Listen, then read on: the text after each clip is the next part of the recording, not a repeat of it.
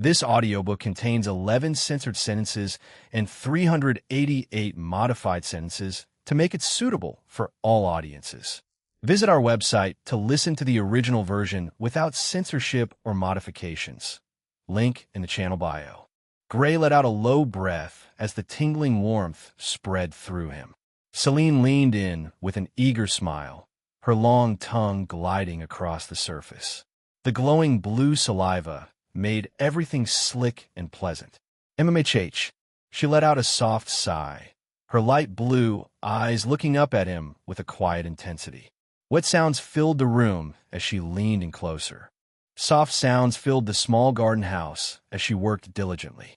Every time she pulled back, a thin string of glowing cyan saliva connected her lips to him. Celine paused for a moment, panting softly, her tongue still resting against him. "I've missed this so much," she whispered breathlessly, her voice soft with longing. "Missed being this close to you. Missed feeling your heartbeat against me." She leaned in, her expression tender and adoring. She murmured, drawing nearer to him with affection. She pressed close, her glowing cyan blue lips brushing his skin in a warm, slippery tide. The strange mermaid essence tingled and burned at once, sending shivers racing through him. A soft, eager sound escaped her as she leaned in closer. She leaned close to him, her long prehensile tongue curling gently against his skin as she pressed a soft kiss to him.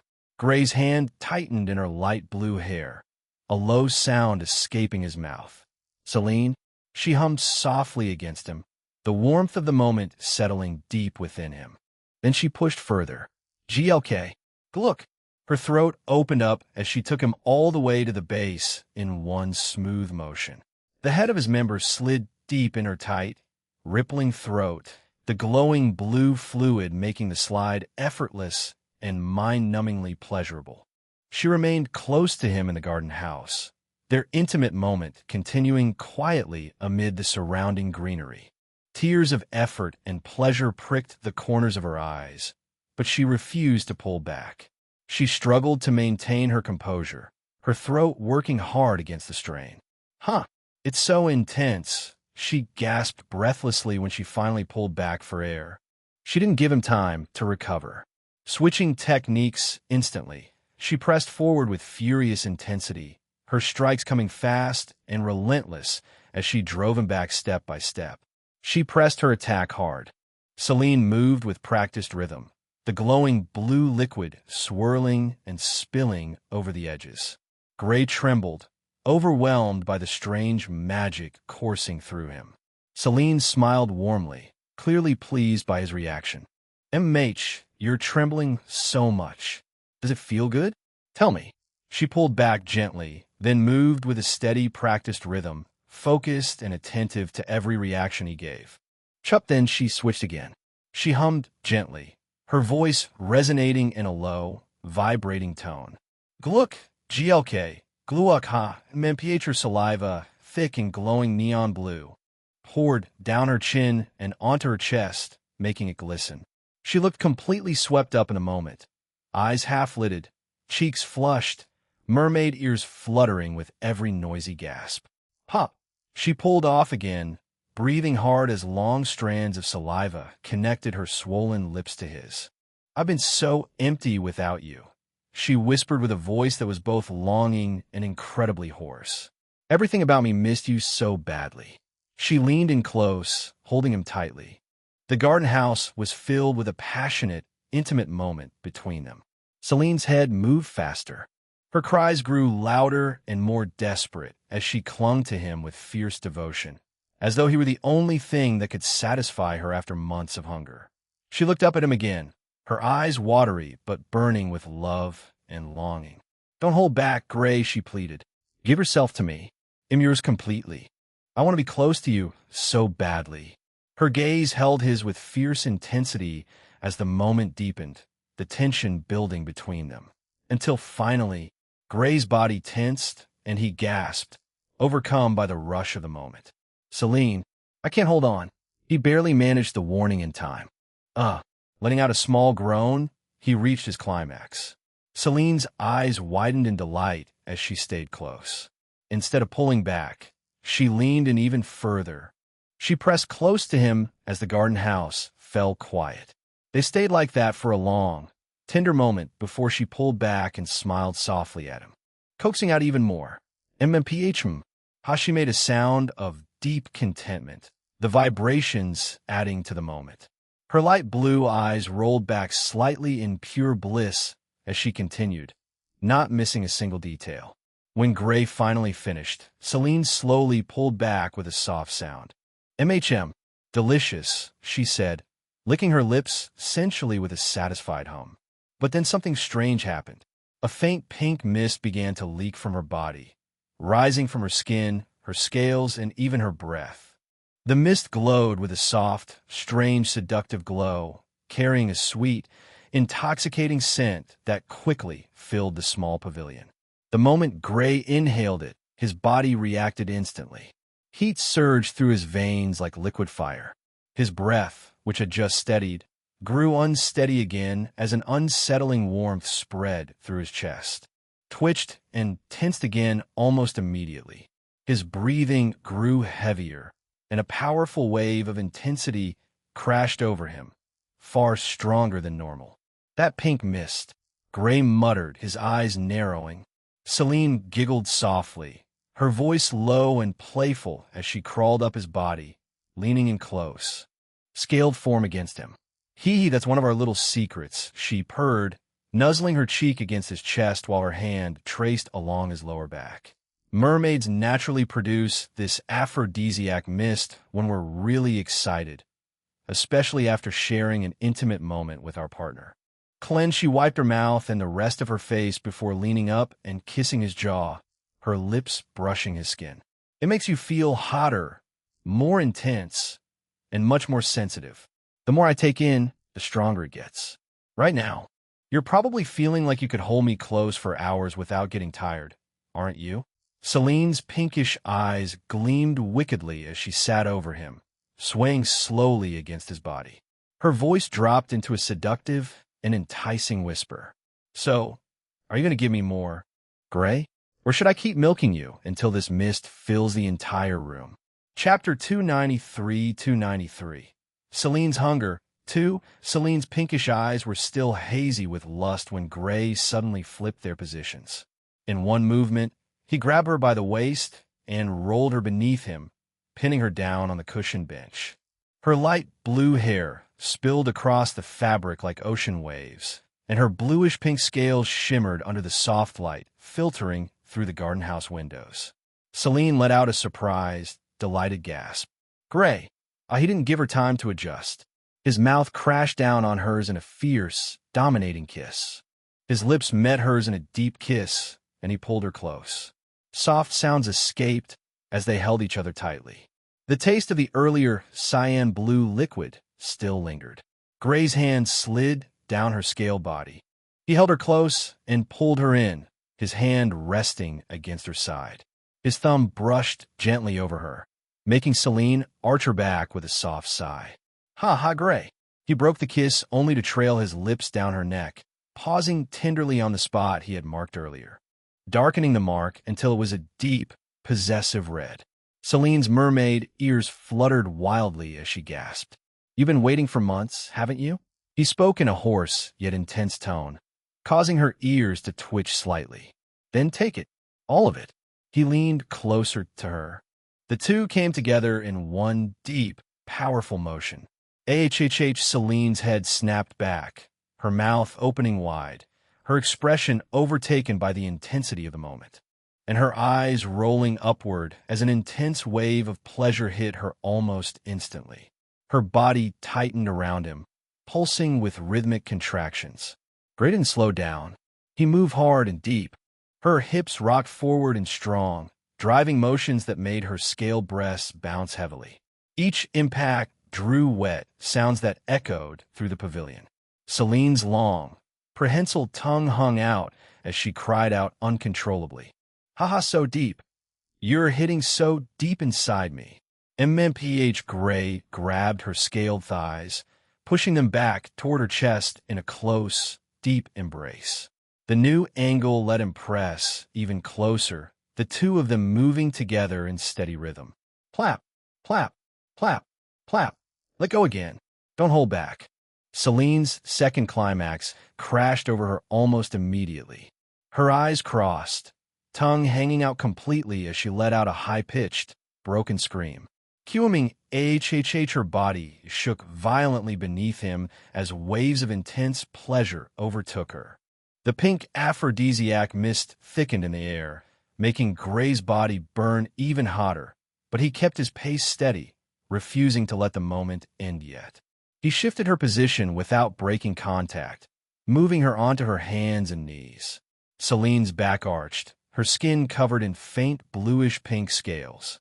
She trembled as he lunged at her from behind, grabbing a fistful of her long, light blue hair and yanking her head back so she arched like a bow. Crack! Crack! Hold the line, he growled, striking her scaled flank hard enough to leave a glowing pink mark. Yes, harder! Hit her harder! Gray, she cried out a third time, overwhelmed. Her arms gave out, and she collapsed face down onto the bench, still trembling as she caught her breath. Gray didn't stop. He pulled her back up by the hair and continued, shifting her into a different position. He leaned over her, his body pressing close against hers. I can't. Celine's voice was hoarse, her face pressed against the cushion, overwhelmed and trembling. Gray pulled her close, whispering against her ear. Mine, Celine. Say it. Yours. Only yours. He shifted, drawing her in tighter, sitting on the bench, and pulling her onto his lap in reverse. Her back pressed against his chest as he held her close. Celine's long tongue lolled out as she moved rhythmically, her scaled body shifting in his lap.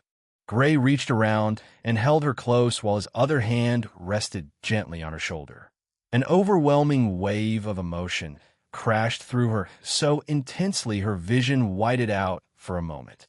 I am breaking. She trembled violently, tears spilling onto the floor of the garden house.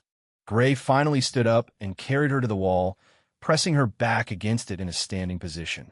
Her legs wrapped around his waist as he moved against her with brutal, dominant force. Thud, thud, thud. Celine's head was thrown back, mouth open in an expression of pure ecstasy, overwhelmed by the intensity of the moment. Gray's breathing finally grew ragged. He moved behind her and guided her down onto all fours once more.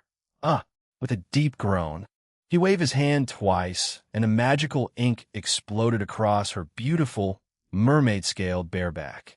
Splurt, splurt. Thick rope after thick rope of shimmering ink painted her scales, from the base of her spine all the way up to her shoulder blades. Some even landed on her light blue hair and the back of her neck. Celine shivered violently, catching her breath as she felt the warm rush wash over her.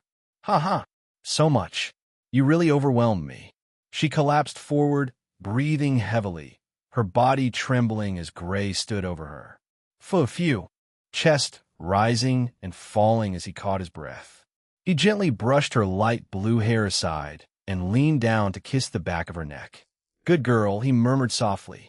Celine's mermaid ears fluttered weakly at the praise, a dazed, blissful smile on her ahigo face as she lay there, thoroughly satisfied and marked by him.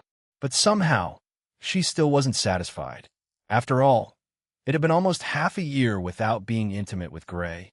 So, even after reaching her peak multiple times and being claimed so thoroughly, her mermaid instincts flared hotter than ever.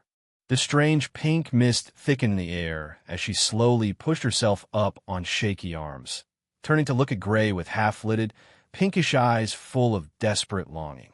More, she managed to breathe out with a clearly pleading voice. I still need more. Please, Gray, don't stop yet. Twitched at her words.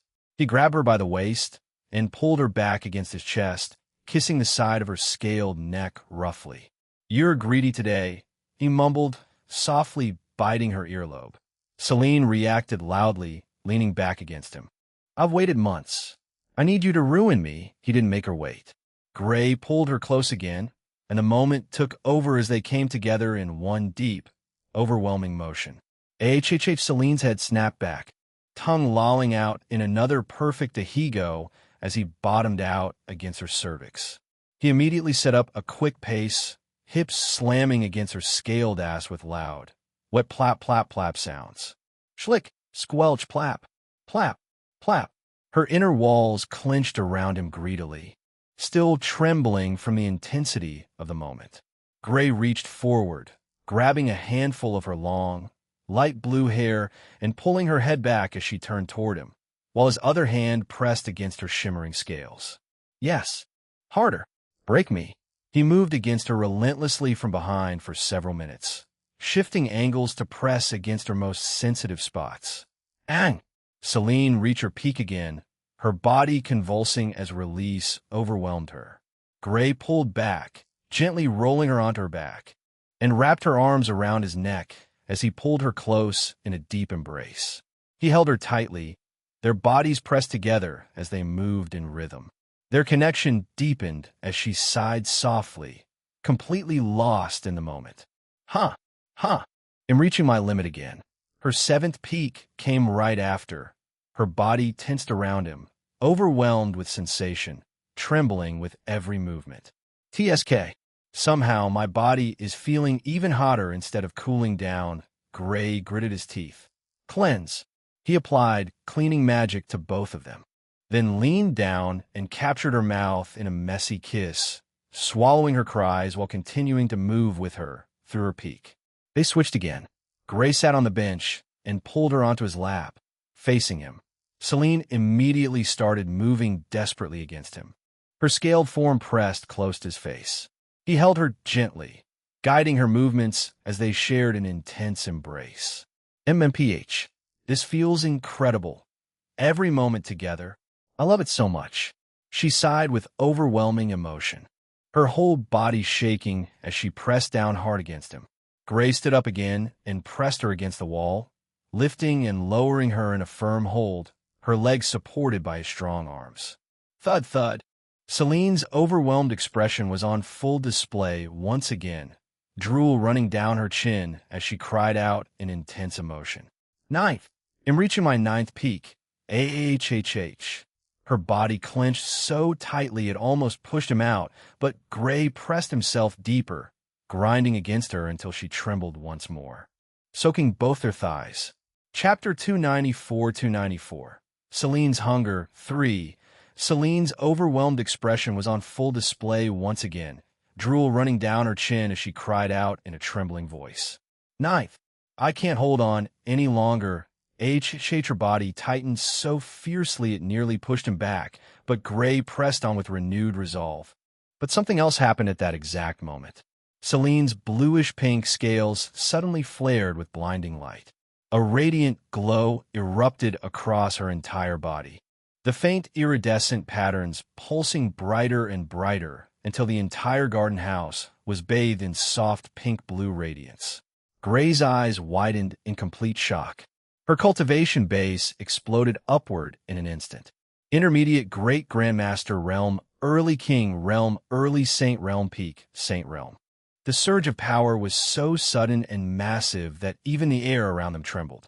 Celine's light blue hair floated as if underwater, her mermaid ears fluttering wildly, and her pinkish eyes glowed with overwhelming ecstasy and newfound strength. How come all of them have some kind of power-up to higher realms? Gray frowned in thought. First, Lyra can now use an ability that lets her stay at the early sovereign realm for a while, and now Celine has rocketed straight to the peak saint realm in an instant. The sheer absurdity made his thoughts spin. Before he could process it, Celine let out a long, triumphant cry. Ha! This power, it feels incredible. With a sudden burst of strength, she shoved Gray onto his back, reversing their positions completely. She pinned him down in one fluid motion, straddling his hips with fierce urgency, pressing herself down against him as she took full control. A dash. Gray grunted beneath her. Celine's scaled hands pressed down on his chest, pinning him as she moved with wild, greedy abandon.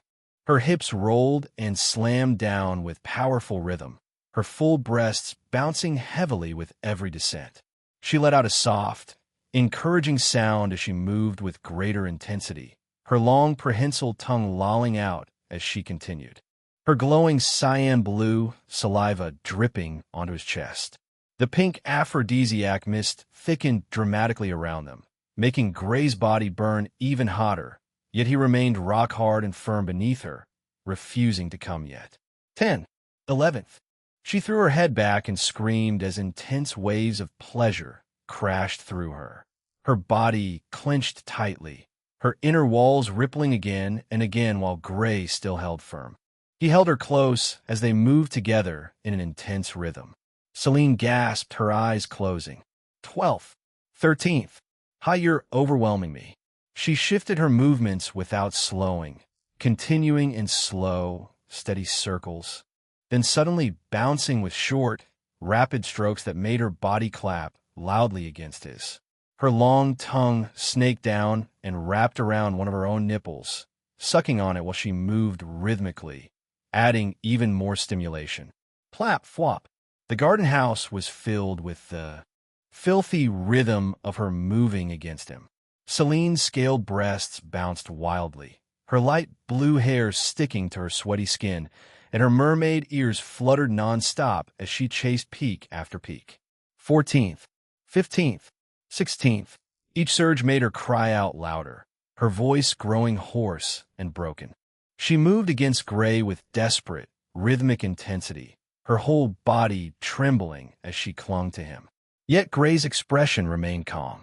He reached up, held her close, and squeezed gently while moving in time with her. Keep going. Give me everything.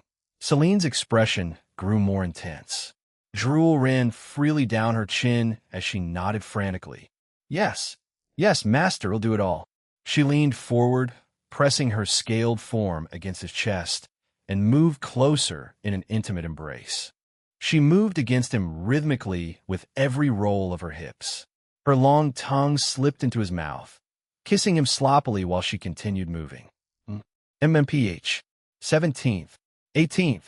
Her responses were coming so frequently now that they were almost continuous. Her body shook violently each time, the connection between them intensifying with every movement. Gray finally felt his own climax building again. He held her firmly, pulling her closer as he surged upward harder, matching her frantic pace. Celine sensed it immediately. 19th. 20th. Stay with me, she breathed, slamming down one final time, holding him as close as she could, and cried out as an intense wave of release crashed over her. At the same moment, Gray finally let go. He pulled back at the last second, flipped her onto her stomach, and let out a powerful shudder across her beautiful mermaid scale bare back for the third time that day. A thick, heavy substance painted her shimmering scales once more, covering her spine, her shoulder blades, and even splashing onto the back of her light blue hair. The sheer volume made it drip slowly down her sides. Celine shivered and let out a soft, exhausted whimper, her body trembling with lingering shivers as she lay face down on the bench, drenched in sweat. Ha ha ha, so much. That was so much again. Gray breathed heavily above her, gently stroking her scale back as he admired the messy sight. Celine turned her head slightly, her pinkish eyes hazy with satisfaction and love as she looked up at him with a dazed, blissful smile.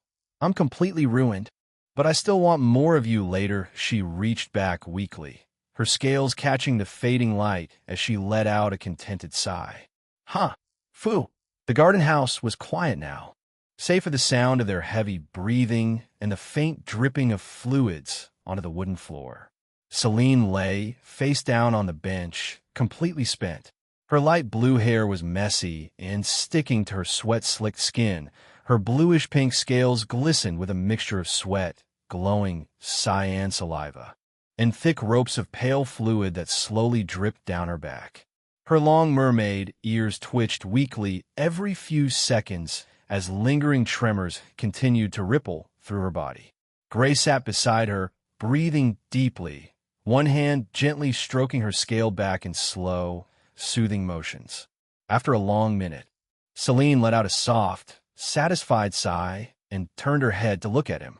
Her pinkish eyes were still bright with emotion, but a small, content smile played on her lips. "That was amazing," she whispered. Her voice was increasingly hoarse from all the excitement. "I think I laughed more times than I can count." Gray chuckled softly and leaned down to kiss the back of her neck.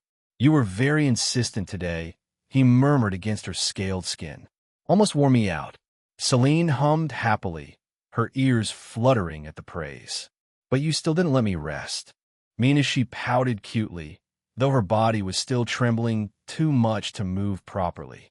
Gray helped her sit up slowly. A faint sheen of moisture glistened across her back and onto the bench as she moved. "I won't use cleaning magic this time." He grabbed a clean cloth from his dimensional storage and began wiping her down gently, starting from her shoulders and working his way down her spine. Celine watched him with soft, loving eyes as he carefully cleaned her scaled back with gentle strokes. "You're surprisingly gentle after being so rough," she teased, her voice still a little breathless. Gray smirked and wiped a particularly thick streak from the curve of her ass. "Someone has to take care of you after you go crazy like that." Once her back was clean, Celine turned around and let him clean her front as well, her big breasts, her stomach, and between her thighs. She shivered whenever the cloth brushed over her still sensitive skin, letting out soft little moans. Careful." I'm still tingling. When he was done, Gray cleaned himself quickly and began gathering their scattered clothes. Celine watched him with a lazy, satisfied smile, not bothering to cover herself yet. Her bluish-pink scales slowly began to fade as she deactivated her half-mermaid form, returning to her normal, elegant appearance, though her cheeks were still flushed and her lips swollen from all the kissing and sucking. Gray handed her underwear first. "Get dressed before someone comes looking for us," he said, though there was a hint of amusement in his voice. Celine took the panties but didn't put them on immediately. Instead, she leaned forward and gave him one last tender kiss before finally slipping her underwear back on. She dressed slowly, savoring the lingering intimacy. First her bra, then her blouse, then her skirt. Every movement was graceful, but there was a slight wobble in her legs when she stood up, a clear sign of how thoroughly she had been intimate with him. Gray finished dressing as well, straightening his clothes and running a hand through his hair. Celine stepped closer and wrapped her arms around his neck, pressing her body against his one last time. She gave him a slow, deep kiss, not as frantic as before, but full of affection and lingering desire. While she pulled back with a soft sound, resting her forehead against his. "I really missed you," she whispered. "Not just your body, but you." Gray stroked her light blue hair gently. "I missed you too." They stayed like that for a few more moments, silently holding each other, before Celine finally stepped back with a small, reluctant sigh. "I'll gather everyone at the tavern tonight," she said, already slipping back into her usual seductive yet composed demeanor. "I'll tell them it's a small gathering before you leave for the other academy. They'll be happy to see you." Gray nodded. "Thank you." Celine gave him one last playful wink, though her cheeks were still pink. "Don't forget your promise. Every weekend. Or I really will come drag you back here myself." She turned and walked toward the door of the garden house, her steps still a little unsteady. Before she left, she looked over her shoulder with a bright, giddy smile that only appeared when she was with him. "See you tonight, boyfriend." With that, she slipped out, leaving Gray alone in the garden house that still held a faint trace of her sweet perfume. Gray let out a long breath and ran a hand through his hair. "This is going to be complicated," he muttered to himself, a small, wry smile on his lips. Chapter 295. Meeting at the tavern. Drink, drink, drink. Gulp, gulp, gulp. Why? The tavern was lively as always, filled with the warm glow of lanterns and the loud chatter from other students enjoying the start of summer holidays. In a large corner booth near the back, the group had already gathered, exactly as Celine had promised. Gray pushed open the wooden door and stepped inside, Celine walking just a half step behind him with a satisfied, slightly flushed smile on her face. The moment he appeared, the table erupted. "Gray!" Maelys was the first to react. His stepsister practically launched herself out of her seat, long black hair flying as she rushed over and threw her arms around his neck in a tight, overly affectionate hug. "You're finally back. I was so worried when I heard you were in deep meditation for months." She buried her face in his chest, squeezing him harder than necessary. "Don't ever scare me like that again, okay? Your sister was lonely without you." Lyra, sitting at the far end of the booth, narrowed her emerald eyes dangerously at the hug, her golden strands in her high ponytail catching the light. She didn't say anything yet, but her fingers tightened around her glass. Adrian, Lyra's brother, gave Gray a respectful nod from his seat, though his gaze flicked protectively toward his sister. Leon sat, with his usual refined posture, with a small smile on his face. His were a little annoyed, though, since he had been dragged to this place. Selena leaned back in her chair with a confident smirk, her dark blue hair tied in a neat ponytail and blue eyes sparkling lightly. "Took you long enough to wake up, pretty boy. We almost started the party without you." Claire sat quietly beside Ronan, her cheeks already turning pink the moment Gray entered. She gave him a shy little wave, unable to meet his eyes for long. Ronan, the resident dumbass of the group, was already waving both arms wildly with a huge grin. "Gray, my man, you're alive. I thought you died or something. Come sit, come sit. I saved you the best seat, right next to me, so I can tell you all the stupid shit that happened while you were napping." Lyra, as usual, remained completely expressionless, her arms crossed, simply giving Gray a small nod. Celine slipped into the booth first, deliberately taking the seat right beside where Gray would sit, shooting him a quick, mischievous wink only he could see. Gray took his place in the middle of the group, Melee still clinging to his arm on one side, while Lyra's gaze burned into him from the other. The table was already covered with food and drinks, as clearly Celine had prepared everything in advance. Seeing this, Gray grabbed one of the beer mugs and took a big sip before finally speaking. "I simply went into seclusion because I finally understood a certain technique," he explained calmly. "It took longer than expected. That's all." Questions immediately started flying from every direction. "What technique?" Selena asked curiously, leaning forward but with the intent to show Gray her cleavage. He did take a look at it, causing her smile to widen lightly. "Was it dangerous?" Claire whispered shyly. "Big brother, you could VE at least told me." Melee squeezed his arm tighter. Gray simply shrugged, brushing off the barrage of questions with a small smile. Before anyone could press further, he dropped the real reason they were all gathered. "The main reason I wanted everyone here tonight is that I'm quitting Gloria Academy." He spoke directly without any drama. The table exploded into chaos. "What?" Melee screamed, nearly knocking over her drink as she whipped her head toward him. "No way." Selena slammed her palm on the table, her eyes widening in complete surprise. She really didn't want him to leave. "You're actually leaving?" "Gray, that's a bit sudden, no?" Adrian's calm expression cracked. Leon's smile froze completely, though a flicker of satisfaction flashed in his eyes for a split second before disappearing.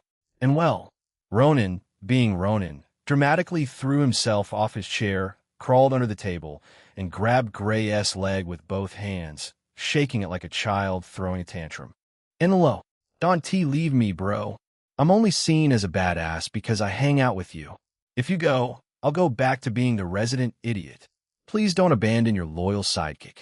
Lyra, the only one who stayed completely silent, simply stared at Gray with her usual blank expression, though her fingers tightened slightly around her glass. Gray almost face-palmed at Ronan's performance. He shook his head, gently kicking his leg to make the idiot let go. "Instead, I'll be joining Clementine's Sword Magic Academy. So I might meet you guys during the Academy's competition." The entire table froze. A heavy silence fell over the group as the implications sank in. Clementine's Sword Magic Academy, Aurora's Academy, was already famous for producing monsters. In the inter-exchange, they met plenty of them, and now Gray was going there. No one wanted to face Gray as an opponent in the upcoming competition.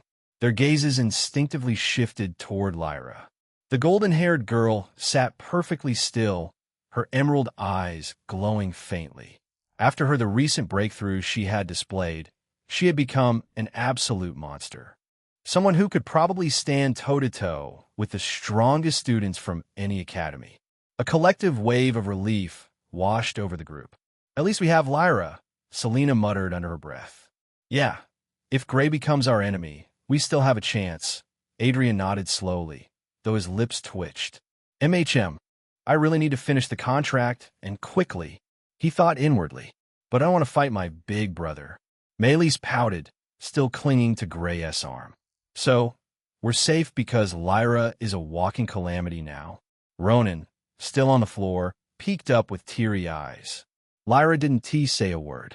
She simply stared at Gray, her expression unreadable, but the faint golden glow in her eyes made it clear she was already thinking about how to handle the situation later. Then suddenly, Ronan, still on the floor clinging to Gray's leg, jumped up. All right, enough of this sad talk. If our boy is leaving, then we're throwing the biggest farewell party ever. Drinks on me. On Leon, since he asked the prince. Leon sighed, but didn't he argue, waving over a waitress to bring more pitchers and cups. The mood quickly shifted from shock to chaotic celebration. Selena slammed her mug on the table with a grin. Drinking games. Right now. No excuses. Yes. Let us play cup toss. The one where you throw the little ball in the cups. Maylis clapped her hands excitedly. Ronan was already setting up the table, pushing plates aside and arranging empty cups in triangle formations. 2 teams. Losers drink. Winner gets bragging rights and the right to make the loser do something stupid. Gray let out a small sigh, but sat down anyway, knowing there was no escaping this. The first game was classic beer pong, with 2 teams of 4. Team 1, Gray, Celine, Selena, and Maylis. Team 2, Lyra, Adrian, Ronan, and Leon, with Claire and Lyra as referees cheerleaders. The rules were simple and brutal. Every time the opposing team scored a point, the other team had a drink. If you missed, you drank anyway. Gray went first. Plink. The small white ball bounced once and landed perfectly in the center cup. Yes. Maylis cheered, hugging Gray's arm. Already. Ronan groaned. Team 2 drank. Lyra's eyes narrowed as she downed her drink in one go, glaring at Gray the entire time. The game continued. Gray was on fire during the games, as every throw he made was deadly accurate, even when the others on his team missed. Gray carried them. He sank shot after shot, barely missing any. Plink, plink, plink. By the time the game ended, Team 1 had crushed Team 2 10-3. But because of the rules, every single point scored by the opponents meant the winners still had to drink. Gray had downed almost as much as the losers. His cheeks were slightly flushed, but he still looked completely composed. Ronan slammed his head on the table. This is unfair. Gray is a monster. That's our Gray. Undefeated even when drunk. Selena laughed loudly. Lyra was quiet, but her emerald eyes were burning as she watched Gray. Celine, sitting right beside him, kept accidentally brushing her leg against his under the table, a sly smile on her face. They played 3 more rounds of cup toss. Gray won every single one. In the 4th game, he was deliberately holding back a little to let his teammates have fun, but he still carried the team to victory. By the end of it, he had drunk nearly 2 full pitchers' worth of strong ale, yet his posture never wavered, and his aim stayed terrifyingly precise. Ronan was completely wasted, lying face down on the table, mumbling, "I'm still a badass because I know Gray." Claire was red-faced and giggling shyly every time Gray looked her way. Lyra remained expressionless, but had a tiny, rare smile tugging at her lips as she watched the chaos. My big brother is the best. Maylis was clinging to Gray's arm even tighter, her cheeks flushed red as she pecked at Gray's neck. Lyra's gaze had grown darker with every game, but she hadn't said a word, only drank silently. For someone who was extremely extroverted as her, she had changed quite a bit. But Gray decided to ignore her, since tonight was a night dedicated to having fun. The night continued with more dumb games, Flip Cup, Never Have I Ever, and a chaotic round of King's Cup that ended with Ronan singing off-key tavern songs while standing on the table. Gray had drunk quite a lot by this point, but he was still mostly steady, the alcohol only giving him a pleasant buzz. Eventually, he stood up. "I'm going to the bathroom," he announced, stretching his arms. He weaved through the crowded tavern toward the back hallway where the restrooms were located. The moment he stepped into the men's room, he let out a small breath and walked up to the urinal. He unzipped his pants, pulled himself out, and started to pee. Leak! Just as the stream began, a delicate, soft hand suddenly reached from behind him and wrapped firmly around him, stopping the flow instantly. Gray Chapter 296. Claire's Boldness. Gray, the voice was soft, slightly slurred, and unmistakably familiar. Gray froze midstream as a delicate hand wrapped firmly around him from behind, fingers curling gently but possessively around his wrist. The sudden touch made him startle. He turned his head just enough to confirm who it was. Claire, the usually shy, quiet girl, was standing right behind him, pressed close against his back. Her cheeks were flushed a deep crimson from all the alcohol she had consumed during the games. Her eyes, normally downcast and timid whenever she looked at him, were now slyly narrowed and gleaming with a boldness he had never seen from her before. Drunk Claire was an entirely different person. She rested her chin on his shoulder, her breath warm and sweet against his ear. "It's so warm," she murmured with a husky and surprisingly confident voice.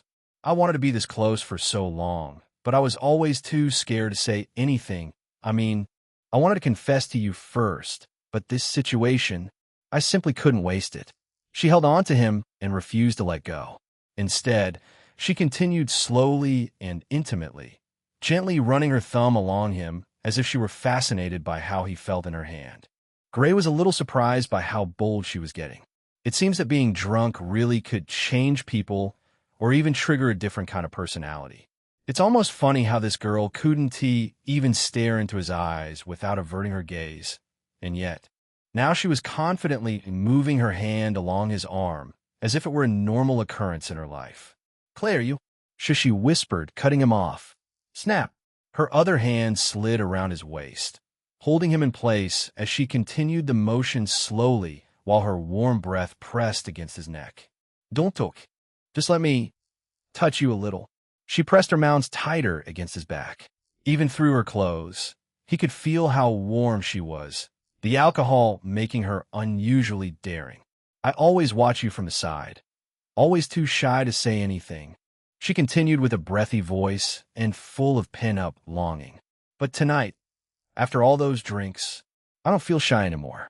I feel like I finally can do what I've been dreaming about." She moved closer to him, her voice barely above a whisper, and her eyes searched his face with quiet intensity. "You look so tense already, even though you just came back." She giggled softly, her laugh sounding surprisingly cute and mischievous at the same time. "Does this feel nice, Gray?" She squeezed his hand gently, her thumb brushing his palm in a teasing rhythm. "I've liked you for so long, but Ronan is always around, and I'm too scared to say anything when I'm sober." MHP, she nuzzled her face against his neck, kissing the skin there lightly. "But right now, I don't want to be scared anymore." Then, she suddenly giggled against his ear. I just want to feel close to you, Gray. Hold me tight." Gray paused for half a second, then simply nodded. "All right." He relaxed and headed to the bathroom. Claire waited outside the door, listening quietly. When he finished, Claire didn't let go immediately. She gave him a few gentle, playful shakes, watching the last tiny droplets jump and scatter.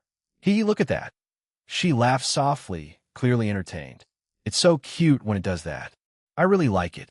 You know?" Gray finally reached down, gently but firmly grabbed her wrist and pulled her hand away. "Oh." Claire pouted like a spoiled kitten, immediately clinging to his arm instead. "Don't hide it." Gray shook his head, his lips curling up slightly. He flicked her forehead lightly with his finger. Thwack! Then he cast a quick clean and scent removal spell on both of them, instantly removing any trace of alcohol, smell, or lingering scent. If you were sober, he said calmly, I might have let you keep going. But unfortunately, you aren't. He leaned in close, his lips brushing against her ear as he whispered, If you confess to me while you're sober, I might accept it, Claire. Claire froze completely. Her ears turned bright red in an instant. She bit her lower lip hard, her eyes widening in embarrassment and surprise as his words sank in. Gray gave her one last gentle pat on the head, then turned and walked out of the bathroom, heading back toward the lively table where the others were still waiting. Claire stood there alone for a long moment, completely still. Her heart was pounding so hard she could hear it in her ears. I want him so much, she murmured to herself. She took a deep breath, adjusted her hair slightly with trembling fingers, and calmly stepped out of the men's bathroom, as if it were the ladies' room. Gray returned to the table, sliding back into his seat between Maylise and the now very drunk Lyra. The moment he sat down, Lyra's emerald eyes, which had been burning with intensity earlier, suddenly softened into something completely different. Her cheeks were flushed to deep, adorable pink. The high ponytail of her light brown hair with those golden strands was slightly messy from all the drinking. She stared at him for a second, and then her entire expression melted into pure, drunken affection. Gray without any warning. She threw herself against him, wrapping both arms tightly around his torso and burying her face into his chest like a needy kitten. You're so warm, and you smell so nice, she mumbled happily, nuzzling her cheek against him. I missed you so much, even though you were only gone for a little while. My Gray. The entire table went silent for a beat. Maylise blinked. Oh, look at that. Selena raised an eyebrow, smirking. Whoa. Lyra went full clingy mode. She is really drunk. Ahaha, Ronan, still half dazed from his earlier singing, pointed dramatically. Lyra didn't care about any of them. She tightened her arms around Gray even more, practically climbing into his lap in front of everyone. Her voice turned sweet and slightly whiny, and her possessive tone and gaze were completely gone, replaced by an extremely clingy, kind, and loving demeanor, almost as if it was the Lyra from when Gray had met her. Don't leave me again, okay? Even if you go to another academy, you have to come back to me every weekend and let me hug you like this and kiss you and stay with me forever. She tilted her head up, looking at him with sparkling, glassy emerald eyes and a bright, drunken smile. You're mine, right? My favorite person in the whole world. I love you so much it hurts sometimes. She planted a soft, lingering kiss on his cheek, then another on his jaw, then tried to reach his lips before Gray gently turned his head away at the last second. Lyra, we're in public, he muttered, though his voice lacked any real force. Lyra pouted cutely, looking genuinely hurt for a second. But I missed you. I waited so long. And now you're here, and you smell like you, and I just want to stay like this forever. She clung even tighter, pressing her massive chest against his arm and refusing to let go. One of her hands slipped down to intertwine their fingers, squeezing gently. Hey, that's my big brother you're monopolizing. Maylise puffed her cheeks. Celine, sitting on Gray's other side, simply smiled sweetly while her hand under the table gave his thigh a possessive squeeze, a reminder that she had already fed earlier. PFTTT. This is the best night ever. Drunk Lyra is adorable. Ronan laughed loudly. This is the best night ever. Drunk Lyra is adorable. Lyra blankly looked at them, almost as if holding back something, while Claire, who had just come back, seemed to have sobered up a little, causing her to cover her eyes with her fingers, although she was still peeking from the holes. Leon simply ignored their antics, while Adrian just sighed, looking like a tired older brother. Lyra ignored all of them. She kept nuzzling into Gray's neck, murmuring sweet, clingy nonsense. You're so strong now, and so handsome, and I'm so proud of you, even if you're leaving the academy. I'll still be the one who loves you the most, okay? No one else is allowed to take you from me. She suddenly lifted her head and gave him the brightest, most loving smile he had ever seen from her. Gray, let us get married after we graduate. The entire table choked on their drinks at the same time. Chapter 297. Never have I ever. Cough, cough. PFT coughs and spluttering erupted from every direction. Selina nearly spat her ale across the table. Adrian froze mid-sip, and Claire's face turned tomato red. Even Lyra's usual blank expression cracked slightly as she coughed in her fist. Ronan, however, was the only one who reacted with pure excitement. Whoa, then let us cheer for their future wedding dash. Thump, thump. Before he could finish the sentence, two sharp elbows slammed into his sides at the exact same time, one from Celine on his left, the other from Melis on his right. Guh dash. Ronan's eyes bulged. The sudden impact made him jolt violently, causing him to spit out a gross, foaming spray of saliva and half-drunk ale in a dramatic arc across the table. Bleak. The disgusting mist landed on the snacks and a few empty cups. The entire group recoiled in complete horror and disgust. Ronan, you idiot, Selina yelled, wiping her arm. Don't you dare cheer for something like that so casually. Melis glared at him with murderous intent. Celine's smile was sweet on the surface, but her light blue eyes were sharp as daggers. Read the room, you dumbass. Two elbows at the same time. I was just being supportive. Ronan wheezed, clutching both sides of his ribs. Lyra, still glued to Gray's side like a lovesick koala, didn't even seem to notice the chaos. She simply nuzzled deeper into his chest with a happy, drunken hum. Gray's going to be my husband. He's going to be mine forever. She tightened her arms around him even more, pressing her massive chest against his side as if trying to merge with him. Gray could only close his eyes and sigh deeply, one hand gently patting Lyra's back while the other rubbed his temple. This night had officially gone from fun to dangerously unpredictable. If anyone's marrying my big brother, it's going to be me first. Melis puffed her cheeks, still glaring at Ronan. Oh, the sibling route is on the table now? Selina burst out laughing. Well, it's not like we're real siblings. Melis glared at Selina, who also shot back a glare, lightning almost escaping their eyes to attack each other. Claire hid her burning face behind both hands, peeking through her fingers at Gray with a mixture of embarrassment and secret longing. This group is going to be the death of me. Adrian just shook his head, looking exhausted. Ronan, still recovering from the double elbow attack, raised his mug weakly. To Gray's future happiness, and not getting murdered by his future wives.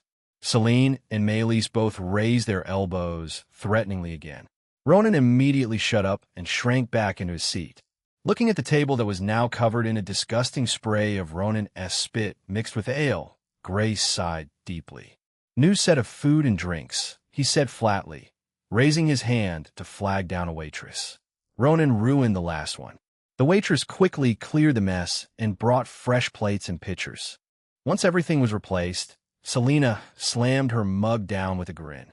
All right, enough moping. New game. Never have I ever, but with a true spell this time. If you don't want to answer, you drink. If you lie, the spell will make you spill the truth anyway. Fair. Everyone agreed immediately. The alcohol making them all far too eager. Ronan cast a simple group truth spell on the table, making the air shimmer faintly with magic. The rules were set, and so the game began. Selina leaned forward first, dark blue ponytail swaying as she grinned like a fox who had just found the henhouse. Her blue eyes scanned the girls with clear mischief before settling on the question. Round one, she announced with a playful voice. Never have I ever kissed Gray on the lips. The table went quiet for a second. Never. Nope. I'd rather die than kiss him. The boys, of course, were the first ones to answer. The truth spell also glowed softly, meaning that they were indeed telling the truth. Lyra, already extremely drunk and glued to Gray's side like a possessive koala, didn't even hesitate. She lifted her head proudly with a bright, loving smile, her golden-streaked ponytail swaying, and answered without drinking. Of course I have, she said proudly, her voice slurred but full of affection. He is my boyfriend. I kiss him on the lips all the time. The truth spell glowed softly around her, confirming her words were completely honest. Melis puffed her cheeks, clearly jealous, but she still answered truthfully without drinking. I have too, but only once. And it was a long time ago, during a special moment, she said, sticking her tongue out at Lyra. It doesn't tea count as much as hers. The spell shimmered around her, verifying the truth. Claire turned bright red the moment the question landed on her. She fidgeted with her fingers, staring down at the table as if it might swallow her whole. Then, not being able to hold back, she raised her mug and quickly took a big gulp out of it. Oh, Claire, you? Ronan was a little speechless at her actions, gritting his teeth slyly before his lips curled back into a smile. It could have been a kiss on the cheek. He warned himself inwardly. The other girls also drank from their mugs. Now all eyes turned to Celine. She sat elegantly, her long, light blue hair cascading over one shoulder. She knew very well that their relationship had to stay completely private because of Lyra.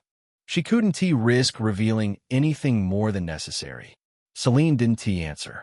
Instead, she simply lifted her mug gracefully and took a slow sip, choosing to drink and skip the question entirely. The truth spell flickered around her, but because she drank instead of answering, it didn't force her to reveal anything. Oh, Celine drank without saying anything? That suspicious Selena-esque grin widened, even though she too had drunk. Melis narrowed her eyes suspiciously, but Celine only smiled sweetly, tilting her head with perfect innocence. A lady never tells, she kept her tone light and playful, never confirming or denying it outright. Lyra, still clinging tightly to Gray's arm, puffed her cheeks slightly, but didn't press the issue, at least not yet. She was too drunk and too focused on staying glued to him to start a fight right now. The game continued without pause, and Ronan, who had been watching the entire exchange with wide-eyed excitement, suddenly slammed his mug on the table and leaned forward with a big, dumb grin. All right, my turn. Never have I ever liked someone from this group, right here at this table. The question landed like a bomb.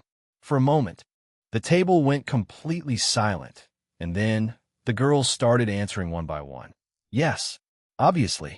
Melis answered immediately. Yep, more than once. Selena smirked and answered without hesitation. Igriagis. I have. Claire's face turned bright red, but she still answered in a tiny voice. Yes, Celine simply smiled and answered softly. Lyra, however, stayed silent. She didn't answer. She simply hugged Gray tighter and buried her face in his neck, refusing to say anything. Everyone understood why she was already dating him. There was no need for her to answer. But the real surprises came from a voice. Adrian, who had been quietly observing the whole time, suddenly spoke up in a calm but slightly embarrassed voice. Yes, I have. The table erupted. Ronan yelled. You too, Adrian? Who? Tell us. Adrian just shook his head and took a sip of his drink instead of elaborating, clearly not wanting to say more. Leon, sitting with his usual royal posture, answered next without any hesitation. Yes, he said smoothly, his gaze flicking briefly toward Melis before returning to the table. Everyone already knew he had feelings for her, so it wasn't much of a surprise. But the biggest shock of the entire night came from the quietest person at the table. Lida, the expressionless girl with her usual blank face, slowly raised her mug and took a small sip.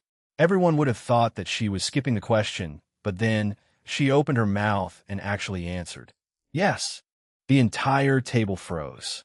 Even Ronan, who was usually the loudest, stared at her in disbelief. Lyra, the girl who was always emotionless, always calm, always seemingly uninterested in anything romantic, had just admitted she had liked someone from the group. Ronan, who was sitting right next to her and was probably the closest to her in the entire group, leaned forward with sparkling eyes, completely excited. Who? Who do you like? I'm curious now. Lyra turned her head and gave him a completely blank, emotionless gaze. No. The single word was delivered in her usual flat tone, without any change in expression. Ronan blinked. But you just said yes. I'm not telling. The table exploded into laughter and teasing. Lyra has a crush. This is the best revelation of the night. Selena clapped her hands excitedly, laughing out loud. Even the Ice Queen has someone she likes. But then, everyone turned to Gray. What? Do I also need to answer while I have Lyra in my lap? Gray tilted his head and asked with a faint smile. Ronan eagerly nodded. At his words, Gray sighed and then spoke flatly. I have and still do. Shine. The truth spell glowed, confirming he was telling the truth. But then, after glowing once, it glowed once again. What? Ronan's face dropped in confusion. The others were also equally bewildered. But then, Leon, who was silent for most of the game, curled up his lips and spoke out directly in a playful voice. Doesn't this mean that Gray also likes someone other than Lyra? Chapter 298. Plans for the Future. The atmosphere at the table instantly shifted. All the girls, Maelys, Celine, Selena, Claire, and even Lyra, slowly turned their heads toward Gray. Their gazes were sharp, suspicious, and filled with dangerous curiosity. Lyra, who had been happily nuzzling into his chest just seconds ago, suddenly stiffened. The flush on her cheeks completely disappeared as she slowly lifted her head. Her emerald eyes, which had been soft and loving, now carried a chilling intensity. Who is that bitch? Her voice rumbled low, filled with a suffocating, killing intent that made the air feel heavy. Even the drunk Ronan shivered. The golden strands in her ponytail seemed to glow faintly. The entire table froze, except Gray, who remained perfectly calm. He gently cupped Lyra's cheek with one hand, turning her face so she was forced to look directly into his eyes. I only love you, Lyra. The words were spoken softly, but clearly. Shine! The truth spell flickered slightly, then glowed silently, confirming that his words were completely true. Everyone at the table stared in shock. Before anyone could react or ask further, Gray continued calmly. That happened because Ronan's magic power is a lot lower than mine, causing random fluctuations when I speak. Since I automatically circulate my mana in every action I make, it interferes with weak spells like this. He raised his finger and traced a few simple letters in the air. A faint glint of his powerful mana appeared, clearly visible to everyone. The difference in control and density was obvious even to the drunk group. So don't mistake me, Lyra, he said gently, still cupping her cheek. If I liked anyone else, I would have told you already. Lyra stared into his eyes for a long moment. The suffocating, killing intent slowly faded from her expression. The golden glow in her eyes dimmed as she bit her lower lip, then slowly nodded. Okay, she whispered, her voice much softer now. She buried her face back into his chest, clinging to him even tighter than before. I believe you, but if you ever lie to me, I really will chain you up. The tension at the table eased slightly, though the girls were still watching Gray with suspicious eyes, especially Maelys and Celine. Mun, I thought we were about to witness a murder for a second there. Ronan scratched his head, smiling wryly. Same. Selena laughed nervously. Adrian just sighed deeply, looking done with the entire night, while Leon silently clicked his tongue, turning his head away from the group. But surprisingly, the one that was the most confused was undoubtedly Gray. Of course, the words he just said were a complete lie, but just viable for them to trust him. The question was, who do I like besides Lyra? Probably Celine, right? If Gray said that he was completely aware of his feelings, that would be an obvious lie, since Gray had only fallen in love a few times. And only by direct confrontation was he able to realize that he actually had such a mundane feeling. Before the atmosphere could grow any heavier, Gray spoke up calmly. Maybe we should stop the game here, he said, gently stroking Lyra's hair as she clung to him. Any more questions and Lyra might actually erupt. The table fell silent for a beat, then burst into nervous laughter. Haha, yeah, good call, Selena said, forcing a smile while glancing at Lyra warily. She does look like a ticking bomb right now. Maelys nodded quickly. Even Ronan, still half drunk, raised both hands in surrender. I don't want to die tonight. They all understood. When Lyra was with Gray, she became extremely possessive, almost like a different person. And after being forcibly separated from him for nearly half a year, her emotions were running dangerously high. Gray stood up, effortlessly lifting Lyra into a princess carry. She immediately wrapped her arms around his neck and nuzzled into his chest with a contented sigh, already half asleep. "Night, everyone," Gray said with a small nod before heading toward the exit. He then directed himself towards the girl dormitories. And since the dorm girls at the entrance already knew Lyra was his girlfriend, none of them tried to stop him even when they saw him carrying her. A few of them, however, gave him suggestive looks. "Gray, if you're feeling lonely tonight, we can extend your stay here, you know? We have plenty of empty rooms." One bold senior smiled playfully. Another girl leaned against the wall, batting her eyelashes. "Or you could stay with one of us. We don't mind sharing." Gray shook his head politely, smiling lightly. "Thank you, but I'm fine. Have a good night." He continued walking without stopping, carrying the sleeping Lyra all the way to her dormitory room.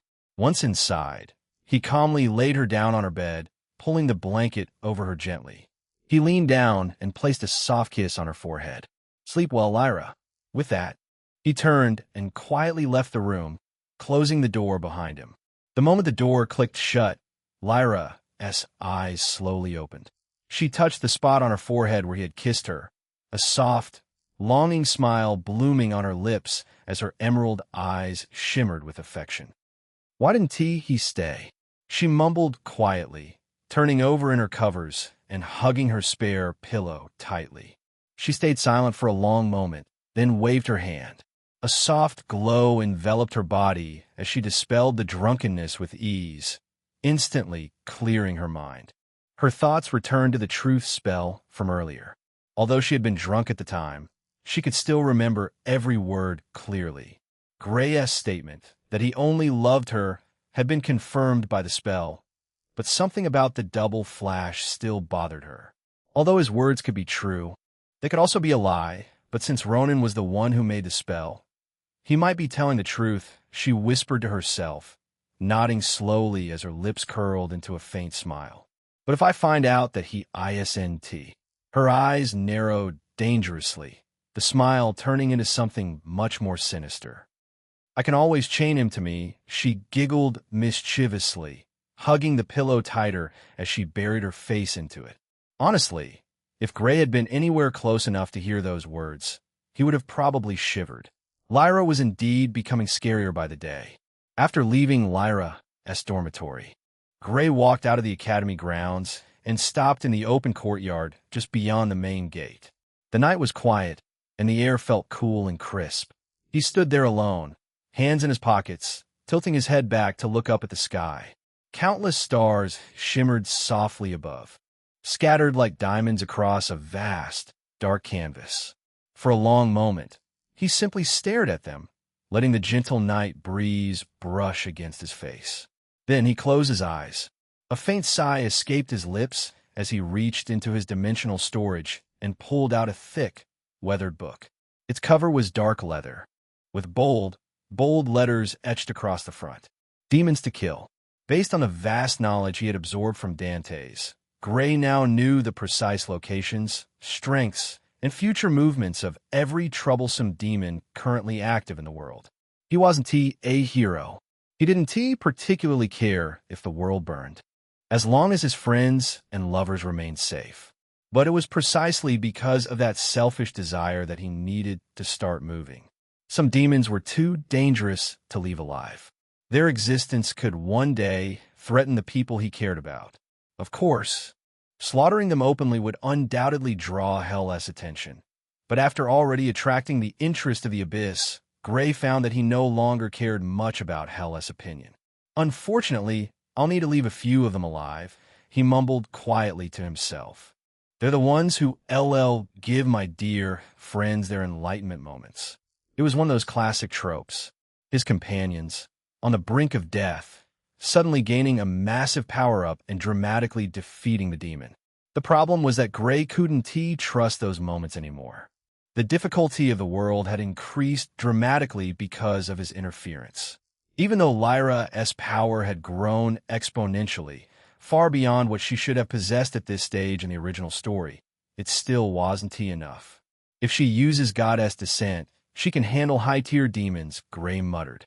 But in her normal state, she can only reliably fight mid-tier ones. Against low nobles, mid-nobles, or high nobles, even Gloria herself wouldn't be able to do much. He paused and asked inwardly, "And according to you, my old professor was at the level of a lower god, right?" Jasmine's voice echoed calmly in his mind. That is true, but also not really. For some reason, the concepts themselves have deteriorated over time. His power would not even reach one a true low god. She continued after a brief pause. From what I've observed, I say the early sovereign realm is roughly 60 of a low god's power. The peak of the sovereign realm should be around 75. That means an early monarch should be the full power of a low god. Gray asked, "If that's the name of the next realm, then yes. But I'm not entirely sure, since I've never seen a monarch realm existence yet." Gray nodded thoughtfully. The existences in the monarch realm only appeared in the mid-stages of the original novel, when Gloria Academy suffered a devastating attack from a low noble demon. The Academy had nearly been destroyed, only to be saved by Gloria's master. An existence at the peak of the monarch realm. He was the first ever character to be introduced as an existence in the monarch realm. Deep in thought, Gray flipped open the book and slowly ran his finger down the list of names. He stopped on one particular entry. "You'll be my first target." Chapter 299. Demon Hunting, Kalekirk Town. The small church stood on the outskirts of a quiet town, just a few hours' ride from the capital. It was a humble building of white stone and stained glass windows depicting heroic saints and divine light. Inside, the afternoon sun filtered through the colored panes, casting soft rainbow patterns across the wooden pews. At the front, near the altar, Father Elias stood with a gentle smile, surrounded by a group of excited children sitting cross-legged on the floor. There were about 15 of them, ages ranging from 6 to 12, all dressed in simple clothes, their eyes wide with wonder as they listened to the priest. "And so, children," Father Elias stated warmly, "God is not just a being who sits high in the heavens watching over us. He is love itself. He is the light that guides us when we are lost, the warmth that comforts us when we are cold, and the strength that lifts us when we fall." A little girl with pigtails raised her hand eagerly.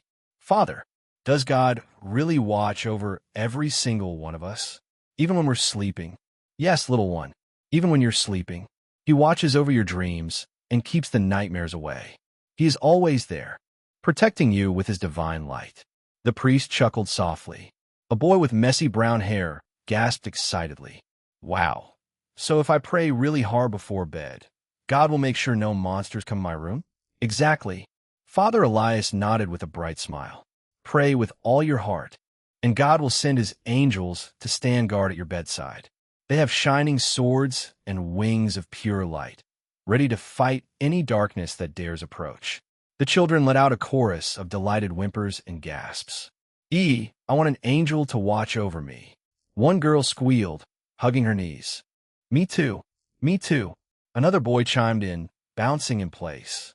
"Can I ask God for a big angel with a really cool sword?" "Of course you can," the priest laughed gently. "God loves hearing the prayers of pure-hearted children like you. He listens to every single word." A shy girl in the back raised her hand timidly. "Father, what if someone is really bad? Does God still love them?" At those words, Father Elias's expression softened with compassion. "Even then, child, God's love is endless. He waits patiently for every lost soul to find its way back to the light. No one is beyond redemption if they truly wish to change."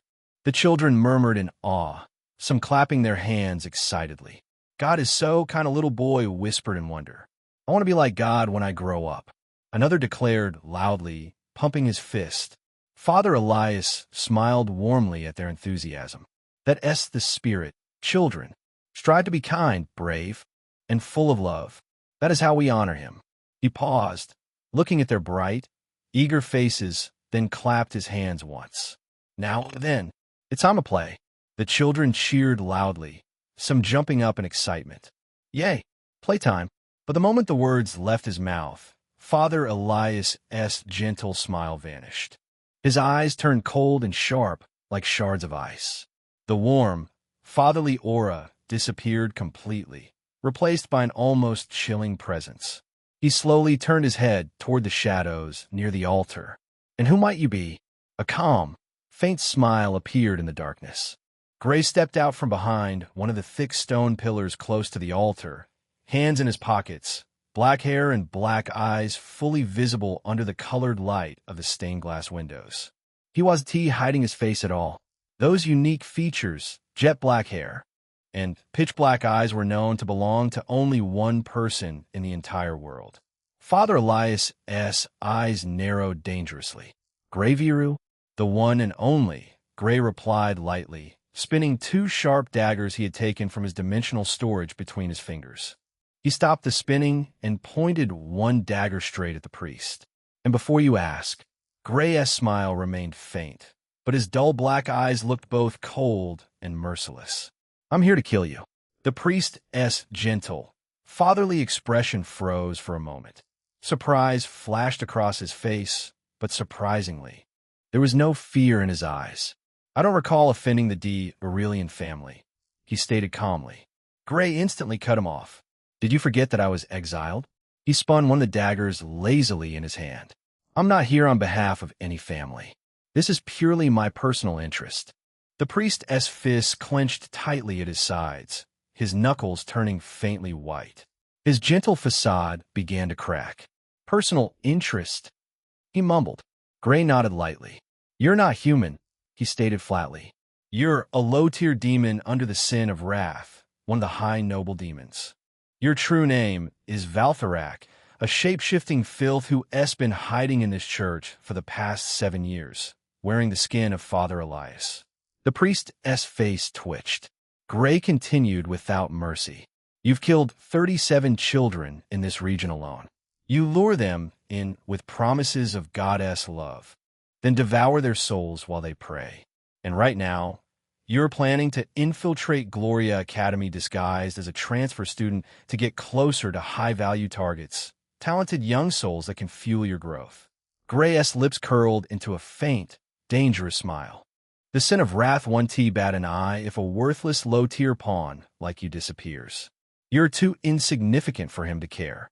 The church fell into heavy silence. The priest remained completely still for several long seconds. Then, slowly, his gentle smile twisted into something grotesque. His skin rippled and turned a deep, bloody red. 2 curved black horns sprouted from his forehead, and a pair of leathery wings burst out from his back. His kind eyes became slitted and glowing yellow. How did you know? The demon hissed, the voice no longer sounding human, and instead it was deep, rasping, and filled with killing intent. Gray flicked his thumb, spinning the dagger once more. That's not information the dead should know. Swoosh! Valtharak let out a small laugh, his wings flaring open. You arrogant little... Gray didn't let him finish, and simply flicked his thumb forward. 9 heavens, thunderclaw. Boom! A terrifying surge of golden-blue lightning exploded from Gray's hand. 5 razor-sharp claws made of condensed thunder and destruction tore through the air with a deafening crack. The sheer speed and power made the stained glass windows shatter instantly as the attack crossed the distance in a blink. The demon's eyes widened in horror, but it was far too late. The 9 heavens thunder claw ripped straight through Valtharak's chest, tearing apart flesh, bone, and demonic core in a single devastating strike. Lightning coursed through his body, frying him from the inside out as arcs of electricity danced violently across his red skin. Godash! The demon's scream echoed through the church as his body convulsed. His wings disintegrated into ash, his horns cracked and shattered, and his red skin bubbled and burned away under the overwhelming power of the technique. Gray stood motionless, watching with cold eyes as the low-tier demon collapsed onto the altar steps, twitching violently before finally going still. Then, he slowly walked toward the body before dipping his finger into the demon's blood and taking out his book. Valthorak, here it is. Using Valthorak's blood, Gray crossed the name on the list. This is already my 19th kill. Huh? Indeed. It's a pity that these low-tier demons can't even fill a little bit of my hunger. Jasmine grumbled slyly as the demon's body dissipated to wisps. And what about the book? Which grade has it already reached? I'm not sure. It's been a while since I checked, Gray mumbled before opening his status window. Status panel. Name. Graveru D. Aurelian titles. Vessel of beauty destruction. Exiled noble. Incubus in human form. Low-level demon hunter new. Race. Human class. Villain rank. Peak Great Grandmaster realm 89 divine abilities. Law of seduction unique skill. Swap unique talent.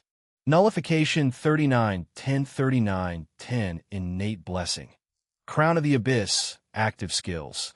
Soul chasing extremities 100 severing pursuit. 9 illusionary dream steps 7. 9th step spirit eyes great grandmaster 93. 9 heavens thunderclaw great grandmaster perfected passive skills. High mana recovery. Parallel mana processing, heightened senses, sinful mind class, villain presence class, cruel instinct class, shadow of sin class equipment. Demon converging gourd, godly, phantom loop earrings, godly, sealed unnamed rapier, high emperor, ring of gluttony, early saint. Transcendent robe, intermediate king, 2x enchanted demon hunting daggers, early king, dimensional storage.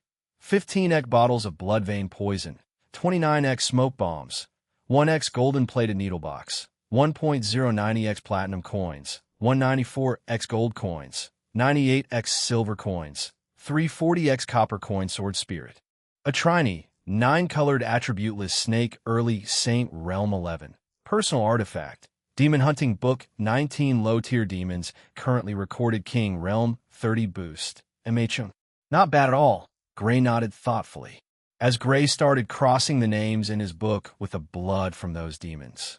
The book surprisingly turned into an artifact. Its effects were surprisingly simple. As long as he was fighting demons, he would get a 5 status boost. However, that was when the book had turned into an artifact, but now that it had reached the king realm, and that same boost had increased to 30. And I also got a title, Title, low-level demon hunter level. 1-5 proficiency. 1-5. 5 low-level demons needed to level up. Details. When it reaches the maximum level, it will transform into an intermediate grade demon hunter title. Effects. When fighting against a demon. 10 demonic magic resistance. 5 attack damage. And not too terrible. But they could be given me this title sooner. Gray grumbled slyly. But as he looked back at this list of demons needed to kill, or maybe not, there were plenty of low-tier demons needed to kill. MHM, how many demons for you to finally unlock one of your true power? Jasmine, he decided to ask. Only 17 low-tier demons. Great. Gray stretched his arms as he locked onto his next target. Oh, it's already his time? The name he was looking at was an important one. One that in the original story made Lyra go berserk and almost got corrupted in the process. Thankfully, Adrian arrived in time and saved her, prompting Lyra's first surge of feelings towards her brother. I can leave this for Lyra to kill. No, the Lyra from now was dozens of times stronger than the Lyra from the original novel. It shouldn't be much of a problem. Chapter 300. New students. The cafeteria of Gloria Academy was as lively as ever, but the mood at the usual large round table near the windows was noticeably subdued. Lyra poked at her salad with little enthusiasm, her usual bright energy dimmed. Maidie sat beside her, quietly stilling at her plate. Adrian, Leon, Selena, Claire, Ronan, and Lyra completed the group. Ronan was the first to speak, swallowing a big bite before talking. So, Gray really transferred because of that. Huh, he said, scratching his head. He went into deep meditation for months, missed all the final exams, and Headmistress Gloria wouldn't let him take late ones or skip the year. Meanwhile, Clementina, as headmistress, just straight up offered to put him in the second year immediately. Yeah, that's exactly what happened. Gloria was super strict about it. No exceptions. I tried talking to her too, but she wouldn't budge. Maylis sighed, resting her chin on her hand. Lyra's expression darkened slightly as she gripped her fork a little tighter. She could have made an exception, she muttered. He's clearly talented enough. But she forced him to either repeat the year or leave. Clementina's headmistress took full advantage of that. She offered him a direct spot in the second year without any hassle. Smart move on her part. Adrian nodded slowly. Can't blame Gray for accepting.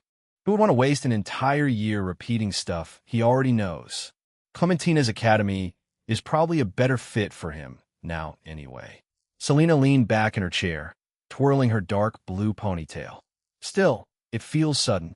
One day he's been gone for 5 months, the next he's gone to another academy. Claire looked a bit worried, speaking softly. Ronan grinned, trying to lighten the mood. But hey, at least we'll get to fight him in the inter-academy competition.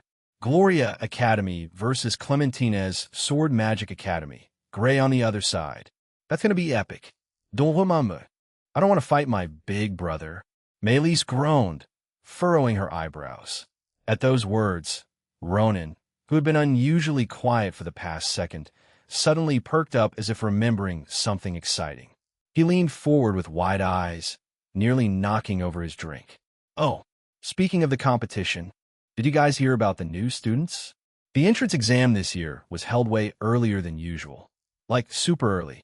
They already finished accepting the new first years. Selena quickly cut in, twirling her dark blue ponytail as she explained. It's because of the inter-academy competition, obviously. All the big academies are doing it. They want to scout and nurture talented freshmen early so they can prepare them properly before the event starts. Makes sense. They don't want to get embarrassed like last year. Ronan nodded eagerly, slamming his hand on the table. Yeah, Maylis blinked. Second one, Ronan continued, getting more excited, is this brute named Garrick. No fancy bloodline or anything. He's just ridiculously strong physically. Like monster strong. He won all his entrance battles without using any mana or skills, just pure body strength. He literally punched through reinforced barriers like they were paper. Pure physical strength. That's rare. Adrian raised an eyebrow. That's quite rare indeed, he admitted, leaning forward with more interest than before. And the third one, Ronan's voice dropped a little, his expression turning serious for once. She's the scariest. Her name's Alara. No known origins, probably a commoner or an orphan. No famous family, no powerful background. But during the entrance exam, no one could even touch her. He leaned in closer, lowering his voice like he was telling a ghost story. Doesn't matter what kind of attack they threw at her, spells, weapons, punches, everything missed. Like she was slipping through reality or something. Some people are saying she has some kind of strange spatial or illusion power. The instructors were stunned. The table fell into complete silence at those words. 3 monsters in 1 year. This competition is going to be brutal, Selena whistled. Adrian, who had been quietly listening while sipping his drink, suddenly straightened up. His eyes narrowed as he looked toward the hallway visible through the large cafeteria windows. Hey, isn't that Cassandra? He said, raising his hand slightly. The group turned their heads. Sure enough, Cassandra was walking down the hallway, just outside. But instead of her usual Gloria Academy uniform, she was wearing casual clothes, a simple white blouse, dark pants, and a light coat, with a small bag slung over her shoulder. She looked like she was ready to leave for a long trip. Cassandra! Adrian waved at her with a friendly smile.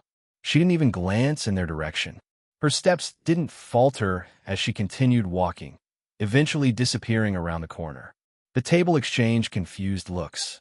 Before anyone could comment, murmurs started spreading from nearby tables, growing louder as more students noticed. Cassandra's still here? She must have been packing her stuff. I can't believe we lost 2 extremely talented students in the span of just a few days.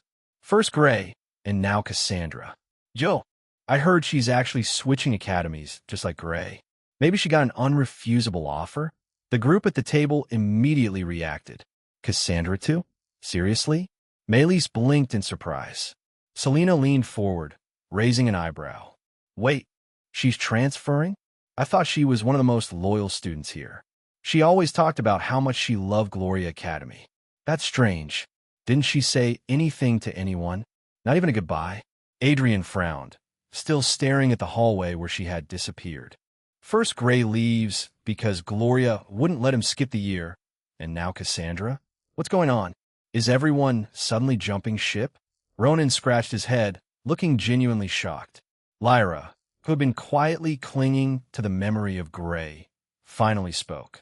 If she's leaving too, then Clementina's headmistress must have offered her something really good. That woman is really trying to steal everyone. Maylis crossed her arms, looking annoyed. This is getting ridiculous. First, my big brother now, Cassandra. Are we just going to lose all our best people? Well, Cassandra is incredibly talented. If Clementina's headmistress managed to recruit her, that means she's serious about building a monster team for the competition. Selena smirked, though there was a hint of concern in her eyes. But why wouldn't she at least tell us? We were in the same year. Claire looked worried, fidgeting with her hands. She must have her reasons. Lyra remained silent for a moment before speaking in her usual flat tone. Ronan dramatically threw his hands up. This academy is falling apart. First Gray, now Cassandra. Who's next? Me.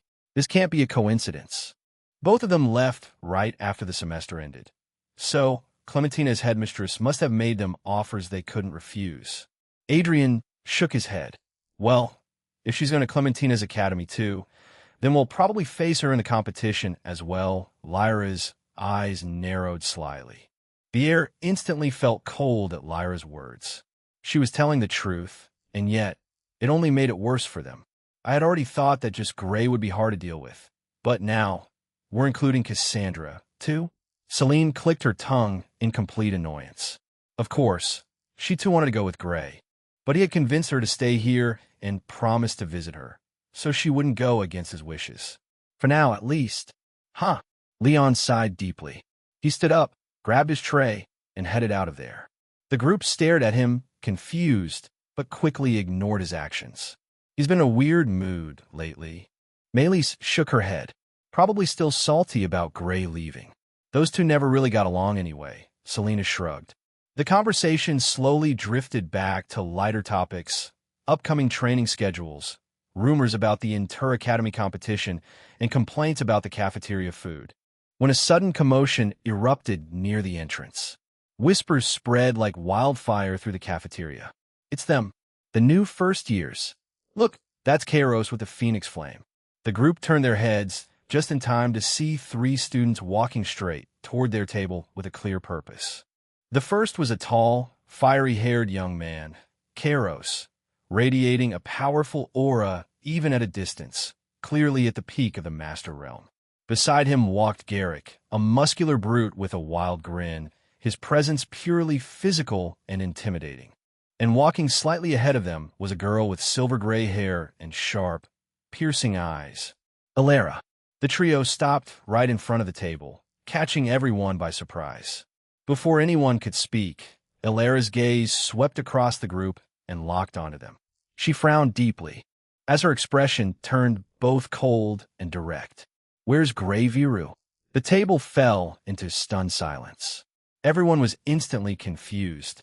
Lyra's emerald eyes narrowed dangerously, a surge of killing intent almost flaring up around her before she barely held it back.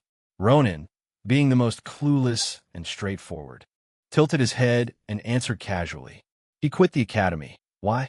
At those words, Alara's face contorted in complete shock. What? Chapter 301. Alara, after hearing Ronan's words, her silver-gray eyes widened, her pupils practically shaking. Without another word, she spun on her heel and bolted, running away from the table at full speed. Kairos and Garrick exchanged a quick, confused glance before immediately chasing after her. Hey, Alara, wait! Kairos called out, his fiery hair trailing behind him as he ran. What the hell? Slow down. Garrick lumbered after them, heavy footsteps thudding against the floor.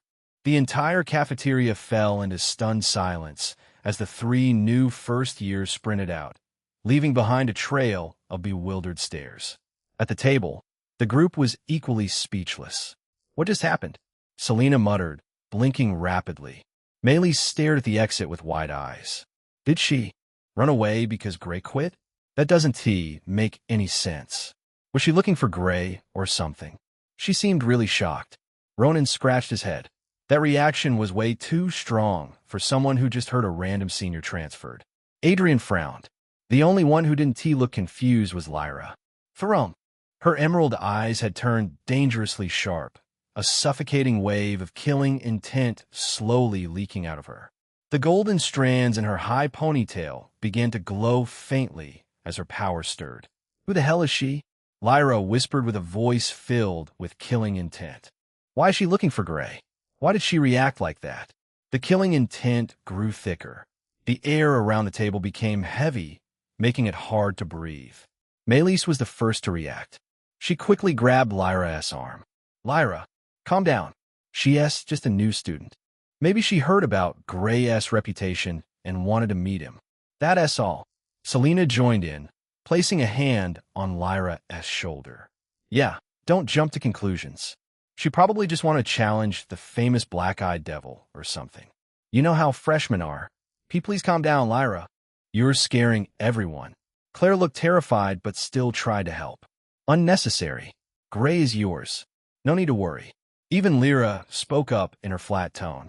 Ronan, sensing the danger, waved his hands frantically. Whoa, easy there. No need to go full Yandra mode. She has gone already. Slowly, with the combined effort of her friends, Lyra's killing intent receded. She took a deep breath and leaned back against her chair, though her expression remained cold. Fine, she muttered, but if she tries anything with Gray, I want to hold back. The group let out a collective sigh of relief. Meanwhile, Alara ran through the hallways like her life depended on it, her silver-gray hair whipping behind her. Her heart pounded violently in her chest as she pushed open the doors leading to the Academy's central garden. She didn't stop until she reached a secluded corner, surrounded by tall hedges and reinforced marble walls designed to withstand training spells. How? How is this possible? She slammed both hands against the reinforced wall, breathing heavily. Her fingers dug into the stone, cracking it slightly as her nails left deep marks. This can't be right. This shouldn't be happening. Tears of frustration and disbelief welled up in her eyes. She pushed harder against the wall, as if trying to force reality itself to change. I saw it. I saw the lines of fate so clearly. Actually, Alara was no ordinary girl. If anything, she was pretty damn special. She was a prophet, someone born with a rare ability to perceive the threads of destiny. She could glimpse fragments of the future through visions, dreams, and the faint golden lines that connected people and events. It was a power that had haunted her since childhood, showing her both beautiful and horrifying possibilities. And in one of her clearest prophetic dreams, she had seen him, Gray Viru, a mysterious, black-haired, black-eyed senior who would become incredibly important to her. In that dream, she had transferred to Gloria Academy, become his junior, and the two of them had talked and laughed together under these very trees. There had been a warmth, a connection, a sense of destiny pulling them closer. That vision had given her hope. It had driven her to push herself harder than ever, to earn a spot in Gloria Academy, despite her commoner background. But now, he quit, she whispered in a teary voice. He is not here anymore.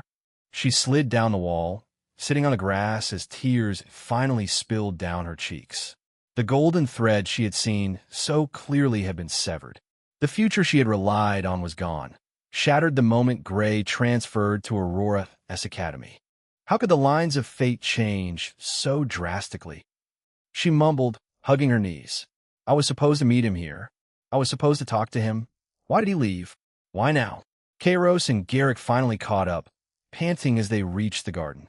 Alara, Kairos called out, stopping a few meters away. What the hell was that? You just ran off like a ghost was chasing you. Garrett crossed his arms, frowning deeply after seeing her teary expression. Yeah, you okay? You look like you saw a dead person. Alara didn't answer immediately. She simply stared at the ground, her silver-gray hair covering part of her tear-streaked face. After a long silence, she whispered bitterly, "The person I came here for, I sent here anymore." The two boys exchanged confused glances, but they didn't press her. They could feel the size of her sorrow in her eyes and felt that it was something deeper than simple disappointment. Alara hugged her knees tighter as the prophetic dream she had cherished for so long now felt like a cruel joke. Graveru had already left Gloria Academy, and without him, the golden future she had seen had disappeared as well. Phew! Alara remained seated on the grass for a couple of minutes, her back pressed against the cracked, reinforced wall. Her breathing slowly steadied as the initial wave of panic and disbelief began to subside. The tears on her cheeks dried, and her silver-gray eyes regained their sharp, calculating focus. Rationality returned. She wiped her face with the back of her hand and stared at the ground, mind racing. How? The question slipped out in a whisper. How could her destiny change? She had seen it so clearly. The golden threads of fate connecting her to Graveru. In her prophetic dreams, their meeting at Gloria Academy had been inevitable. She had seen fragments of their future, quiet conversations under these trees, shared training sessions, a bond slowly forming. She had even seen herself walking beside him as his junior, the lines of fate glowing brighter whenever they interacted. She had tried to change fate before. Many times, actually. She had attempted to alter small events in her own life, avoiding accidents, changing meeting points, even trying to prevent the death of someone close to her. Every single time, the threads had stubbornly realigned themselves. Fate was rigid, literally unyielding. No matter how hard she pushed, the outcome remained the same. But with Gray, it had changed entirely. He had quit Gloria Academy and transferred to another academy without any warning. The golden thread that should have connected them here had snapped. The future she had relied on was gone, replaced by an empty void where his presence should have been. Alara's eyes narrowed slightly as a sudden spark appeared on her eyes. That could only mean one thing. Graveru was special. He wasn't just another person bound by the normal rules of destiny. He was an anomaly. Someone whose very existence seemed capable of defying the predetermined lines of fate itself. The fact that her vision had been so thoroughly broken by his single decision proved it. Fate had been around him. Or perhaps, fate simply couldn't hold him. She thought back to the rumors she had heard about him, even before enrolling. The exiled noble with black hair and black eyes. The biggest playboy of the entire continent. And also, the monstrous genius from 11 years ago. Everything about Gray felt outside the ordinary flow of the world. If he could so easily shatter a prophetic vision that had never failed her before, then perhaps he was someone who stood above fate. Or maybe he was the one who could rewrite it. Her heart beat faster at the thought. She needed to meet him, not just to confirm her vision, but to pry into his future directly. She had to see the lines of destiny surrounding him with her own eyes. Only then could she understand why he was different. Why had her power, which had always been absolute when it came to others, had failed so spectacularly with him. Russell. Alara slowly stood up, brushing the grass off her clothes. Her expression had shifted from shock and despair to a quiet, determined resolve. I have to find him, she whispered to herself. Even if it meant transferring to Aurora's Academy herself. Even if it meant going against the expectations of everyone around her. Graveru was no longer just a figure in her prophetic dream. He had become the one variable she could not ignore. And she would not rest until she uncovered the truth behind the man who could break fate itself. Chapter 302. Good times don't last forever. A few weeks later, the sun hung gently in the afternoon sky, casting a warm golden light over the scenic riverside town just outside Gloria's Academy territory. It was a popular date spot for students with quiet streets lined with flower shops, small cafes, and a beautiful stone bridge overlooking a crystal-clear river. Gray and Lyra walked side by side along the riverbank, their fingers gently intertwined. Lyra had returned to the version of herself that Gray remembered fondly, the soft, kind, and incredibly lovey-dovey type. The intense, Yander side that had emerged during his long absence was nowhere to be seen today. Instead, she was smiling brightly, her light brown hair with golden strands tied in a loose ponytail that swayed with every step. She wore a simple white sundress that fluttered in the breeze, looking radiant and gentle. She leaned her head against his shoulder as they walked, humming softly. "I'm so happy we could finally have a proper date," she murmured, squeezing his hand hard. "I missed this.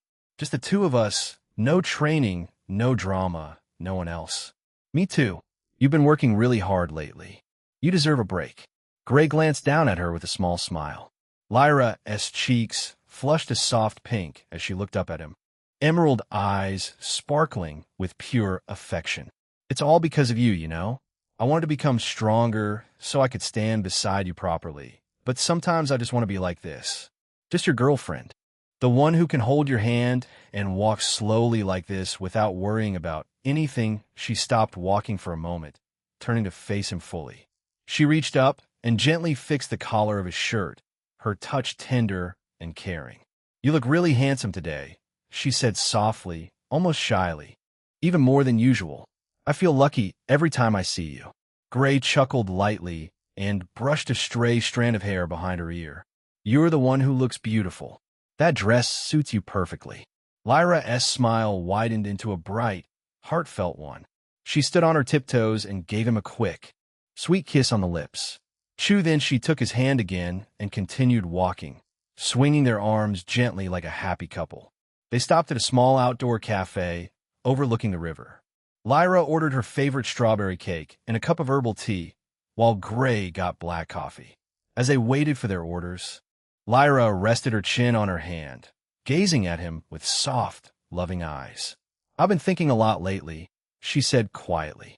"Even though you're at another academy now, I don't feel as anxious as before, because I know you'll always come back to me on weekends. And when you do, I want to make every moment count.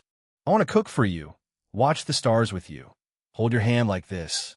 She reached across the table and gently intertwined their fingers again. "I love you, Gray. Not because you're strong or talented, but because you're you. The one single person who makes me feel safe and happy just by being here."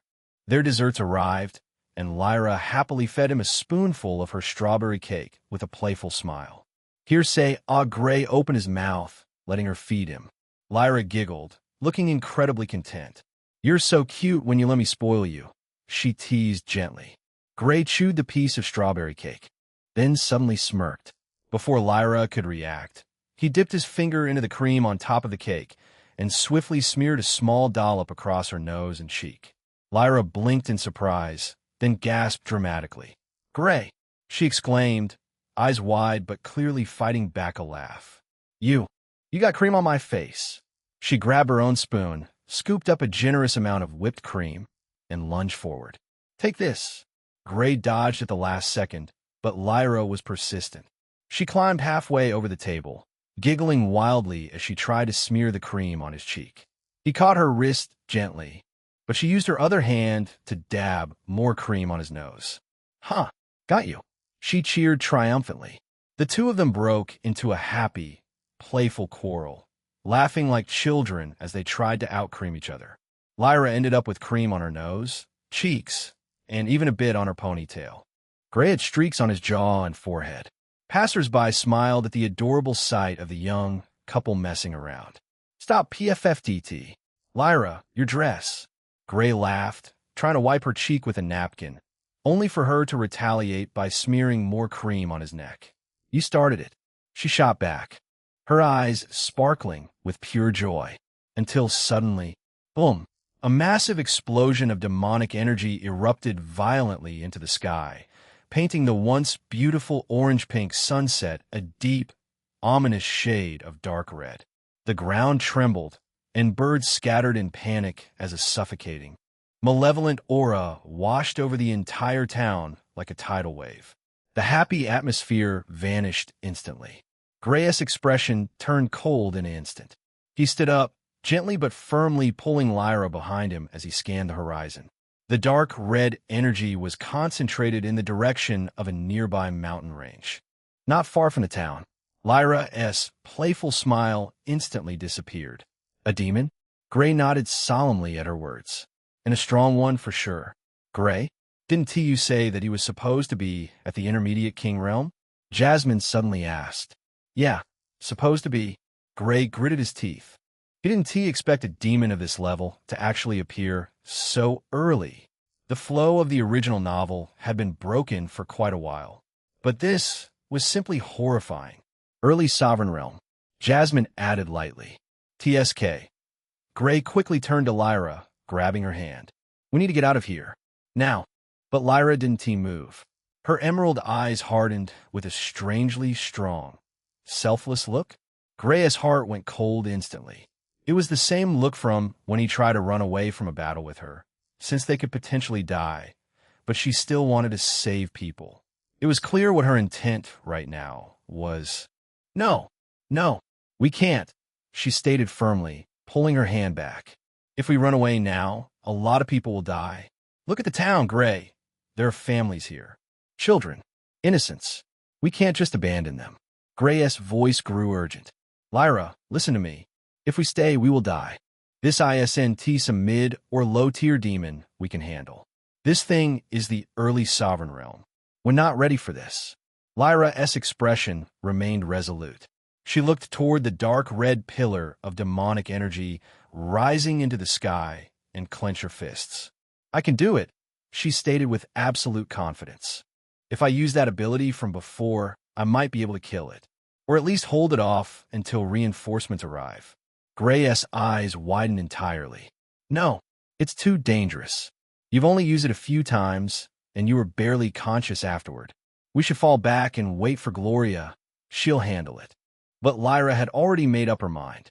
Her beautiful light brown hair suddenly began to glow, the golden strands spreading rapidly until her entire ponytail turned a radiant, shining gold. A powerful divine aura erupted from her body as the goddess' descent began to activate. Gray froze. Elira, don't you fucking dare. Lyra turned to him with a small, gentle smile. The same soft, loving smile she always gave him when she was being her kind self. Sorry, darling. Whoop! In a burst of golden light, she shot forward like a comet, flying straight toward the source of the demonic energy at terrifying speed. Lyra! Gray reached out, but it was too late. She was already gone, a golden streak disappearing into the blood-red sky. He stood there for a split second, his heart pounding, before cursing under his breath and chasing after her at full speed. Damn it! The peaceful date had turned into a nightmare in a single instant. Gray, stop. Jasmine's voice rang sharply in his head. Don't follow her. She made her own decision. If she wants to throw herself into a fight against an early Sovereign Realm demon, that's on her. I'm not dying with her. Gray didn't slow down, his black eyes locked on Lyra's rapidly disappearing figure. She is going to get herself killed, he replied through gritted teeth, voice low but urgent. Goddess descent or not, she is not ready for something at that level. Exactly, Jasmine snapped. And neither are you. Even with your recent breakthrough and the law of seduction, you're still only a late great grandmaster. That demon will crush both of you. Don't be stupid. Gray leaped over a rooftop, using 9 illusionary dream steps to close the distance as fast as possible. I already marked a swap point to run away if needed, he said calmly, despite the situation. Don't worry. If things go south, I'll pull her and myself out immediately. Jasmine went silent for a moment, clearly processing his words. You sneaky bastard. You already prepared swap point? When?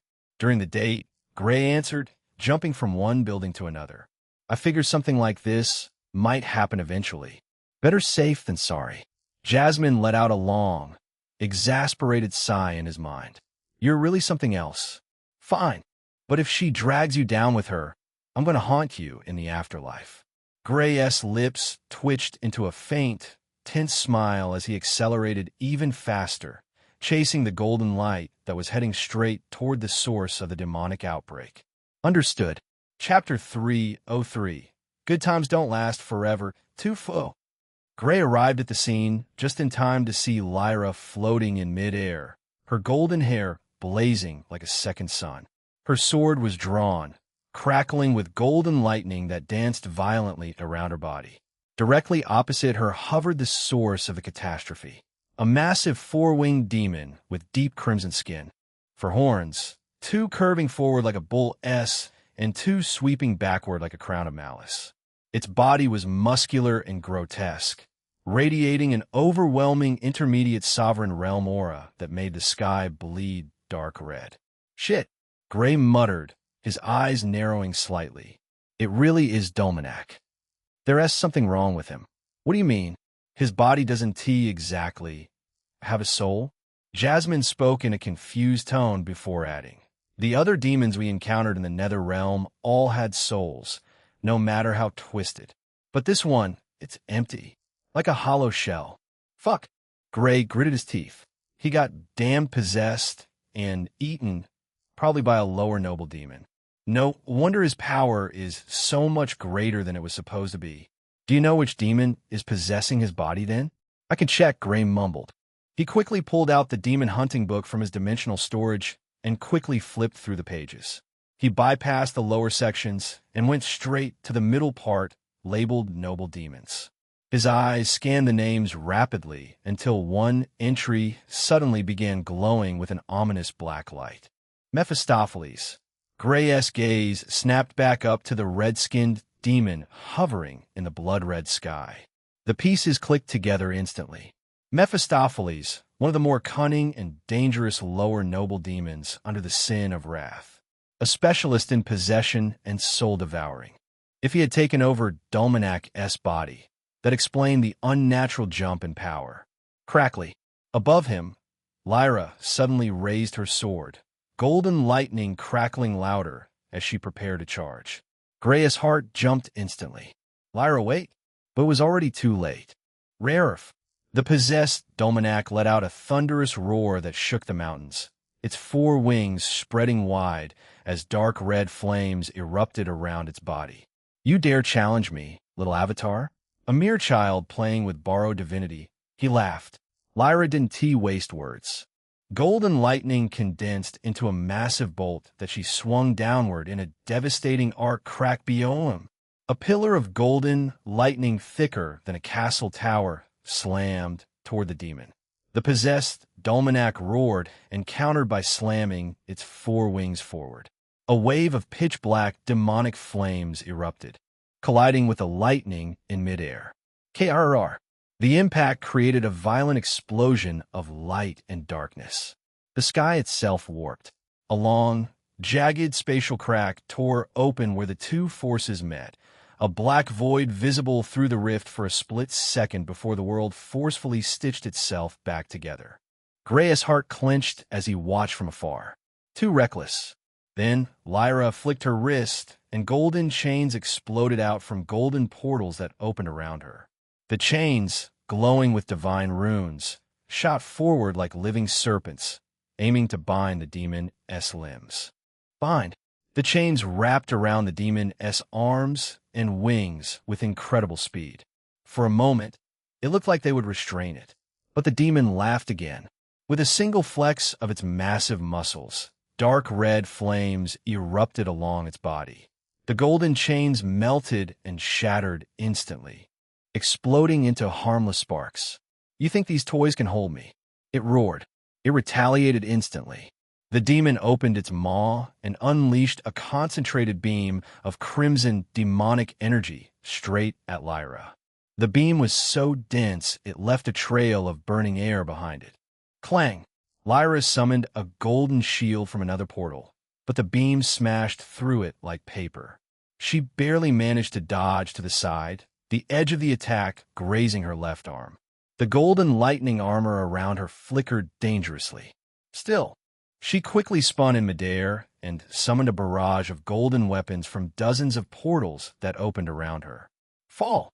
The weapons rained down like a meteor shower, each one carrying enough force to level a mountain. The demon laughed maniacally and met the attack head-on. It swung its massive clawed hands, shattering golden weapons mid-air with raw physical strength. Every time a weapon broke, a shockwave rippled outward, cracking the ground far below. But Lyra had anticipated that.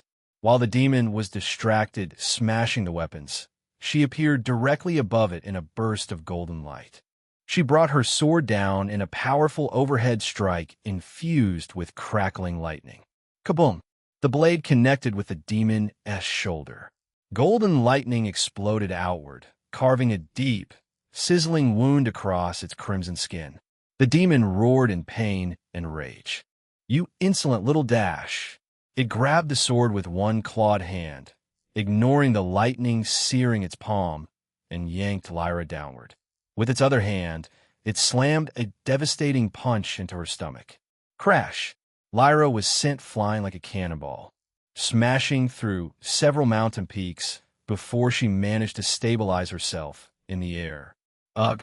Blood trickled from the corner of her mouth, but her eyes burned with unwavering determination. Seeing this from his side, Gray's face dropped. Fuck. I fucking can't do anything like this," he shouted inwardly. Lyra wiped the blood from her lips and charged again. She summoned even more golden chains, this time thicker and reinforced with divine runes, and wrapped them around the demon's torso, while simultaneously calling forth a massive golden greatsword from a giant portal above. Divine judgment. The greatsword descended like the hammer of the gods, aimed straight at the demon's head. The demon roared and unleashed a point-blank beam of demonic energy from its mouth, colliding with the falling sword. KRR. The two attacks met in a cataclysmic clash. The sky tore open once more as a massive spatial crack spread like spiderwebs across the heavens. The shockwave alone flattened trees for kilometers.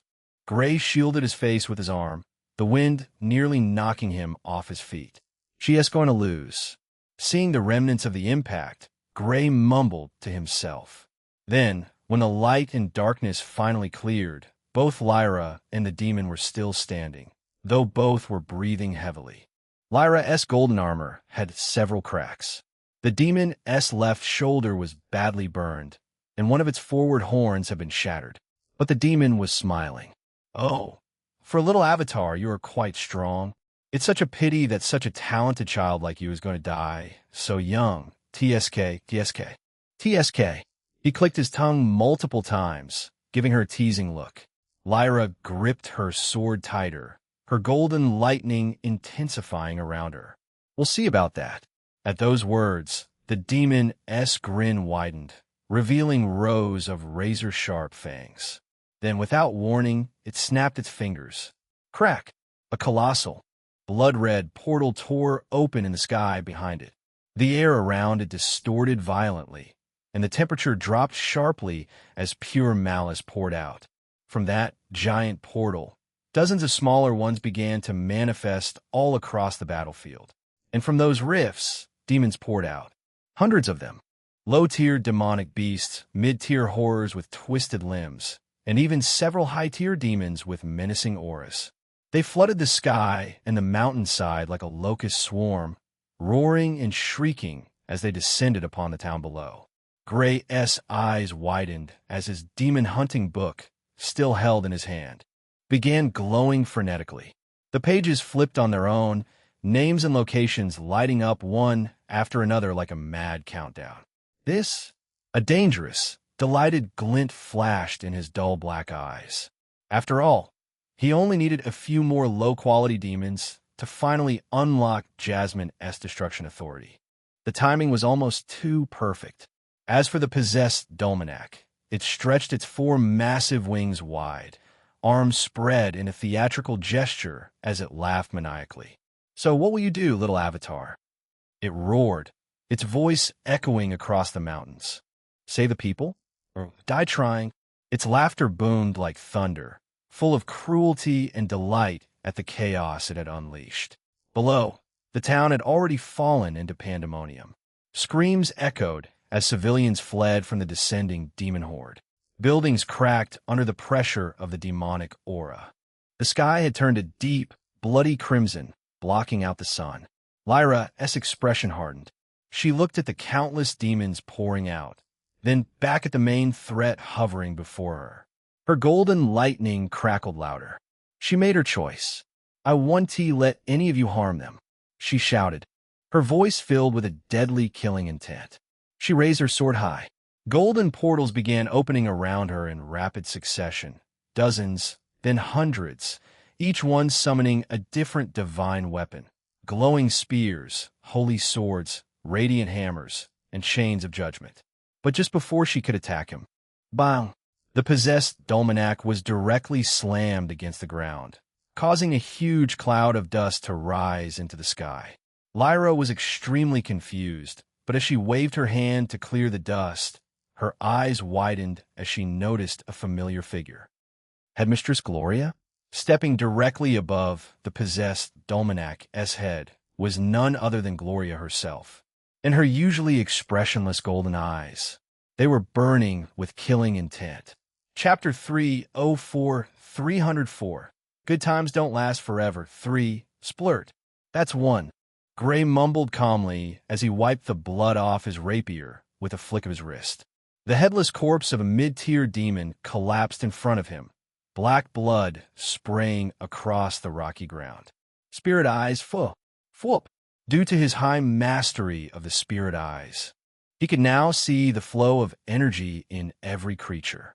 Not to mention in demons, where the pulsing red lines showed their intent, their weak points, and their next movements before they even made them.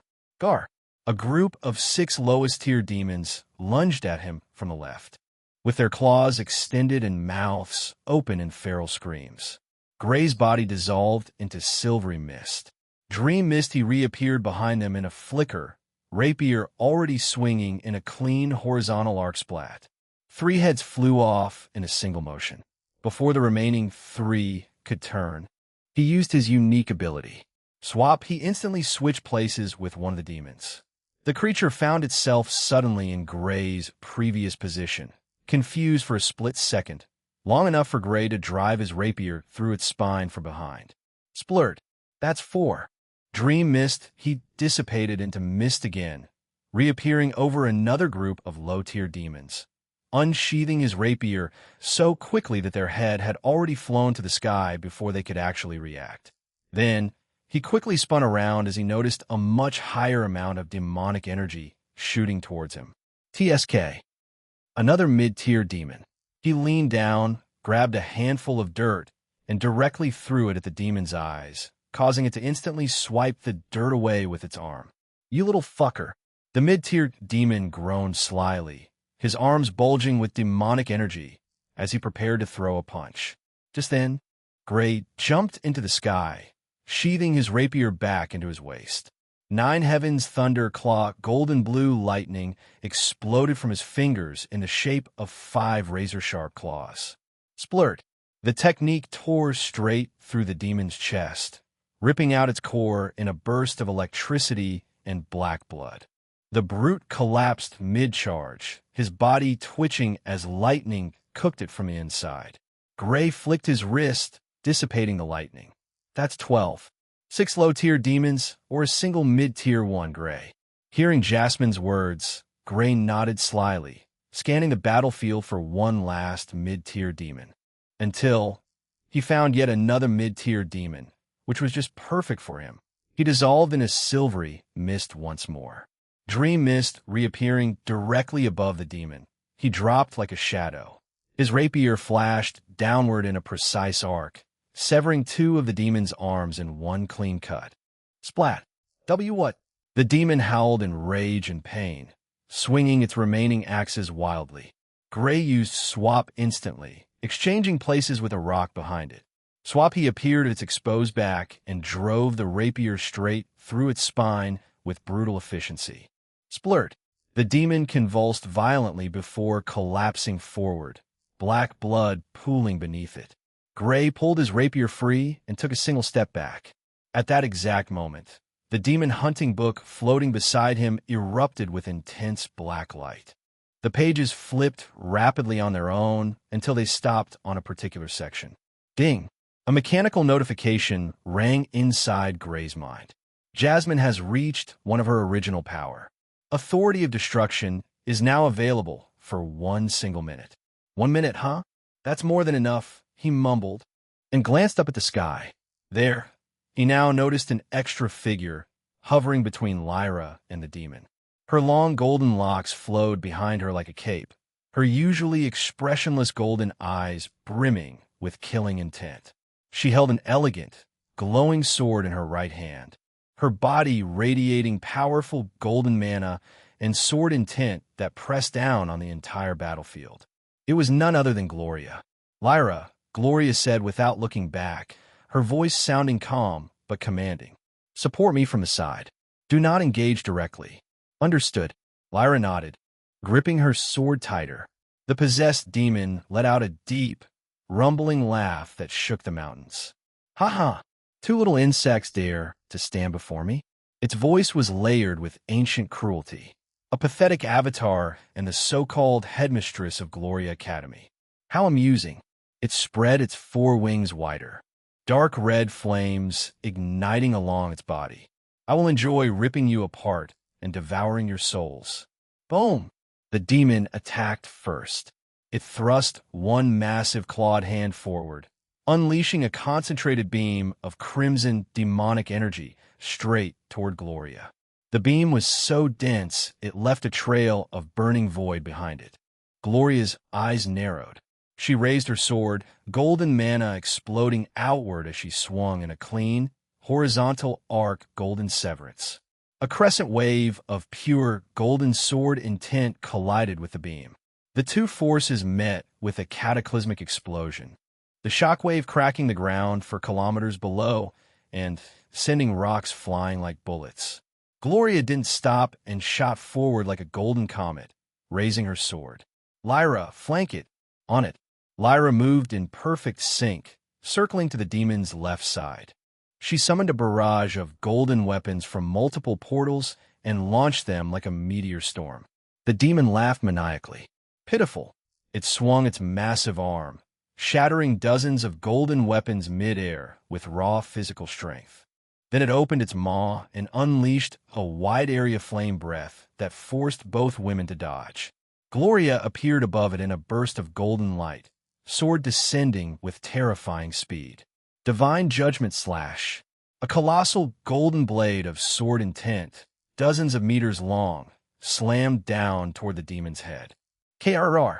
The demon crossed its arms and blocked the strike. The impact created a massive shockwave that split the mountain peak beneath them. Cracks spread across its red skin, but it endured. Ha ha ha! Is this all you have? It roared, pushing the golden blade back with brute force. I expected more from the famous Gloria. It retaliated instantly. Dark red flames erupted from its body, forming giant fiery claws that swiped at Gloria. She dodged with graceful precision, but one claw grazed her shoulder, tearing through her golden mana armor and drawing blood. Lyra saw the opening and attacked from the side. Golden chains of judgment. Dozens of thick golden chains shot out from portals, wrapping around the demon's arms and torso, trying to restrain it. At the same time, she summoned a massive golden greatsword and brought it down toward its back. The demon roared in fury. You dare! It flexed its muscles violently. The golden chains shattered like glass. It spun around and backhanded Lyra with terrifying force, sending her flying across the sky. Lyra! Gloria shouted. Lyra stabilized herself mid-air, coughing up a small amount of blood, but her eyes were still fierce. I'm fine. Keep attacking. The demon laughed louder, clearly enjoying the fight. Yes. Struggle more. Your despair tastes delicious. It suddenly flapped all 4 wings at once, unleashing a storm of crimson flame feathers that rained down like deadly meteors. Both Gloria and Lyra were forced to defend desperately, with Gloria cutting them down with golden sword waves and Lyra destroying them with lightning strikes. But the demon was only getting started. It charged straight at Gloria, claws extended. The two clashed in close combat. Gloria's elegant swordplay met the demon's brutal, overwhelming strength. Every collision created spatial cracks in the air. Clang, clang, boom! Gloria was clearly stronger than Lyra, her sword intent refined to a terrifying degree. She landed several deep cuts on the demon's body, golden mana burning the wounds and preventing them from regenerating quickly. But the demon possessing Dominac's body was a lone noble for a reason. It suddenly grabbed Gloria's sword with one clawed hand, ignoring the golden energy searing its palm, and pulled her forward. Its other fist slammed into her stomach with monstrous force. Crash! Kook! Gloria was sent flying backward, blood spilling from her mouth. She stabilized herself, but a visible crack had appeared in her golden mana armor. Lyra immediately moved to support her, summoning a golden barrier and launching a storm of lightning spears. The demon roared with laughter. Is this the best you can do? Pathetic. It unleashed another wide-area attack, a sea of crimson flames that covered the entire battlefield. With just a single move, both Gloria and Lyra were forced to retreat temporarily, defending with everything they had. Seeing this, Gray, who was right below them, frowned. Is he getting stronger? Yes. His power is rapidly increasing. It seems that Mephistopheles is giving that body more power to deal with those two. But the reinforcements have already arrived now, so the surging portals shouldn't be much of a problem. At those words, Gray turned back and saw a bunch of familiar faces. It was the professors from Gloria Academy, each one of them easily killing a wave of demons in a single sweep of their hand. There were also students leading with the weaker ones. Gray, a familiar voice called out to him, causing him to turn his head and see a familiar woman happily running towards him. Selena? Chapter 305, 305. Good times don't last forever. 4. What are you doing here? I was nearby, and came here after seeing the sky turning dark red. Gosh, I didn't expect to see so many damn demons. That one must be a really strong one, huh? Selena stood beside him, still catching her breath from the run. Her dark blue ponytail was slightly messy, and there were a few small cuts on her arms from the demons she had fought on the way here. She stared up at the blazing golden figure clashing with the massive crimson demon, her blue eyes wide with disbelief. Lyra is that strong, she exclaimed in pure shock. It's a temporary thing. Unfortunately, Gray replied. She can probably retain that form for 5 more minutes, he added inwardly, taking the chance to look at her. Still, she looks like a literal goddess right now. Since when can she do that? Gray didn't answer that question and focused on their battle. Bong. Ha ha. Is this all you have? Mephistopheles was laughing. It flapped all 4 wings at once, unleashing a sea of crimson flames that forced both women to retreat. Gloria cut through the flames with a powerful sword wave, while Lyra destroyed them with bursts of golden lightning. The demon didn't let up. It suddenly charged forward with monstrous speed, extending its claws. Gloria met it head-on. Clang! Their weapons clashed violently, creating a shockwave that split the ground far below. You are strong, Gloria, the demon snarled, pushing Gloria back with raw power. But you are still human, and humans are fragile creatures. It headbutted her with one of its forward horns, the impact sending Gloria flying. She stabilized midair, blood trickling from her lip, but her golden eyes remained sharp and unyielding. Lyra immediately moved in to cover her. Golden chains of binding. Dozens of thick golden chains shot out from portals, wrapping around the demon's torso and arms. At the same time, she summoned a colossal golden greatsword above it and brought it crashing down. The demon roared in fury and flexed its body. The chains shattered. It caught the falling greatsword with one hand and crushed it into golden sparks. Insolent child. It backhanded Lyra with terrifying force. She crossed her arms to block, but the impact still sent her crashing into a distant mountain peak, carving a deep crater on impact. Lyra, Gloria shouted, worry flashing across her usually cold face. The demon laughed maniacally, clearly enjoying the fight. Yes, struggle more. Your pain, your desperation, it just tastes so sweet. At this moment, Gray looked at his rapier, looking at the blade that was still stained with demon blood. His dull black eyes narrowed slightly. Don't you fucking dare. Jasmine warned sharply inside his head. I don't think there's another solution. Jasmine's voice grew urgent. You said that Gloria had a master. Hell appear if she's in danger, no? I guess. Gray's eyes flicked back up to the sky. Despite being beaten down multiple times, Lyra was already forcing herself back into the fight, golden lightning flaring around her battered form. The sight made something tighten painfully in his chest. Jasmine. Yes, I'm about to do something really stupid. What is it? Gray. Gray didn't wait for her to finish. He turned his head toward Selena, who was still standing beside him, her eyes wide as she watched the sky battle in awe. Without a word, he cracked his neck once, then snapped his fingers. Boom! A violent surge of mana exploded outward from Gray's body. A massive silver-gray tornado of mana erupted around him and Selena, spinning wildly and pulling every nearby demon into its vortex. The demons screamed as they were sucked in, their bodies shredded by the cutting winds. The sudden, deafening sound drew Lyra's attention immediately. She turned her head mid-fight, golden eyes widening as she looked down at the tornado. In the center of the swirling chaos, Gray had already grabbed Selena by the waist and pulled her flush against him. Then, he kissed her. MHM. Hard. Selena's eyes flew open in complete, delighted shock. Her body tensed for a split second before melting against him as Gray's lips claimed hers in a deep, fierce kiss. His hand slid down and boldly squeezed one of her breasts through her clothes, his fingers digging in possessively.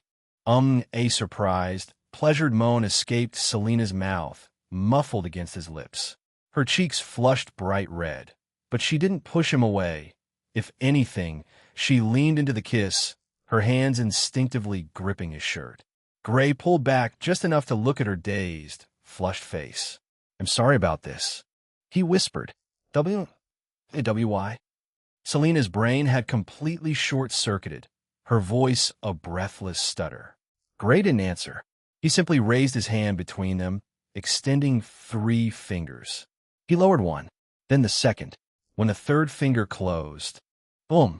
A colossal wave of golden energy erupted into the sky, so bright and powerful that it momentarily drowned out the blood-red, demonic aura. The entire battlefield trembled violently as the golden light exploded outward like a second sun, forcing even the possessed Dolmanac to shield its eyes for a split second. And that energy was coming from none other than Lyra. Her golden figure froze mid-air, her eyes locked onto the scene below, specifically onto Gray and Selena still standing close together in the center of the fading tornado. Her face cracked. The killing intent that erupted from her was so thick it made the air feel like it was suffocating. Seeing this, the demon smirked lightly. Oh, interesting, the demon rumbled. Your power is rising again. Such a resilient little avatar. It makes me want to break you even more. It raised one massive clawed hand, dark red flames gathering in its palm as it prepared to unleash another devastating attack. But before it could move, crack! Lyra slowly cracked her neck to the side. The sound was soft, yet it echoed across the battlefield like a death knell. Her golden eyes locked onto the demon with an icy, terrifying intensity that made even the low, noble flinch. A visible shiver ran down its spine despite its overwhelming power. Not now.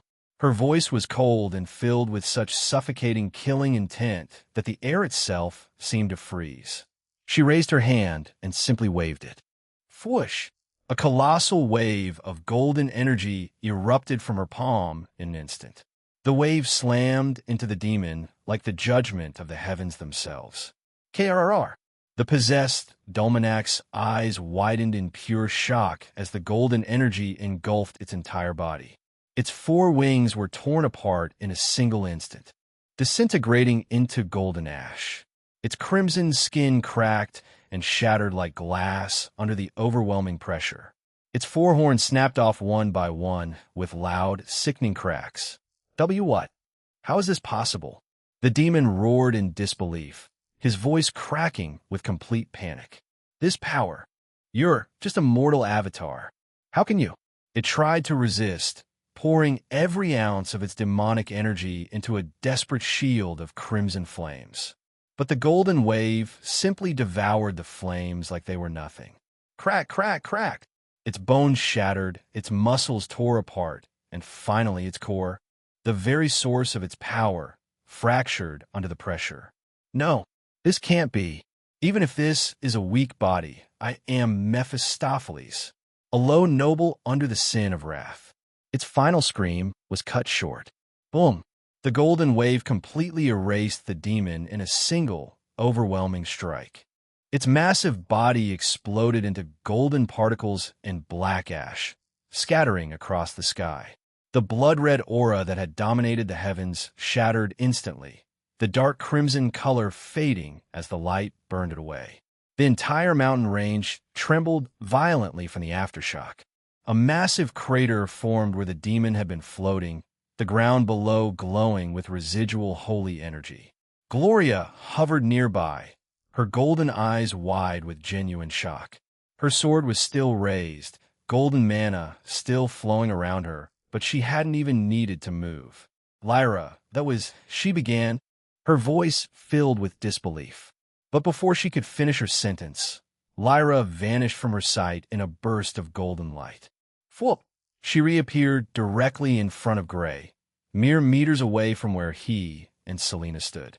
The golden aura around her slowly dimmed as she stared at him with a dangerous mix of fury, hurt, and overwhelming possessiveness. The air around her still crackled with residual divine power. Gray met her gaze without flinching. Lyra didn't say a single word. Her golden eyes burned with a terrifying intensity as she reached out and grabbed Gray's wrist in an iron grip. Before he could react, she spun and hurled him with monstrous strength. Boom! Gray was sent flying like a cannonball across the battlefield. He smashed straight into a large stone building on the edge of the town. The entire structure exploded on impact, walls crumbling into dust and debris as the roof collapsed inward. A massive cloud of dust and rubble rose into the air. Selena's face turned pale. Ooh! She took several shaky steps back, staring at the changed Lyra in front of her. The aura radiating off the golden-haired girl was completely different from the usual kind and lovey-dovey Lyra. It was dark, suffocating, and filled with such a strong, killing intent that even the air around her seemed to tremble. Lyra slowly turned her head toward Selena. Did you kiss him, or did he kiss you? Selena swallowed hard, her usual confident demeanor completely shattered by the overwhelming pressure. She took another step back and spoke with a trembling voice. Itchy kissed me? He still had that last kiss favor from before. Selena thought frantically, not daring to say it out loud. Lyra stared at her for a long, silent second. I see. Without another word, Lyra turned around and shot forward like a golden bullet, heading straight toward the collapsed building where Gray had been thrown. She landed in the middle of the rubble with a heavy thud. Golden energy still crackling faintly around her body. Dust and broken stones littered the area. The building had been reduced to a pile of shattered masonry and wooden beams. In the center of the destruction, Gray slowly pushed himself up from the debris. His clothes were torn in several places, blood trickling from cuts on his arms and forehead. A large bruise was already forming on his side from the impact. He let out a long breath, wiping blood from the corner of his mouth. Then he glanced up just to see Lyra standing there, staring down at him. You fucked up hard. Well, the demon died, didn't he? Gray grinned inwardly. Although, the situation right now didn't seem too favorable to him right now. Chapter 306. Good times don't last forever, She grabbed the front of Gray's torn shirt with both hands. yanking him forward so hard that his feet left the ground for a moment. She pulled him right up to her face, their noses almost touching. Her golden eyes bored into his with a terrifying intensity, the divine power still faintly crackling around her. "Why did you kiss her?" Her voice was ice cold, each word laced with barely contained fury and hurt. Gray looked straight into her eyes without flinching. He decided to be completely honest, because I knew that if I kissed her, you'd get enraged and get some kind of power-up that would help you defeat that demon. Lyra's eyes widened for a brief second, surprise flashing across her face. But the shock quickly twisted into coldness. Her golden eyes narrowed dangerously, the divine aura around her flaring brighter for a moment. "And you really had to kiss her, huh?" Gray gave a small, almost helpless shrug, still held firmly by his collar. "I didn't think that a hug would have the same effect, but hey, you killed that demon." He even tried to force a cheerful smile and made a small fist-pumping gesture with his free hand, as if celebrating the victory. Lyra just deadpanned at him. Her expression was completely flat, the golden glow in her eyes dimming slightly as she stared at him like he was the biggest idiot in the world. The silence stretched between them, becoming increasingly heavy and uncomfortable. Damn it, Gray sighed inwardly. Honestly, that little fist gesture was something Lyra liked doing herself, and had even told him to do it with her sometimes. She found it cute, but he had always refused because he thought it was a little cringy. He had hoped it might calm her down, at least a tiny bit, by reminding her of their lighter moments. It didn't work at all. Instead, Lyra's grip on his collar tightened until the fabric creaked. She pulled him even closer, their faces mere inches apart. Her golden eyes bored into his with a terrifying intensity that made the air feel thick and heavy. "Do you want me to imprison you?" she asked in a low yet dangerously sweet voice. "Lock you away somewhere only I know about, so you never see the light of day again until I feel like it?" Gray opened his mouth to speak, trying to explain. "Lyra, listen, I only did it because I knew it would trigger your power. If I hadn't..." She didn't let him finish. Her expression darkened further. The golden glow around her flared as she yanked him even closer, causing him to feel her breath hot against his lips. "You think that excuses it?" she hissed darkly. "You kissed another girl right in front of me, in front of everyone. Do you have any idea how that felt?" At those words, Gray tried again. It was the fastest way to make you angry enough till Lyra's hand suddenly shot downward. She grabbed him through his pants and squeezed hard, not enough to cause real injury, but more than enough to make him freeze. Gray's eyes widened slightly, a sharp frown forming on his face as pain and pressure shot through him. "Do you want me to cut you?" she whispered, her voice dripping with obsessive menace. Her fingers tightened threateningly, brushing slightly against him, but keeping the grip firm enough to scare him. "I can do it right now. It'll make sure you never even think about touching another girl again." Gray's breath hitched slightly, quickly intervening. "If you do that, things between us would be over." Lyra raised an eyebrow, her expression not softening in the slightest.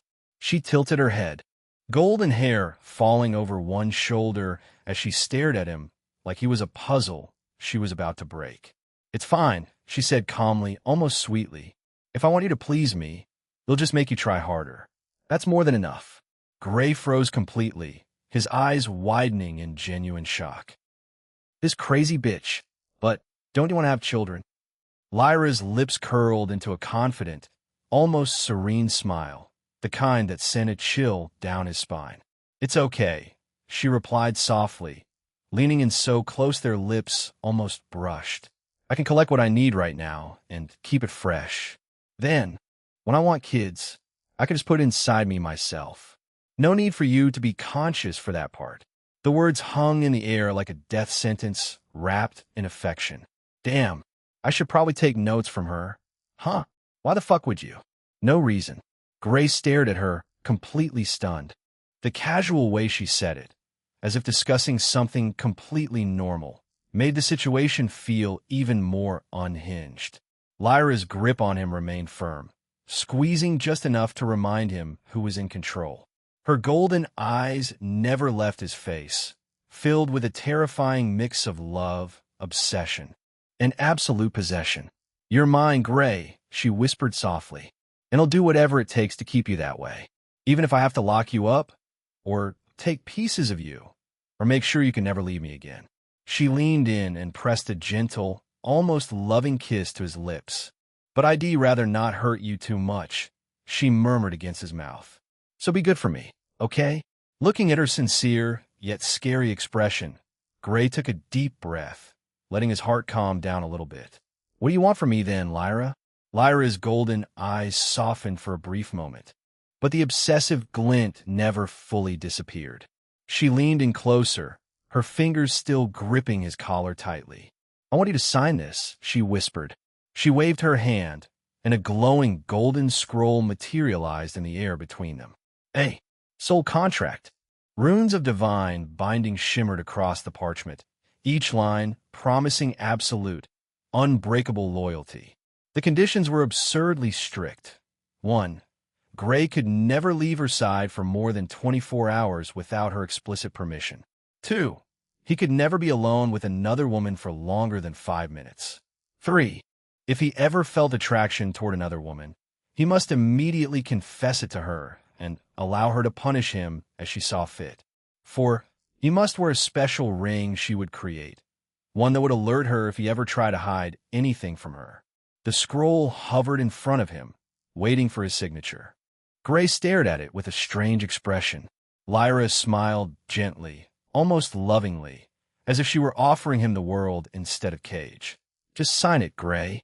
Then everything will be fine. We could be together forever. No more separations. No more secrets. You'll be mine completely, and it'll be yours." She extended her hand toward the scroll, ready to guide his finger to sign. But just then, swish! A strange cyan mist suddenly appeared behind Lyra, swirling into the vague silhouette of a woman.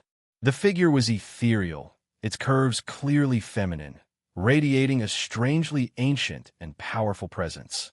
"Lyra, it's time." Lyra's eyes widened entirely.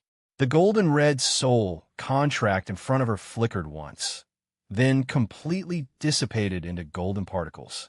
Gray blinked in confusion. "Lyra? What's happening?" Lyra let out a short, bitter laugh. Tears were already forming at the corners of her eyes.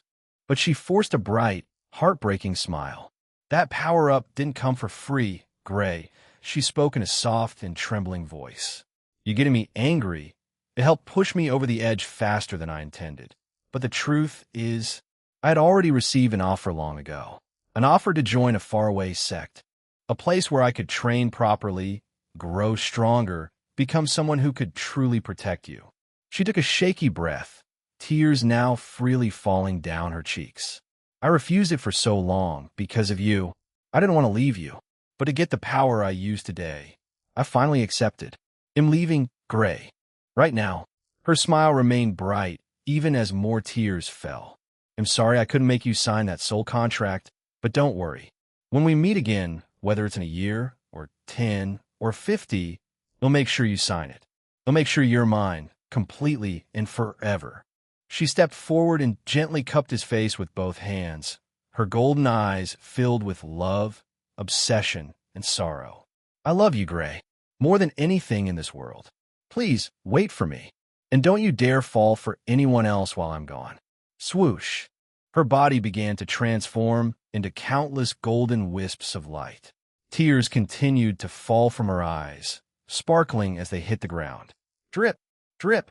Gray stared at the fading golden particles, completely frozen. "It's raining?"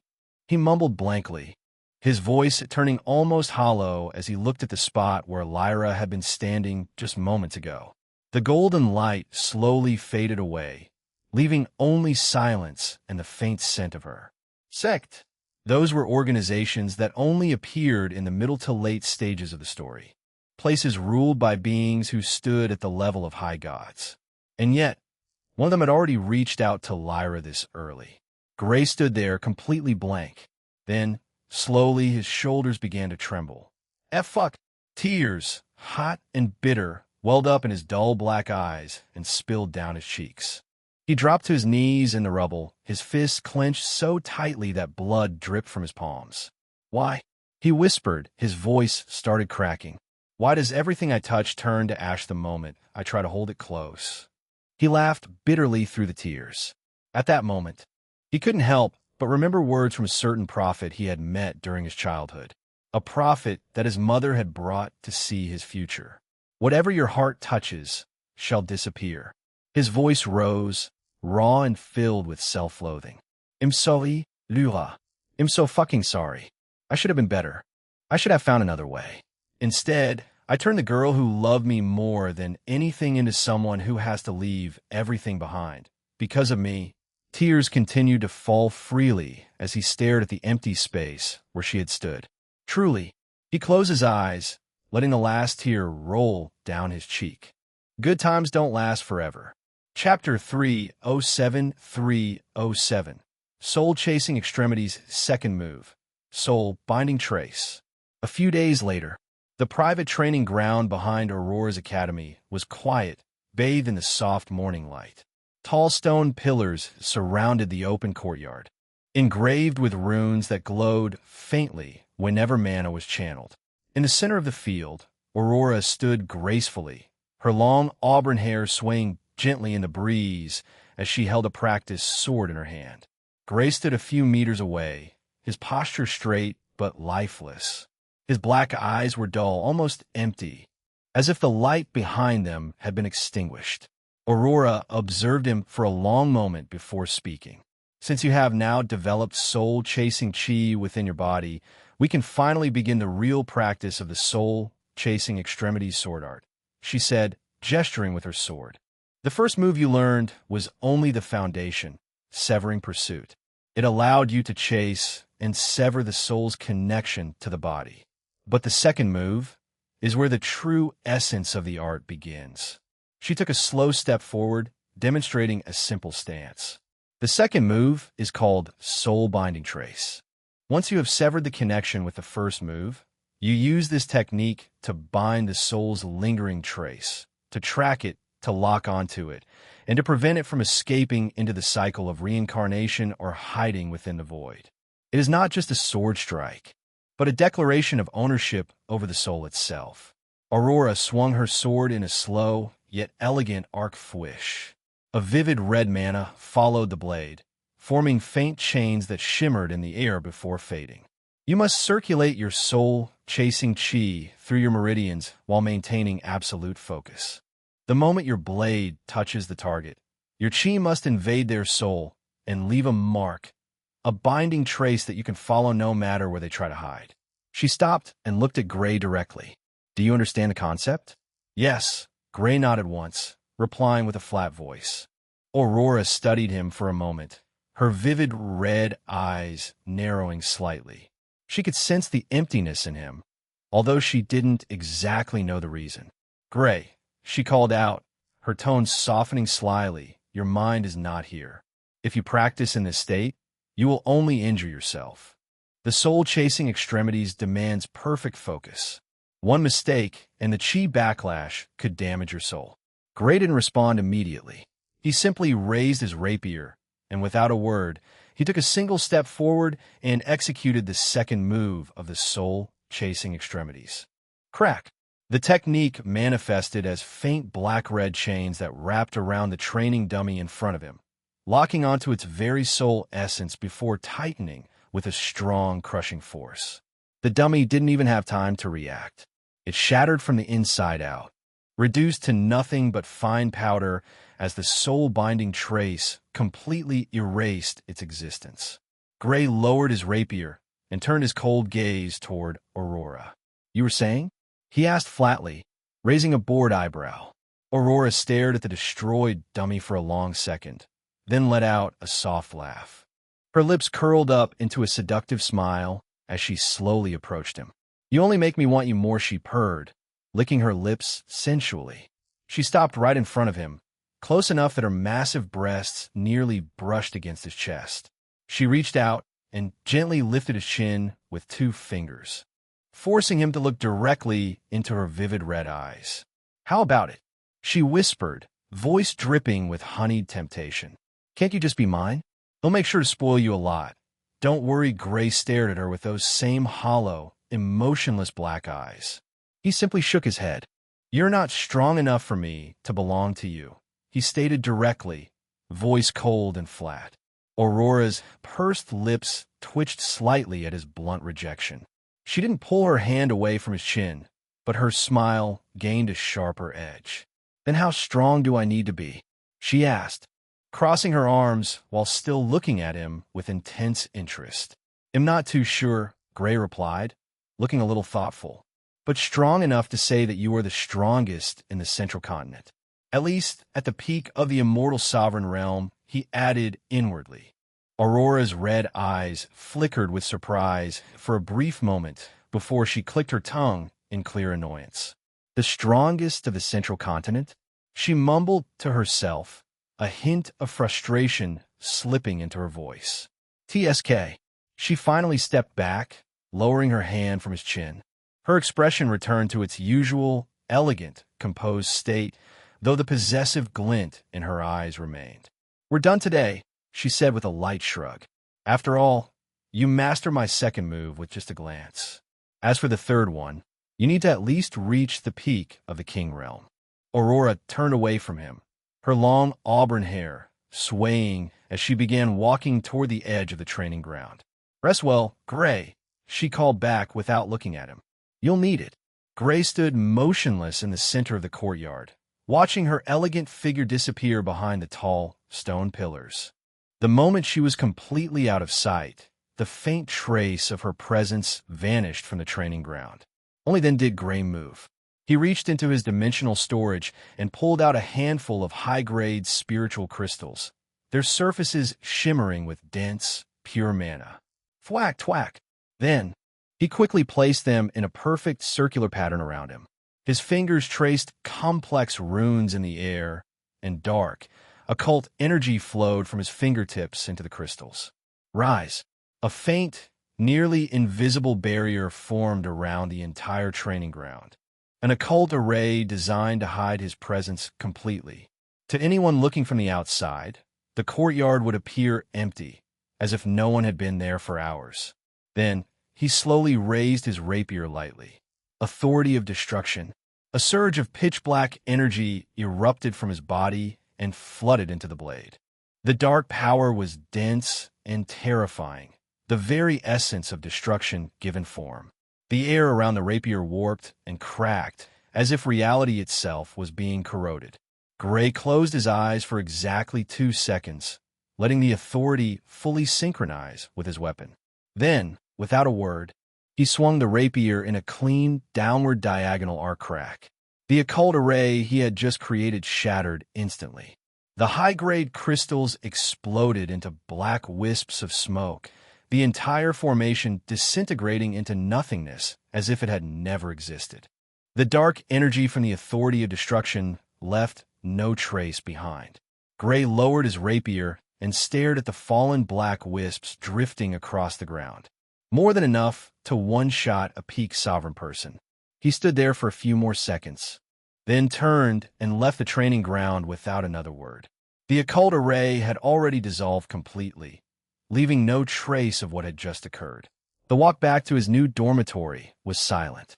The corridors were empty, the evening light casting long shadows across the polished floors. When he reached the door, Alarian was already waiting inside, standing near the window with her usual expressionless face. Her long silver hair gleamed under the soft lamplight, her golden-green eyes calm and unreadable. "Welcome back," she greeted him with her usually elegant and pleasing voice. Gray gave her only a small nod in response. Alarian stepped closer, her movements graceful as always. She gently lifted a hand and adjusted a few strands of her hair, tucking them behind her pointed ear with delicate care. That small, simple gesture made Gray freeze for a split second. "Grip!" Without a single word, he grabbed her wrist. His fingers tightened around her slender arm, the pressure firm enough to make Alarian frown slightly in pain. But she didn't pull away and simply looked at him with those calm golden-green eyes as he led her straight to the bedroom. He pushed the door open and threw her onto the bed. Ilarion landed on her back with a soft gasp, her silver hair spreading across the sheets like moonlight. Before she could say anything, Gray was already on top of her, slamming his hand down on the mattress right beside her face with enough force to make the bed creak. He leaned down, his lips crashing toward hers in a fierce, almost desperate motion. MHM. But the moment his vision cleared, reality shattered him. It wasn't Lyra.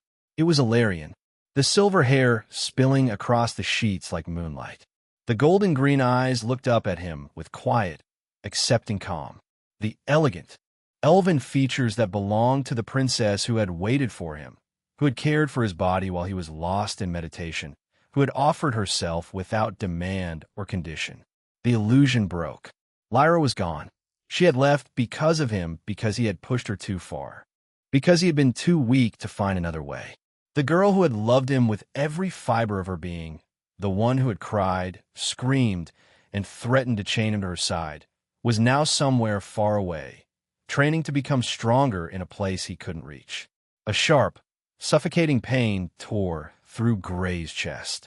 His breath caught in his throat as if invisible hands were strangling him. Tears, hot, bitter, and completely unbidden, burned at the corners of his eyes. He had lost her, and in that moment of weakness, he had almost used someone else as a replacement. His body trembled slightly. The emptiness inside him cracked open wider, revealing the wound beneath. He squeezed his eyes shut, fighting the tears that threatened to spill, but one still escaped, soaking into the fabric of her clothes. Ilarion remained perfectly still beneath him, her hands hovering near her chest, ready to accept whatever he needed. Her voice remained soft and gentle. "I am okay," she mumbled, her cheeks flushing a faint pink. If you want, it's okay." She didn't push him away or reject him. She simply offered herself, as she always had, without any expectation whatsoever. Gray's fingers dug into the sheets on either side of her head. A single tear slipped free and soaked into the fabric of her clothes. He hated himself more in that moment than he ever had before. Fuck. He buried his head into Ilarion's massive breasts, biting his lip tightly. Chapter 308. Marks of beauty. Gray stayed buried in Ilarion's arms for a long time. He didn't speak or exactly move much. He just pressed his face into the soft warmth of her chest, breathing slowly, as if trying to hide from everything. His body felt heavy, like it was made of stone.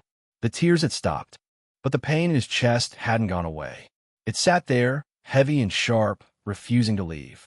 Ilarion held him the whole time with her arms carefully wrapped around his back. She didn't ask questions right away. She just let him stay there, her fingers slowly running through his black hair in slow, comforting strokes. Her heartbeat was calm and steady under his ear, the only sound in the quiet room. After a while, she finally spoke, her voice soft and kind. "What happened?" Gray stayed still for a few seconds, then he slowly lifted his head. His eyes were red and tired, like he hadn't slept in days. He looked at her, really looked at her, and for the first time in hours, he spoke. "My lover left," he said quietly. "She left to get stronger, to protect me, because I wasn't strong enough." His voice was flat, almost empty. He didn't say more as Ilarion could feel the pain in every word that he had said. Ilarion's golden green eyes softened. She didn't look shocked or jealous, and simply nodded as she understood. Her hand kept gently stroking his hair as she spoke. "I see," she whispered. "That must hurt a lot, to watch someone you love walk away because they think they need to become stronger for you, to feel like you weren't enough to make them stay." She paused, her fingers still moving slowly through his hair. "You're blaming yourself right now, aren't you? You're thinking that if you had been stronger or faster or better, she wouldn't have left.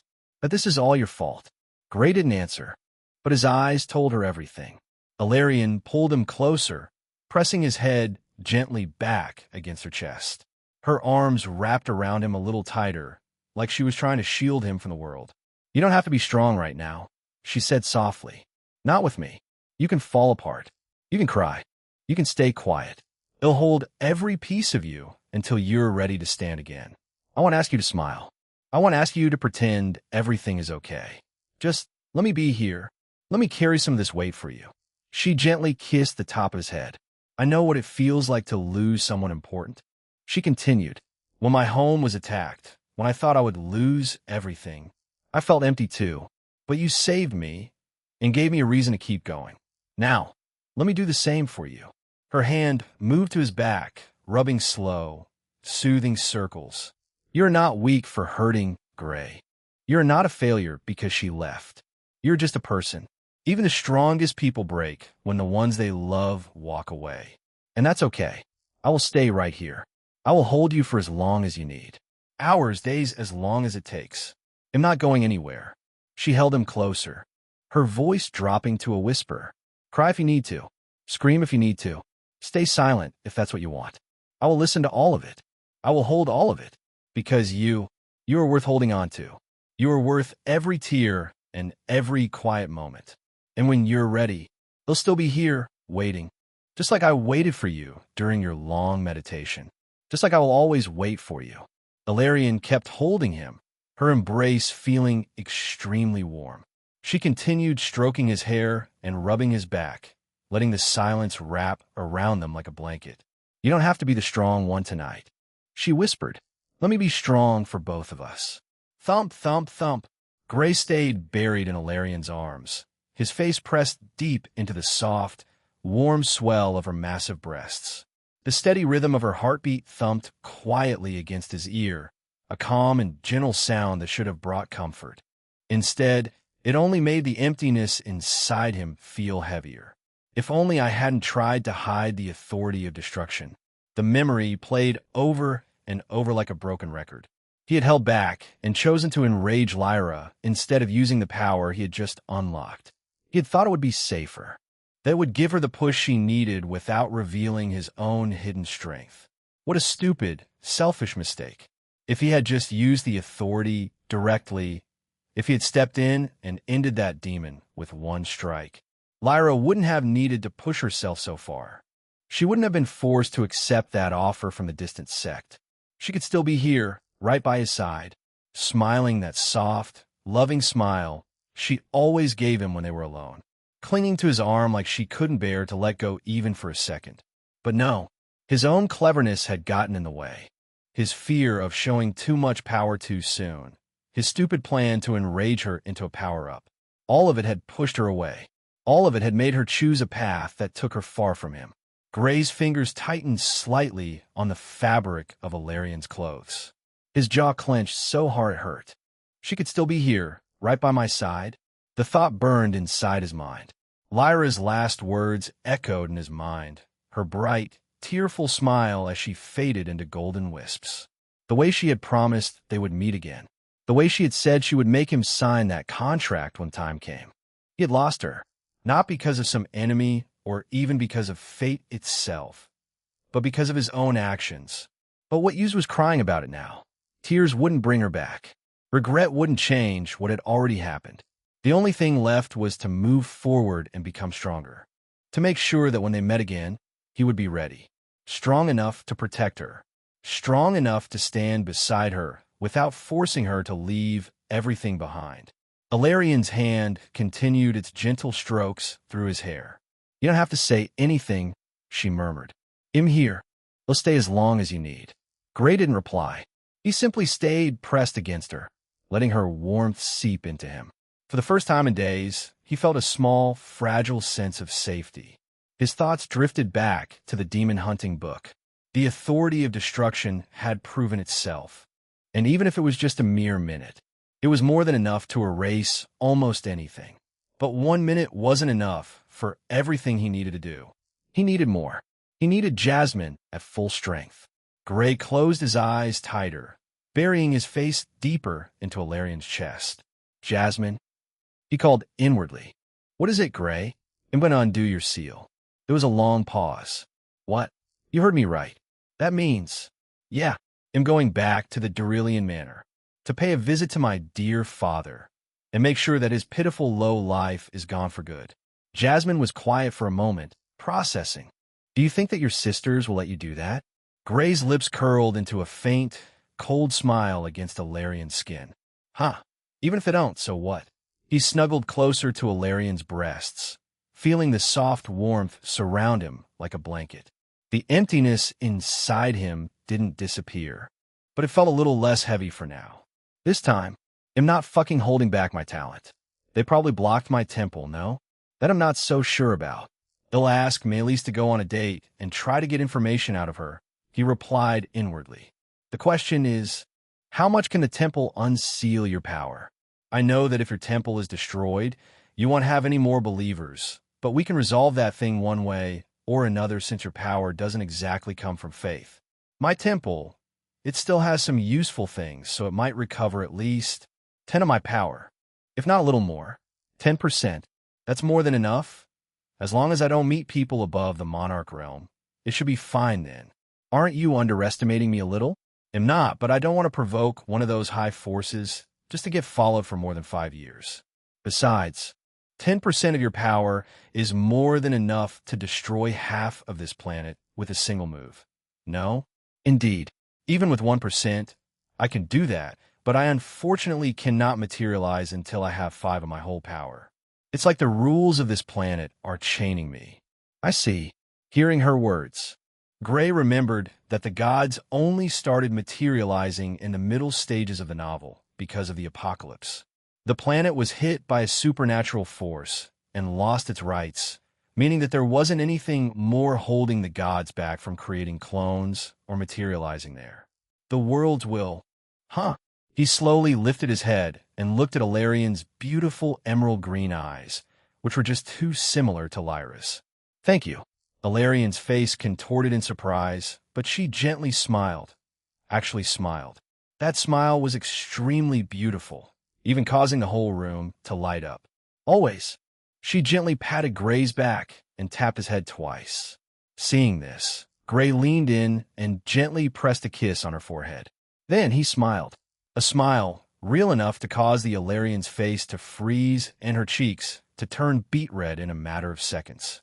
Ding. Alarian? The passive skill blessing of beauty has reached level 7. The authority of beauty has reached level 7. The title incubus in human form is under extreme effect. What the actual fuck? Gray looked at the stack of panels in total confusion. He had just smiled. So why did his beauty skills actually level up? Was it because he made Alarian freeze in shock, or something? Anna. Jasmine? Well, is there something you aren't telling me? Just look at a mirror. Hearing her words, Gray frowned, but actually looked to his left, where a conveniently placed full-body mirror could be seen. His eyes instantly widened in complete shock. My eyes.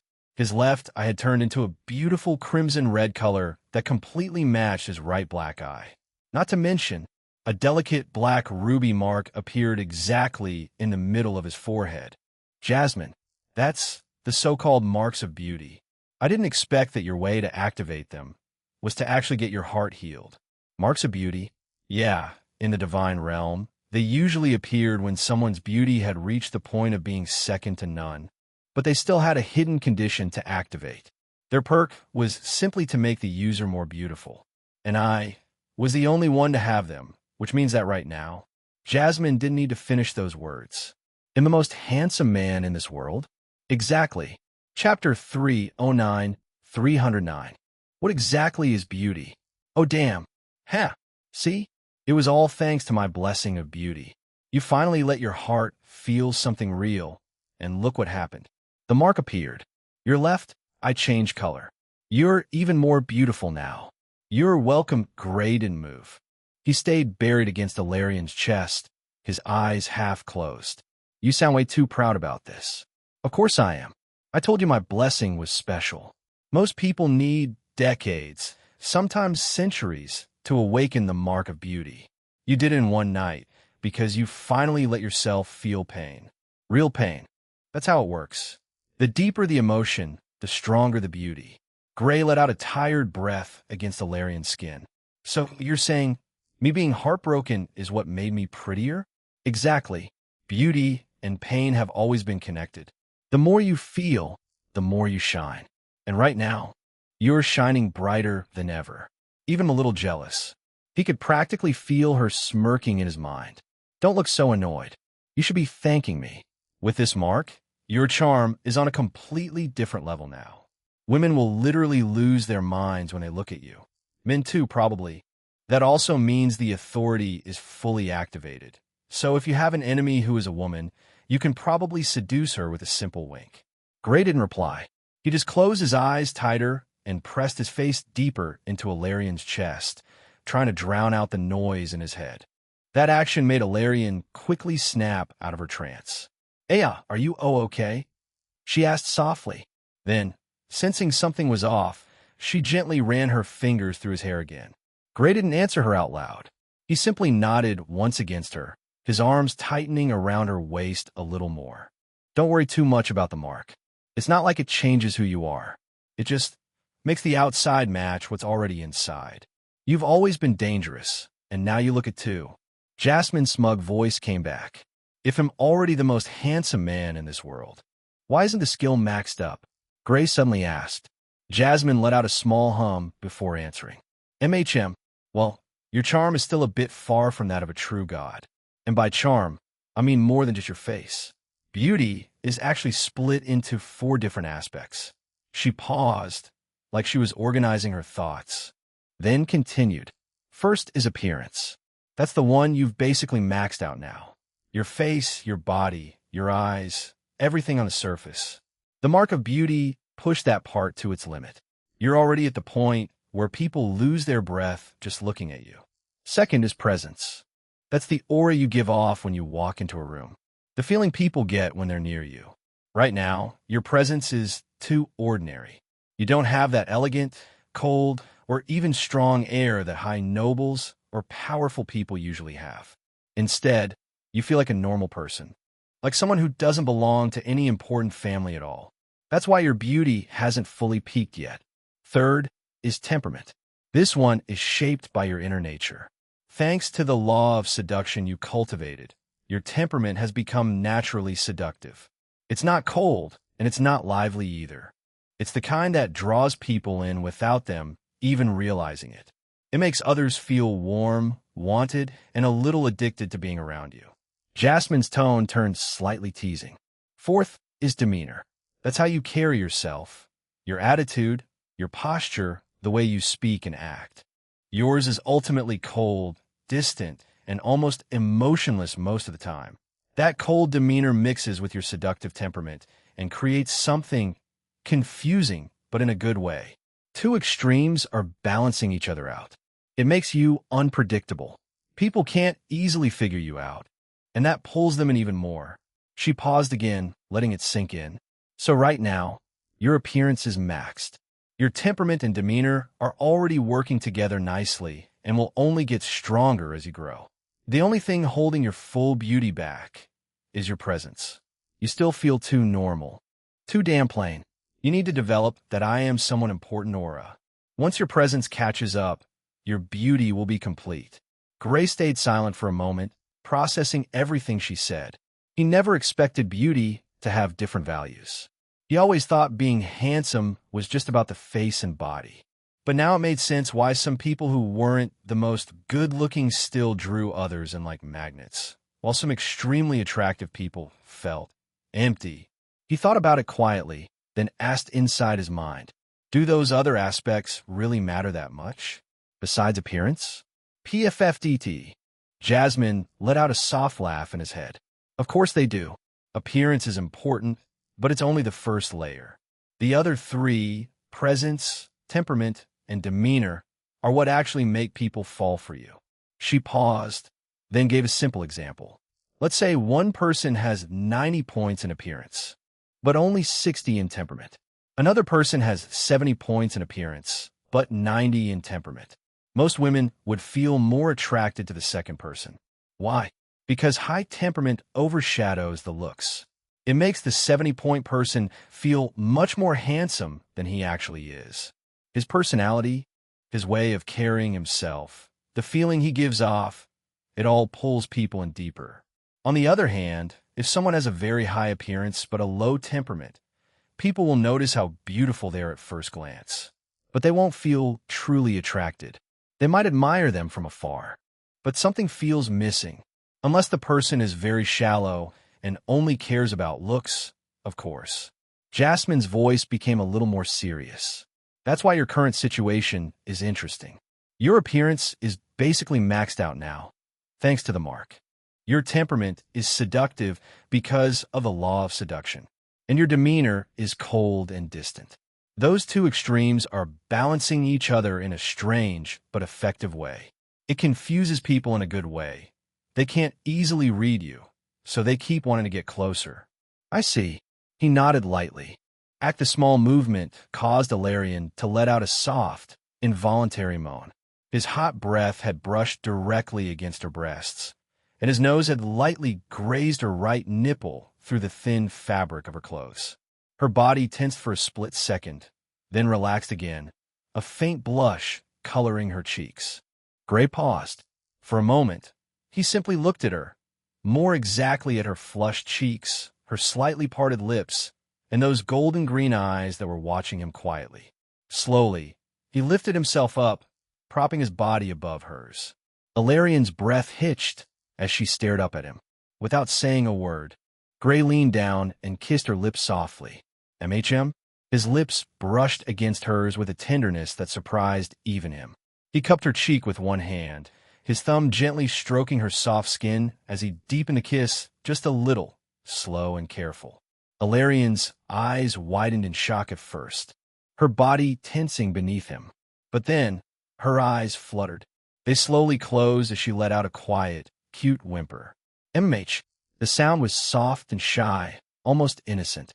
Her lips trembled against his as she shyly kissed him back, her hands hesitantly rising to rest on his shoulders. "Q, mama." Another small, sweet sound escaped her as Gray tilted his head slightly, kissing her with a little more pressure, but still keeping it gentle and slow. Her cheeks burned hotter, and a tiny, breathy groan slipped out when his thumb brushed along her jaw. "NNH." Ilarion's fingers curled slightly against his shoulders, holding on to him as if afraid he might pull away. Her breathing grew a little faster, warm puffs of air brushing against his lips between each soft kiss. PWA, Gray suddenly pulled back, causing a bridge of saliva to fall between their tongues. At this, Ilarion half-flittedly opened her eyes with a hazy gaze towards Gray.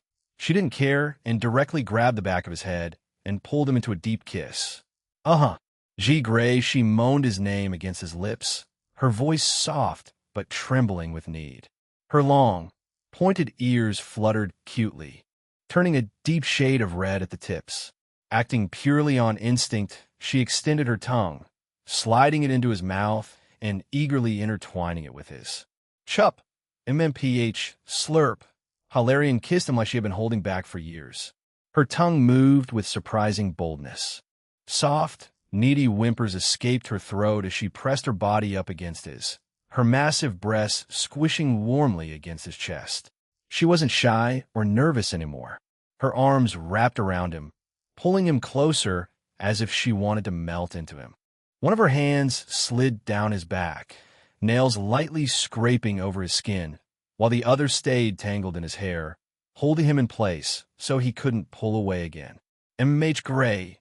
"More." She breathed between kisses, her voice turning husky and desperate. "Don't stop, please." She tilted her head, deepening the kiss even further, her lips pressing against his with growing confidence. She shifted beneath him, holding him closer as her heart raced. At her eager actions, Gray was a little surprised. What's gotten into her? Chapter 310. Back to where it started, however, he couldn't go further than this with her. At least, not yet. So, he gently but firmly parted his lips from hers, pulling back just enough to look at her flushed face. His hands moved to her shoulders, holding her steady and halting her movements. "Ilarion, not yet."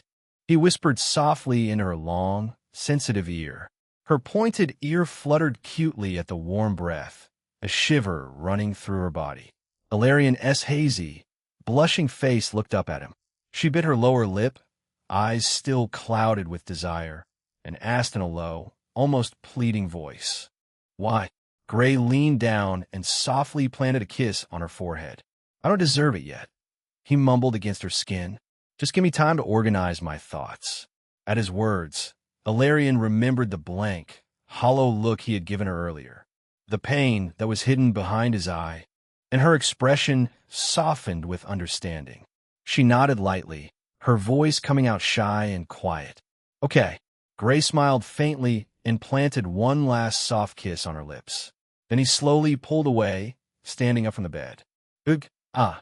Ilarion stayed lying there for a moment, breathing a little heavily, her cheeks still flushed.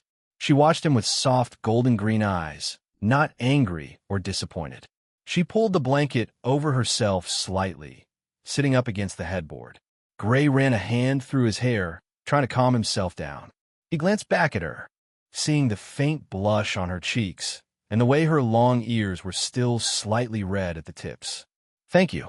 Ilarion gave him a small, gentle nod, replying in a low and sweet voice. I'll wait, as long as you need. Hearing those words, Gray felt a little guilty as he remembered that he was going to be away for a few weeks. So, scratching his eyebrows, he called out her name. Ilarion, I need to leave for a while. She didn't say anything at first. She simply sat up a little straighter, adjusting the blanket over her chest as she watched him. Her golden-green eyes were calm, but there was a quiet concern hidden behind them. Gray ran a hand through his messy black hair, letting out a slow breath. I have some things I need to take care of. Personal things. I don't know how long it'll take. Maybe a few weeks. Maybe longer. I can't stay here right now.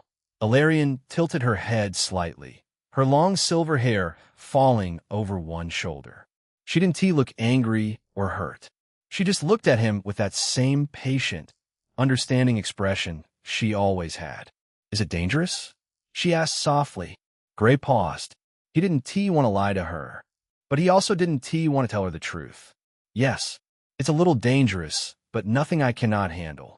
Ilarion was quiet for a moment. Then she reached out and gently placed her hand on his arm as if reassuring him. I understand, she whispered. You don't have to explain everything. I know you carry a lot inside, things you don't share with anyone. If you need to go, then go. I won't stop you. Gray turned his head to look at her. For the first time in days, something soft flickered in his cold eyes. You're not mad? He asked quietly. Ilarion shook her head, a small, gentle smile appearing on her lips. No, I'm not mad. I'm worried, but I trust you. You've always come back before. You'll come back this time, too. She paused, her fingers tracing a light pattern on his arm. When you return, I'll be here, waiting, just like before. You don't have to carry everything alone, Gray. Even if you don't tell me what's wrong, I'll still be here when you need someone to hold you. Gray stared at her for a long moment. Then, he reached out and gently took her hand, squeezing it once. Thank you for being so understanding. Ilarion's smile widened a little as she leaned forward and pressed a soft kiss to his cheek. I told you before, she whispered against his skin. I'm yours if you want me. All of me, even the parts that wait in silence. Gray closed his eyes for a second, letting her words settle over him. Then he stood up slowly, pulling his clothes back on. Ilarion watched him quietly, her expression calm, but her eyes full of quiet worry. When do you leave? She asked. Tomorrow morning, he answered. Early, before most people wake up. She nodded, pulling the blanket a little higher around herself. I'll make sure no one disturbs you tonight. She nodded faintly. Rest as much as you can, and when you come back, I'll be waiting. Gray looked at her one last time before walking over and leaning down, pressing one last gentle kiss to her forehead. Thank you, Ilarion. She closed her eyes at the touch, a small, warm smile forming on her lips. Always, she whispered. Gray straightened up and walked toward the door. He stopped for a second, hand on the handle, before turning back to look at her one more time. I'll come back, he said quietly. I promise. Ilarion nodded, her eyes soft. I know you will. With that, Gray opened the door and stepped out into the hallway, leaving Ilarion alone in the room. She stayed sitting on the bed for a long time, staring at the closed door, her fingers lightly touching the spot on her forehead where he had kissed her. A small, Sad but hopeful smile stayed on her lips. "I'll wait," she whispered to the empty room. "As long as it takes." Gray woke up before dawn. He lay still for a few seconds, staring at the ceiling of Ilarian room. The warmth of her body was still beside him, her breathing soft and steady in sleep. For a moment, he almost stayed, almost let himself sink back into the comfort she offered. But he couldn't. He sat up quietly, careful not to wake her. He didn't pack any clothes or take anything extra. He simply stood, glanced at her sleeping face one last time, and walked out of the dormitory without a sound. The sky was still dark, painted with the faint glow of early morning. The campus was empty and quiet, the only sound being his footsteps on the stone path. He had only taken a few steps when he noticed her. Aurora was sitting languidly on a stone bench under an old tree, with legs crossed. Her long auburn hair falling over one shoulder like liquid fire. She rested her chin on her fist, watching him with those vivid red eyes, sultry, knowing, and full of amusement. Gray stopped in his tracks. Aurora smiled slowly, tilting her head. "Are you actually going to try and kill Duke d'Aurelian?" she asked in a teasing, almost playful voice. Gray's expression turned speechless and deeply stared at her for a long second. How did she know? Aurora let out a soft laugh, clearly enjoying his reaction. She leaned her head a little more on her fist, giving him a flirtatious wink. "Surprised?" she purred.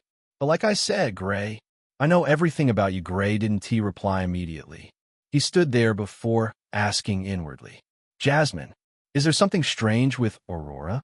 Jasmine was quiet for a few moments, as if carefully scanning. "No," she finally answered, sounding genuinely puzzled. "I really can't find anything strange about her. Her mana is clean, and her soul is stable. There's no hidden power, no possession, no unusual aura. She's just Aurora, extremely strong and extremely interested in you, but nothing out of the ordinary." Gray's frown deepened slightly. He looked back at Aurora, who was still watching him with that lazy, seductive smile. She stood up slowly, her tall, voluptuous figure moving with natural grace as she took a few steps closer. Step. Without a word, Aurora closed the remaining distance between them. Boing, she pressed her body against his, letting her massive, soft breasts push firmly into his chest. The thin fabric of her robe did little to hide their size and warmth. She leaned in slightly, her breath brushing against his neck as she tilted her head. Her long lashes fluttered slowly, blinking in a deliberately sensual way that made her red eyes seem even deeper, more inviting. The small black mole above her reddish-pink lips only added to her mature allure. "Gray," she whispered, her voice turning low and velvety, like warm honey dripping over his skin. "Must you leave so soon? The night is still young, and I've been so lonely waiting for you." She shifted her body ever so slightly, deliberately rubbing her breasts against him in a slow, teasing motion. Her hand came up to rest on his chest, her fingers tracing light circles over his shirt. Is she trying to seduce me again? Why now, though? Normally, Gray would think that this was just a mere daily interaction between them. But since he knew that Aurora knew that he was going to try and kill his father, she is hiding something. She was probably trying to stop him for some reason. Chapter 311. Back to where it started, too. Gray caught her wrist gently but firmly, stopping the teasing circles on his chest. "Aurora, what are you doing?" She blinked up at him innocently, long lashes fluttering. Her head tilted slightly, as if she genuinely didn't understand the question. "HM, what do you mean? Love?" she asked sweetly, her body still pressed close against him. She shifted again, letting her breasts rub against his chest more deliberately this time. "I'm just trying to spend time with you. You've been so busy lately. I missed you." Her free hand slid down his side, fingers tracing the edge of his belt teasingly. Gray's eyes narrowed. "You know exactly what I mean," he said, not letting go of her wrist. "You're trying to distract me." "Why?" Aurora's expression remained perfectly innocent, almost pouty. She leaned in closer, her lips brushing against his jaw as she whispered, Distract you? Why would I ever do that? Her breath was warm against his skin. I just want you here with me all night. Doesn't that sound nice? She pressed her body more firmly against his, her thighs sliding between his legs as she nuzzled into his neck. Come on, Gray, stay with me. We can forget about everything else for a while. Her fingers slipped under the hem of his shirt, tracing slow, teasing lines across his skin. Let me take care of you tonight. You deserve it. Gray's grip on her wrist tightened slightly, though he didn't push her away. Aurora, stop playing games. Tell me what you're really trying to do. She pulled back just enough to look at him, her eyes wide and doe-like, as if she was truly confused by his suspicion. I don't know what you're talking about. Baby, she murmured, biting her lower lip softly. I just want you. Isn't that enough? Her hand continued its slow, seductive exploration under his shirt, nails grazing lightly over his abdomen as she leaned in again, pressing a soft, lingering kiss just below his ear. Stay, she whispered, her voice dripping with seductiveness. Please? For me? Gray's expression grew colder by the second. Through him, the air around him thickened as his killing intent leaked out uncontrollably. Aurora should have flinched. Instead, the corner of her lips curled up into a small, knowing smile.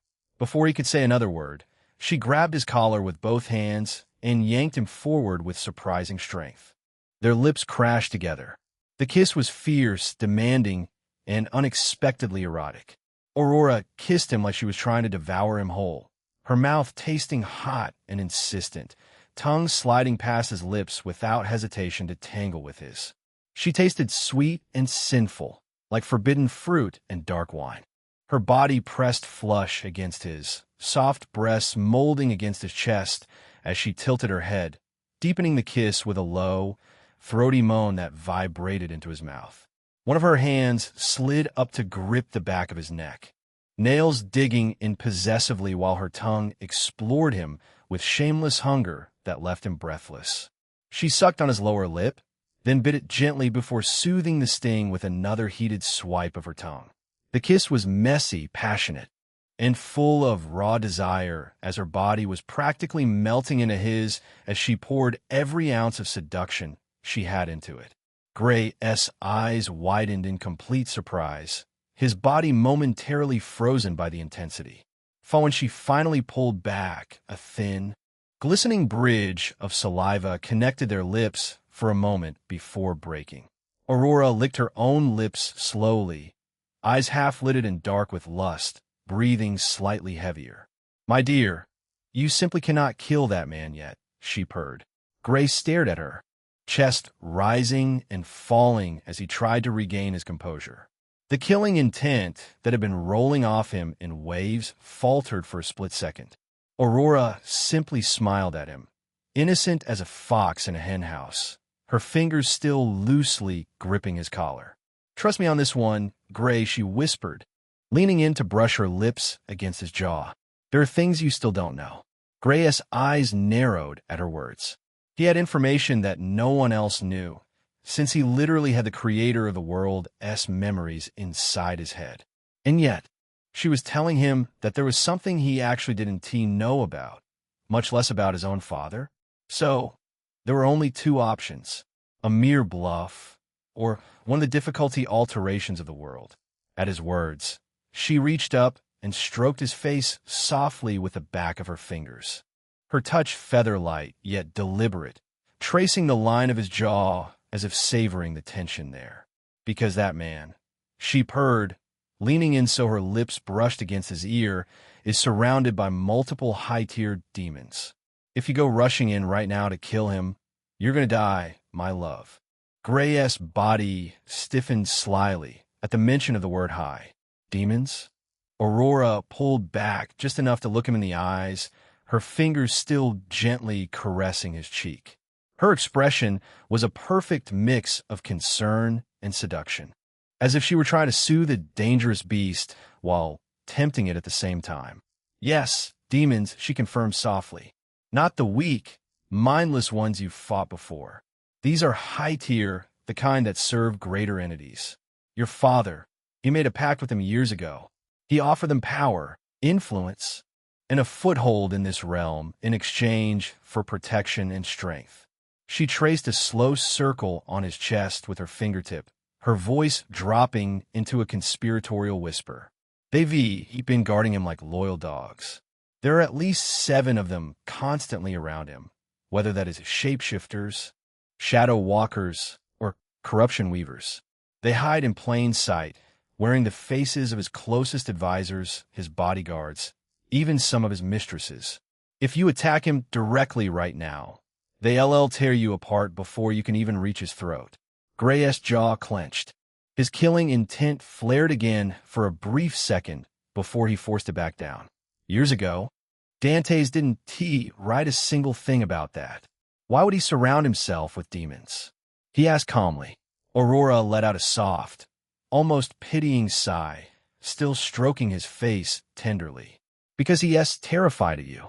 Gray, he has known you're coming for him for more than a decade, so he has been preparing for years. The demons aren't just bodyguards, but they're feeding on his fear and ambition, growing stronger the more paranoid he becomes.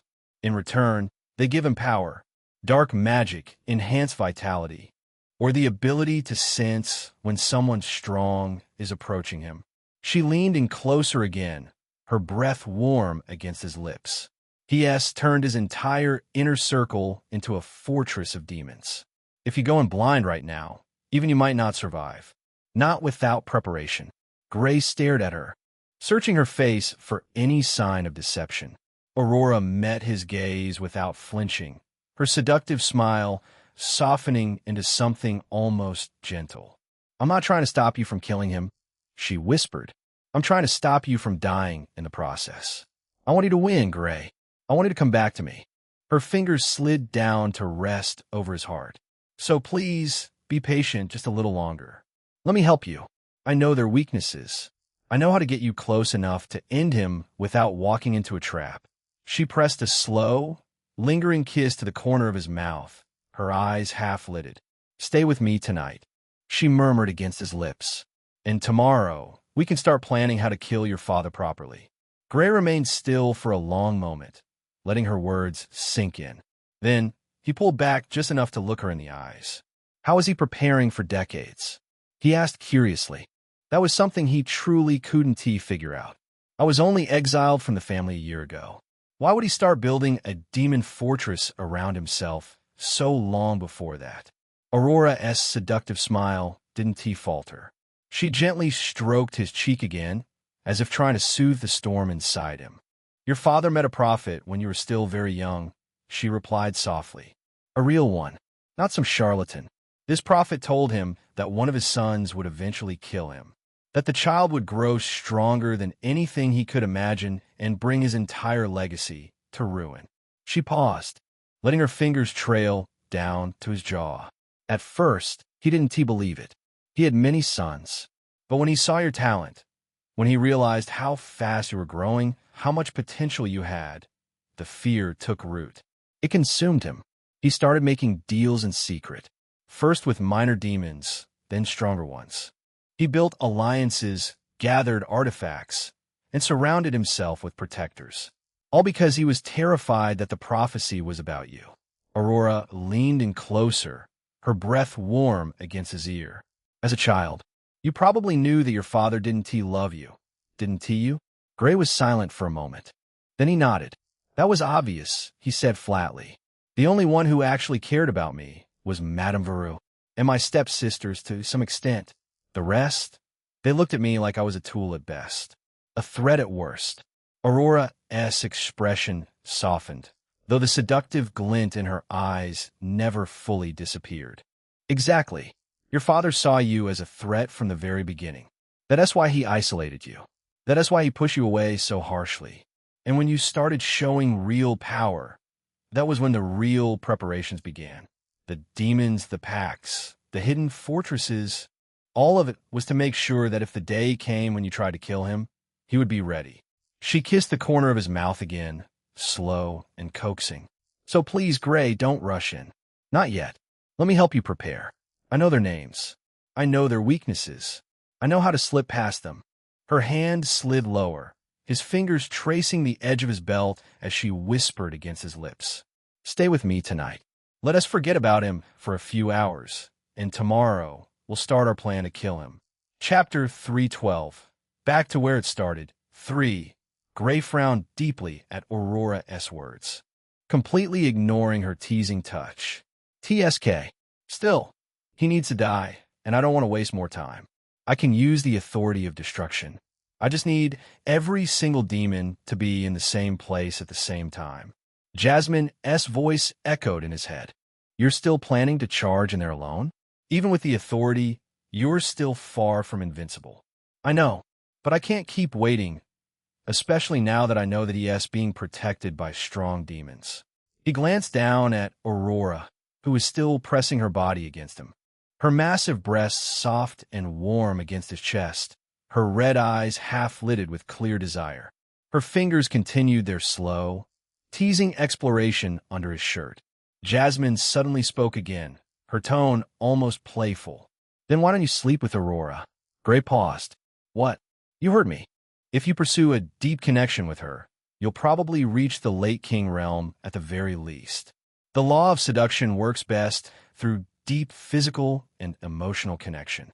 The stronger the feelings involved, the faster your cultivation grows." Gray's frown deepened. "If I pursue a connection with her, that LL probably increase her possessiveness. Or I might wake up chained to the bed or something." He got visible shivers just thinking about it. "Pwah, I could see that happening."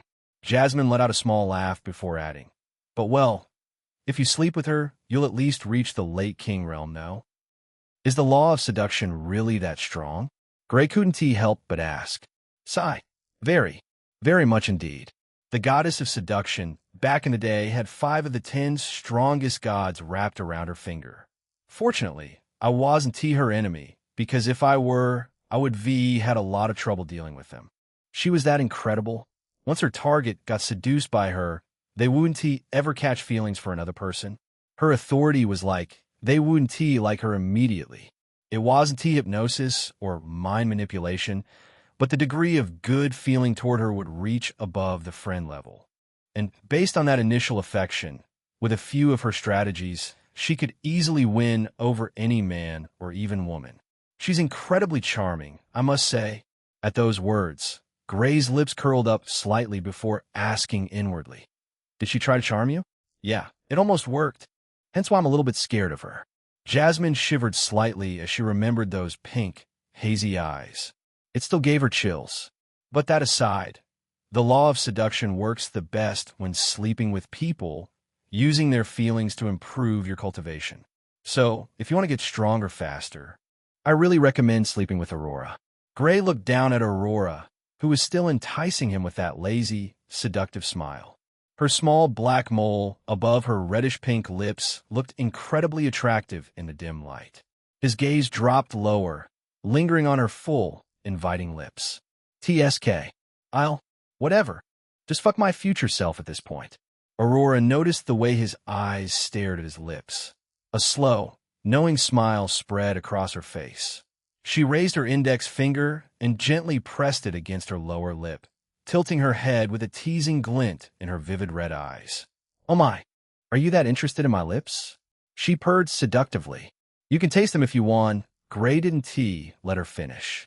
He grabbed her waist with both hands, fingers digging into her curves, and yanked her forward. Their lips directly crashed together in a fierce and hot kiss. MMPH. Aurora's eyes widened for a split second before they fluttered half-closed in pleasure. Gray's mouth moved against hers, his lips pressing hard, almost bruising. He tilted his head, deepening the kiss instantly, forcing her lips to part under the pressure. His tongue pushed inside without hesitation, hot and insistent, sliding against hers in a wet, aggressive tangle. Slurp. MMPH, chup. He licked in her mouth deeply, tasting her, claiming her, his tongue curling around hers and sucking hard. Aurora moaned into the kiss, the sound vibrating against his lips. MMHH, her hands flew up to grip his shoulders, nails digging in as she kissed him back just as fiercely. Her tongue fought his, twisting and pushing, trying to wrestle for control. Saliva mixed between them, dripping from the corner of her mouth as the kiss grew messier, hotter. Gray's grip on her waist tightened, pulling her body flush against his. Russell, one hand slid down to grab her ass, squeezing the soft flesh possessively as he angled her head back with the other, forcing the kiss even deeper. Slurp on. Their tongues slid and rubbed together in long, filthy strokes, the wet sounds escaping their lips as their bodies gradually got hotter. Hag Aurora's breath hitched. She pressed herself closer against his chest, a soft sound escaping her lips. Ha! MMPH, their lips met in a deep, lingering kiss, tender and unhurried, pulling him closer as the moment stretched on. Sverdlinkish. Thud. Gray responded by pushing her back against the nearest wall, trapping her there as he deepened the kiss. His body pressed close against hers as their mouths moved together with growing intensity. The night air cooled her skin where moonlight touched them. Aurora's hands moved frantically, one sliding into his hair, tugging hard, the other slipping under his shirt to rake her nails down his back. She kissed him like she was starving, tongue chasing his sucking, licking, moaning shamelessly into his mouth. Chup! Slutch! PWA when Gray finally pulled back. A thick string of saliva connected their swollen lips for a second before snapping. Both of them were breathing heavily, eyes dark with lust. Aurora licked her lips slowly, tasting his saliva as her red eyes burned with hazy lust. Gray. She breathed out his name in a husky and languid voice. You really know how to shut a woman up. Then, Aurora pulled back just enough to breathe, her lips swollen and glistening. Her red eyes were dark with lust, but a playful smile tugged at the corner of her mouth. This isn't the place for this, my dear, she whispered huskily against his lips. She snapped her fingers. Whoosh! A swirl of violet spatial magic enveloped them both. The world blurred for a split second, and then they were falling.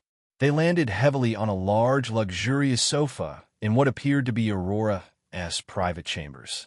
Soft velvet cushions sank beneath their weight as Gray didn't waste even a heartbeat. He grabbed the back of her head and crushed his lips against hers again. MMPH chew. Aurora's eyes widened in delight, a muffled moan vibrating into his mouth as she quickly tangled her fingers in his black hair, pulling him even closer. The kiss turned feral almost instantly. Both of their mouths moved with desperate hunger, their lips sucking and biting each other's, and their tongues clashing wetly. Chup, slurp. MPH saliva mixed messily between them as Gray tilted his head, forcing his tongue deeper into her mouth, licking and claiming every inch. Aurora fought back just as fiercely, her tongue swirling around his, sucking on it greedily while her nails scraped against his scalp. Slurp. Ma. They moved too much, too wildly.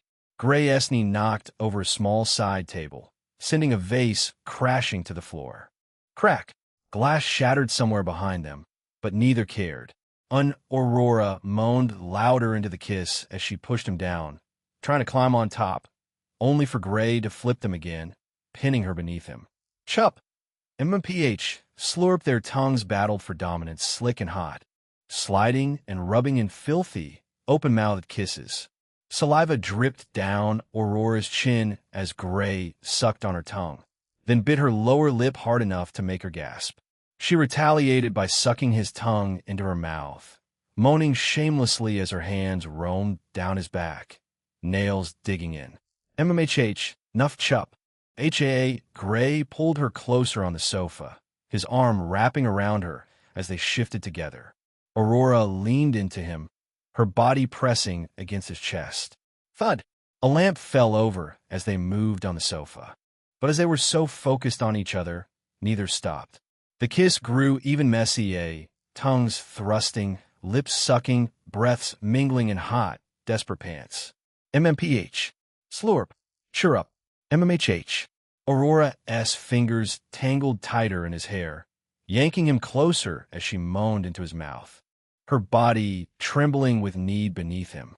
Gray growled low in his throat, biting her lip again before soothing it with his tongue, completely lost in the hazy, lust-filled heat of the moment.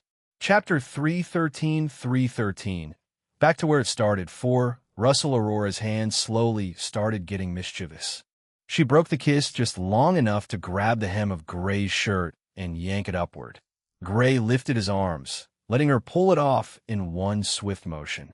The moment his bare chest was exposed, Aurora let out a low, throaty moan of appreciation, her red eyes darkening with raw desire. Finally, she purred, pressing her palms flat against his toned chest, feeling the heat of his skin. Her fingers traced every ridge of muscle, nails lightly scraping as she leaned down and dragged her tongue slowly across his collarbone. Ack! Gray's breath hitched. Aurora didn't stop there. With a wicked smile, she sat up slightly on his lap and reached behind her back. Philippe! In one smooth motion, she unclasped her robe and let it fall open. Gray's eyes darkened at the sight. Aurora reached for his hands and held them close to her. "Stay with me," she whispered. "I've wanted this closeness for so long." Gray didn't hesitate. He held her gently. Aurora leaned down, capturing his lips in a warm kiss as Gray held her close, their embrace tender and full of quiet affection, occasionally pulling her close until she sighed into his mouth. Aurora leaned into him, her body trembling as she pressed closer. Quaff, she broke the kiss with a soft exhale, lingering for a moment before she pressed her lips to his neck. She sucked hard on the sensitive skin just below his jaw, leaving a dark red mark. Then another, and another. Her tongue traced the marks she made, licking and kissing them as if claiming every inch of him. Gray's hands never stopped. He squeezed her breasts harder, rolling her nipples between his fingers, occasionally pinching them sharply enough to make her gasp and moan against his neck. And then yes, mark me too. I wanted marks on me. Gray didn't speak much. Instead, he tilted his head and bit down on her shoulder, sucking hard enough to leave a visible hickey. HNNGG. Aurora shuddered aloud, soft sound escaping her as she pressed closer into his hands. She moved lower, pressing gentle kisses along his collarbone, then across his chest. She traced the lines of muscle, as if she couldn't get enough. When she reached his chest, she lingered there, then sucked it into her mouth, swirling her tongue around it while her hand continued stroking his other nipple. Ugh! Gray's breath grew heavier. He grabbed a handful of her auburn hair, guiding her head as she worshipped his chest with her mouth. Aurora looked up at him through her lashes, her eyes hazy with desire. "You feel so amazing," she whispered in a hoarse voice. "I could spend hours just exploring every part of you." She moved even lower, pressing soft kisses along his torso, her fingers gently tracing the defined lines as her hands roamed over his sides and back. Every touch was warm and deliberate, leaving faint red marks on his skin. Gray's hand tightened in her hair as the moment grew more intense. He pulled her back up slightly, capturing her mouth again in a deep, passionate kiss. His tongue moved against hers as his hands held her close. Aurora and Gray shared an intense kiss, their bodies close together. Their passion for each other was unmistakable as they held one another. She pulled back from the kiss again, breathing quickly, looking at him with intense longing. "I want more," she whispered, her voice trembling. "Let me show you." Her hands moved down toward his waist, fingers trembling as they fumbled with his belt. She tugged at the waistband of his pants, lowering them just enough. Aurora's eyes lit up with raw desire as she stared, licking her lips slowly. But before she could lean in closer, Gray grabbed her chin, forcing her to look at him. He didn't say anything and just stared at her with those cold, intense black eyes, his hand resting gently against her cheek. Aurora shivered under his gaze, her breath catching softly. Then, with a quiet smile, she lowered her gaze to the floor, her lips pressing together as she gathered her thoughts. She didn't tease anymore, as she wanted him to badly. She leaned in close, her soft, warm lips brushing against him, and pulled him in with a soft, wet sound. MMPH. The first moments slipped by in a rush, and Aurora murmured softly, the vibration traveling through him. She moved closer, her expression eager and determined. MMH. A warm, sweet-tasting liquid coated him as she drew him in. She lowered her head slowly, a faint smile on her lips as she paused just above him. A few drops of liquid clung to her chin before falling onto her bare skin. She tilted her head, brushing her lips lightly against him, then pressed closer. The moment passed quietly between them. She moved slowly at first, taking her time and drawing out every moment. Her lips pressed close and held firmly, working along his length with steady, deliberate motion. Drip! Moisture gathered and slid down freely, trailing along him in heavy streams that collected at the base.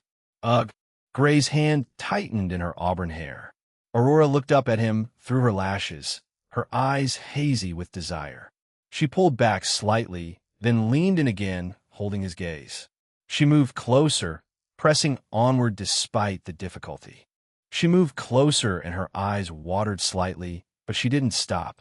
She tried to keep up, making muffled sounds as her mouth worked busily.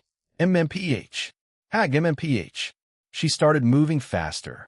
Her head moved in a slow, steady rhythm with soft sounds. Each time she leaned forward, her face pressed gently against him. Each time she pulled back, a thin line of moisture connected her lips to him, breaking and falling onto her chest. Aurora hummed softly as she pulled back briefly, gasping for air. She looked up with a bright smile, her lips slightly swollen and damp. "You taste so good," she whispered in a rough voice. She had forced herself to take him in so much that her voice was getting increasingly hoarse by the second. "I could keep going for hours." Then she dove back down, even more eagerly. She continued with shameless hunger. She moved rhythmically, fully absorbed in the moment. Drool escaped her mouth in heavy streams as her hands continued to move as well, while the wet sounds grew louder. Gray's fingers tightened in her hair. She gave the moment everything she had, moving with focused intensity. Her expression never wavered as she poured her full effort into the task before her. Chup, slurp. Gluck, a sheen of moisture ran down her chin in constant streams, dripping onto her heavy breasts and making them glisten. She looked completely disheveled and beautiful. Her eyes were watery, cheeks hollowed, lips parted wide as she focused on him with desperate, messy enthusiasm. Pop, ag fop. Aurora pulled back again with a wet sound, gasping for air as long strings of saliva hung from her chin. She looked up at him with fierce intensity, tongue hanging out as she panted. "More," she begged. Her voice was already completely wrecked. "Gimme more." She immediately leaned back in, working harder, faster. She made soft, muffled sounds as saliva dripped. MMM. Chapter 314. Back to where it started, Vim. Her tongue moved gently against the tip, pressing firmly as warm moisture coated him. She leaned closer. She moved closer in one smooth motion, her expression eager and intent. The soft sounds filled the room as she leaned in, a gentle warmth radiating from her parted lips. Long, glistening strands caught the light as they fell onto her bare shoulders, the atmosphere between them charged with quiet intensity, making them shine under the dim light. Gray's hand moved to the back of her head, fingers threading into her auburn hair as he groaned low in his throat. Aurora took that as encouragement. She pushed further until her nose pressed against his pelvis. Her throat convulsed around him with rhythmic squeezes. Saliva poured freely from her lips, running down his skin and soaking the sofa beneath them. She held him there for several seconds, eyes watering but filled with strong emotion, before pulling back. "Hag! Phew!" She gasped for air, panting heavily, but didn't stop. She moved along the surface. From base to tip, her tongue moved slowly and wetly, leaving shiny trails. MMPH, you're so impressive, she whispered breathlessly, kissing the tip gently. "And so big. I love how you respond to my touch." Gray's grip in her hair tightened. He moved his hips slightly, meeting her movements with controlled motions. She switched techniques, wrapping her lips around him while focusing on the head, her hand moving along the rest in perfect rhythm. The scene continued quietly. Squelching sounds grew louder as wet sounds filled the air. Aurora looked up at him through teary, emotion-filled eyes, her cheeks hollowed and her lips pressed together. She was a complete mess, her chin shiny with moisture, skin glistening, hair slightly disheveled. But she had never looked more beautiful. She kept going for several long minutes, showing him intense affection with devoted attention. Her hand continued to move steadily in a rhythmic, coordinated motion that matched her pace. She was completely lost in it. Her eyes were hazy, cheeks flushed, and she moved with an intense, focused energy. She looked utterly passionate and devoted, fully caught up in the moment. But no matter how hard she tried, how far she pushed herself, Aurora finally pulled back, breathing heavily, a strand of moisture at her chin as she looked up at him with frustrated, smoldering eyes. "Ack, why won't you let go?" She panted, her voice hoarse and unsteady. "I've been taking such good care of you, giving it my all. Maybe you're not putting in enough effort?" Gray smiled faintly, raising an eyebrow at her. At those words, a vein popped in her forehead. "Oh, really?" Thud. She licked her lips, then suddenly pushed him down flat on the sofa, pinning him beneath her with surprising strength. Her massive breasts hung heavily above him as she straddled his waist, licking her lips again with clear hunger. She stretched her tongue out slowly. It wasn't normal. It lengthened, growing longer and thicker, the tip splitting into two flexible points like a serpent's tongue. The transformation was smooth, her new tongue glistening with shiny saliva. Aurora smiled wickedly as she positioned herself close to him, her features soft and mysterious. She carefully extended her long, split tongue toward him, a pulsing shape, coiling it tightly like a living vine. Shut then, she started guiding it with deliberate care. The dual tips of her tongue moved independently, brushing along its length while the main coil squeezed and stroked in slow, firm motions. The wet, slippery feeling was overwhelming. Slurp and MPH her long, split tongue moved closer to Gray, the dual tips shifting independently. One tip traced a slow, teasing path while the other pressed firmly along a sensitive line. Gray's breath hitched sharply. "Fuck." MMPH, she kissed him deeply, her tongue flicking and swirling against his in long, slow motions. Her lips pressed firmly to his, and the kiss lingered as she held him close on the sofa. Gray's hand moved to the back of her head, fingers threading into her auburn hair. NNGH. Another sound escaped him. The moment was intense. Every touch from her felt more overwhelming than anything he had ever experienced. Each movement, every squeeze sent sparks shooting up his spine. MMHH, Aurora moaned loudly in response, clearly enjoying his reactions. She pressed herself closer to him, leaning in intently as she continued her actions. Her movements were slow and deliberate. She pulled him close as their embrace deepened, her mouth moving against his while her tongue traced slow, teasing paths. Soft sounds escaped between them as the moment grew more intense, her expression focused and her movements deliberate as the tension between them continued to build.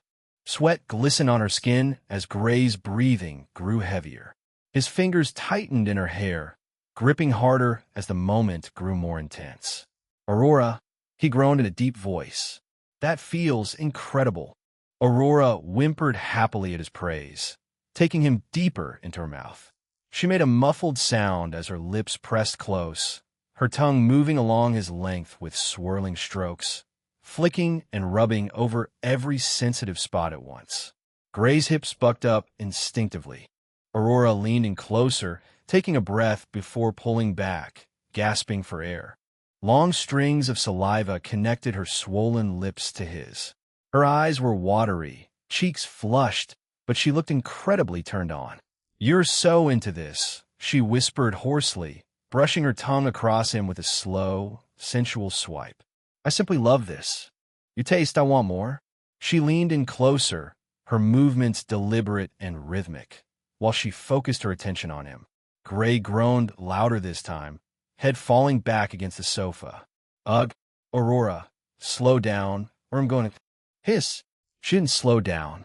If anything, she moved faster, head bobbing with wet sounds as she continued her relentless pace. Slurp, chup, gluck drool spilled in constant streams, soaking everything. Her large chest bounced heavily with every movement. Her breath came in quick bursts, the tension rising between them.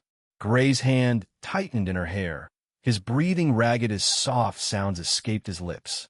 NNGH, Aurora responded, the closeness pulling at something deep inside him, the moment growing more intense. She could feel him tense up against her, his whole body swelling as he neared his breaking point. She pulled back one last time, breathless, as she looked up at him with fierce intensity. Let go for me, Gray, she begged. I want to feel everything you have to give. Anywhere you want, just give it to me.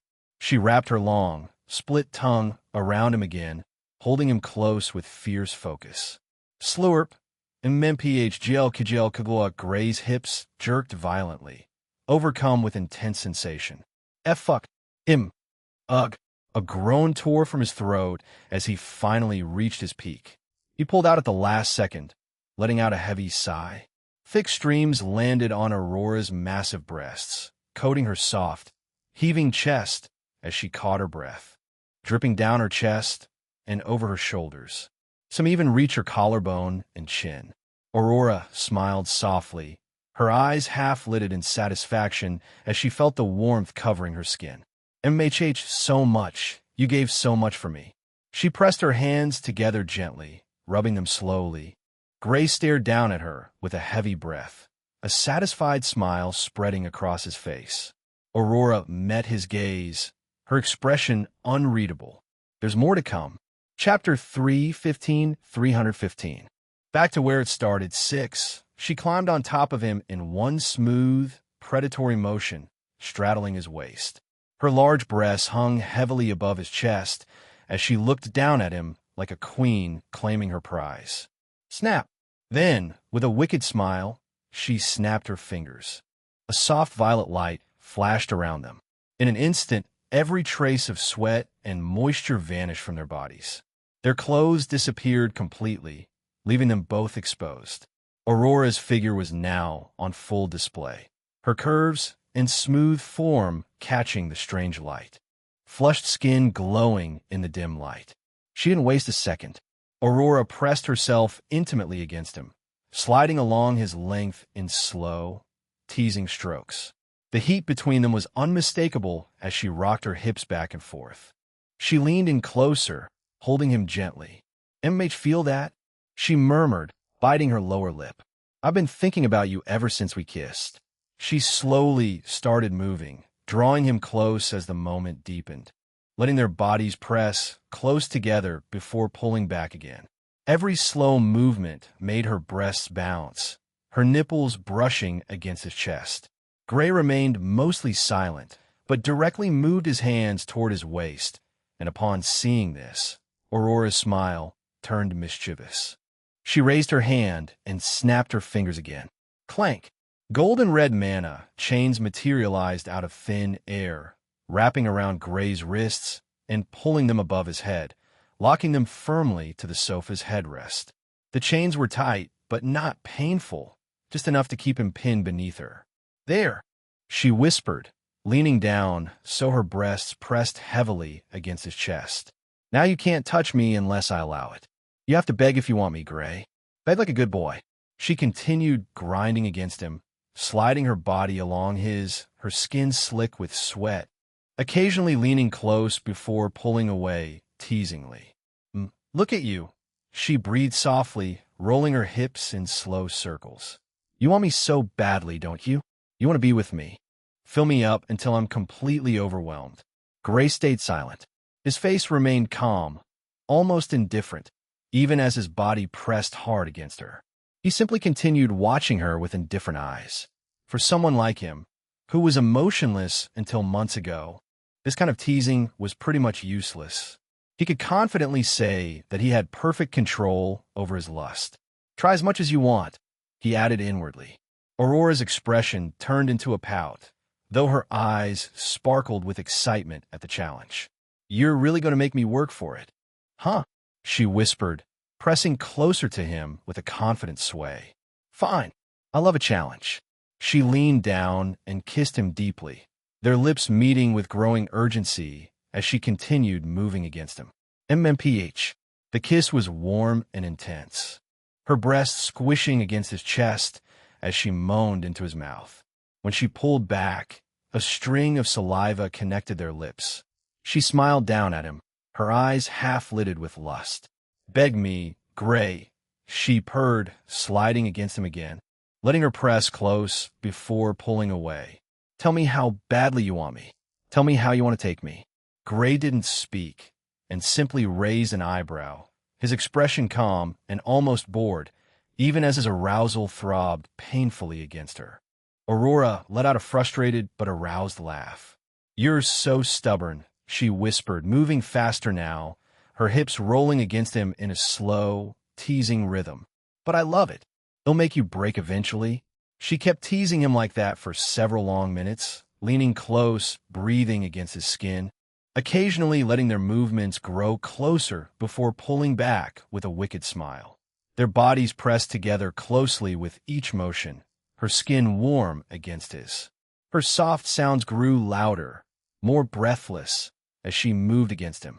"MH, you feel so good. Even just being close to you like this. I can feel my heartbeat racing. Can you feel how much I want you?" She leaned down again, kissing and sucking on his neck, leaving dark marks as her hips continued their slow, deliberate rhythm. After a while, Aurora pulled back, breathing heavily, her face flushed with arousal and frustration. "You're really going to make me wait, aren't you?" she whispered, biting her lip in complete annoyance. And seeing his indifferent face with a faint smile on his lips, Aurora gritted her teeth, her red eyes flashing with a mix of annoyance and burning desire. "All right, you won," she hissed in frustration. She reached down between them, her slender fingers brushing against him. She stroked him once, twice, feeling him pulse hotly in her palm, then paused, her breath catching as she pulled back slightly, already coating him in her excitement. She licked her lips slowly, eyes locked on his. "Here we go." The moment was soft but unmistakable. It was the sound of her body slowly accepting him as she lowered herself. Inch by inch, he drew closer. Her breath hitched, her eyes widened, her lips parting in a silent gasp as she felt the painful, overwhelming sensation of being taken for the first time in her life. And at this, Grace suddenly frowned, his eyebrows furrowing in complete confusion. Wait. Still with his hands pinned above his head by her mana chains, he shouted, causing Aurora to freeze mid-descent. What is it?" she asked, voice slightly shaky, her legs quivering as she paused where she was. The moment was broken between them. "You're actually your first time?" Gray spoke in a confused tone, beyond speechless. Aurora looked down at him, her face flushed, her eyes hazy with a mix of pain and tenderness. Then she smiled. It was a beautiful, almost radiant smile that made Gray's mind go blank for a second. "Of course," she whispered softly. "Didn't I tell you when we first met?" Her lips curled into a possessive, loving smile. "If you accept this contract, you'll belong to me, and it'll fully belong to you." Without warning, she slammed her hips down. She winced as the sharp sting of pain flashed across her face. "Ashak," she gasped, head tilting back slightly, a faint hurt moan escaping her lips. That hurt quite more than I expected." She stayed still for a moment, breathing heavily as she adjusted to the new sensation. A small trickle of blood dripped downward. Aurora looked down at him, eyes watery but filled with determination and passion. "But it feels good too," she whispered in a trembling yet loving voice. "You're so close to me. I can feel your heartbeat." She started moving slowly, turning gently in small, careful motions. Enthralled, she pressed close against him as she moved with slow, rolling motions of her hips. "Ah, that feels better now." Every small shift made her sway gently against him, her hair falling forward as she leaned in. Gray remained silent, mostly because of the thoughts he was now having since she was actually a virgin. To her, he was probably watching her with those cold eyes, but his body reacted to her every movement. Aurora noticed and smiled, biting her lip. "You like it when I move like this, don't you?" she whispered, swaying gently to the music. The rhythm carried her forward, each step smooth and confident. Her movements grew a touch bolder, more playful, as she closed the distance between them. Her smile widened, her laugh lighter. She leaned in and kissed him warmly, tongue sliding into his mouth as she moved against him more passionately. "MMPH Gray, you feel so good, so wonderful." The intensity of the moment grew louder as she lost herself in the pleasure. Her massive breasts bounced against his chest with every movement. She broke the kiss, panting, and looked down at him with hazy, lust-filled eyes. "I'm yours now," she whispered, her voice trembling with emotion. "Completely yours." Looking at her, Gray couldn't help but sigh in frustration. "I didn't expect that she could even use her own innocence to win me over." His eyes darkened as he looked at her happy beyond anything face. "All right, then." He made his decision. "I'll give you a part of my heart." Chapter 316. Back to where it started, 7. Unchain me. At those surprisingly soft words, Aurora stopped mid-movement, still holding him close. She eyed him suspiciously for a second, breathing heavily, before letting out a soft sigh. "Well, I can chain you again if I want to," she murmured, a playful yet dangerous smile on her lips. She snapped her fingers. The golden red mana chains around his wrists vanished instantly. Gray rubbed his wrists once, then looked at her with those cold, intense black eyes. Thump! In one powerful motion, he flipped them over, pushing her down onto the sofa. "Aya!" Aurora yelped in surprise, her eyes widening as her back hit the cushions. Gray grabbed her right leg, lifting it high and hooking it over his shoulder. He pressed himself against her again, rubbing teasingly. "Ah, G. Gray?" Aurora's breath hitched, her massive breasts heaving as she looked up at him with eager, lust-filled eyes. Gray didn't say anything at first. He simply pulled her close, pressing his body against hers in one smooth motion. Aurora's head tilted back aloud. A throaty moan escaped her lips. "Yes." Deeper. Gray began moving with deep, powerful strokes, their bodies pressed close together as the intensity between them steadily grew. "You wanted this, didn't you?" he growled, his voice low and rough as he pulled her closer. Aurora's eyes rolled back slightly, her back arching off the sofa as a wave of intense sensation shot through her. "Yes, harder," she gasped. He obliged. He held her raised leg tightly as he pulled her closer. The sofa creaked loudly beneath them with each intense movement. Aurora's expression grew more passionate, her excitement clear. Gray leaned down and kissed her deeply, his rhythm steady and urgent. "Plap, plap, plap, plap. MMPH, oh gods. You're so deep." Hitting me every time her sounds grew louder, sweeter, more desperate. She wrapped her free leg around his waist, pulling him even closer as she trembled around him. Gray switched to her other breast, biting down gently on the nipple before soothing it with his tongue. His free hand slid down to rub her in fast, firm circles. Aurora's eyes rolled back completely, her mouth open in a silent scream as the overwhelming sensation hit her hard. "Ah, I'm coming already." Her body tensed violently, flushing hot as she reached her peak. Her back arched, so high it almost lifted off the sofa, her toes curling tightly. But Gray didn't stop, keeping up his pace through her climax, drawing it out, making her shake and whimper uncontrollably. "Huh, I don't stop. Please don't stop." He released her nipple with a wet pop and leaned down to kiss her neck, sucking hard enough to leave a dark mark as he moved against her with desperate urgency. "You're so tight." He groaned against her skin, "Squeezing me so good. You love this, don't you?" "Yes, I love it. I love you so much," she whispered, overwhelmed as her body trembled, and she cried out his name. Gray held her close, then gently turned her onto her hands and knees, never breaking their embrace. He held onto her hips firmly as they moved together from behind. The new angle made her gasp against the cushions. Smack, smack, smack, slap. Hold on, he said, swatting her backside playfully, leaving a faint red mark on her skin. Let me know how much you want this.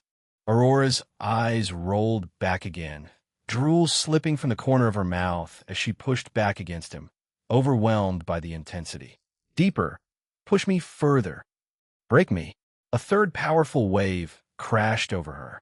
She screamed into the cushion, her body clamping down so tightly it nearly pushed him away. The heat between them was undeniable. Gray didn't slow down, moving with steady intensity as loud, wet sounds filled the room. At this point, Aurora was losing herself completely, overcome by wave after wave of pleasure, each one stronger than the last. She was a trembling mess with her back arched, eyes rolled back, tongue hanging out slightly as she cried out in overwhelming emotion. Gray, Gray, I can't take any more. It's too much. She bit down on his shoulder hard when he pulled her up into a sitting position on his lap, her back against his chest as he pulled her close. Her nails dug into his thighs, leaving red marks as another powerful wave of pleasure overwhelmed her. 7th, 8th. Aurora was almost delirious with sensation, her body shaking uncontrollably, trembling against him with every movement. She was on the verge of passing out, her eyes rolled back, her mouth open, letting out constant moans. Thwack! Gray's hips slammed into her with deep, punishing strokes again and again. He leaned down, lips brushing against her ear as he growled lowly. You're such a desperate mess. Aurora, he whispered against her ear. Look at you, responding so intensely. Overwhelmed and completely undone. Aurora trembled, her breath catching at his words. Igriegagis, I'm completely yours, she cried out, voice shaking with emotion. Im yours, Gray. Please stay close to me. I need you. Please, she gasped, her hips pressing back against him, desperate to be closer. She trembled as the intense wave built and threatened to overtake her. Gray's grip on her hips tightened, his movements growing faster, more urgent. You dare ask me to finish inside you? He snarled, spanking her hard. How dare you ask for that? You don't deserve it. Aurora gasped even louder, her body shaking with emotion. Please, I'm sorry. I'll do anything, just please. Gray was with her through her climax, and she was overwhelmed with emotion, barely able to catch her breath. As he felt his own release building, he pulled away completely. The intensity of the moment took over, and he finished across her body, painting her back, her spine, and even some landing on her shoulders and the back of her neck. A warm liquid dripped down her curves, marking her completely. Aurora let out a long, broken sound as she felt the wetness on her skin, her body twitching. She collapsed forward onto the sofa. Breathing heavily, Gray stood over her, breathing hard, looking down at the beautiful woman beneath him. Aurora turned her head slightly, looking up at him with hazy, satisfied eyes, a small, blissful smile on her lips despite being denied his release inside her. Thank you, she whispered hoarsely. Gray looked down at her body for a moment, then stepped closer. He grabbed the base of himself and brought it right in front of her face, the glistening length hovering just inches from her lips. Wipe it clean. Aurora didn't hesitate for even a second. Her red eyes sparkled as she leaned forward, cleaning the surface slowly and deliberately in one long, careful motion. She leaned in close, letting her tongue glide slowly across him in long, deliberate motions. A soft, pleased hum escaped her as she moved with easy confidence, her eyes half-lidded in quiet enjoyment. MMH. She wrapped her tongue around him in a smooth, continuous motion, moving with patient rhythm, squeezing gently as she stroked him carefully. The soft, wet sounds filled the room as she cleaned him thoroughly, her touch moving slowly and curling around every surface, wiping away the remnants of their shared activity. She moved lower, caressing the area beneath with slow, tender movements. She gave a soft, playful kiss before pulling back with a gentle smile. Her gaze drifted thoughtfully across the surface, tracing every detail with careful, loving attention. She looked up at him the entire time, her red eyes locked on his face as she took him into her mouth with devoted attention. Drip! Saliva dripped freely from her tongue, running down his length in shiny strands before falling onto her skin. She didn't care. She licked and sucked every trace away, making sure he was spotless. Chew! She pressed soft, wet kisses along his skin, then ran her tongue in slow circles, carefully cleaning the last drops that had beaded at the surface. Slurp! And made her long tongue curled around him completely. She worked at it carefully with her hands while leaning in close. Drool spilled down her chin and onto her chest. She looked completely disheveled, with her lips swollen and her skin shiny, but she kept going, determined to care for every detail of him. Gray watched her with calm eyes as she worked. Aurora pulled back slightly, her expression soft, giving a final gentle kiss. Then sat back on her heels, breathing heavily, lips shiny and swollen. Gray looked down at her, catching his breath as he steadied himself. He sat down on the sofa, legs spread, trying to compose himself. I need a cigarette. Chapter 317. Back to where it started, 7. A few minutes later, the room was quiet except for their breathing.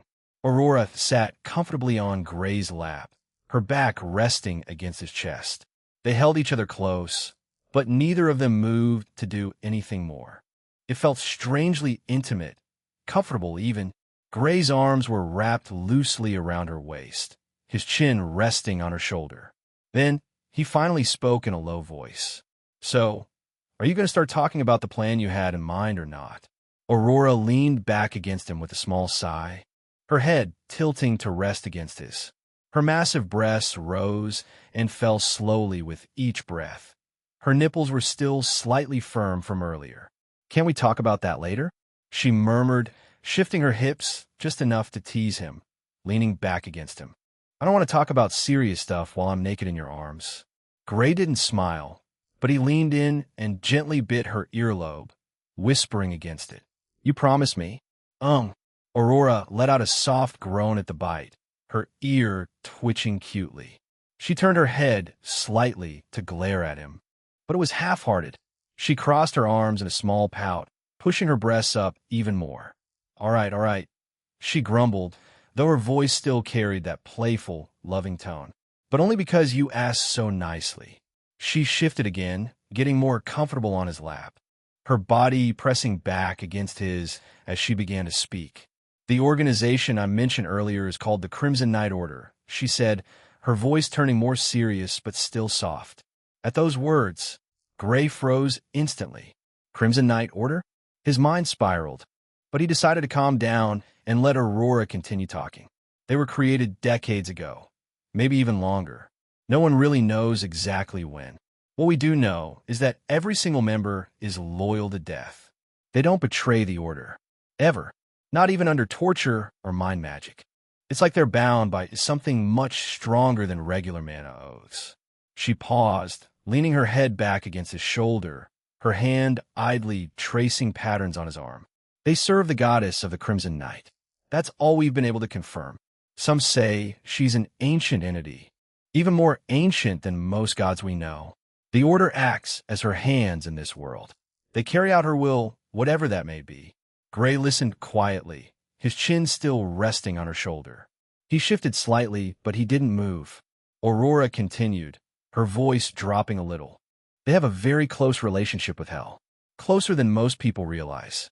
They take orders from high-ranking demons sometimes. In exchange, they get power, protection, and the ability to use demons for their own goals. They don't just summon them. Instead, they form pacts, contracts, and alliances. That's how your father got involved. She turned her head slightly to look at him, her red eyes soft but serious. Your father contacted the Crimson Knight Order years ago. He made a pact with them for protection. In return, they sent demons to guard him. That's why he's been so hard to reach. why even powerful people can't easily get close to him. Those demons aren't normal as they're strong, loyal, and they hide in plain sight. TSK. Of course, it had to be the Crimson Knight Order. Fucking hell. Gray gritted his teeth, wanting to grab a nearby object and throw it at the wall. He just wanted something to apply his rage to. But still, because he didn't want to reveal his knowledge yet, he remained silent and instead tightened his arms around her slim waist. Huh. Aurora sighed softly, shifting her hips again, pressing herself back against him more firmly. The only problem is, I don't know what your father gave him in exchange. The Crimson Knight Order doesn't do favors for free. Whatever it was, it must have been extremely valuable. And the Order itself is incredibly mysterious. Even their lowest members are at least at the King Realm. The ones who serve directly under the higher ranks, they're monsters. We've lost many good people trying to get information on them. She turned her head and pressed a soft kiss to his jaw. Her voice quickly regained a softer tone as she whispered to him. That's why I told you not to rush in. If you attack your father right now, you'll be walking into a trap full of high-tier demons and Order members who have been preparing for you for years. We need a plan. We need to be smart about this. Gray stayed quiet for a while, his breath warm against her neck. His hands slowly moved up. Han, Gray. Aurora let out a soft sigh, leaning back into him. You really know a lot about them, Gray stated lightly. Aurora smiled faintly, leaning comfortably against him. I've been gathering information for a long time, she admitted. Ever since I first heard about your father's activities, I wanted to be ready. For you. She turned her head and kissed the corner of his mouth softly. I don't want you to die, Gray. I want you to win, and I want to be by your side when you do. Gray's fingers pinched her shoulders lightly, making her gasp. He pressed his lips to her neck a few times before whispering against her skin. Thank you. Aurora shivered at the contact, reaching out with her hand to stroke his hair gently. Anything for you, she mumbled softly, leaning back to his arms. She closed her eyes, probably taking the time to get her beauty sleep while confined in Gray's warm embrace. Jasmine. When Aurora closed her eyes, Gray finally had the chance to vent his thoughts to someone. And of course, that would be his most trusted partner, Jasmine. Noticing how Jasmine became silent, Gray furrowed his eyebrows in annoyance, but clearly understood why she was silent. The Crimson Knight Order was a setting created by Dante to bring out the power of one of the biggest antagonists of the novel. That antagonist was called Sanguina, the goddess of blood. And also, Sanguina was none other than Jasmine's only sister, bearing the title of goddess of the Crimson Knight. However, this organization was something that only truly appeared in the last stages of the novel, while being mentioned countless times throughout the novel. Dante wanted to create a truly strong organization that wouldn't go down no matter what the protagonist did. He was able to do it because the person who had brought it down was none other than Gray, and not Adrian, the protagonist itself. The reason? Gray owed the protagonist a favor because Adrian had given him a very important object that cured Jasmine when she was deeply injured. And since Jasmine was one of the people Gray truly cared about, he didn't mind destroying that organization by himself to pay it back. The only problem was that Jasmine and Sanguina were actually good sisters and loved each other very, but very much. Unfortunately, Jasmine was still being healed at the moment when Gray attacked and destroyed the Crimson Knight Order, only to wake up at the moment Gray's sword had pierced through Sanguina's chest, which resulted in quite a dramatic scene of them hugging each other and crying. Gray watched that scene and felt like his heart had been broken in 1,000 pieces. That only fueled Gray's hate towards Adrian, because he later discovered that Adrian knew that Sanguina was actually Jasmine's sister, but didn't tell him. That chapter, Gray crippled Adrian, but before he could kill him, the goddess of light intervened, causing him to step back. At that point, Gray's power was equivalent to that of most powerful gods, but a top-tier god like the goddess of light, who had even other gods worshipping her. He couldn't afford the risk to offend her, at least not at that moment. Of course, he got his revenge later, but that's not important at all. After all, Gray doesn't want to attack or hurt in any manner the Crimson Knight Order. Hence his rage, because to fulfill his revenge, he might need to offend the organization of Jasmine's sister, the only person she truly cared about. Gray, although I don't know the reason why you know that she's my sister, you can do whatever you want to do. I know a little bit about the God's rules, Jasmine. Attacking her Crimson Knight Order is not much different than you directly declaring war on her. After all, in some way or another, Gray truly represented Jasmine's will, the will of the goddess of beauty destruction. I promise to help you, Jasmine. And of course, I won't ever try to hurt anyone that is important to you, much less the only person in the universe that you truly care about. He sighed inwardly. Thank you. Jasmine softly whispered inside his head, containing a faint, teary tone in her voice. Gray nodded slyly, his eyes turning towards the sleeping Aurora. Aurora really did a good job at gathering information. If I didn't know about this, I would make the same mistake Gray did in the novel. He closed his eyes. Now, he needed another plan if he wanted to fulfill his revenge. At the same time, a black mist leaked out of Gray's head, turning into a faint figure of a woman. The figure started at Gray in deep thought. If Gray opened his eyes, he would instantly recognize that it was Jasmine. But her face was practically sparkling out of happiness and affection. Gray, you might not know yet, but my sister is not the only person that I truly care about. She mumbled to herself, approaching Gray's figure before finally planting a kiss on his forehead, her lips curling up in pure delight. I care about you too. Chapter 3:18. Back to where it started, 8. MHHMM.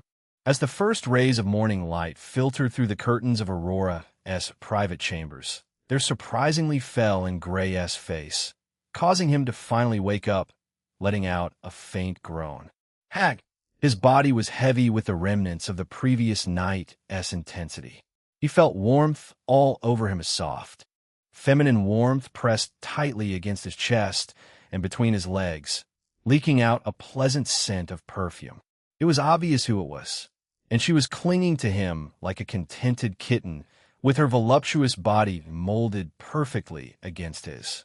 Her massive breasts were squished against his torso, one leg thrown over his thigh, and her face nuzzled into the crook of his neck. Her long auburn hair spilled across his shoulder like a silky blanket. She was still completely naked, just like him. They had fallen asleep like that, tangled together on the sofa after hours of passionate, exhausting sex. Aurora stirred slightly as Gray moved his arms, letting out a soft, sleepy murmur. Her arms tightened around his waist, refusing to let him move even an inch. Don't go, she whispered against his neck, her voice husky from sleep and lingering pleasure. Stay with me a little longer. Huh? Gray exhaled slowly, one hand resting on her bare back, feeling the smooth warmth of her skin.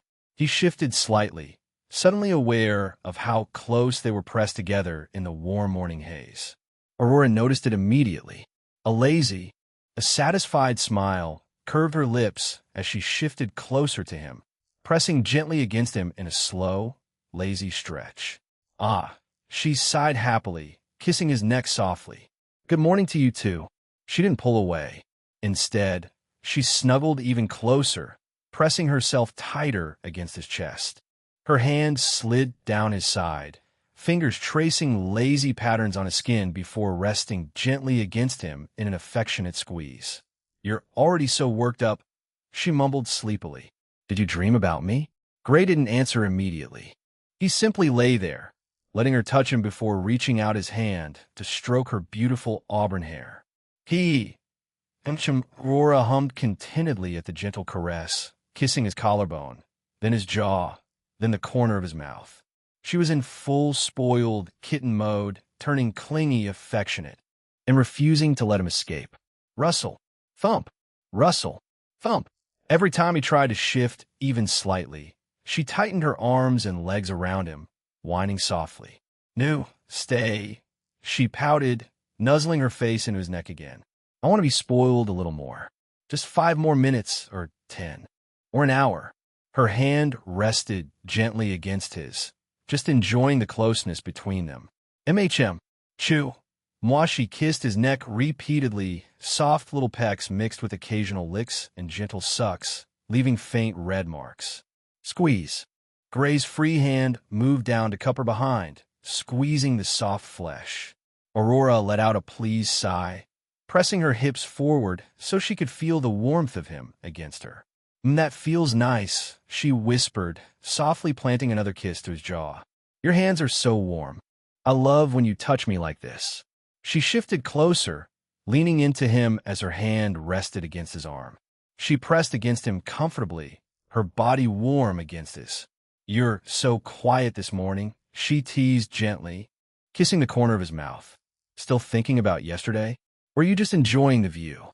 To these words, Gray finally spoke in a thoughtful tone. I'm thinking. Aurora let out a soft, contented hum, her body shifting even closer against his. Russell, one of her legs hooked over his hip, pulling him tighter as if she never wanted to let go. Her hand slid up his back, fingers tracing slow, lazy patterns along his spine while she nuzzled her face into the crook of his neck. Thinking about what, my dear? She murmured sweetly, her lips brushing against his skin with every word. She kissed his neck softly, then again, leaving tiny, affectionate pecks as she waited for his answer. The Crimson Knight Order, he sighed. I didn't expect for such an organization to exist, and they're probably very influently, so I don't want to attack them blindly. But I need to kill my father, so I can finally fulfill my revenge. And also about destroying Jasmine S. Sanctuary. That S actually the one thing I truly need to do it fast. Aurora S. fingers paused on his skin for a moment. Then she snuggled even closer, pressing her entire body against him like she was trying to merge with him. Her massive breast squished softly against his chest as she shifted, one hand sliding up to cup the back of his neck, pulling him down so she could kiss his jaw, then his cheek, then the corner of his mouth again. I told you I'd help you, she whispered against his lips. Her voice was full of affection, and Gray could tell that she was serious about what she was saying. So whatever you want me to do, just say it, and I'll gladly do it. No matter what it is, she kissed him again, slower this time, her lips lingering as her tongue brushed lightly against his lower lip. Her hand on his neck tightened possessively, fingers threading into his hair as she pressed her body closer to him, her leg sliding against his in a slow, teasing motion. I'll tell you what I know about the demons guarding your father, she whispered softly, pulling her lips away from his. But only if you want to hear it right now. I don't want to ruin this moment if you're not ready.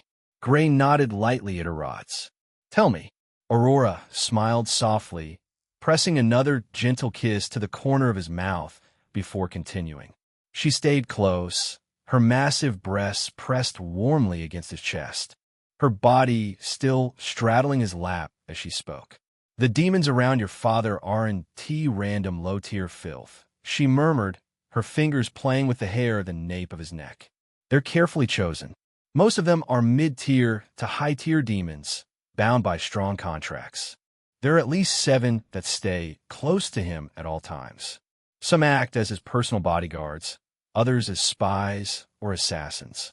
They can change their appearance, hide in shadows, or even possess weaker humans to stay undetected. She shifted slightly on his lap, her shifting against him as she adjusted her position, letting out a soft sigh at the contact. One of them is a shadow weaver, a demon that can merge with darkness and move through shadows.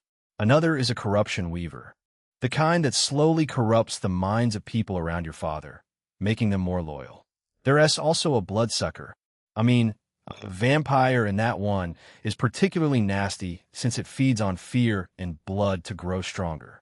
Aurora leaned in and kissed his jaw, then his neck, her lips soft and lingering as she continued. Your father made a pact with the Crimson Knight Order years ago. In exchange for their protection, he gave them something valuable. I still don't know exactly what, but it must have been important enough for them to assign high-ranking demons to him.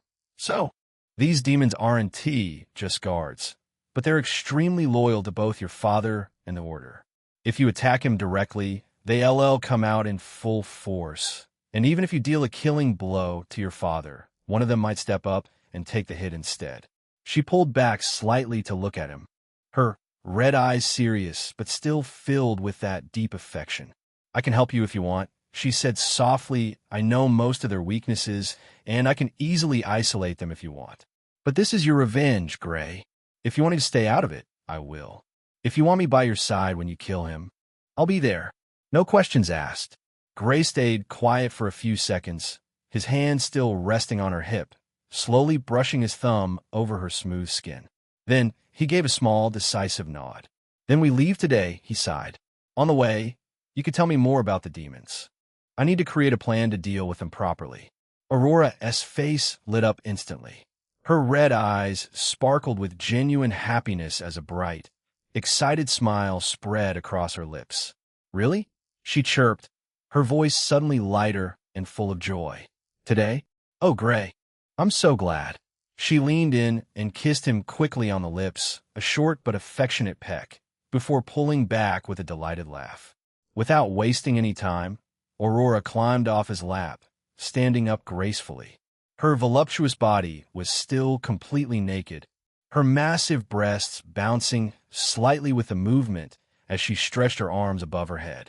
I'll get ready right now, she said happily, turning toward the large wardrobe in the corner of the room. We can take my personal carriage.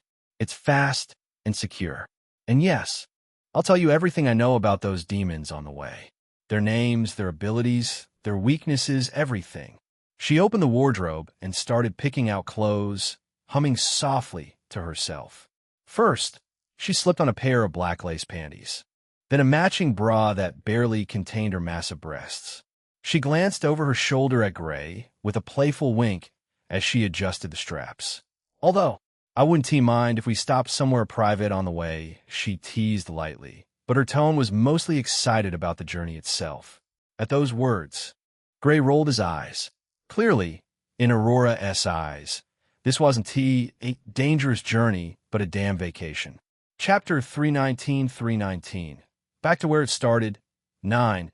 A few hours later, inside the luxurious carriage heading toward the Brillian territory, the atmosphere was calm and quiet. Aurora was fast asleep on Gray's lap, her head resting comfortably against his thigh.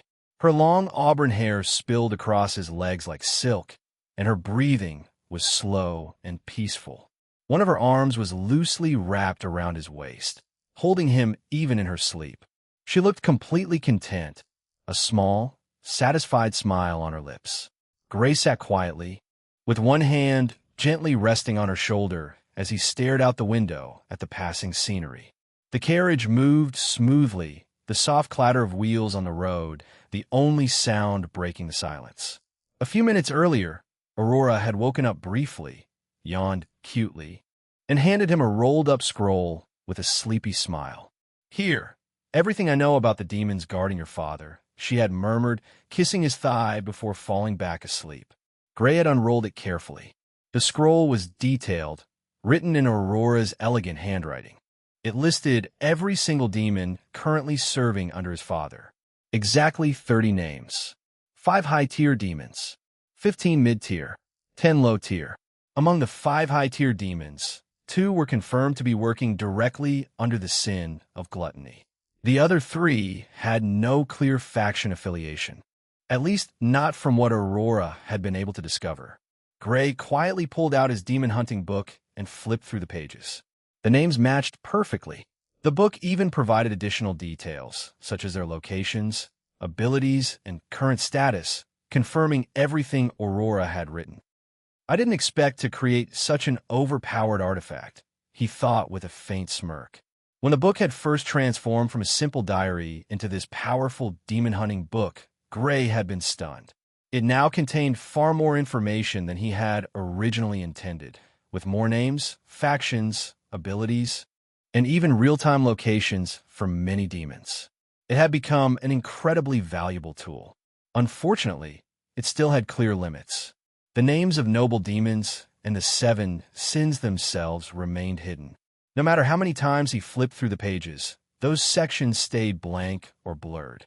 He would need to upgrade the book's grade significantly before it could reveal information on such high-level entities. Gray closed the book and stored it away, his hand returning to gently rest on Aurora's shoulder. MHM. Gray, she stirred slightly in her sleep, nuzzling closer to him with a soft, contented sigh. Status. Status panel. Name. Graveru. Brilliant titles. Vessel of beauty destruction. Exiled noble. Incubus in human form. Intermediate level. Demon hunter new. Race. Human class. Villain rank. Early king realm 9 divine abilities. Law of seduction. Aurora's primordial ready to be absorbed unique skill. Swap unique talent. Nullification 43 2045 90 innate blessing. Crown of the abyss active skills. Soul chasing extremities 100 second move. Soul binding trace. 9 illusionary dream steps 35 9th step. Spirit eyes early king 72 9 heavens thunder claw great grandmaster perfected passive skills. High mana recovery parallel mana processing. Heightened senses sinful mind class. Villain's presence class. Cruel instinct class. Shadow of sin class equipment. Demon converging gourd godly. Phantom loop earrings godly. Sealed unnamed rapier. High emperor. Ring of gluttony. Early saint. Transcendent robe. Intermediate king. 2x enchanted demon hunting daggers. Early king. Dimensional storage. 15x bottles of blood vein poison. 29x smoke bombs. 1x golden plated needle box. 1.090x platinum coins. 194x gold coins. 98x silver coins. 340x copper coin sword spirit. A trinity. 9-colored attributeless snake intermediate saint realm 2. Personal artifact. Demon hunting book 49 low-tier demons. 12 mid-tier demons. 2 high-tier demons currently killed peak king realm 30 boost. Should be more than enough. Gray nodded slyly. He glanced at the Aurora's primordial ready to be absorbed before finally raising an eyebrow in surprise. During their intimate session, he didn't get any obvious power-up as Jasmine had told him. But now, it seemed like he only had to check his status panel. Gray. Jasmine? Don't absorb her primordial energy yet. Let's sit on your dantian for at least 6 more hours. Gray was a little confused at Jasmine's words, but nodded nonetheless. All right. He had an almost absolute trust in Jasmine, and if she was telling him not to absorb yet, he would do it without asking why. Great. And try to strengthen it a little with my own energy. Your energy? Forget about that. I didn't say anything. Jasmine, are you doing something you shouldn't be? And no, why would I do that? There's no need to lie, Jasmine. If anything, I'm happy that you thought about doing that just to help me get stronger, Gray added casually. Those words made Jasmine fall into complete silence. 6 hours, though. Do you need help? Gray suddenly asked. Jasmine remained silent for a moment.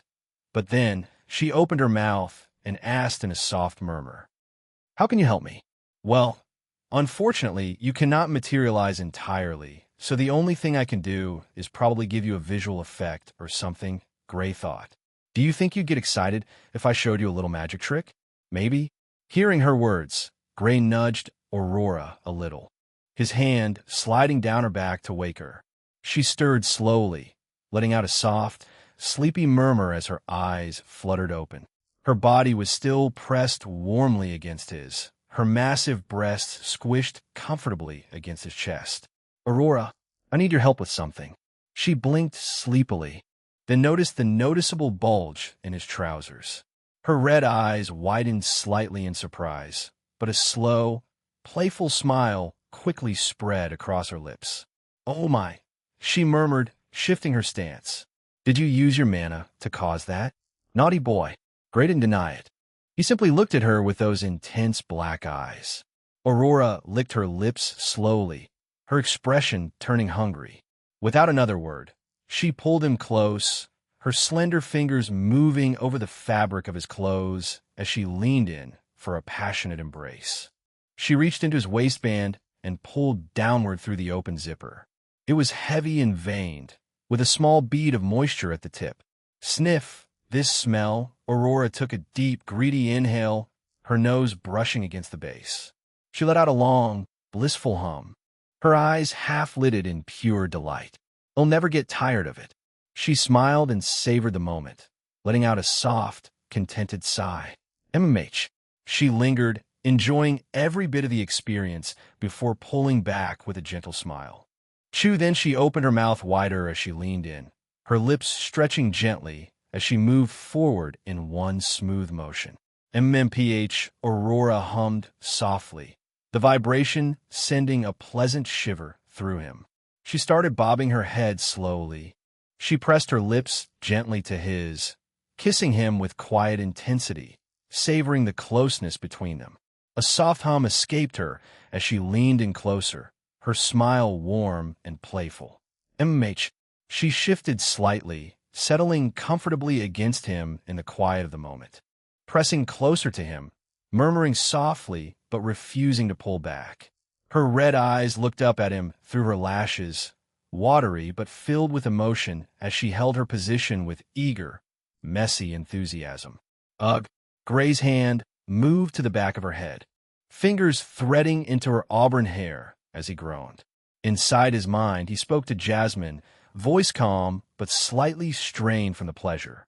Jasmine, is this helping you? There was a brief pause, then Jasmine's voice came back, but different in a breathy, sweet, and extremely seductive tone, like velvet wrapped in honey. MMH. Yes. She whimpered softly, the sound sending a fresh wave of heat through Gray's body. It feels so good. Her voice was trembling, full of soft, needy whimpers that made Gray's breath catch. As expected of the goddess of beauty, even her voice was dangerously seductive. Aurora noticed the reaction and pressed closer, her cheeks hollowing as she worked with fierce enthusiasm.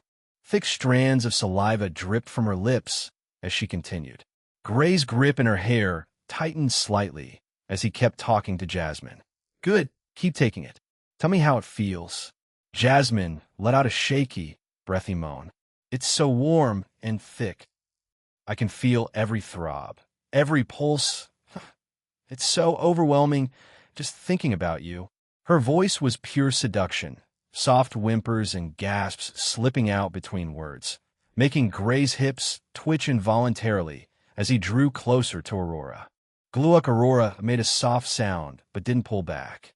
Gray groaned quietly, his eyes half closed. Jasmine, I'm getting close. She whimpered softly in response, her voice growing sweeter and more desperate. The moment Jasmine said those words, Gray felt the pressure explode. He grabbed Aurora's head with both hands and thrust forward, burying himself deep as he reached his peak. Splurt! A sudden rush overwhelmed him as Aurora's eyes widened in delight, her throat working visibly as she took it in. Gulp, gulp, gulp. At the same time, Jasmine's voice rang out in his mind, letting out a long, sweet, ecstatic moan that pushed him even further. Overwhelmed, the intensity of her reaction made Gray shudder harder. A second, even stronger wave surged through him as Aurora kept swallowing desperately, not letting anything escape. Gulp, gulp, Gluck Aurora cried out loudly. She caught her breath and steadied herself. Her hands gripped his thighs tightly, nails digging in as she took a moment to recover. When Gray finally finished, he stepped back and gently wiped his mouth. A thick string of her saliva connected her swollen lips to him for a moment before breaking. Ashag, Jigush.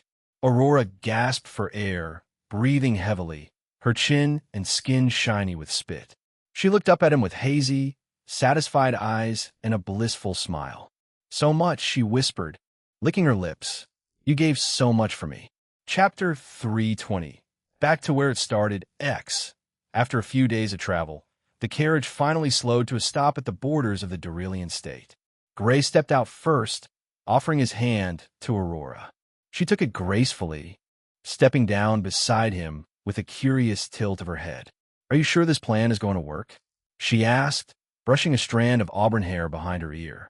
Her red eyes scanned the distant silhouette of the Aurelian manor on the horizon, half hidden behind mist and hills.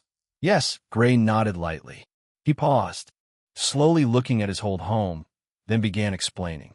The Aurelian state is built like a fortress, but I know every inch of it since I was quite mischievous as a kid. The terrain, the hidden paths, the old tunnels my father thinks no one remembers. Everything is planted on this mind of mine. And well, since there are 5 high-tier demons, we're not just going to charge in, but make them come to us piece by piece. He gestured toward the rolling hills and dense forests surrounding the manor. Demons are extremely attracted to the scent of innocent women. That's their weakness, not just lust, but the purity of an untouched soul. It drives them mad, and we'll use that. Go on. Aurora raised an eyebrow. First, we spread rumors in the nearby towns. We'll hire a group of young, innocent-looking village girls, carefully chosen, protected by hidden formations I'll set up. They'll be traveling performers heading toward the manor for a private show. The scent will be enhanced with a special perfume that I'll prepare using ingredients from your collection. It will be irresistible to lower and mid-tier demons. He pointed toward a narrow valley to the east. That valley is a natural choke point. I know the exact locations of 3 old rune stones buried there from my father's grandfather's time. I'll reactivate them to create a containment field. Once the demons enter to chase the bait, the field activates. They'll be trapped, unable to flee or call for reinforcements quickly. Clever. And then? Aurora's eyes gleamed with curiosity. When she first thought that Gray had a plan, she thought it was just an outline, but it seemed that Gray had truly thought about everything they needed to do. If Gray had an affection system, he would be able to see her points increasing. While the lesser demons are distracted, we strike at the manor's outer defenses. You mentioned 3 high-tier demons act as his personal guards. 2 serve the sin of gluttony, so they're probably greedy and extremely impulsive. We'll use that by planting false information that a powerful artifact is hidden in the eastern wing. They'll fight each other to claim it, creating chaos inside the manor. After all, a demon is still a demon, so even if they're loyal, they still want to be able to resist the temptation of a powerful artifact. He turned slightly, pointing toward the western forest. The 3rd high-tier demon is a shadow weaver. Based on the patrol route you gave me, it circles the western wall every night at the same time. I'll set up an illusion array there, mimicking an intruder. When it investigates, I'll kill him in 1 strike. Don't ask how. Just know that 1 minute is all I need to erase it completely. Aurora listened intently, her hand resting on his arm. And your father himself? She asked. Gray's eyes darkened. He'll be in his private chambers, protected by the strongest barriers. But if he's paranoid about, like you said, if the manor falls into chaos, he'll try to flee through the underground escape tunnel, the one only the Duke knows about. I know where it leads, so we'll be waiting there. He paused, then added the final layer. The real trap is the timing. We strike during the full moon in 3 days. That's when the Crimson Knight Order's ritual cycle peaks, and their demons will be stronger, but also more distracted by the lunar energy. They'll be slower to react, so we can use that window. Gray turned to face Aurora fully. We don't fight them all at once. We divide, isolate, and destroy. Bait the lesser ones. Sow chaos among the high tier, and corner my father when he tries to run. There's no need for a grand battle with unnecessary risks. Aurora stared at him for a long moment, then let out a soft, impressed laugh. You really are terrifying when you plan, she murmured, stepping closer and pressing a light kiss to his jaw. Cold, meticulous, and completely ruthless. I love it. She pulled back slightly, her red eyes shining with excitement. I'll prepare the girls and the perfume. I'll also set up the illusion array in the western forest. You focus on the valley trap and the escape tunnel. We move together, but you lead. This is your revenge. Gray gave a small nod. Good. We start preparing tonight. No mistakes.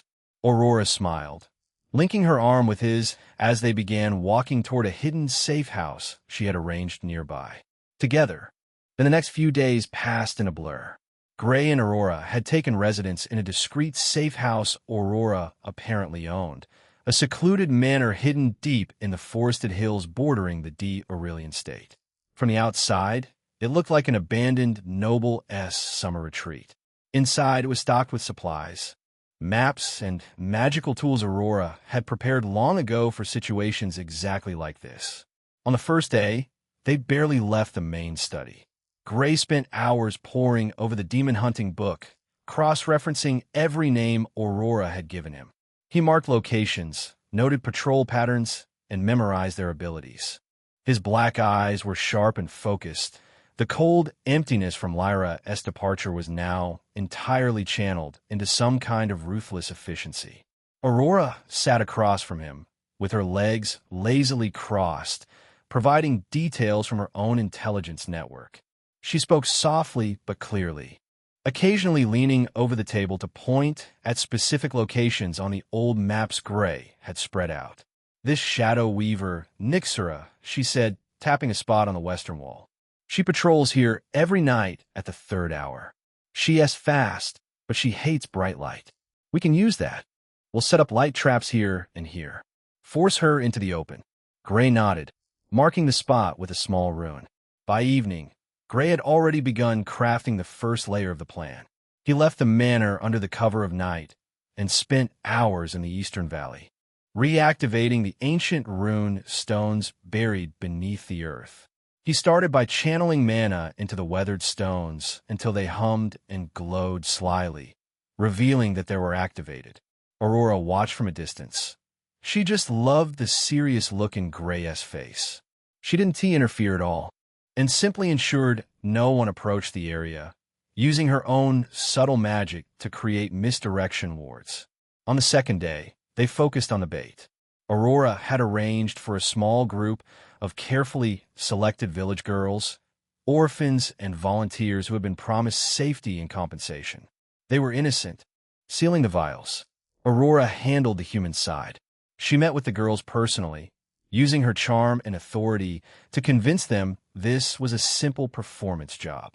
She also placed protective charms on each of them, subtle enough not to alert the demons, strong enough to keep them alive if things went wrong. By nightfall, the bait was ready. The girls would perform near the valley in 3 days, drawing the lesser demons into Gray's trap. On the 3rd day, Gray focused on the escape tunnel. He knew the manor's layout like the back of his hand. The secret tunnel his father had built years ago led to a hidden cave system 3 miles north. Gray spent the entire day setting up layered formations, illusion arrays, binding circles, and a final destructive rune powered by one of his high-grade crystals. Aurora joined him for part of it, helping reinforce the runes with her own mana. At one point, she stood behind him, arms wrapped around his waist, chin resting on his shoulder as he worked. "You're terrifying when you plan," she whispered, kissing his neck softly. "So cold, so precise. It makes me want you even more." Gray didn't respond, but his hand briefly covered hers. By the end of the 3rd day, the tunnel was a death trap. Any demon or guard following the Duke would be funneled into a killing zone. On the 4th and final day, they refined the plan together. They sat at the large oak table in the study, with maps and notes spread out between them. Gray explained the final sequence. The girls would perform near the valley at dusk. The scent would lure the lesser demons into the containment field. While chaos erupted, Gray would strike the western wall, drawing out the Shadow Weaver. Aurora would create a diversion at the main gate, pulling away some of the inner guards. Once the Duke tried to flee through the tunnel, Gray would be waiting. Aurora listened carefully, occasionally adding small suggestions, like ways to weaken specific demons or create false trails. She never tried to take control and simply supported him, her red eyes shining with pride and excitement every time Gray revealed another layer of the plan. When they finished, the sun was setting. Gray leaned back in his chair, staring at the completed map. Aurora stood up and walked behind him, wrapping her arms around his shoulders. She kissed the top of his head gently. "Tomorrow night," she whispered, "we end this." Gray nodded once, his hand resting on her arm. Tomorrow night. The plan was now set. Everything was in place, including some hidden trap in case there was a variable that Gray didn't know about. Chapter 321, Plan in Motion. The moon hung low and full in the night sky, casting a silvery glow over the D Aurelian state. In the eastern valley, The bait had been set. A small stage had been erected near the tree line. Nothing extravagant, just wooden planks and lanterns for light. The group of innocent village girls, carefully chosen and protected by Gray's hidden formations, performed a simple folk dance. Their laughter and music carried on the wind, innocent and pure. The special perfume Gray had prepared worked perfectly. A faint, sweet scent, the essence of untouched youth and purity, drifted through the valley like an invisible lure. It was subtle to human noses, but to demons, it was absolutely intoxicating. From the shadows of the forest, the first demons began to appear. Low-tier creatures with twisted limbs and glowing red eyes crept forward, drawn like moths to a flame. Their nostrils flared, saliva dripping from jagged teeth as they moved closer to the stage. Mid-tier demons followed soon after, larger and more cunning, their eyes gleaming with hunger. Gray watched from a hidden vantage point on a nearby ridge, his black eyes cold and focused. His spirit eyes were active, so he could see the red lines of demonic energy pulsing toward the valley like blood flowing to a wound. They're taking the bait, he thought. Good. He had spent the previous night reinforcing the ancient rune stones buried beneath the valley floor. Now, as the demons gathered, he activated the containment field with a single, silent command. Vroom! The ground trembled faintly. Invisible barriers of condensed mana rose around the valley, forming a massive dome that trapped the demons inside. The creatures roared in confusion and rage as they slammed against the walls, unable to escape. Seeing this, Gray's lips curled up in satisfaction. Phase 1 complete.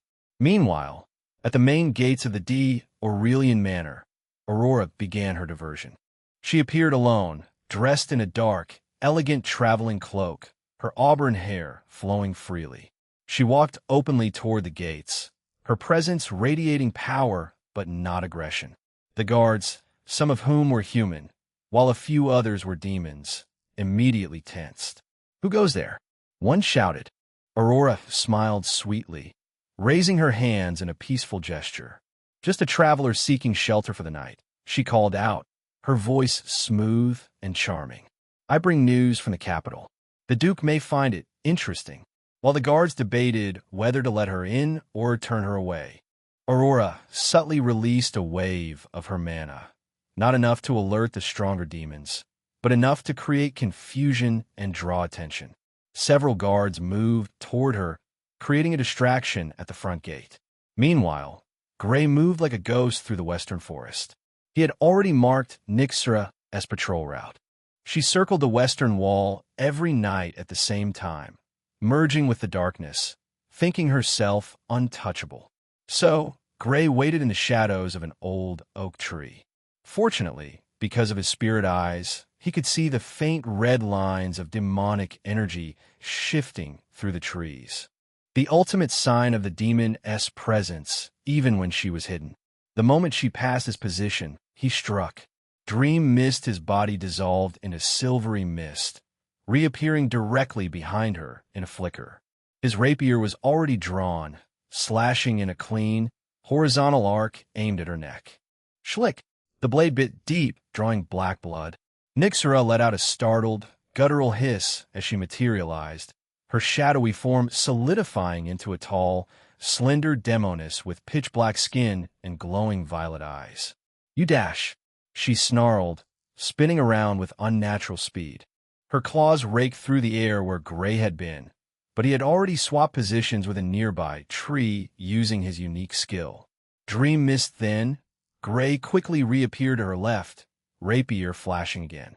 Nine heavens thunder clock golden blue lightning exploded from his fingers in 5 razor-sharp claws, tearing across her side. Cruick! Nyxra screamed in pain as lightning seared her flesh, black blood spraying across the forest floor. But she was a high-tier demon for a reason. She melted into shadows again, vanishing from sight. Gray's eyes tracked the red energy lines as she tried to flank him from behind. He didn't T-dodge. Instead, he used Dream Mist once more, dissolving into silver mist and reforming 10 meters away. rapier already swinging in a wide arc splat. The blade cut through her arm as she emerged from the shadows, severing it at the elbow. "TSK, you damn mortal!" Nixera howled in rage, her remaining hand forming a spear of pure darkness and hurling it at him. Gray swapped again, this time with a rock behind her. He appeared at her back and drove the rapier straight through her spine. Splurt! Black blood gushed from the wound. Nixera shrieked, twisting violently and slamming her elbow into Gray's side. The impact sent him flying into a tree, the wood cracking on impact. Thunk! Cough! Ack! Gray coughed once, tasting blood, but he didn't stop. He used Dream Mist again, reappearing above her and dropping down with the rapier aimed at her head. Nixera rolled away at the last second, the blade embedding deep into the ground. She countered with a wave of shadow tendrils that shot toward him like spears. Gray activated his skill once more, switching places with one of the tendrils. He appeared behind her again, swinging his rapier, slashing across her back. Schlick! Another deep wound opened, black blood pouring freely. Nixera spun, her remaining arm transforming into a long, whip-like shadow blade that lashed out at him. Split! Gray dodged, but the whip grazed his shoulder, tearing through his clothes and drawing blood. The shadow energy burned like acid, but he ignored the pain. He reached out to his waist and then threw a poison needle, one coated with blood vein poison, straight at her face. Nixera deflected it with a shadow barrier, but Gray had already closed the distance. He thrust the rapier forward, aiming for her heart. The demoness twisted at the last moment, the blade piercing her shoulder instead. She screamed and headbutted him, her horned forehead slamming into his face. Gray staggered back, blood dripping from his nose, but he didn't retreat. He used Dream Mist to reposition behind her again, slashing across her lower back. Splat! Nixera roared in fury, spinning and unleashing a point-blank blast of shadow energy. Gray barely managed to swap with a tree, but the explosion still caught him, sending him crashing through several branches. Thunk! He landed hard on the forest floor, coughing up blood. His body ached, but his eyes remained cold and focused. "TSK, that was close," he grumbled inwardly. Nixera was breathing heavily now, black blood pouring from multiple wounds. Her left arm was gone, her torso covered in deep gashes, and her movements had slowed. "You insignificant mortal," she hissed, voice trembling with rage. "I will tear you apart and devour your soul." She charged at him, shadow energy coalescing into a massive blade in her remaining hand. Gray waited until the last second. Dream Mist he dissolved into silver mist, reappearing directly in front of her. His rapier flashed upward in a perfect arc while his other hand pressed against its blade, shining with a golden hue, as he used his Nine Heavens Thunderclaw on none other than his own rapier. Golden blue lightning exploded along the blade as it sliced through her neck. Splat! The demoness's head flew off in a spray of black blood. Her body stood for a second longer, then collapsed to the ground, twitching violently before going still. Ah, damn it! Gray stood over the corpse, breathing heavily, blood dripping from his own wounds. Swish! He flicked the blood off his rapier and looked down at the fallen high-tier demon. Ding! The demon hunting book has reached the early saint realm. You now have a 35 all-attribute bonus against demonic creatures. The title Intermediate Level Demon Hunter has been forcibly raised to max level since you killed 3 high-tier demons in total. To upgrade this title, eliminate another high-tier demon. Fucking hell. If she were an actual warrior and not an assassin, I'd definitely not be able to kill her this easily, he mumbled in thought. Looking at the notifications, he took out the demon hunting book and crossed the name Nixera with her own black blood. Then, he turned to his status and checked the demon hunter title. Title, Intermediate Level Demon Hunter Level. 5 proficiency. Max, 1 high-tier demon needed to level up. Details. When it reaches the maximum level, it will transform into a high-grade demon hunter title. Effects. When fighting against a demon. 50 demonic magic resistance. 45 attack damage. Against demons, my power should at least reach the Middle Saint realm. That is, if I also use my enchanted demon hunting daggers. Although my rapier can cut through almost anything, it's still sealed, so it only has the function of a normal rapier with extreme sharpness. He decided to store his rapier for now, taking out his daggers. The only reason he didn't use these daggers against Nyxera was that, against a Shadow Weaver, what he needed was the ability to deal damage to her without getting extremely close to her. All right, I've already rested enough. On to the next part of the plan. He stood up, but didn't he forget about absorbing Nyxera's demonic energy with a demon converging gourd. Chapter 322. Plan in motion to Ugh. He then tore a piece of cloth from his robe and tied it tightly around his bleeding shoulder to slow the bleeding, then took a deep breath.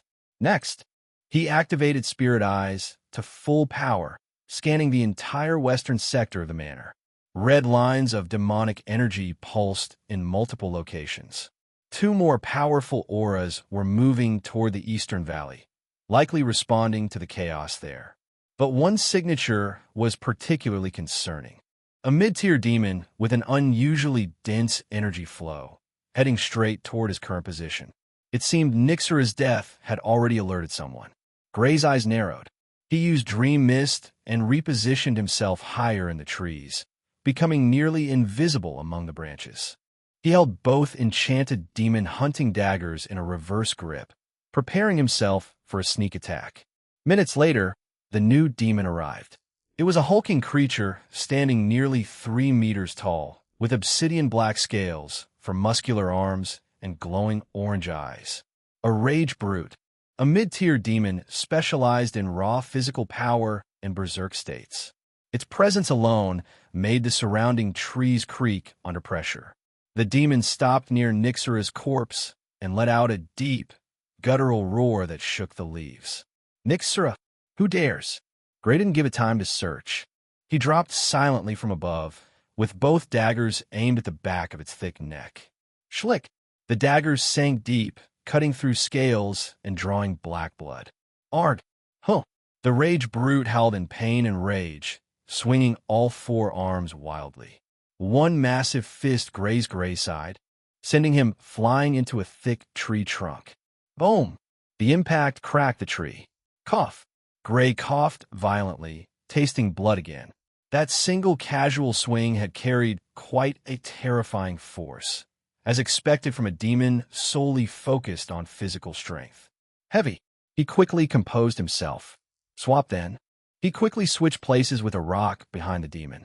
He reappeared and slashed across the brute's lower back with both daggers in a crossing motion. Splat! More black blood sprayed. The demon roared and spun, its fist smashing the ground where Gray had been a split second earlier. The earth exploded upward. Swoop! Gray used Dream Mist to reposition again, appearing on the demon's blind side. He drove one dagger deep into its ribs while slashing the other across its arm. The rage brute's eyes turned blood red, causing Gray's eyes to widen in complete surprise. He actually entered a berserk state without a demon's stone. Rar! Whoop! It swung wildly, forcing Gray to dodge and swap repeatedly. Every single punch of the demon, just from the impact alone, destroyed a lot of trees. Gray continued dodging, but couldn't deal much damage because of his berserk state that increased his defenses by a low. Even with the enchanted daggers, he needed multiple strikes to cause meaningful damage. Swip! He threw 3 poison needles into the demon's eyes and neck, then used 9 Heaven's Thunderclaw at close range, tearing a deep wound across its chest. The brute screamed in fury and grabbed Gray's arm with one massive hand, lifting him off the ground. Boom! Gray's bones creaked under the pressure as a deep pain shot through his body. With his free hand, he stabbed the dagger straight into the demon's eye. Splurt! The rage brute roared and threw him like a rag doll. Gray crashed through several trees before slamming into the ground, rolling several meters. He coughed up blood, but forced himself up immediately. Shit! I didn't expect his power to actually be able to match a high-tier demon when it's in a berserk state, Gray gritted his teeth. Not to mention that he only relies on pure physical strength, meaning that I cannot nullify any of his attacks, even if I wanted to. 9 illusionary dream steps. Second step, Gray mumbled, his eyes glowing faintly. Illusionary clone in an instant. Gray's figure doubled, causing the brute demon to fall in confusion as he felt the same mana leaking from each one of the bodies. It was like they were the same person. Dream missed when the figures vanished, while the others swapped positions with a tree, but the demon smashed through it, grabbing him by the leg this time and slamming him into the ground repeatedly. Boom! Bang! Trawak! At the same time, whoosh! A figure suddenly fell from the sky and drove both daggers into the demon's throat before twisting them viciously. Splurt! The rage brute gurgled as his black blood shot up like a water fountain. Gray didn't hesitate and then pushed both daggers deeper until the demon's head nearly separated from its body. Thump!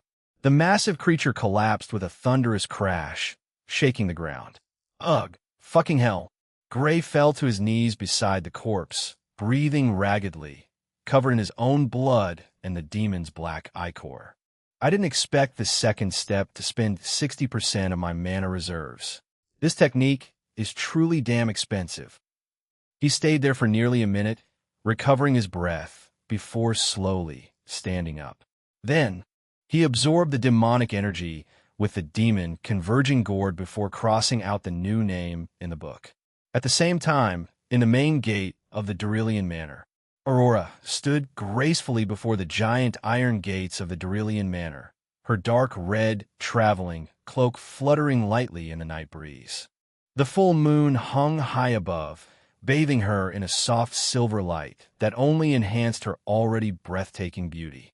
Her long auburn hair shimmered, and her vivid red eyes glowed with a mixture of charm and hidden danger.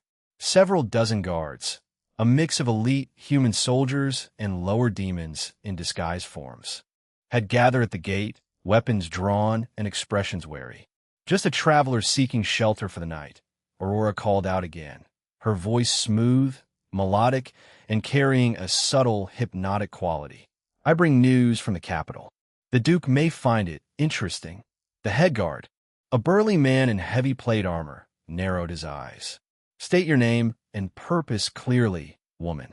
These are troubled times, and strangers are not welcome without verification. Aurora smiled gently, and that smile alone made several of the younger guards unconsciously lower their weapons. She took one elegant step forward, even bowing her head softly. My name is not important, she replied softly, tilting her head slightly. But the information I carry is. There are movements of royal troops near the eastern border. Rumors say they are investigating certain illegal pacts with demonic forces. The Duke would surely want to know before the investigators arrive, wouldn't he? A ripple of unease spread through the guards. Some exchanged nervous glances. Aurora could feel the subtle shift in their emotions as doubt, fear, and greed for information started creeping in. She released another gentle wave of her mana, not confusing this time, but persuasive. It wrapped around the guards like wind, clouding their judgment and making them more susceptible to her words. One of the possessed guards, a mid-tier demon hiding in a human body, stepped forward, its eyes flashing with suspicion. You have a strange smell?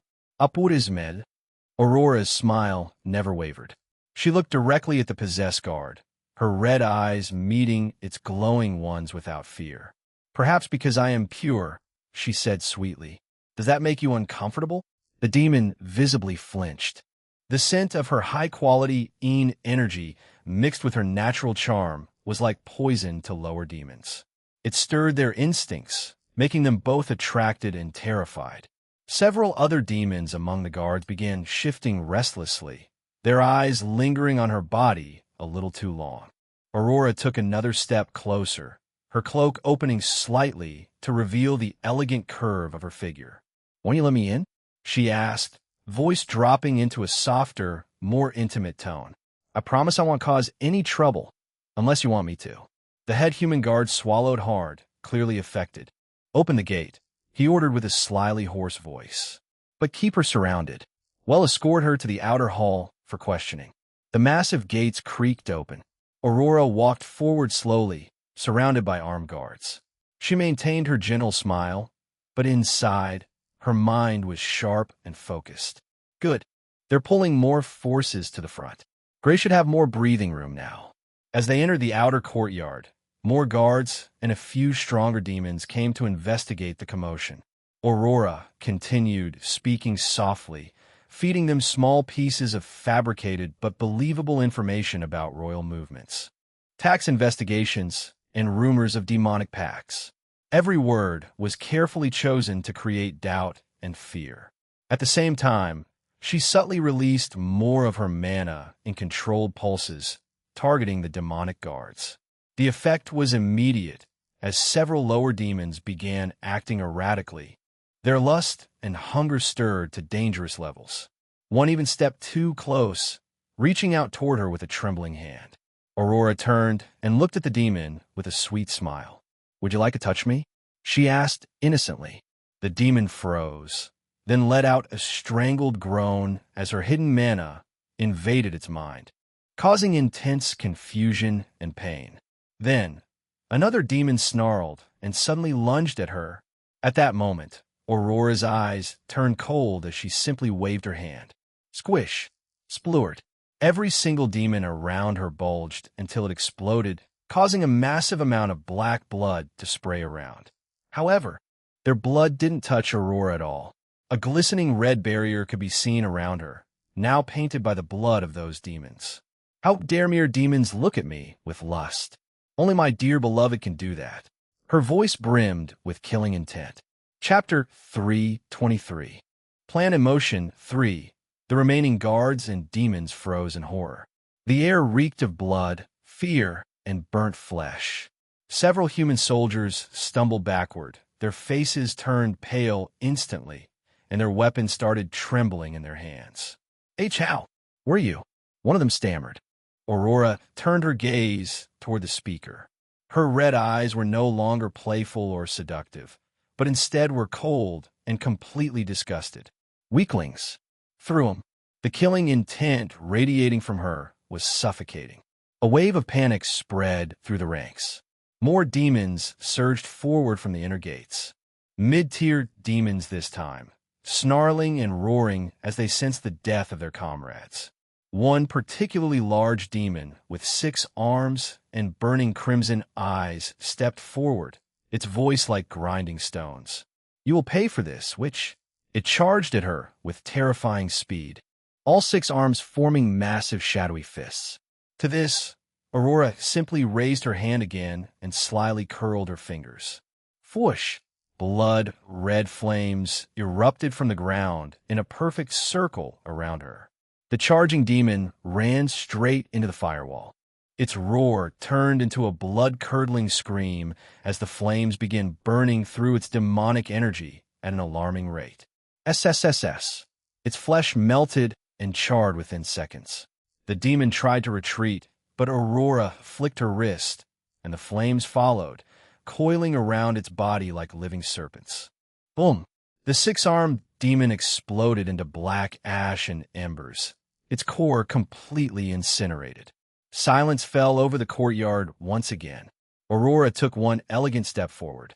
The flames around her died down obediently, leaving only scorched earth and the stench of death. "I will say this only once." She spoke calmly. "Any demon who steps forward will die. Any human who tries to stop me will die. I am here for one purpose only, to keep all of you busy." She smiled again, but this time it was terrifyingly beautiful. "So please, entertain me. The longer you last, the happier my beloved will be when he finishes his work." Her words triggered a chain reaction. Several lower demons, driven by fear and instinct, turned and tried to flee back into the manor to warn the higher-ups. Aurora waved her hand lazily, and flaming chains materialized out of thin air, shooting forward like vipers. Clang! Clang! Clang! The chains wrapped around their bodies, lifting them into the air. The demons screamed as the chains tightened, crushing their bodies before exploding into showers of black blood. The human guards were now in full panic mode. Some dropped their weapons and ran. Others stood frozen in terror. Aurora didn't chase the fleeing humans. She only cared about the demons. Every time a demonic presence tried to slip away to reinforce the inner manor, she would strike again. She was a one-woman army, holding the entire front gate by herself. Deep inside, however, her thoughts were focused on only one person. "Gray, how are you doing, my love?" she thought tenderly, even as she incinerated another mid-tier demon that tried to ambush her from the side. "Please be careful. Don't push yourself too hard." A powerful mid-tier demon, a winged creature with blade-like feathers, dove toward her from above, screeching. Aurora looked up, her red eyes flashing. She snapped her fingers. Boom! A pillar of golden-red flames erupted upward, swallowing the demon mid-flight. Its screams lasted less than 2 seconds before it was reduced to nothing but falling ash.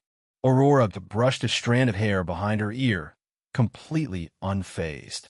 "Just hold on a little longer," she thought, a soft, loving smile appearing on her lips for a brief moment. "Once you finish your revenge, I'll spoil you so much you won't be able to leave my arms for days." "Rank, should I begin absorbing her primordial essence now?" Gray asked lightly. "Not now. I'm still integrating it.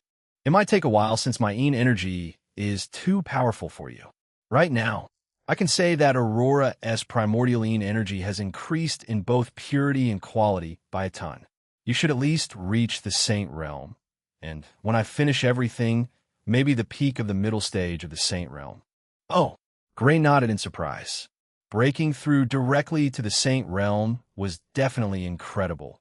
It really wasn't a waste cultivating the law of seduction. He then stored the 2 enchanted demon hunting daggers and took out a small vial of healing potion from his dimensional storage. He drank it in one gulp. Gulp, gulp. Warm energy spread through his body, slowly closing the worst wounds, though the more serious damage would take longer to heal. Can't afford to rest any longer. Gray activated spirit eyes to their fullest. The world around him lit up with flowing lines of energy. Red demonic mana lines pulsed throughout the manor grounds.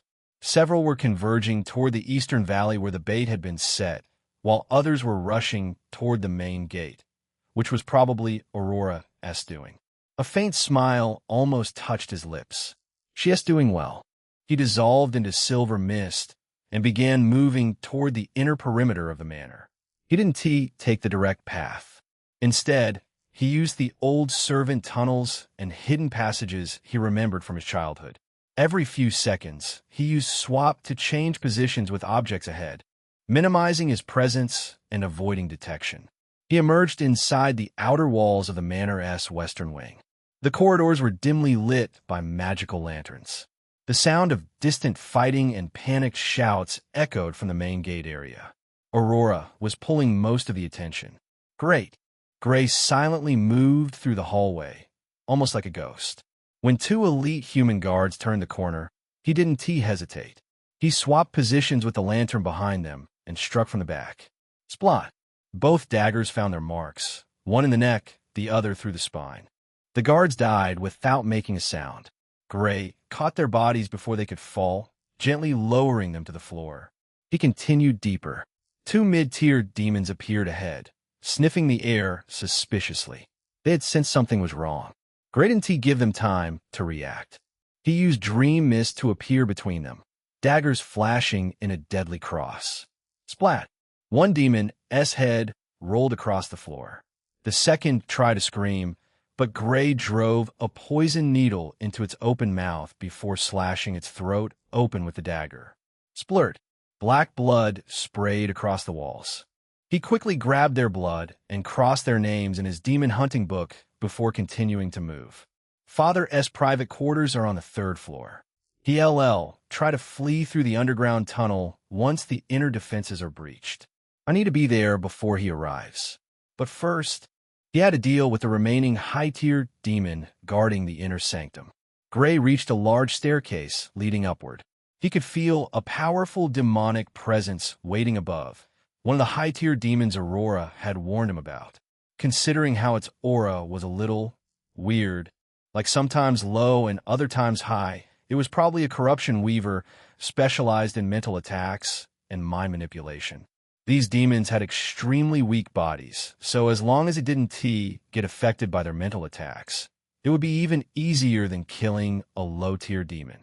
Instead of hiding or using Dream Mist for a sneak attack, Gray chose to step out into the open. He walked directly into the middle of the hallway, with his daggers held loosely at his sides. Fully revealing his presence, the corruption weaver materialized at the end of the corridor. He was a tall, gaunt figure with pale, almost translucent skin and dozens of small eyes covering its chest and shoulders. Its head tilted unnaturally as it sensed him. It hissed, multiple voices overlapping. The intruder, who dares challenge the Duke? How bold? Gray didn't reply, raising an eyebrow as if mocking him. The corruption weaver sneered, its many eyes glowing with malicious purple light. Let me show you true despair. It unleashed a powerful mental attack instantly, a concentrated wave of psychic energy meant to shatter the mind, flooding Gray with visions of failure, loss, betrayal, and agonizing death. The mental pressure was immense, trying to crush his will. Gray's expression didn't change. Nullification. Minus 400 soul points. The mental attack shattered like glass the moment it touched him. The corruption weaver's eyes widened in shock as its most powerful weapon was completely erased in an instant. Gray smiled faintly. Only 400 points? Good. I won't need the authority yet. Before the demon could recover from its shock, Gray moved. Dream Mist he dissolved into silver mist and reappeared directly in front of the corruption weaver. The demon tried to retreat, but Gray was faster. He switched positions with the air behind the demon, appearing at its back. Both enchanted demon hunting daggers flashed. Thick slit. Two deep gashes opened across the demon's spine. Black blood sprayed as the weaver screamed, not from physical pain, but from the sudden vulnerability. It tried to launch another mental spike, but Gray simply muttered nullification again, erasing it with minimal cost. Minus 500 soul points. He spun, driving one dagger into the demon's side, while slashing the other across its throat. Splurt. The corruption weaver gurgled, flailing wildly. Its body was fragile, exactly as Gray had expected. Once it noticed that its attacks didn't work, it tried to escape into a mental illusion, creating multiple fake copies of itself. Gray's spirit eyes saw through every single one. He used 9 Heaven's Thunderclaw, golden blue lightning exploding from his fingers as he tore through 3 illusions at once before stabbing the real body through the chest. Crackle. Lightning cooked the demon from the inside. It convulsed violently, multiple eyes bursting as Gray twisted the dagger deeper. With one final slash, he decapitated the corruption weaver. Thud! The headless body collapsed to the floor, twitching once before going still. Gray flicked the blood off his daggers and stored them. He absorbed the remaining demonic energy with the demon converging gourd, feeling another small boost to his strength. He also made sure to cross out the demon's name on his demon hunting book. At this point, his title had already evolved, but he didn't check it since he didn't want to waste any extra time. So, he continued moving upward, using the hidden servant stairs to reach the 3rd floor. The corridor leading to his father's private quarters was strangely quiet. Luxurious carpets lined the floor, expensive paintings hung on the walls, and magical lanterns cast a soft golden light. Gray stopped right in front of the large, ornate double doors that led into the Duke's personal chambers. He stood there silently, staring at the entrance. This is it. The final barrier between him and the man who had exiled him, ruined his life, and turned him into what he was today. Gray's black eyes were colder than ever. Chapter 3:24. Plan in motion. 4. Gray pushed open the ornate double doors to his father's private quarters without hesitation. Creak. The heavy doors creaked loudly as they swung inward, revealing a lavishly decorated chamber filled with antique furniture, glowing magical artifacts, and shelves lined with forbidden tomes. The second had multiple writhing tentacles and pale, sickly flesh, which meant that it was another corruption weaver. The third, however, made Gray's eyes narrow slightly. It was a woman, or rather, it wore the appearance of one. A beautiful maid with long brown hair, gentle features, and a modest uniform. It was the same maid who had taken care of him during his early childhood. She looked almost exactly as he remembered her, except for the faint demonic energy leaking from her eyes and the subtle black veins visible beneath her pale skin. The blood drinker let out a deep, mocking laugh as Gray stepped inside. Well, the exiled young master finally returns. We've been waiting for you. The Duke sends his regards, and his apologies that he couldn't be here to greet you personally. The corruption weaver smiled grotesquely, its tentacles writhing in excitement. He ran like the coward he is. But we stayed. After all, we've heard so much about you. The failure, the disappointment, the one who was thrown away like garbage. The maid-like demon stepped forward gracefully, tilting her head with a soft, almost nostalgic smile. Her voice was gentle, exactly as Gray remembered from his childhood. "Young Master Gray," she said warmly, as if truly happy to see him. "Do you remember me? I used to sing you to sleep when you had nightmares. I brought you sweets when your father wasn't looking. I was the one who cared for you when no one else would." She took another step closer, her eyes glistening with what looked like affection. "I always wondered what became of you, my sweet little young master."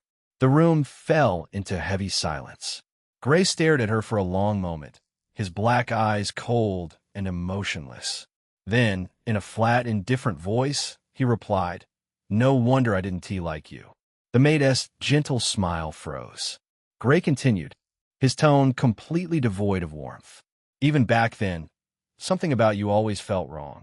Now I understand why. You were never human." He slowly drew both enchanted demon hunting daggers, the blades humming with lethal intent. The three high-tier demons laughed at him.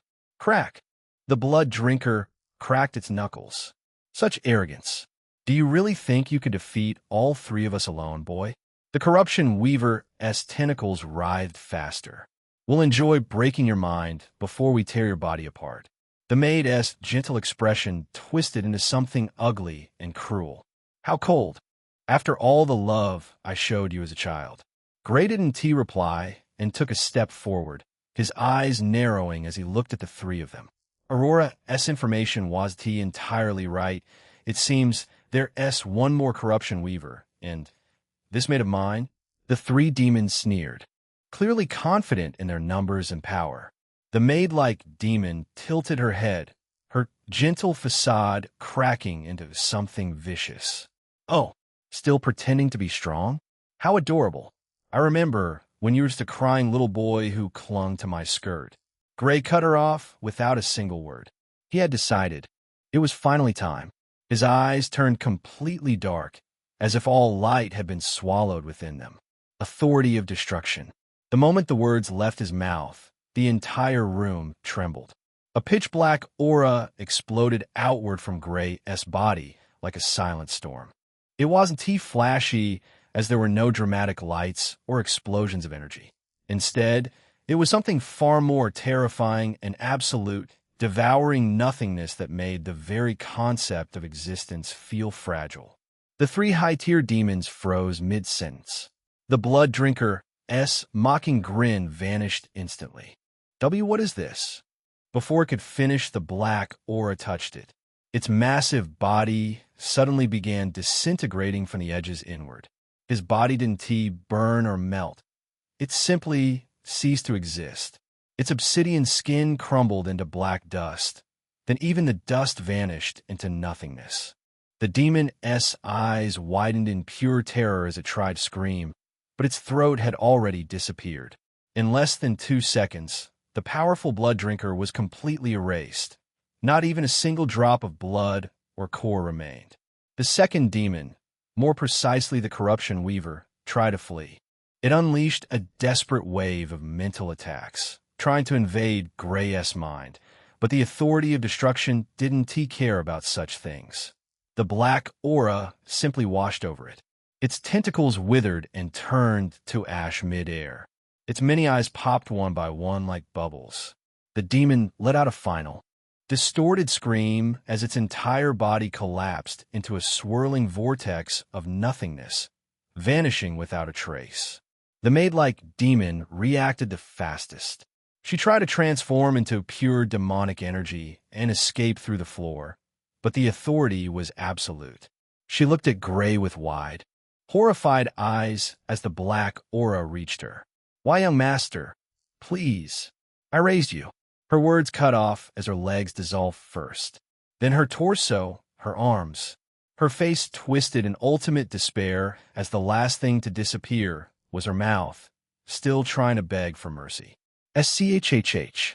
And then silence. The entire room was deathly quiet. Not a single sound or remnant of a demon. The three high-tier demons had been erased so completely that even their demonic energy had been devoured by the authority. Gray stood motionless in the center of the chamber, the black aura slowly receding back into his body. His breathing was steady, but his eyes remained cold and empty. He glanced at the spot where the maid had been standing just moments ago. Pathetic, he muttered. He had barely used 40 of the authority's 1-minute duration. The rest of the time simply faded away harmlessly.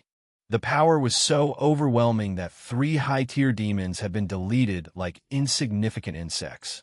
Gray rolled his shoulders once, feeling the strain on his body from using such a high-level ability. Even with his current realm, using the authority of destruction still consumed quite a heavy toll on his soul. He looked toward the hidden door at the back of the room, the entrance to the secret escape tunnel. His father had already fled, but that was fine as Gray had planned for this. It's time to end this. He stopped in front of the large painting on the far wall, a portrait of his father in his younger years. Looking proud and domineering, Gray reached out, pressing his palm against the frame. Click!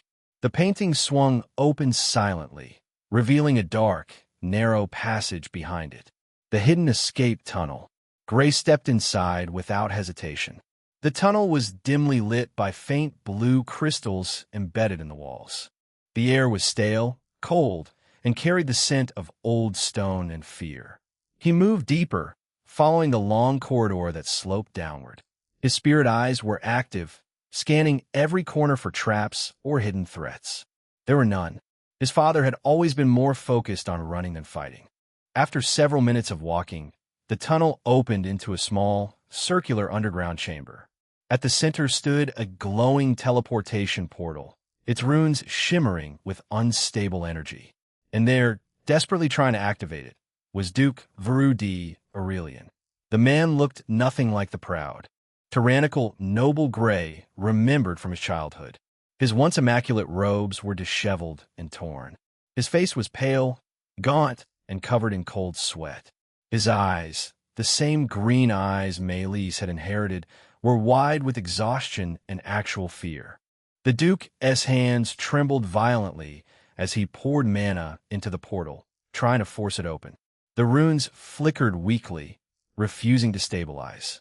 Come on, damn you!" He hissed through gritted teeth. His voice was hoarse and cracking. "Activate! Activate!" Gray stopped at the entrance of the chamber, silently watching him. The Duke finally noticed the presence behind him. He spun around, eyes widening in terror as he saw his son standing there, covered in blood, daggers still in hand, expression colder than death itself. "Gray," the Duke whispered, his voice shaking. You actually came." Gray didn't reply. He simply took one slow step forward. The Duke stumbled backward, nearly tripping over his own feet. His back hit the unstable portal frame. I didn't have a choice," he shouted, his voice breaking with fear. "You were too dangerous, too unpredictable. The family needed stability. I had to exile you. It was for the greater good of—" Gray raised his hand. Nullification. Minus 4,000 soul points. The teleportation portal flickered once, then died completely. All the runes turned dark and lifeless in an instant. The Duke's only escape route had been severed. The older man's face drained of all color. His legs gave out, and he slid down to the floor, back against the dead portal. No, no, no, no, he muttered, eyes wide with panic. Not like this, not like this. Gray walked closer until he stood directly in front of his father. He looked down at the broken, terrified man who had once ruled his life with fear and cruelty. The Duke looked up at him, breathing raggedly, tears of fear and desperation welling in his eyes. Gray, my son, he whispered in a trembling voice. Please, have mercy. I'm still your father. I gave you life. His voice stopped as he noticed Gray's dull black eyes. You gave me nothing but pain, Gray replied coldly, cutting him off. You exiled me. You tried to have me killed. You made pacts with demons and sold your soul for power. And now you beg for mercy? The Duke's lips quivered. He reached out, a shaking hand toward Gray, as if hoping for some last scrap of familial pity. I was scared of you, he admitted. You were always too talented, too dangerous. I saw what you could become, and I was terrified.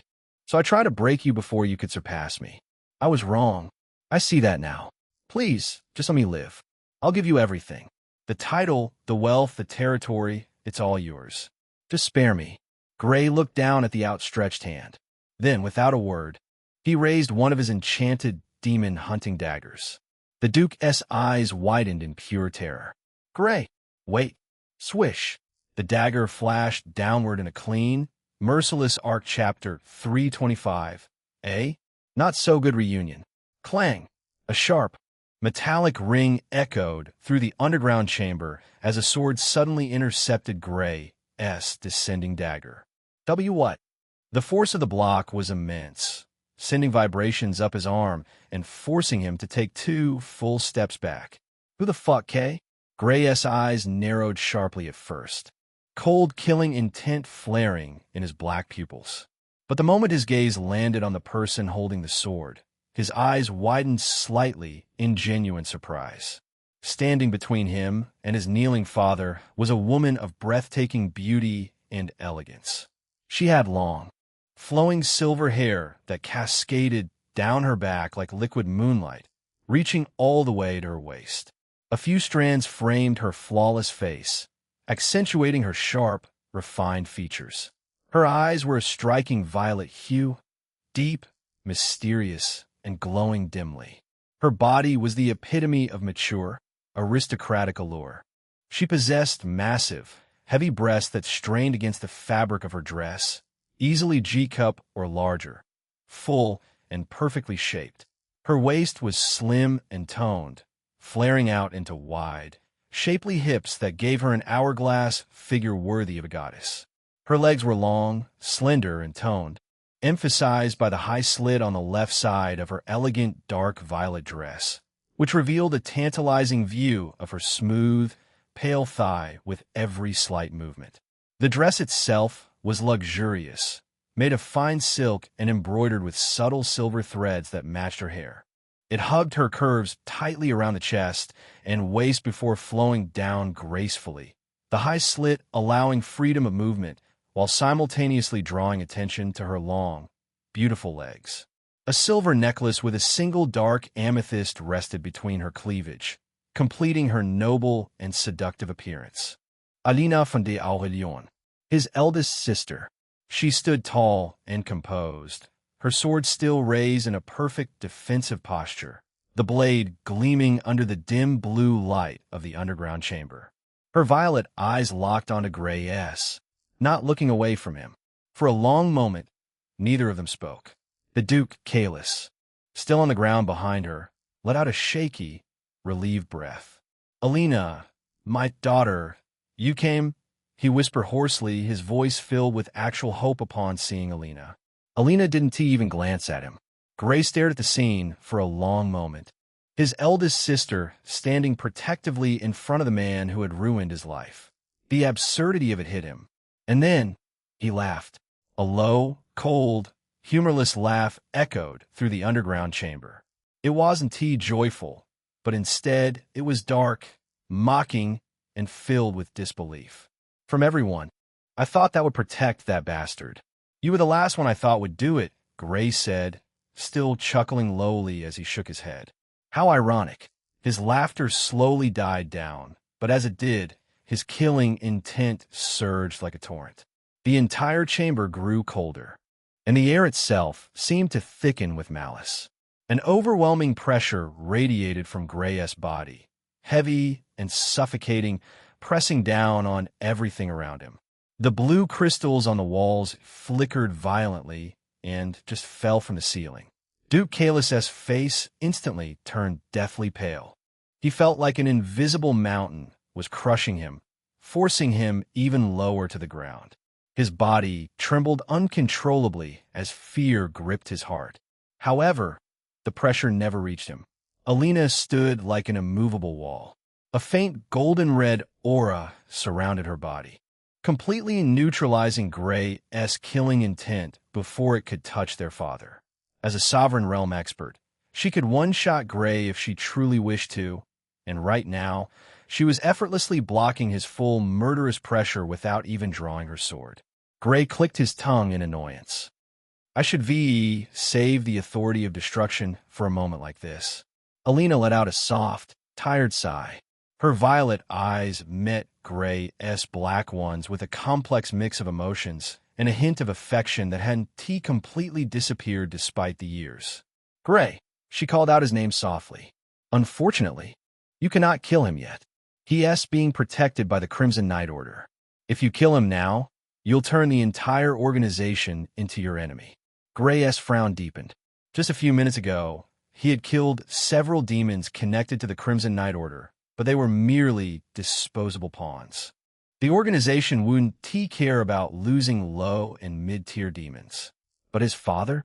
If the Duke was under direct protection from the Order itself, then killing him would mean declaring war on one of the most dangerous hidden powers on the continent.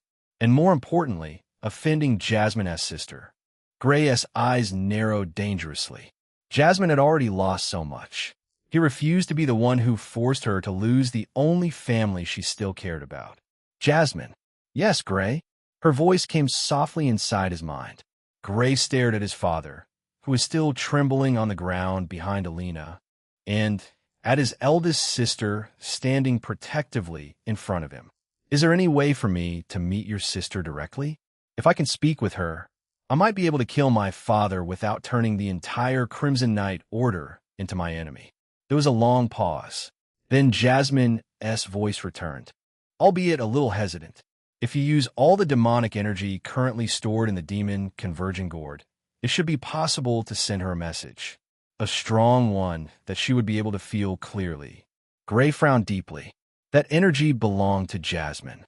After weeks of hunting and absorbing demons, the gourd had accumulated enough demonic essence to recover at least one of her full power. Even if they destroyed her temple later and reclaimed more, that one was still incredibly valuable, especially while she was still recovering. He remained silent for several seconds, weighing the cost. But there was no other realistic choice. Gray turned his gaze toward Alina and then spoke. Give me 10 minutes first. Alina seemed utterly confused by his sudden request. Her violet eyes flickered with surprise, but after studying his expression for a moment, she gave a slow nod. 10 minutes, she agreed quietly. I'll make sure no one interrupts you. Gray nodded once in acknowledgement. He then turned his focus to his thoughts once again, speaking directly to Jasmine again. How do I send her a message? Jasmine was quiet for a moment. When she finally spoke, her voice was soft, almost reluctant. Pour all the demonic energy from the gourd into your palm. I will guide the rest. But Gray, are you sure? That energy is... I'm sure. Gray cut her off gently but decisively.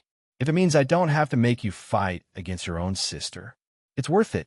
Jasmine fell silent at those words before replying a few seconds later. Thank you. Gray took out the demon converging gourd from his dimensional storage. The artifact pulsed with the accumulated demonic energy.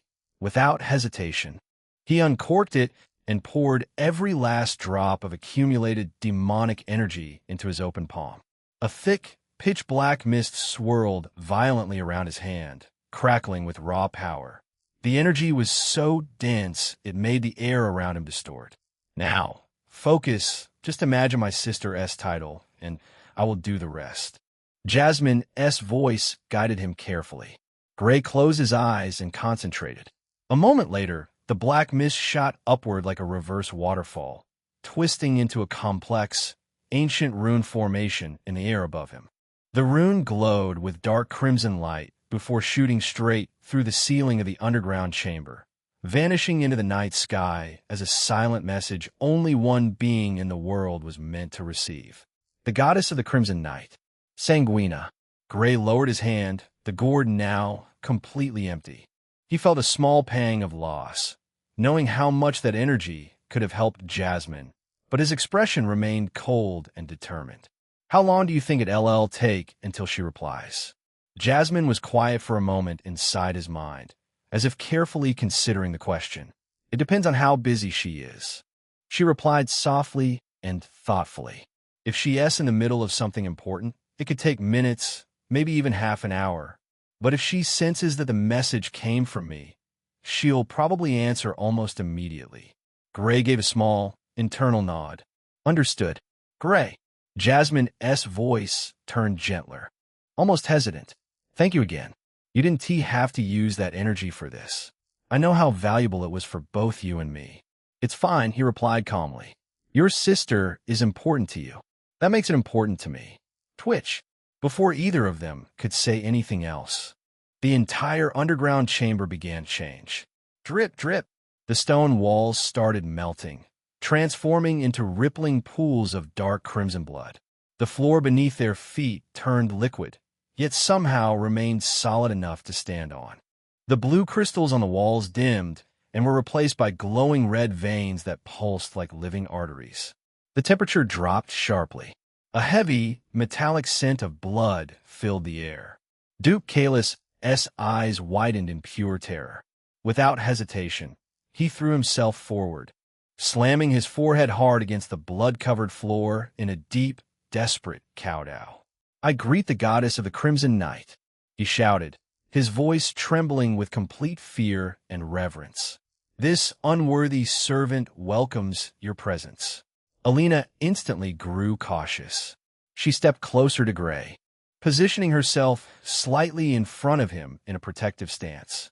Her sword was raised, violet eyes scanning the surroundings sharply, ready for any threat. As for Gray, his black eyes actually lit up with surprise. The overwhelming blood aura, the way reality itself had bent so effortlessly, the suffocating divine presence now filling the chamber. It was extremely clear. They really were sisters. The blood around them began to rise, forming a swirling vortex in the center of the chamber. From within that vortex, a faint silhouette started to take shape. A figure of absolute authority and elegance slowly manifesting. The goddess of the Crimson Night had answered him. Chapter 326, an actually happy, sisterly reunion. Swirl. The blood vortex in the center of the chamber spun faster, thickening into a swirling pillar of crimson liquid. From within it, a figure slowly descended, as if stepping out of another realm. That supposedly was the goddess of the Crimson Night, Sanguina. She was gorgeous. Not even that word was an understatement, as no words could express how beautiful she truly was. She had a face and body shape strikingly similar to Jasmine's. Yet every color and aura around her felt colder, deeper, and far more dangerous. Her hair was a rich, dark wine red, almost black under certain lights, cascading down her back in silky, perfectly straight strands that shimmered like fresh blood under moonlight. A few loose locks framed her face elegantly, accentuating her sharp, elegant features. Her eyes were the most noticeable difference, dimly glowing crimson orange, like two suns filled with killing intent. The shape was almost identical to Jasmine's, but the coldness within them made them feel infinitely more indifferent. Long, graceful lashes framed those eyes, giving her an alluring yet terrifying presence. Her body was the epitome of divine perfection. Massive, full breasts, slightly larger than Jasmine's already impressive ones, strained elegantly against the fabric of her dress, rising and falling with each breath she took. Her waist was impossibly slender, flaring out into wide, fertile hips that gave her an hourglass silhouette of absolute temptation and authority. Her legs were long, toned, and endlessly elegant, visible through the high slits on both sides of her dress. She wore a luxurious black dress that clung to her body like a second skin. The dress had a deep, plunging neckline that revealed a generous amount of her cleavage, while the sides were cut out in elegant, artistic patterns, exposing the smooth, pale skin of her slender waist and shoulders. Golden red accents ran along the edges of the fabric, glowing faintly like veins of lava. The dress flowed down to her ankles, but featured long, daring slits that revealed her long legs with every step, making her movement both graceful and dangerously seductive. A thin, blood-red crown rested atop her head, shaped like intertwined thorns and roses. Her skin was flawless porcelain, glowing with an inner divine light, and a faint crimson aura surrounded her entire figure, making the air itself feel heavier and more sacred. Yet despite all this divine beauty, her expression was as cold as the harshest winter, indifferent, distant, and filled with authority that made it seem that she was superior to everything. Her dimly glowing black eyes didn't even spare a glance at Duke Kalis, who was still kowtowing on the ground. Instead, they turned directly toward Gray. More precisely, they locked onto the delicate black ruby mark on his forehead, the mark of beauty that had appeared after his breakthrough. "You." Her lips parted, revealing a soft, endearing voice that somehow still carried the coldness of winter. There was a faint trace of confusion in her tone, as if she had seen something she didn't quite expect. Her eyes furrowed slightly. Then, without another word, she waved her hand dismissively toward the side. Whoosh! Both Alina and Duke Kalis instantly dissipated into crimson mist, vanishing from the chamber without a sound. "Gee, Gray," Alina managed to call out in shock right before she disappeared completely. Now, only Gray and the goddess of the Crimson Night remained in the blood-filled underground chamber. Sanguina's dimly glowing black eyes locked onto the delicate black ruby mark on Gray's forehead with an intensity that bordered on obsession. Her cold, divine expression changed for the first time. "Why do you have that mark?" she demanded coldly. Before Gray could even respond, she moved. Her hand shot forward like a blur, her delicate fingers wrapping around his throat with terrifying speed and strength. "Grip!" She lifted him off the ground effortlessly, slamming his back against the blood-covered wall of the chamber. "Answer me, mortal," she hissed, her wine-red hair swaying as killing intent poured out of her like an unstoppable tide. The pressure was suffocating, far beyond anything Gray had ever felt. His mind grew numb, his vision blurred at the edges, and his body refused to move properly under the overwhelming divine aura. Gray's hands instinctively grabbed her wrist, but it was like trying to bend steel. His legs dangled uselessly in the air as he struggled to breathe. Sanguina's grip tightened, her black eyes burning with a dangerous mix of curiosity and fury. "That mark? It belongs to my sister. Why is it on your face? Speak, before I crush your throat and rip the answer from your soul." Gray's face turned red from the lack of oxygen. His black eyes, however, burned with complete anger. Even in this helpless position, the killing intent in his gaze didn't waver. Jasmine," he managed to force out through gritted teeth. The name hit Sanguina like a thunderbolt. Her grip loosened instantly. "Cough up!" Gray dropped to the blood-covered floor, coughing violently as he clutched his throat. The goddess took a half-step back, her cold expression fracturing further. Gray slowly raised his head. His eyes were ice-cold, filled with a killing intent so sharp and pure that even Sanguina, a true goddess, felt a faint shiver run down her spine for the briefest moment. This mortal, what else with his killing intent? It actually made me shiver. Gray massaged his bruised neck with an irritated expression. Then, without saying another word, he closed his eyes and focused inward. His cultivation realm suddenly plummeted, going from the early king realm right back to the early master realm. Swoosh!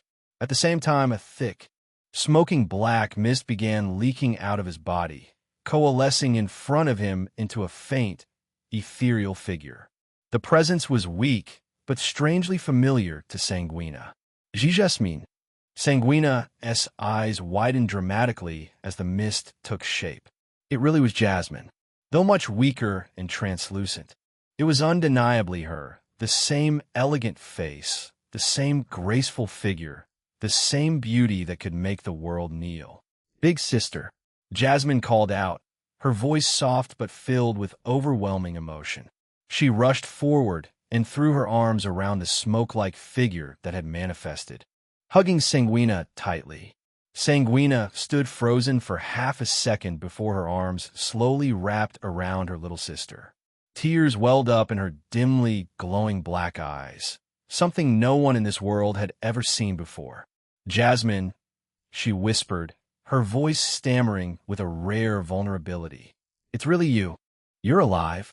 The two sisters embraced tightly in the middle of the blood-filled chamber, their reunion raw and emotional. Jasmine's form flickered slightly due to her weakened state, but she clung to Sanguina as if afraid she would disappear again. Gray, however, had already sat down in a lotus position a few meters away. He closed his eyes and began meditating, slowly gathering and refining soul power to recover what he had spent nullifying the portal and enduring Sanguina's pressure. He couldn't hear a single word of what the two goddesses were saying to each other. A thin, invisible barrier seemed to separate their conversation from the outside world, something Sanguina had subconsciously created the moment Jasmine appeared. Sanguina stroked Jasmine's back gently, her usual cold demeanor completely gone. I thought I lost you forever, she murmured softly. After the war, after everything, I searched for so long. How are you here? And why are you with that mortal? Jasmine smiled softly, still hugging her big sister tightly. It's a long story, big sister, but Gray, he is now my vessel, and he has been protecting me this whole time. He even used the demonic energy he gathered for me just to call you here.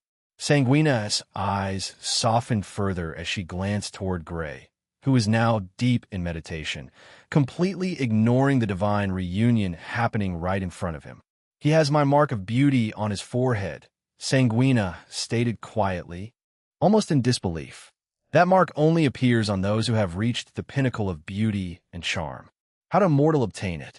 Jasmine's smile turned a little shy. That's because of me, and because of how he is. He is really special, big sister, more than you can imagine. Sanguina's black eyes softened slightly as she continued stroking her little sister's hair, but her expression remained mostly cold and regal. Jasmine hesitated for a moment, then continued gently. Gray, he spent a huge amount of the demonic energy he had gathered in the demon converging gorge just to call you here. He didn't want to kill Father if it meant turning the Crimson Knight Order into his enemy, because he knew how important you are to me. He wanted permission, so he could finally have his revenge without hurting our relationship. Sanguina was quiet for a few seconds. Then, without the slightest hesitation, she spoke. He has my permission. Kill Duke Kalis if you wish. That man means nothing to me. Jasmine's expression brightened with relief, but Sanguina wasn't finished. However, tell him that you can now stay with me. I am much stronger, and I am not sealed like before. I can take care of you far better than any mortal ever could. At those words, Jasmine's face changed instantly. She frowned, looking hesitant and conflicted. Her hands tightened slightly on Sanguina's dress. Sanguina noticed the change of expression immediately. Her eyebrows furrowed as she gently caressed Jasmine's silver hair. You don't want to stay with me? She asked, her voice carrying a rare hint of hurt beneath the cold exterior. Jasmine nodded, then shook her head, looking troubled. Gray. Yes, my husband, she admitted softly. We have a permanent soul contract. The moment the words left her mouth, Sanguina's killing intent erupted like a volcanic explosion. A terrifying wave of crimson-black aura burst out of her body, filling the entire blood-filled chamber. The temperature dropped sharply as her eyes turned icy and murderous. That mortal dared to, before she could finish, Jasmine quickly grabbed her sister's arm, stopping her. Big sister, please. Jasmine pleaded. I fell in love with him. Truly. Sanguina froze. Her divine demeanor, usually cold and indifferent, cracked completely. Her eyes widened in pure shock, and for a moment, the goddess of the Crimson Night looked like she was about to pass out. She staggered slightly. My sister, she mumbled dazedly, her voice filled with disbelief. The most beautiful goddess, the strongest goddess ever, actually fell in love with a mortal? Jasmine laughed lightly at her dazed words. She reached up and gently held Sanguina's face with both hands. Then why don't you test him yourself? She suggested with a soft smile. Sanguina blinked, still recovering from the shock. What do you mean? Jasmine's smile turned a little playful, though still shy. Switch bodies with me for half a year, and you'll know why I fell in love with him. Sanguina's expression darkened immediately. The mere thought of being so close to a mortal, living as one, clearly disgusted her. I want to do that, she denied flatly. But after a few seconds of silence, seeing the confident and hopeful look on her little sister's face, Sanguina let out a long, tired sigh. But we can share our visions. What about that? She offered instead. I am still building my organization, so I cannot leave for half a year. Jasmine's eyes instantly lit up with happiness. Deal. Chapter 327. Revenge is a dish best served cold. Fu. Gray remained seated in the lotus position for a long time. The underground chamber was silent except for the faint, almost inaudible whispers between the two sisters. He had spent the entire time carefully restoring the soul power he had expended earlier.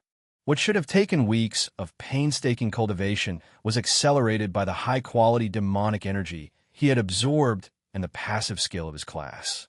Finally, after what felt like an eternity, Gray slowly opened his eyes.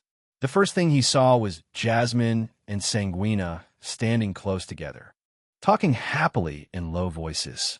Jasmine's translucent form was glowing faintly, stabilized by Sanguina's divine energy. The two sisters looked like mirror images of elegance and beauty, yet completely different in aura. Gray watched them for a few seconds without interrupting. Not done yet? He sighed inwardly. He understood they had centuries, perhaps even millennia, of separation to catch up on. But still, he had already fully restored his soul power. His body felt refreshed, and his mind felt sharp once again. The delay was starting to irritate him. My father probably escaped, fuck. That single thought made his mood sour even further. He had come all this way, planned meticulously, and now the target was slipping away because of this reunion. As if sensing his growing impatience, both sisters turned toward him at the same time. Jasmine had a faint, apologetic smile on her lips. Sanguina, on the other hand, looked visibly irritated just by his presence, her dimly glowing amber eyes narrowing with clear disdain. Gray ignored Sanguina completely and spoke directly to Jasmine in a voice that was calm but carried a hint of tiredness. Are you done yet? Jasmine nodded lightly, her expression softening. Yes, I'm sorry for making you wait. Gray stood up slowly, stretching his body. After temporarily lending so much power to manifest Jasmine properly, his muscles felt slightly stiff. He rolled his shoulders and neck, then looked at Sanguina with an indifferent expression. Time to go then. Sanguina clicked her tongue loudly, clearly displeased by his attitude. Mortal, you better treat my sister well, or else what? Gray interrupted her with an annoyed tone. I'll regret it. He stared straight into her eyes without fear. Our souls are literally bonded together. If I don't treat her right, who will? The big sister that couldn't even protect her during the old war? Through him, Sanguina's killing intent erupted like a crimson storm, flooding the entire chamber. The blood on the floor boiled violently, and the air itself seemed to scream. Even the walls trembled under the pressure of a true goddess' rage.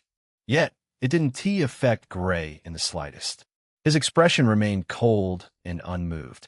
All right, stop dissing at each other. Jasmine sighed, stepping between them and gently pushing Sanguina back. Essie turned to her sister with a soft, pleading look. What did you send his father? Sanguina glared at Gray for a few more seconds before answering, but to Jasmine, her voice instantly turned soft and sweet. He has in prison along with that woman. I'll bring them here if you want. She definitely has a sister complex. Gray added inwardly upon seeing her expression change for a second to another. Jasmine glanced at Gray, who gave a small nod. No need, Jasmine said gently. Just send all of them back to the same place. I'm sure Gray would like that. Sanguina clicked her tongue again, but waved her hand. Done. The blood-filled chamber around them began dissipating into crimson wisps. The world twisted and blurred. The last thing Gray saw before everything faded was Sanguina looking directly at him with a threatening, yet strangely complex expression. She mouthed silently, "Take care of her." Gray rolled his eyes, but gave a small, almost imperceptible nod. Then everything went dark. When Gray opened his eyes again, he was back inside the underground escape tunnel. The familiar blue crystals lit the narrow passage. The air was cold and stale once more, and right in front of him stood two figures, Duke Kalis and Alina. The Duke was on his knees, eyes completely bloodshot, face twisted in utter despair. Tears streamed down his cheeks as he stared blankly at the ground. It was clear that he had received Sanguina's message. The Crimson Knight Order no longer protected him. He had been abandoned. Alina stood beside him, her sword still drawn, her violet eyes filled with shock and caution as she looked at Gray. Gray's lips curled into a cold, satisfied sneer inwardly. That expression of despair looks beautiful on you, father. Alina stood motionless for a few seconds, her violet eyes locked onto Gray. The message from Sanguina had clearly reached her as well. Whatever instructions or warnings the goddess of the Crimson Knight had sent, it was enough. She slowly lowered her sword. Without a word, she stepped aside, moving gracefully to the side of the tunnel. Her silver hair swayed as she turned slightly, watching the scene unfold. A faint, almost imperceptible smile curled at the corner of her lips, not one of reluctance, but of joy, and perhaps a trace of satisfaction. She would not intervene. Duke Kalis' face twisted in horror as he realized what was happening. His last line of defense, his eldest daughter, the one he had always relied on, had just abandoned him. And no, Alina, he cried out instantly, reaching out for help. Alina, my daughter, please, don't leave me here. I'm your father. I raised you. I gave you everything. Alina didn't even look at him. Her gaze remained fixed on Gray, that faint smile still lingering as if she were watching something long overdue. Gray took one slow step forward.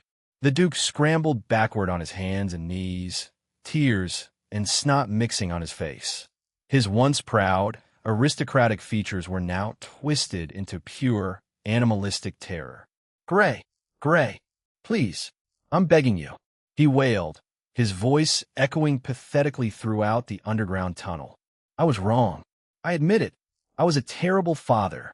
I exiled you because I was scared of your talent, scared of what you could become.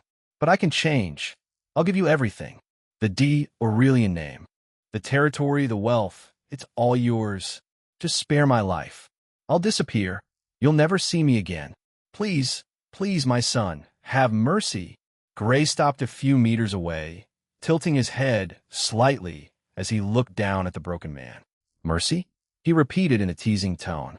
You taught me many things, father, but mercy was never one of them. He crouched down slowly, bringing himself to eye level with the Duke.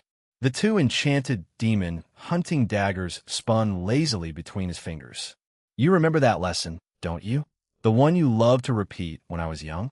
Gray smiled faintly. Revenge is a dish best served cold. The Duke's eyes widened with a flicker of desperate hope. Igriegagis. I remember. I taught you well. So you understand, right?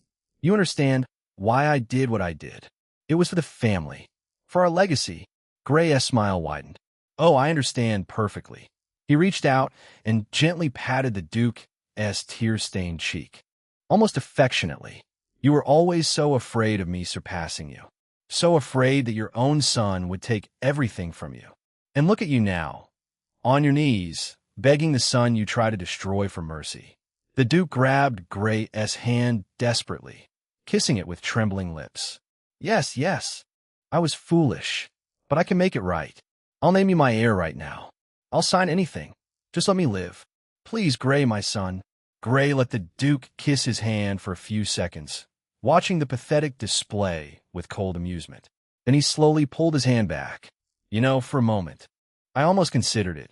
He lied smoothly, his voice soft and convincing.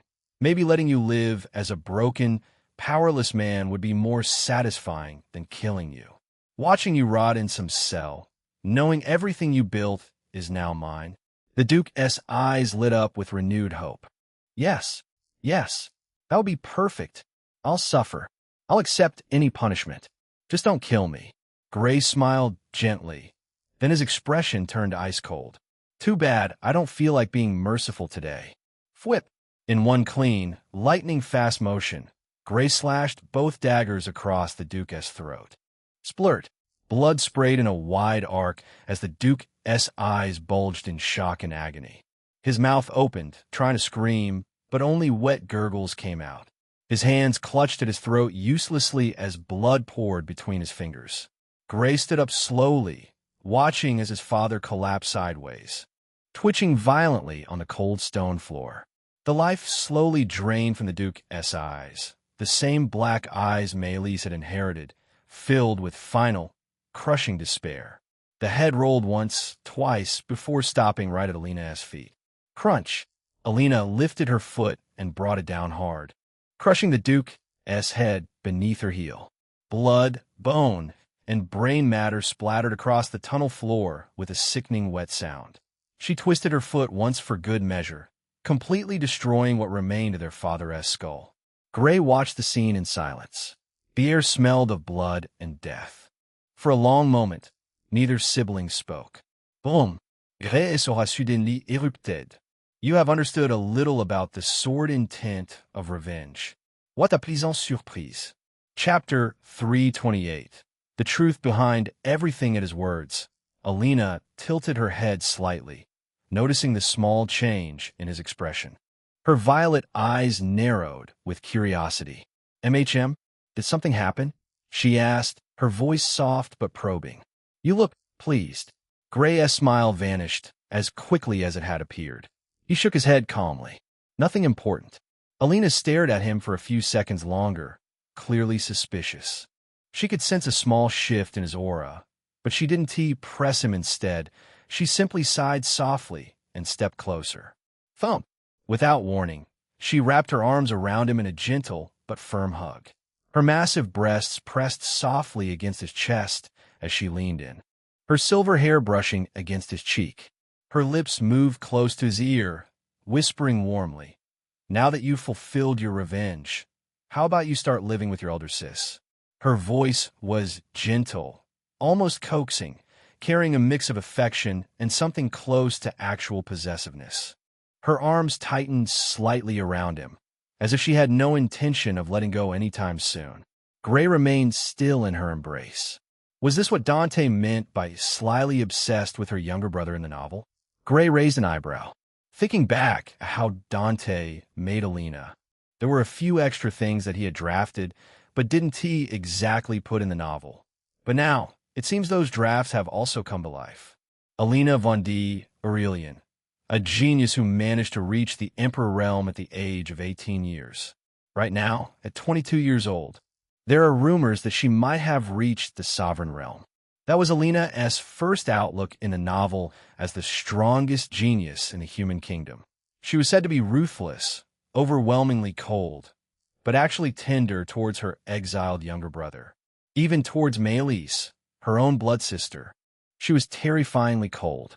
She is also someone who didn't want to show her power and bribed her opponents, not with money, of course, but threatened them. There were also many other things, such as she was actually someone who came from the future. Because of that, she treated Gray wrongly during their childhood, hoping that he would develop some kind of strong backbone.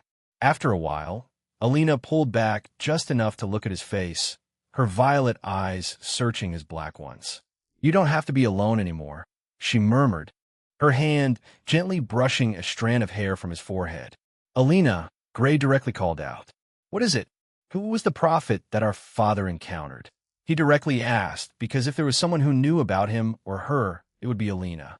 "The one who told him about me. Some things don't match." Though Gray's eyes narrowed slightly. Because Dante didn't exactly develop Alina's reason for reincarnation, Gray naturally had his own suspicions. After all, in the final battle, she had turned against him. At those words, Alina's body stiffened slightly. For the first time since she had appeared, her composure cracked. She looked away for a brief second, her lips pressing into a thin line. She stammered, something Gray had rarely seen from the usually elegant and confident eldest sister. This made Gray's heart feel a little cold, as he didn't expect Alina's schemes to go that far beyond what he had originally thought. "Let me guess, it was you? Or someone you ordered, right?" Alina remained silent for a long moment. The underground tunnel felt heavier, the air thicker. Finally, she let out a soft, tired sigh and stepped back, though her hand still lingered on his arm, as if afraid he would disappear if she let go. "Yes," she admitted quietly. "It was indeed me. I knew it. If it wasn't for the fact that I knew that she had reincarnated, I wouldn't suspect her even a little bit. Who would have thought that a 3-year-old would be able to create such a scheme?" Gray didn't react outwardly. He had known roughly 80 of the truth already, because the drafts from Dante's novel had given him enough clues. But there were still pieces missing, and those were pieces that only Alina could fill. Alina looked at him with complicated eyes, a mix of guilt, love, and determination. "I have a special eye," she began explaining in a soft voice. "I've never told anyone about it except you, right now. It's called Eye of the Akashic Record. With it, I can see other people as panels, their status, their hidden talents, their potential, even their future fate." She gently tapped the side of her left eye with a finger. "When you were born, I looked at you, and what I saw terrified me." Alina's voice trembled slightly as she continued. "Your talent was monstrous, beyond anything I had ever seen.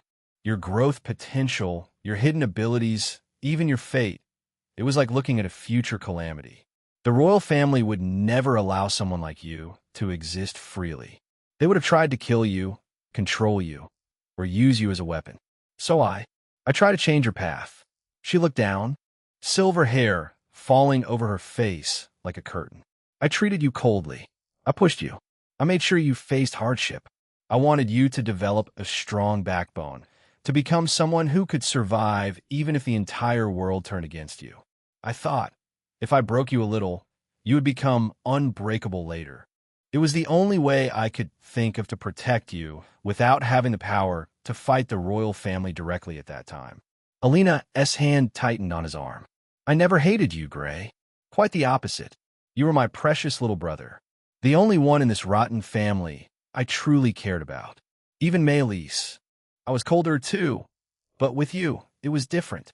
I wanted you to live, to surpass everyone, to become someone even the gods would fear." She finally looked up at him again, her violet eyes glistening with unshed tears. "But I was wrong. I hurt you too much. I see that now. And when Father exiled you, I couldn't stop it. I wasn't strong enough back then. But now," Alina stepped closer again, her massive breast pressing against him as she hugged him once more, tighter this time. "Now I've reached the peak of the monarch realm. I have power. I can protect you properly. So please, come live with your elder sister. Let me make up for all the pain I caused you. Let me spoil you. Let me give you the love and protection you deserve from the beginning. What the actual fuck? Gray's lips twitched. Peak of the monarch realm. How the fuck? He was beyond shocked. What the fuck was Dante thinking creating such a broken character? She is only 23 years old. His lips twitched slyly. Even if she is a reincarnator, fuck. Well, ignoring that for now, let us think about her words first. He took the time to take a deep breath, processing everything she had said. He already knew most of what she said. The eye of the Akashic record was definitely real, as it was mentioned that she had an overpowered, unique ability that allowed her to see through her every opponent. Her intentions, twisted as they were, came from a place of love and fear. But there was still that one missing piece, the reincarnation, the previous life, where she had probably made some kind of mistake that made her develop some kind of extreme guilt towards him. That part, she still hadn't revealed and probably wouldn't. There is also something more, that would have made her turn against him in the future. He just didn't know what it was. After a long pause, Gray finally spoke, letting out a small sigh. Fine, I'll live with you. Alina's violet eyes widened slightly, a bright, genuine smile blooming on her face. She hugged him even tighter, her massive breasts squishing warmly against him. Really? She whispered, voice filled with joy. You'll really live with me? Gray nodded lightly, though his expression remained mostly calm. But I'll be attending Clementine's Sword Magic Academy. I have my own plans there. I want to drop out. Alina didn't seem bothered in the slightest. She simply nodded, still clinging to him. I don't mind, she said softly, nuzzling her face against his neck. Go to the academy if you want. Study, train, do whatever you need to do. As long as you live with me, I'm happy. She pulled back just enough to look at him, her violet eyes sparkling with affection. But on the weekends, you'll stay with me, right? At our home. No excuses. I want to spend time with my little brother. I want to spoil you, cook for you, take care of you, just like I should have done from the beginning. Gray thought about it for a moment, then gave a small nod. All right, weekends at home. Alina's smile grew even brighter. She looked almost like a different person as the cold, ruthless genius was replaced by a clingy, doting elder sister. Thank you, Gray, she whispered, kissing his cheek gently. You have no idea how happy this makes me. I've waited so long for this. She hugged him again, tighter this time, as if afraid he might change his mind. Her body was warm and soft, her massive breasts pressing against him in a way that was both comforting and slightly overwhelming. I'll prepare everything, she murmured against his ear. Your room, your favorite foods, everything. You won't lack for anything. And if anyone at the academy dares to trouble you, just tell me. I'll handle it. Gray didn't respond, simply letting her hold him. He needed to get stronger faster, as he still needed to go and take Lyra back, even if it meant challenging someone millions of times stronger than him. But for now, he had made his decision. Living with Alina might not be so bad, at least until he figured out his next steps. Chapter 329, back to where everything started. Gray stood silently for a moment longer, staring at the bloody mess that was once his father. Then he turned to Alina. I'll see you soon, he said simply. Alina smiled softly, stepping forward to gently fix the collar of his blood-stained shirt. Her violet eyes were filled with quiet affection. Take care of yourself until then, little brother. Don't push yourself too hard.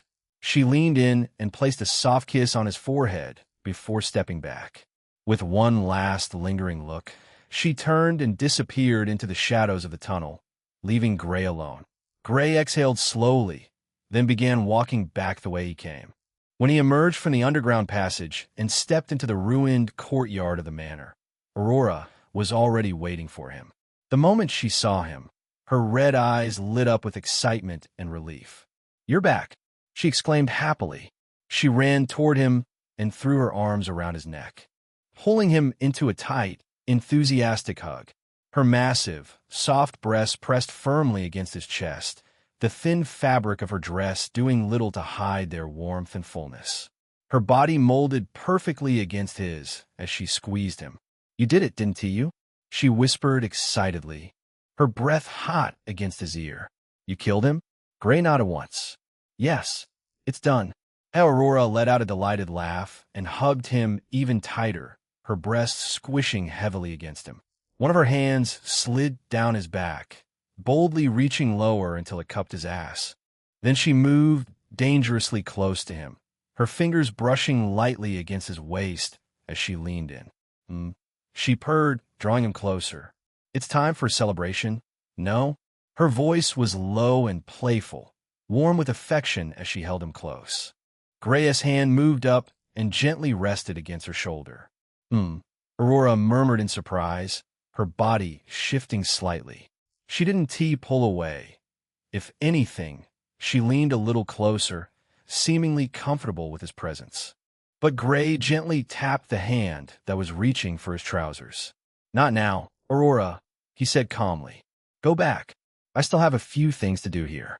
Aurora let out a cute whine, pouting adorably as she looked up at him with needy red eyes. Fine, but you owe me a proper celebration later," she murmured, giving him one last teasing squeeze before reluctantly pulling her hand away. She stood on her tiptoes and kissed his cheek softly, then gave him a seductive wink. "He'll be waiting for you with that." She turned and walked away, hips swaying seductively as she disappeared into the night. Inside Gray's mind, two voices suddenly spoke, though he couldn't hear them. Sanguina. Isn't your so-called husband a little bit of a playboy? Jasmine. Sanguina. Your choice with men really is awful. Huh? Jasmine. Gray ignored them and turned away, heading toward a different destination. It took him only 5 minutes to reach the canyon, the place where he had first bonded with Jasmine, the inheritance dungeon that had changed everything. But when he arrived, Gray frowned deeply.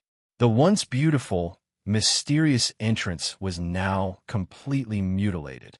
The elegant stone archway was cracked and broken, with large chunks of rock scattered across the ground. Deep claw marks and blast craters covered the area, as if a fierce battle had taken place here recently. "It's dirty," he muttered, voice low. He waved his hand, sending a powerful surge of mana outward. The debris and rubble were instantly cleared away. Floating off to the side, above the damaged archway, a broken plaque still hung crookedly. The words were partially destroyed, but Gray could still read them clearly in his memory. "Only the forgotten may enter. Only the broken may rise." He stepped closer and gently stroked the cracked stone with his fingers, as if caressing an old friend. A faint, nostalgic smile appeared on his lips for a brief moment. How fitting it was back then, he whispered. He shook his head lightly and let out a short, quiet laugh before stepping into the ruined entrance. The air inside was cool and heavy with mana, carrying the faint scent of dust and stone. Even though the physical structure had been damaged, the dungeon's core remained intact, humming with the same mysterious energy he remembered. He walked forward without hesitation. The first hall was exactly as he remembered it. A long corridor lit by eerie blue torches that cast long, dancing shadows on the walls. In the past, this place had been a nightmare. Completely black, humanoid figures had emerged from the darkness, attacking relentlessly with claws and shadowy blades. They were fast, silent, and tireless. But this time, the moment Gray stepped fully into the hall, the black figures began to materialize. Dozens of them rose from the floor and walls, their forms twisting and solidifying. However, instead of lunging at him with murderous intent, they froze. Then, one by one, they slowly knelt. Their featureless heads bowed low in perfect submission, arms crossed over their chests in a gesture of respect. The entire hall fell into complete silence. Gray stopped walking for a moment, observing them with calm black eyes. Interesting, he muttered. The dungeon had recognized him. The bond he had formed with Jasmine here had left a deep imprint. These guardians no longer saw him as an intruder, and instead, they saw him as something closer to an owner, or at least someone worthy of reverence. He continued walking. The black figures remained kneeling until he passed, then slowly dissolved back into shadows, as if they had never been there. The corridor led him deeper until he reached the wider chamber he remembered so clearly. It was a vast, circular room with a high domed ceiling. In the center stood a massive, ancient hourglass filled with glowing golden sand that trickled slowly downward. Around it on the floor were 10 pedestals, each representing a different element: fire, water, wind, earth, lightning, ice, light, darkness, time, and space.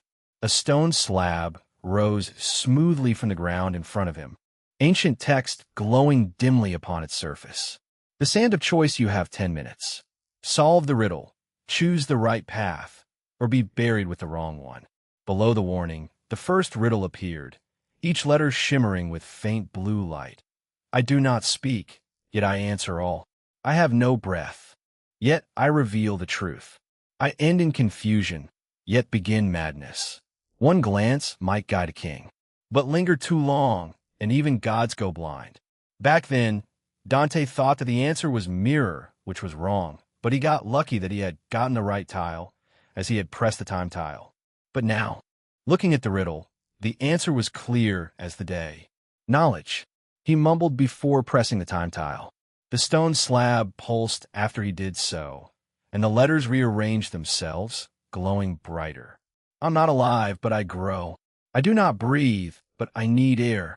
I have no mouth, but water kills me. This one was even simpler. Fire. Gray answered without hesitation. The slab glowed once more in approval. The central hourglass stopped its flow for a moment. Then the floor beneath him shifted. A new passage opened on the far side of the chamber, leading deeper into the dungeon.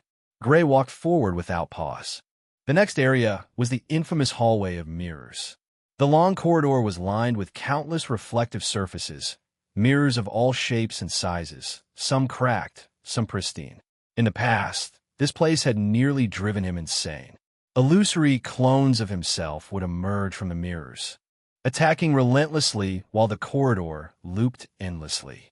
Breaking the wrong mirror would reset the entire trial. Gray stopped at the entrance and stared at the endless reflections of himself.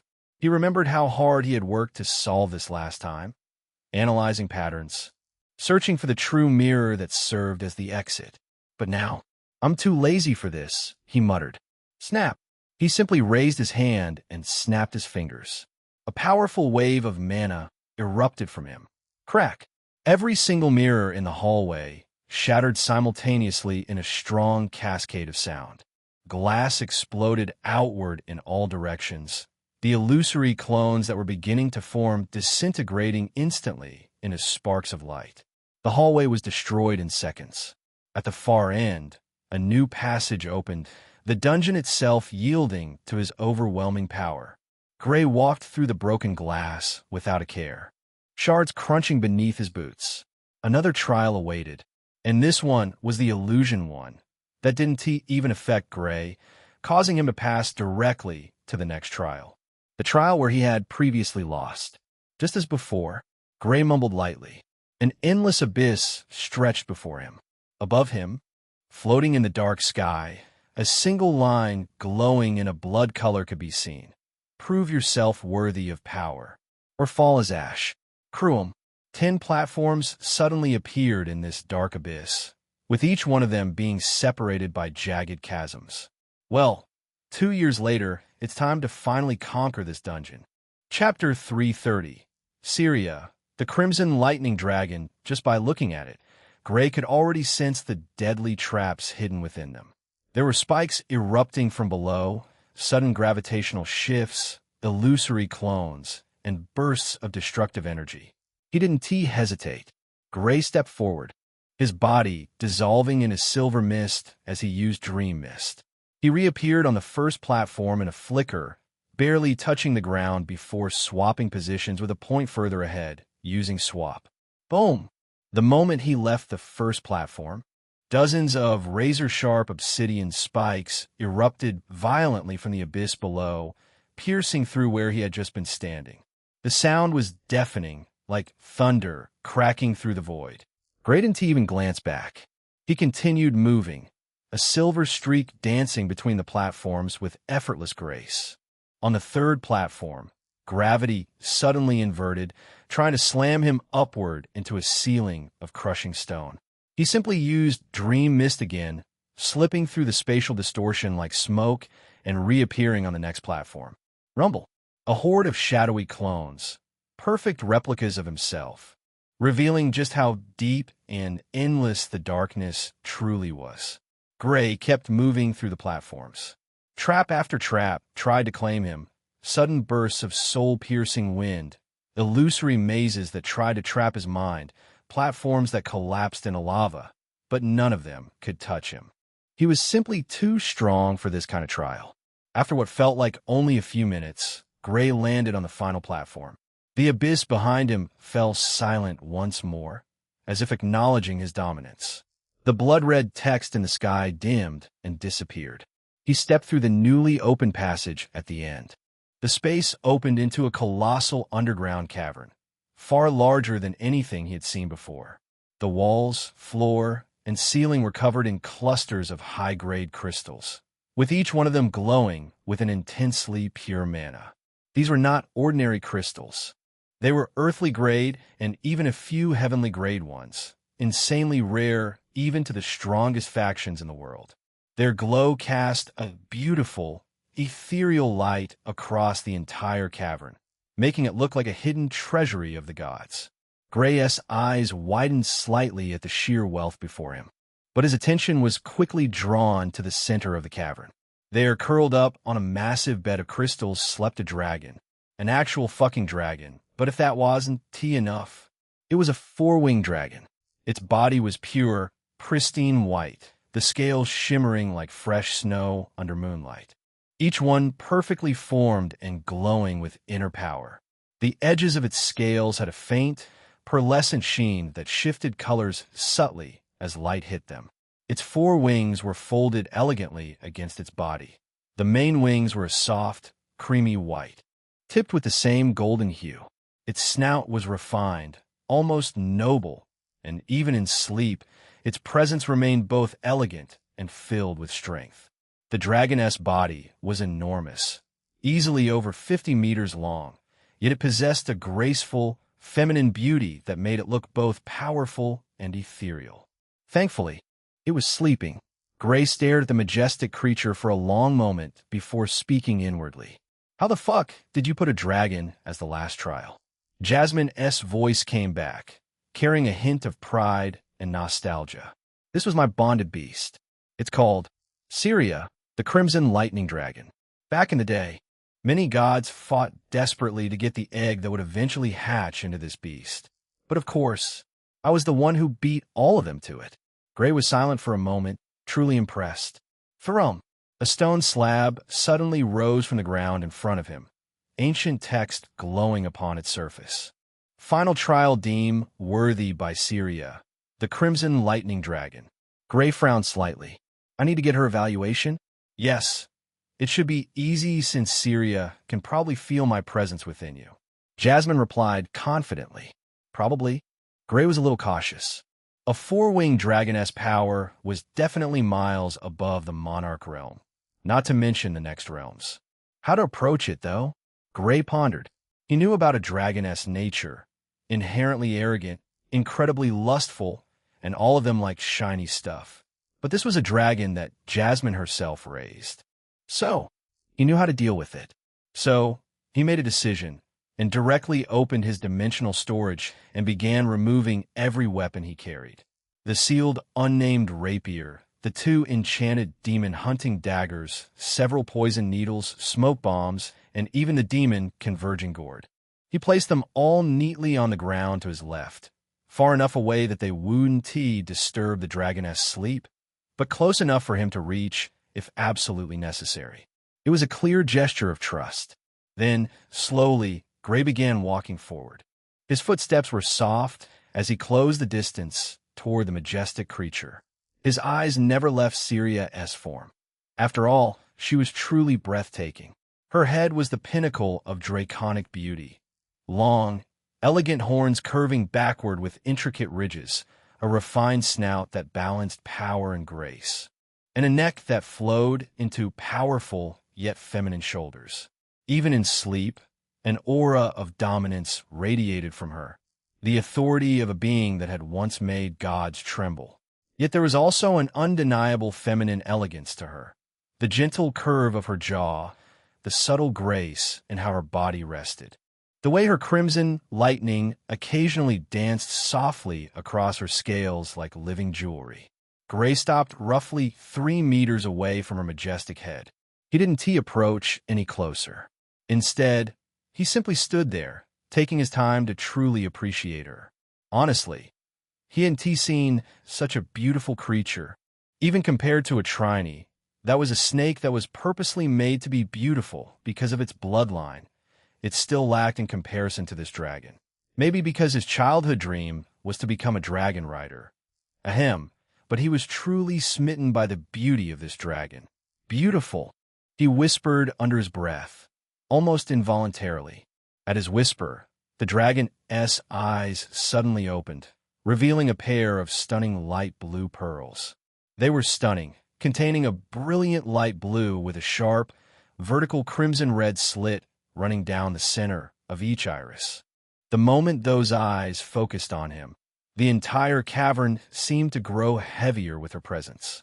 A majestic yet undeniably feminine voice echoed directly into his mind, carrying both curiosity and authority. "Mortal, how long are you going to keep staring?" Gray snapped out his trance. He met her gaze calmly, showing no fear, but only honest admiration. Syria tilted her massive head slightly, studying him. For a brief moment, even she seemed taken aback. First, by his appearance, the strikingly handsome face, the black hair and eyes that somehow carried both danger and elegance, and the gorgeous mark of beauty glowing on his forehead. Second, by the fact that he wasn't afraid. There was no terror in his posture, no desperate attempt to hide or flee. Instead, he looked at her with genuine appreciation, as if he were beholding the most precious treasure in existence. She found that gaze surprisingly pleasant. Gray remained calm, meeting those piercing crimson-slit eyes without flinching. Then, he smiled softly at the dragon. For a brief moment, he closed them, as if savoring the sight he had just witnessed. Then, in a sincere and respectful tone, he spoke. "I apologize if I disturb your rest, but I couldn't help but admire you. You're magnificent." Syria's eyes narrowed slightly, though a faint trace of interest appeared in them. She slowly lifted her head, the movement graceful despite her enormous size. The red lightning around her body crackled a little stronger, illuminating the cavern further. "You're quite bold, mortal. Most who see me either run or kneel. Yet you stand there and call me beautiful." She leaned her head slightly closer, studying him more intently. Her warm breath washed over him, carrying a faint scent solely unique to a female dragon. "Oh, so you are the one my contractor chose." Syria revealed a hint of relief in her majestic tone. Gray nodded lightly, still visibly smitten by her gorgeous appearance. Honestly, he couldn't tear his eyes away. Thankfully, Syria didn't seem to mind that gaze at all. If anything, the way he looked at her, with pure admiration, seemed to please her. After a moment of silence, Gray asked curiously, almost innocently, "Can I touch your head?" Syria was taken aback. Her massive body shifted slightly, and even Jasmine and Sanguina inside Gray's mind reacted with visible shock. "Sanguina, does your husband have some kind of kink for dragons or something?" "Jasmine, that... Even I don't know why he is so smitten." Syria stared at him for a long second, as if evaluating him. Then, with a soft huff that sounded almost like a chuckle, she slowly lowered her majestic head until it was within reach. "I'll allow it," she said, her voice carrying a hint of curiosity. Seeing this, Gray's smile widened softly. "Russell." He reached out with his right hand and gently touched the smooth, shimmering scale on her forehead, right between her horns. His fingers brushed against it delicately, almost reverently. "Ushul." The moment his hand made contact, Syria's entire body seemed to melt. A low, involuntary rumble escaped her throat, not a disgusted growl, but a strangely contented purr, as if she wasn't a dragon but a cat. Her crimson-slit eyes relaxed instantly, half closing in pure comfort, as if Gray's touch was something divine, something she had been missing for centuries. In an instant, her massive body moved. Thrum, curl, she curled around him protectively, her long neck looping gently so that her head rested near him, her wings partially folding to create a cocoon of safety. The red lightning on her scales softened into a gentle glow, crackling warmly instead of aggressively. Gray's smile widened in happiness as he gently continued stroking her beautiful scales. The two of them fell into a peaceful moment, but inside his mind, two beings were shocked beyond belief. Sanguina, what the actual fuck? Did your husband just seduce a fucking dragon with a mere touch? Jasmine, fuck. Both goddesses were so shocked that even Jasmine, who rarely cursed, let out an actual swear. Chapter 331. Conquering the Jasmine's Dungeon Rustle. Gray's fingers continued to move gently across the smooth, shimmering scale on Syria's forehead, tracing the elegant ridges slowly. The scale was surprisingly warm, almost velvety despite its hardness, and each touch sent a faint ripple of red lightning dancing across her body, not dangerous but gentle and even warm, like a pleased purr made visible. Hum. Syria let out another low, deep rumble from her chest, the sound vibrating through the entire cavern. Her massive head leaned slightly into his hand, eyes half closed in clear contentment. Her long neck curled more protectively around him, the tip of her snout resting near his shoulder as if she were a colossal guardian claiming something precious. This feels nice, she admitted quietly, her majestic voice carrying a rare hint of vulnerability. It has been a very long time since anyone touched me like this, without fear. Gray didn't speak. He simply continued stroking her, moving his hand down to the side of her jaw, feeling the powerful muscles beneath the flawless white scales. The red lightning crackled softly under his palm, tickling his skin with pleasant warmth. He stroked along the elegant curve of her neck, fingers gliding over scale after perfect scale. Syria's wings shifted slightly, the golden yellow membranes unfolding just enough to cast a soft glow over both of them. Her breathing slowed, becoming deep and relaxed, almost sleepy. Inside Gray's mind, however, someone was growing increasingly impatient. Jasmine cleared her throat loudly. Ahem. The sound was deliberate and sharp, cutting through his trance like cold water. Gray blinked, snapping back to reality. His hand paused mid-stroke on Syria's neck. You seem to be enjoying yourself a little too much, Jasmine remarked dryly. Not that I blame you, but perhaps you should focus? Gray exhaled slowly, a faint, embarrassed smile tugging at his lips as he pulled his hand back. Syria opened one eye lazily, tilting her head slightly in mild confusion at the sudden stop. Is something wrong? She asked, her crimson-slit pupils focusing on him once more. Gray shook his head lightly. No, nothing's wrong, he replied calmly. I just got a little distracted by how beautiful you are. Syria huffed softly, a sound that could almost be mistaken for a chuckle. She didn't pull away, but she did lift her head a little higher, studying him with renewed interest. You are strange, mortal, she murmured. Bold and honest. I like that. Gray gave her one last gentle pat on the side of her snout before stepping back slightly, regaining his composure. Jasmine's voice echoed in his mind again, this time with clear teasing. If you keep petting her like that, I'm gonna get jealous. Gray's lips twitched. Noted. Syria watched him for a moment longer, then spoke with quiet authority. You have my approval, Gray Viru D. Aurelian. You may proceed to the core. The moment she granted permission, the cavern responded. The crystals pulsed brightly, and a new passage opened at the far end, leading to the dungeon's true heart. Syria's body glowed with white light. In a swirl of energy, she shrank rapidly until she was the size of a large eagle. Her white scales still shimmered beautifully, tiny wings folded neatly, red lightning dancing playfully around her. Without hesitation, she flew over and landed gracefully on Gray's right shoulder, curling her long tail around the back of his neck for balance. Her small head rested near his cheek, light blue eyes looking forward with calm authority. "Let us go," she said softly. Gray nodded faintly, his lips curling up.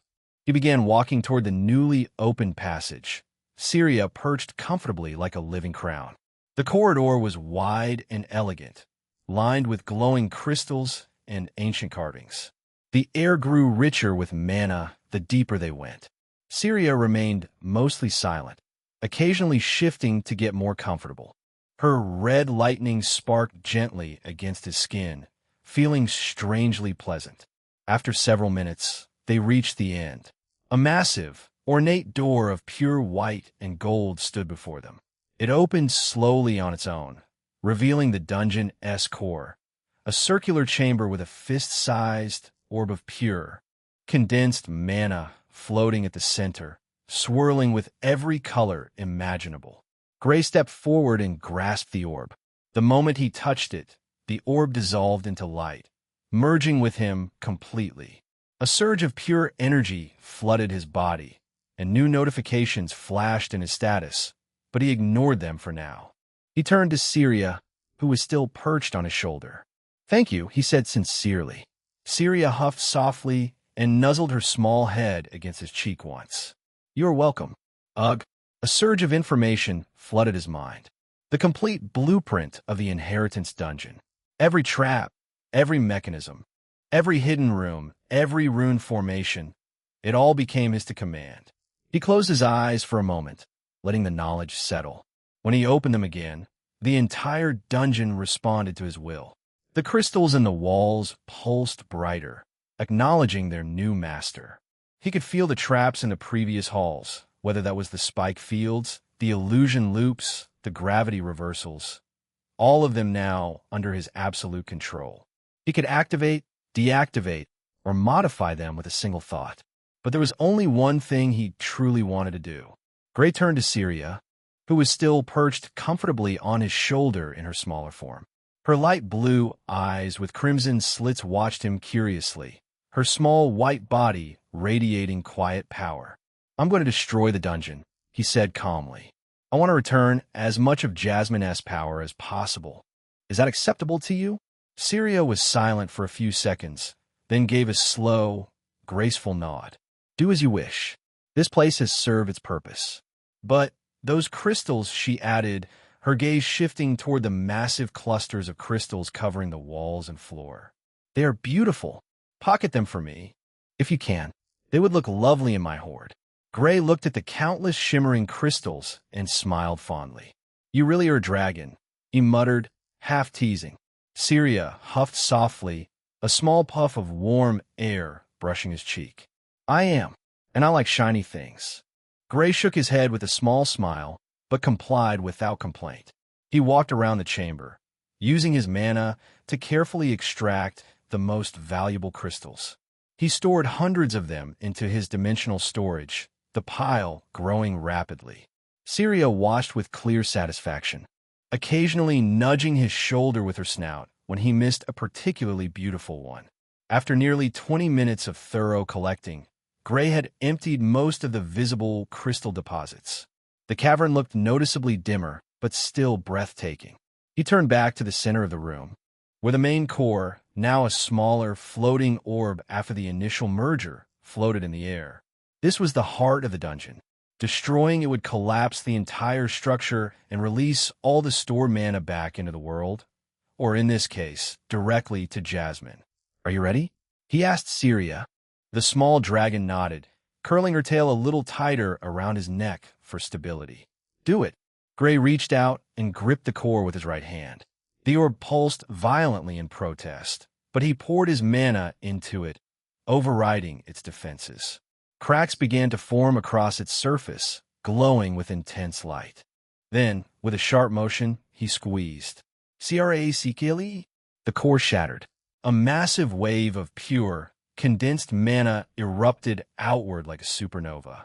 The dungeon trembled violently. The walls cracked, crystals shattered, and the ceiling began to collapse in large chunks. The entire inheritance dungeon was coming down. Gray stood at the center of the chaos, eyes closed, guiding the surging mana toward Jasmine. Inside his mind, Jasmine almost gasped. Gray, this is... The energy started flooding into her body, and her power level, which had been stuck at a mere 2.1, began to climb rapidly. The increase was dramatic. 11.9%. It was still a fraction of her full strength, but the difference was night and day. Gray could feel her presence growing stronger, more stable, more alive inside him. Jasmine let out a soft, trembling sigh of relief and joy. Thank you, Gray. This is more than I ever expected. Syria watched the collapsing dungeon with calm eyes, her small form steady on Gray's shoulder. She didn't seem worried about the falling rocks and crumbling structure. With a casual flick of her tail, she created a protective barrier of red lightning around them, deflecting any debris. The cavern shook harder. Huge chunks of the ceiling crashed down, but Gray and Syria remained untouched in their bubble of safety. The beautiful crystals that hadn't been collected shattered into sparkling dust, filling the air with a rainbow of light. Gray stood motionless, letting the last remnants of the dungeon's mana flow into Jasmine. When it finally ended, the entire structure began to collapse in earnest. He turned and walked toward the exit, Syria perched proudly on his shoulder. Behind him, the inheritance dungeon, the place that had once given him everything, crumbled into ruin. As they emerged from the collapsing entrance, the canyon outside was bathed in moonlight. Rumbly, the broken archway finally gave way, collapsing completely with a thunderous roar. Dust and debris filled the air. Gray stopped at the edge of the canyon, looking back at the destroyed site with a quiet expression. Syria nuzzled his cheek gently. You did well, she said softly. Jasmine is lucky to have you. Gray gave a small nod, then began walking back toward the Aurelian Manor area, where Aurora was likely still waiting. Gray, now I can manifest my whole body without any problems. Great, I can't wait to see you, his lips curled up. Syria will also love to see you. He glanced down at the beautiful creature on his shoulder. Seeing her majestic and beautiful scales, he couldn't help but fall into a trance again. Ahem. Oops, my bad. Chapter 332. Aurora's Reward. Syria let out a soft, amused huff, clearly aware of his staring, but not displeased by it. As they neared the meeting point, Gray gently spoke to her. Syria, I need to hide you for now. There's someone waiting for me, and I'd rather keep you away from unnecessary eyes for the time being. Is that all right? Syria tilted her small head, then nodded gracefully. I understand. I prefer it that way. Only you and Jasmine may see me for now. With a soft flash of white light, Syria shrank even further and disappeared into Gray's bonded beast space, joining a trinity. The little snake hissed happily at the new company. Gray continued walking until he reached the ruined outskirts of the manor. Aurora was waiting exactly where he expected, leaning against a broken pillar with her arms crossed. The moment she saw him, her red eyes lit up with excitement and relief. Gray, she called out, running toward him. She threw her arms around his neck and kissed him excitedly, pressing her soft, full lips against his in a deep, passionate kiss. Her massive breasts squished heavily against his chest as she pulled him closer, her body molding perfectly against his. The kiss was hungry, her tongue slipping into his mouth almost immediately, tasting him with clear desire. And mate, she moaned softly into the kiss, one hand sliding down his back while the other tangled in his hair. When she finally pulled back, her lips were glossy and slightly swollen, cheeks flushed with excitement. You're finally back. Before Gray could respond, Aurora grabbed his hand and began dragging him away from the ruins, her hips swaying seductively with every step. Come on, we're going to celebrate properly. She led him to a luxurious inn not far from the manor. The owner took one look at Aurora's authoritative presence and immediately gave them the best room, without question. The moment the door closed behind them, Aurora pushed Gray onto the large, soft bed.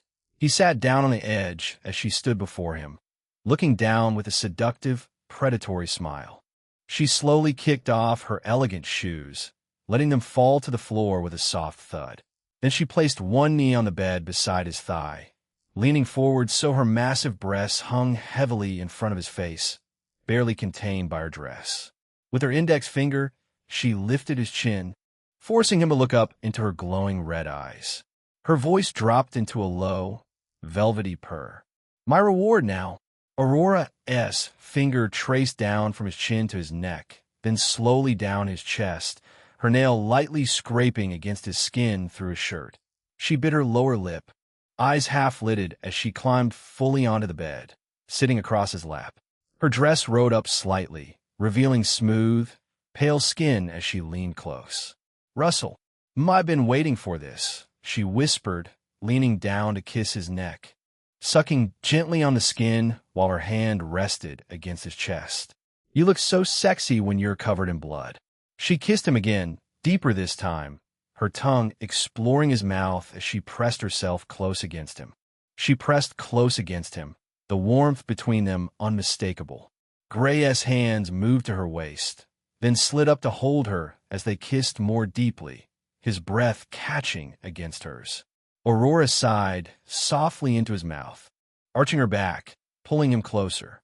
"Yes, touch me more," she gasped, breaking the kiss to look at him with desire in her eyes. "I want you so much." She reached down with both hands, eagerly unbuckling his belt. "Curl. Give me my reward, Gray.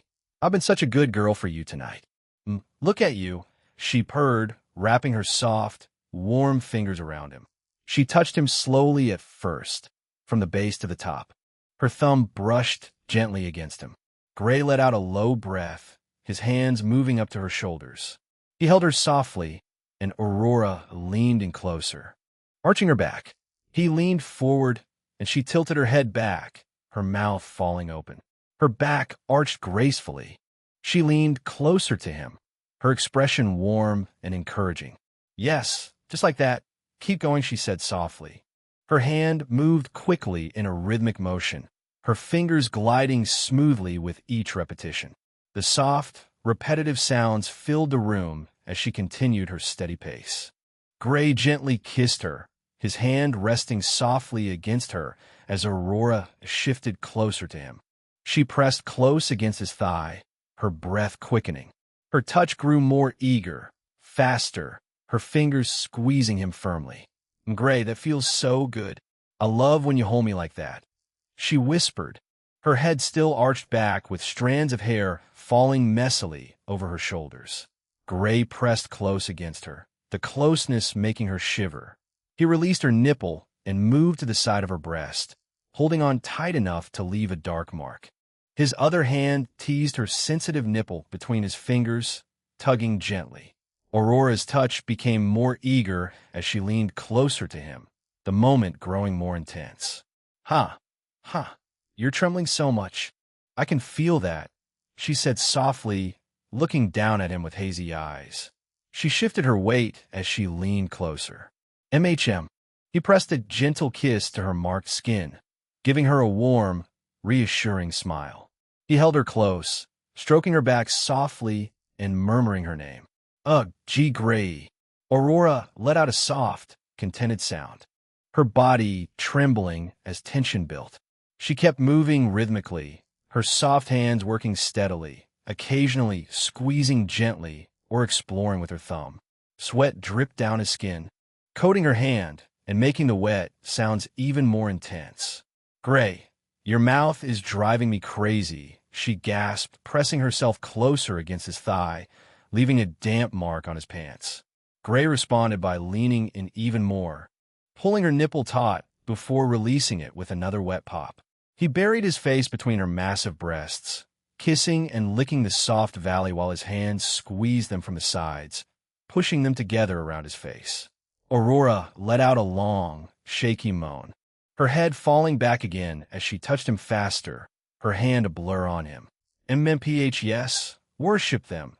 They're all yours." Kiss them harder for several long minutes, The room was filled with the sounds of Gray kissing her breasts, Aurora's breathy, needy moans, and the soft sounds of her hand moving against him. Her cheeks were flushed pink from his attention, marked from their closeness. Aurora was trembling on his lap, clearly overwhelmed by the moment. Ha! Gray finally pulled back slightly, breathing heavily with lust-filled eyes, his lips still shiny from the moment. Russell. His hand slid down her body, moving under her dress. Without warning, he leaned close to her, and Aurora's eyes widened, her head snapping back with a sharp, sudden gasp. Chapter 333. Aurora's reward 2. Aurora's eyes widened the moment Gray touched her intimately. Her breath caught sharply, her body tensing at the sudden contact, already flushed and trembling from all the teasing. She moaned loudly, her head snapping back as a wave of sensation surged through her. Her body pressed closer to him, responding to his touch. He leaned in, his mouth brushing against her shoulder again as he held her close. He pulled her close, nuzzling against her as his hand gently cradled her. Gray, that feels so good, she whispered softly, her voice trembling as the moment between them deepened. Her soft palm gliding up and down as they grew closer together. Deeper, please, a little more, Gray obliged, gently pressing a second finger inside her, carefully working them in a slow, steady rhythm. His mouth switched between her breasts. He kissed her gently, holding her close and leaving soft marks on her skin. Aurora's hand faltered. Her movements became unsteady and uneven as the sensation grew overwhelming. She tried to lean down, wanting to close the distance between them, but the moment her lips brushed against him, another powerful movement made her gasp loudly and pull back. I can't. It feels too good. She gasped, her head tilting back as she struggled to keep up with his pace, too lost in the overwhelming sensation of his touch. Instead, she kept her hand on him, though her grip was trembling and irregular now. Gray didn't mind this at all. He held her close, his lips brushing her skin as he whispered softly. She leaned into him, their bodies pressed together as they shared a tender, intimate moment. Schlick! Aurora's soft sounds grew louder and more urgent. Her hips shifted against his hand, chasing the feeling as her breath caught and her body tightened. Gray, I'm almost there. Don't stop. Please don't stop. Hearing those words, he pressed his fingers deeper, forming a hook shape, pressing against a sensitive spot while his mouth latched onto her nipple again, sucking with intense pressure. His free hand pinched and twisted her other nipple, sending sharp sensations through her body. Aurora's entire body tensed. Her back arched sharply. She pressed closer as waves of intense pleasure crashed over her. Her body trembled as she clung to him, overwhelmed by the sensation. Her whole body shook uncontrollably. She leaned into Gray, burying her face in his neck, breathing hard and fast, her chest rising and falling with every shaky breath. She panted, still holding on to him as she caught her breath. Her hand weakly stroking him a few more times before going limp. Gray slowly pulled his fingers out of her, bringing them up to his mouth and licking them clean while looking at her flushed, satisfied face. Seeing his actions, Aurora bit her lower lip hard as a surge of raw determination flashed across her flushed face. Her red eyes burned with lust as she suddenly moved, climbing fully into his lap and pushing him back against the headboard. She straddled his waist, leaning in close against him, the heat between them undeniable. Her thick thighs squeezing his sides. Without a word, she reached down between them, wrapping her soft fingers around him and guiding him closer to her. She twisted her hips teasingly, rubbing against him in a slow, sensual rhythm. She moved closer, her breath quickening with desire. "Feel how much I want you?" she whispered, her voice low and eager. Gray simply leaned back, putting both arms behind his head in a relaxed, almost lazy position. His black eyes watched her with dark amusement, letting her take control for now. Aurora's breath hitched. She placed her hand against her chest, pressing gently as her other hand braced on his chest. She pushed her head back slightly, eyes half-lidded in anticipation, then slowly began leaning closer. The warmth between them, the low, stretching sound of something giving way filled the room as he drew closer. Ah! Aurora's mouth fell open in a silent gasp, her breath catching as she steadied herself. She paused for a second, eyes closed, taking a shaky breath as she adjusted to the moment. Then she pushed down further. With a slick sound, she sank all the way down in one smooth motion. Her head arched back sharply, mouth open in a silent cry as she stretched wide around him, holding him firmly. "Why you feel so close to me?" she breathed, her voice trembling as she stared deeply into his eyes, her red gaze intense with emotion. Aurora stayed seated like that for a moment, her massive breasts heaving with every heavy breath. Her cheeks flushed and her heart raced as the moment stretched on. She took a moment to get comfortable, then slowly began to move. She rolled her hips in slow, sensual circles, keeping him close while they found their rhythm together. The sounds of their intimate moment echoed in the room as she moved with him. "Ah, so deep. It feels like you're reaching so far inside me every time," she gasped, one hand still holding her own breast, pinching her nipple hard as she began bouncing. "You're reaching so deep every time. It feels so full, so perfect." She looked down at Gray with half-lidded, loving eyes, her auburn hair falling messily around her flushed face. She pressed closer to him, their bodies flushed together as she held onto him like she never wanted to let go. Her hips rocked gently with the rhythm, pressing herself against him before she lifted again, only to sink back down. "All." She opened her mouth, quickly applying a cleaning spell to it. Then she leaned forward, pressing her massive breasts against Gray's chest as she kissed him deeply. Her kiss deepened with loving hunger, her body pressed close to his, slow and intimate, as if she was trying to melt into him. Gray groaned softly, his hands finally moving from behind his head to rest gently on her waist, drawing her even closer. "You feel amazing," he murmured against her lips, his voice coming out low and warm. Aurora smiled softly at his words, her cheeks flushing deeper as she kissed him again, more deeply this time. Her body leaned closer to him, the moment between them growing more intense. She moved closer to him with each downward motion. "MMH Gray, hearing you say that makes me so happy," she whispered softly between kisses. "I want to be closer to you. I want all of you with me." She sat up straighter. She placed both hands on his chest for balance as she began to move rhythmically. Her massive breasts swayed heavily with each movement, the soft flesh jiggling as they shared an intimate moment. The soft sounds of their closeness filled the room, mixing with her gentle, loving moans. Gray's hands slid up to hold her gently, looking up at her with dark, admiring eyes. "You look so beautiful like this," he murmured softly. "Being so close to you feels incredible. I never want this moment to end." Aurora's breath caught, her eyes fluttering as his words sent fresh waves of emotion through her.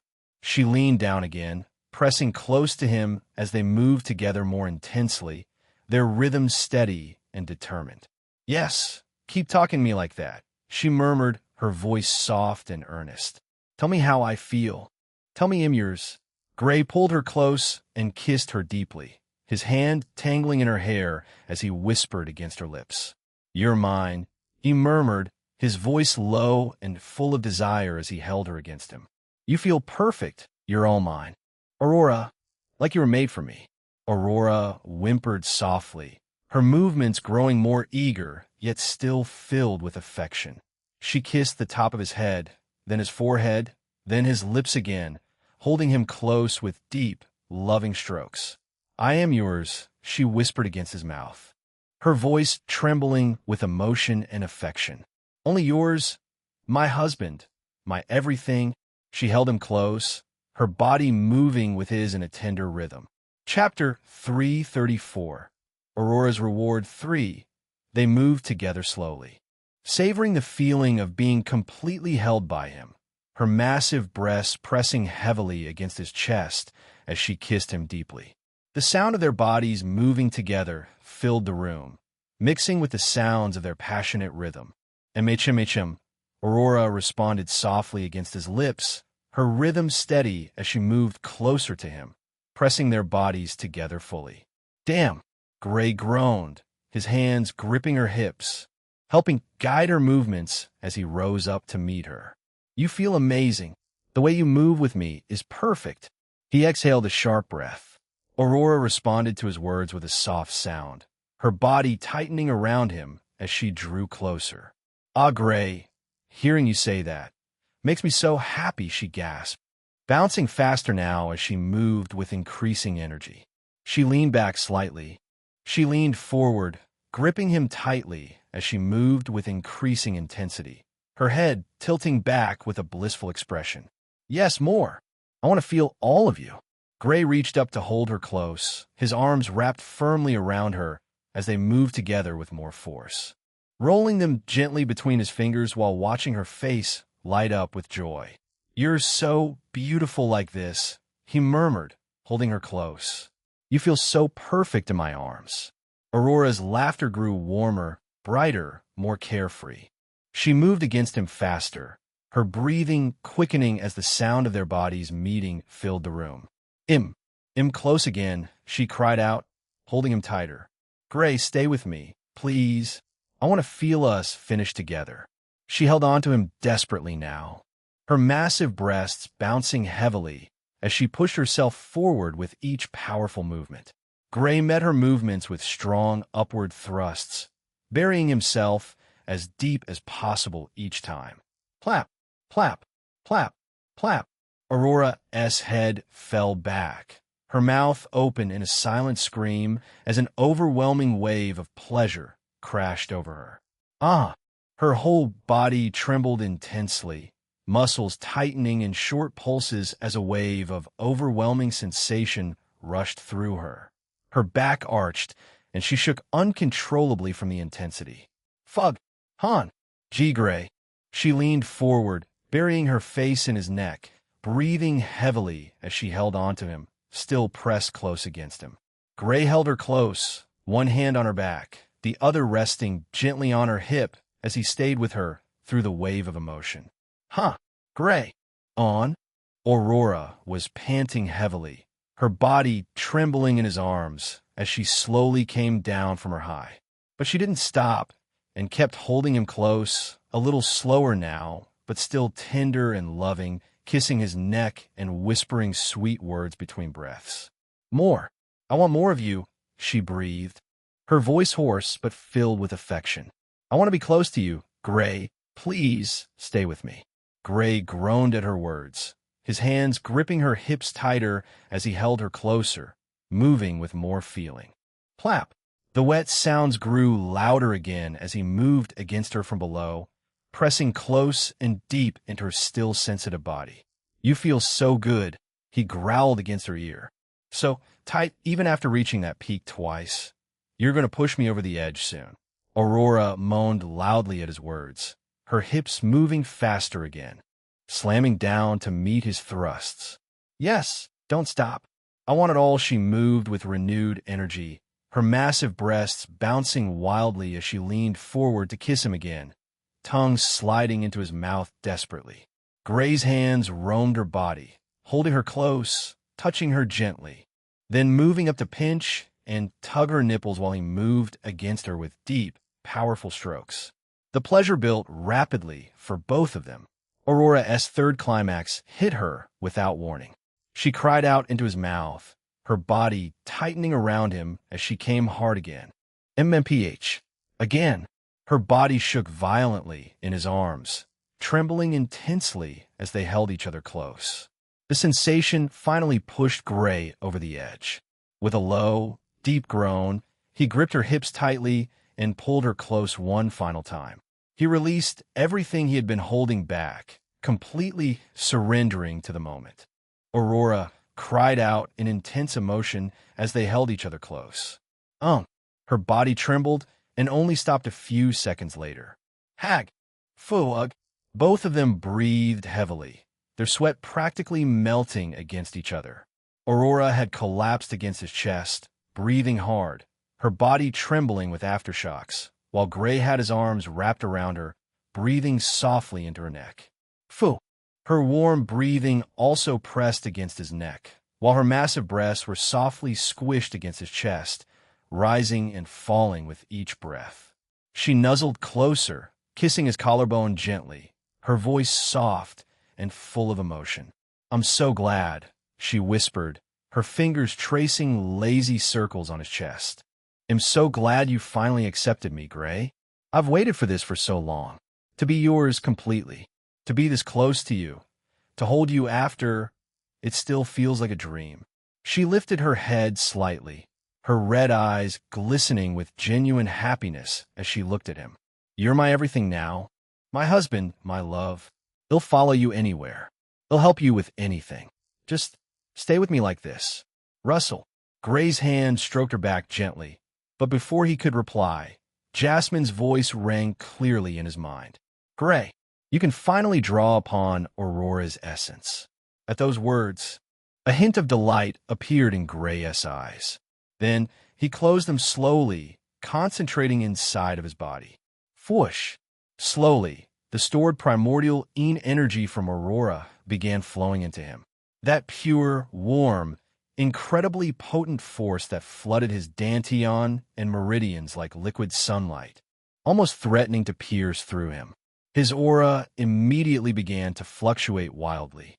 Aurora's eyes widened in pure delight as she felt the sudden change. She sat up straighter on his lap, staying close to him, her hands resting on his chest as she watched with awe. "Gray!" She gasped, a bright, excited smile spreading across her face. She quickly raised her hand, creating a powerful defensive barrier around them both. It looked like a shimmering red dome that would protect him during the breakthrough. She knew the signs well. His aura surged. Early King Realm, Intermediate King Realm, the energy inside him roared forward, refining his foundation at a terrifying speed.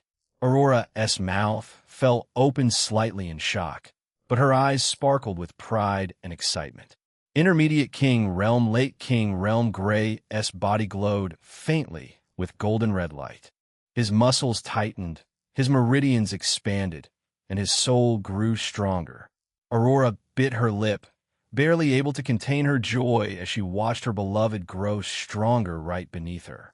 Late King Realm, Peak King Realm, the breakthrough continued without pause. Gray's aura stabilized for a brief moment at the peak of the King Realm, but the energy didn't stop.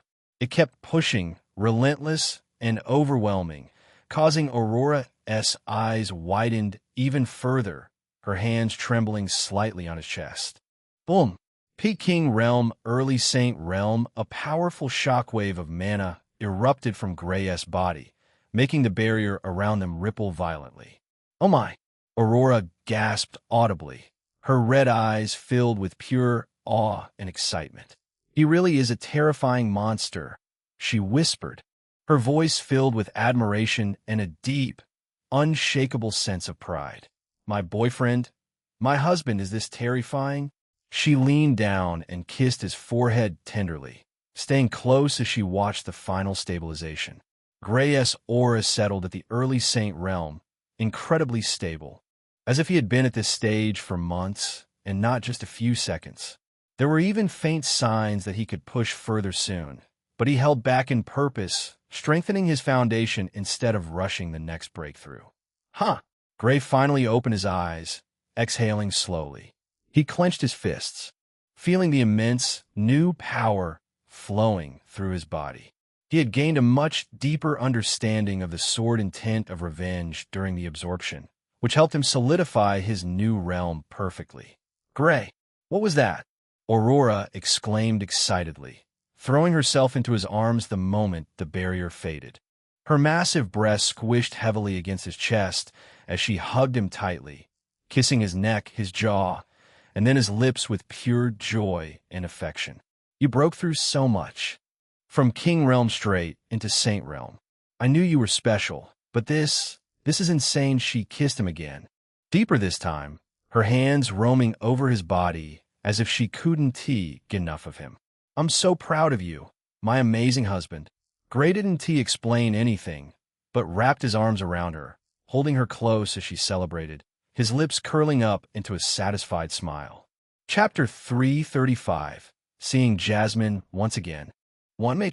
Gray slowly opened his eyes, the soft morning light filtering through the curtains of his dorm room at Clementine's Sword Magic Academy. For a moment, everything felt peaceful, until he turned his head slightly and nearly jumped out of his skin. Ilarion was sleeping right next to him. The elf princess was curled up peacefully against his side. Her long silver hair spilled across the pillow like liquid moonlight. One of her arms was draped over his waist, and her face was nestled comfortably against his shoulder. She looked completely at ease, breathing softly, as if she belonged there. "This girl," Gray muttered, his lips twitching slightly. He let out a long, tired sigh, rubbing his temples. "When did she even get in here?" He carefully extricated himself from her embrace, trying not to wake her. Ilarion made a small, sleepy sound of protest, but didn't open her eyes. Simply hugging the pillow he left behind instead. Gray got out of bed and stretched, then made his way to the bathroom. He splashed cold water on his face, rubbing the sleep from his eyes as he looked at his reflection in the mirror. His gaze immediately landed on the delicate black ruby mark on his forehead, the so-called mark of beauty that had appeared after his breakthrough. Jasmine. Yes.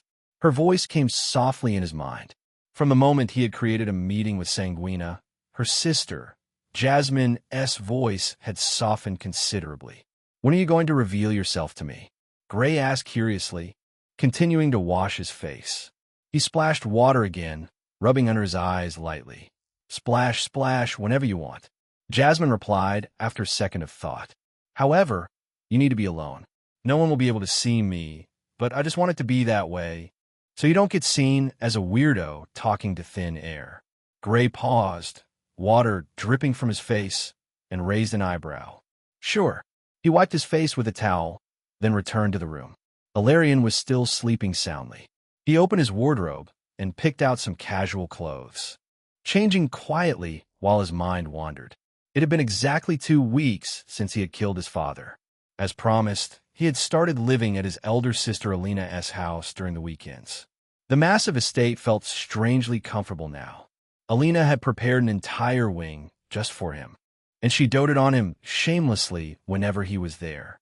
She cooked for him, trained with him, and made sure he wanted for nothing. It was oddly nice. He had also made sure to visit Celine during that time. Their secret meetings were as passionate as ever, and he had teased Claire a little when their paths crossed, watching the shy girl blush furiously. But beyond that, the 2 weeks had been relatively quiet, as there were no major incidents or new crises at all. Unfortunately, the summer holidays were about to end, which meant that the second year at the academy would begin soon. Gray buttoned his shirt, staring out the window with a thoughtful expression. Honestly, he no longer had much interest in the academy. He had already reached the level of a professor, perhaps even higher. Attending classes felt more like a waste of time than anything else. If anything, the best course of action now was to aim for a higher plane. In other words, leave this lower realm. Dante created a setting in which he divided the world into 2 major planes. The mortal plane, also called the lower plane, was where most beings lived. Mana here was relatively thin considering the upper plane, and the natural limit was usually the sovereign realm. Only rare geniuses or ancient fossils managed to reach the monarch realm here. Then there was the spiritual plane, the upper plane. This was where the true powerhouses resided. It was the remnant space of the ancient god-demon war, a place where mana was far denser and cultivation advanced at an entirely different pace. The Crimson Hollow Order, Sanguina's organization, had its main base there. Her true body was somewhere in that plane as well. Because of that ancient war, many gods had either ascended, been sealed into inheritance dungeons, or died. Some had sealed themselves into tombs, hoping to awaken stronger later, though the risk of permanent death was extremely high. Sanguina had been one of those who survived the sealing.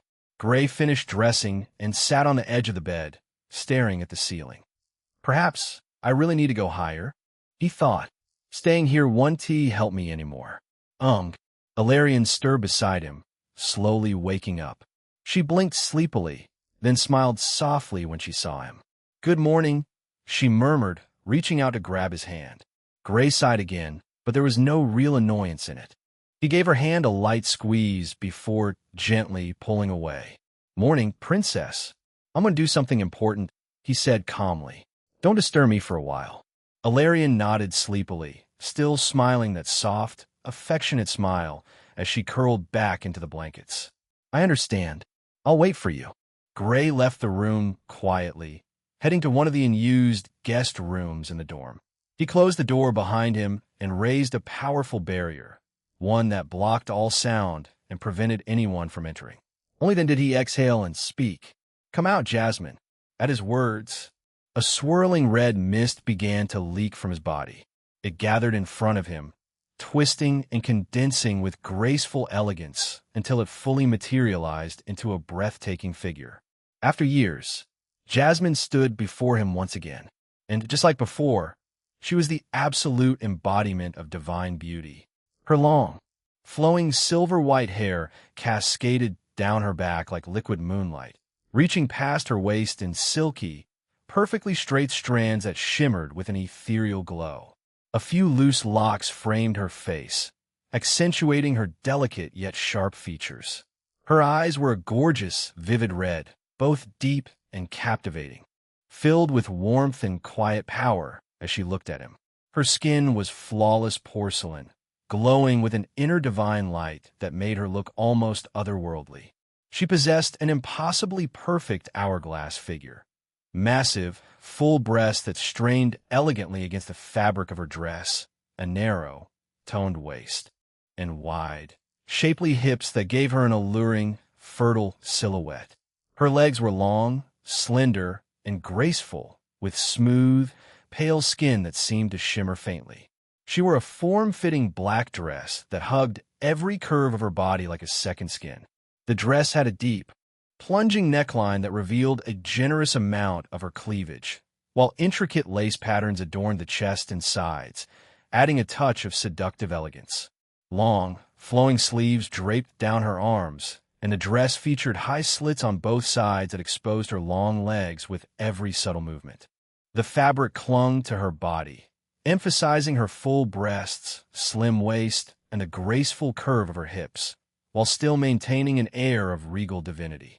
A golden, star-like halo floated behind her head, its intricate spiked design glowing with soft golden light, giving her an almost holy yet dangerously seductive presence. She stood barefoot in a shallow pool of water that had manifested with her, the liquid rippling gently around her ankles, reflecting the starry night sky visible through the background archways. Jasmine looked exactly as before, breathtaking, powerful, and impossibly beautiful. Her red eyes softened the moment they met Gray's, and her lips curled up directly. Step. She took a low and graceful step forward, her bare feet barely disturbing the shallow pool of water that had formed with her manifestation. The golden halo behind her head cast a soft, ethereal glow around her figure as she approached Gray. Her vivid red eyes were fixed on him, filled with a whirlwind of emotions, joy, nervousness, and even gratitude. She opened her mouth, clearly wanting to say something meaningful, something she had rehearsed in her mind for what felt like an eternity. But no words came out. She closed her mouth again, biting her lower lip lightly as a faint blush colored her porcelain cheeks. I completely forgot what I was going to say, she thought in a panic, her mind racing. I had so many lines prepared. Thank you for everything. I'm finally here. You've grown so much. Why is my mind blank right now? We've been together every day inside his soul, but standing here face to face, it feels completely different. Yes, looking at me. Really looking at me. What if I say something stupid? What if, Jasmine? Gray's calm voice gently pulled her out of her spiraling thoughts. She flinched slightly, her red eyes snapping up to meet his black ones. What? The words came out sharper and colder than she intended, almost defensive. The moment it left her lips, she screamed inwardly. Why did I say that? That is not what I wanted to say at all. Stupid, stupid, stupid. Gray stared at her for a second, then started laughing softly, almost playfully, at her blank and quite awkward expression. He shook his head lightly, his expression softening in a way she had rarely seen. Come here, he said quietly. I've wanted to do this for a long time now. Before she could react, Gray reached out, gently grabbing her wrist and pulling her forward into his arms. Twirl. Ushu.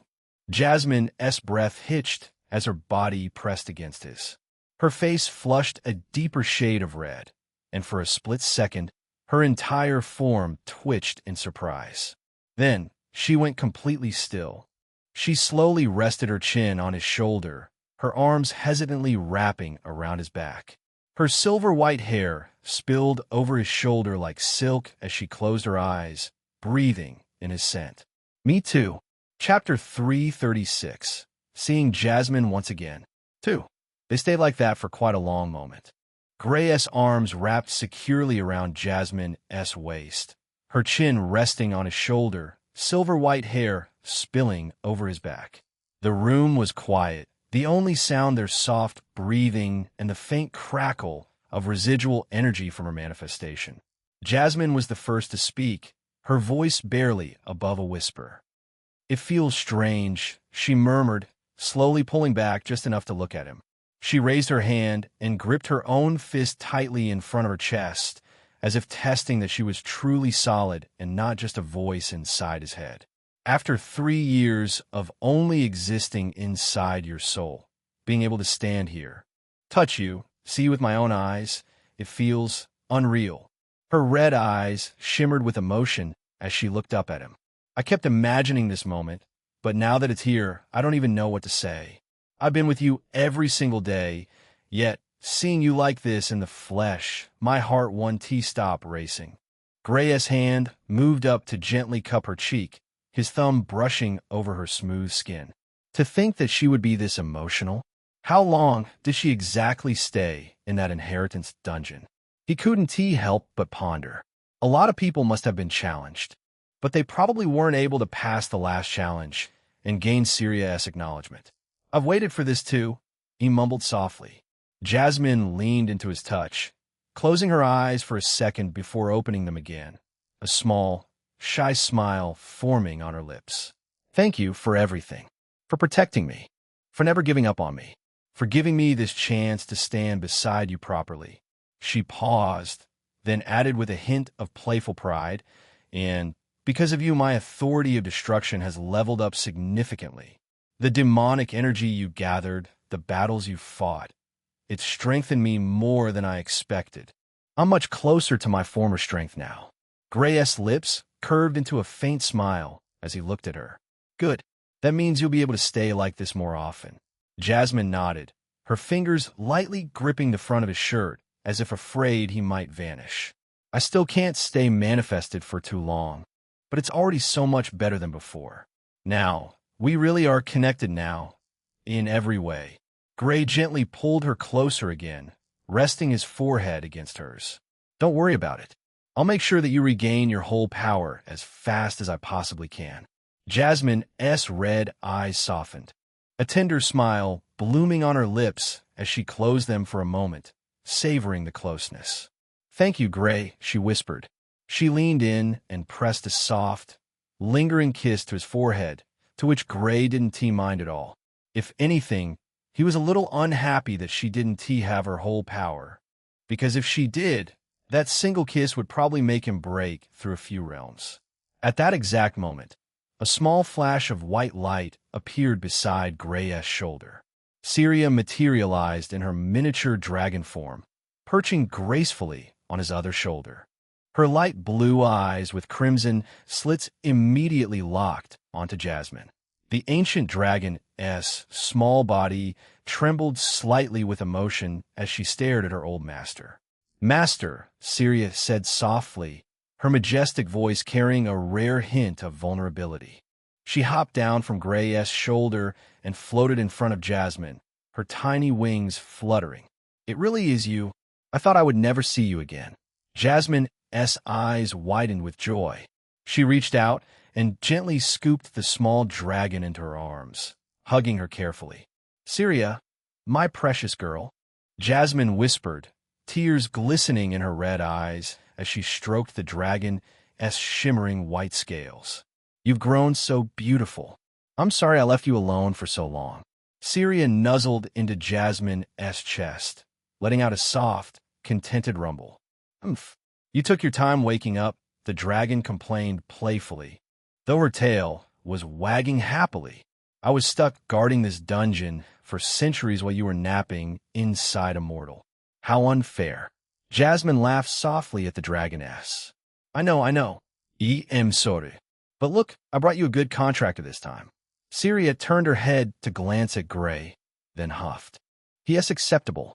A little too bold for a mortal and far too good at seducing dragons with a single touch, but acceptable. Gray raised an eyebrow at her words. Seduce? I just patted your head. Syria's tail flicked playfully. Exactly. Dangereux technique. Jasmine giggled, hugging the small dragon tighter. You two are already getting along. That makes me happy. Syria nuzzled closer to Jasmine, clearly enjoying being held by her old master again. I missed you, the dragon admitted quietly. Don't disappear again. I want tea, Jasmine promised, kissing the top of Syria's head. Gray looked at both of them and suddenly felt his power fade a little. This meant that Jasmine, unfortunately, couldn't stay any longer. After all, she was now spending his power to manifest. It seems that my time to manifest for today has ended, Jasmine said softly, a hint of reluctance in her voice. Her body slowly started turning into swirling red mist. She reached out and gently patted Syria's small head one last time, a tender smile on her lips. Take care of him for me, Syria. The little dragon nuzzled her hand affectionately before Jasmine's form dissolved completely, flowing back into Gray's body like gentle crimson smoke. If only I could stay like that forever. You will, Jasmine, one day. I'll make sure of it. I believe you. He turned and walked out of the room, closing the door quietly behind him. The moment he stepped into the hallway, he was greeted by Ilarion. The elf princess stood there wearing a beautiful one-piece green dress that perfectly complemented her silver hair and golden green eyes.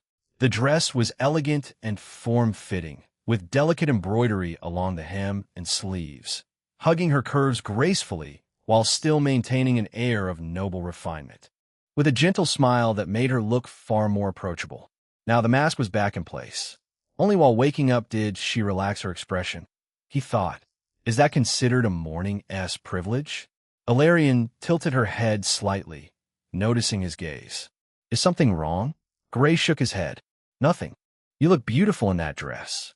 A very faint blush touched her cheeks, but her expression remained mostly neutral.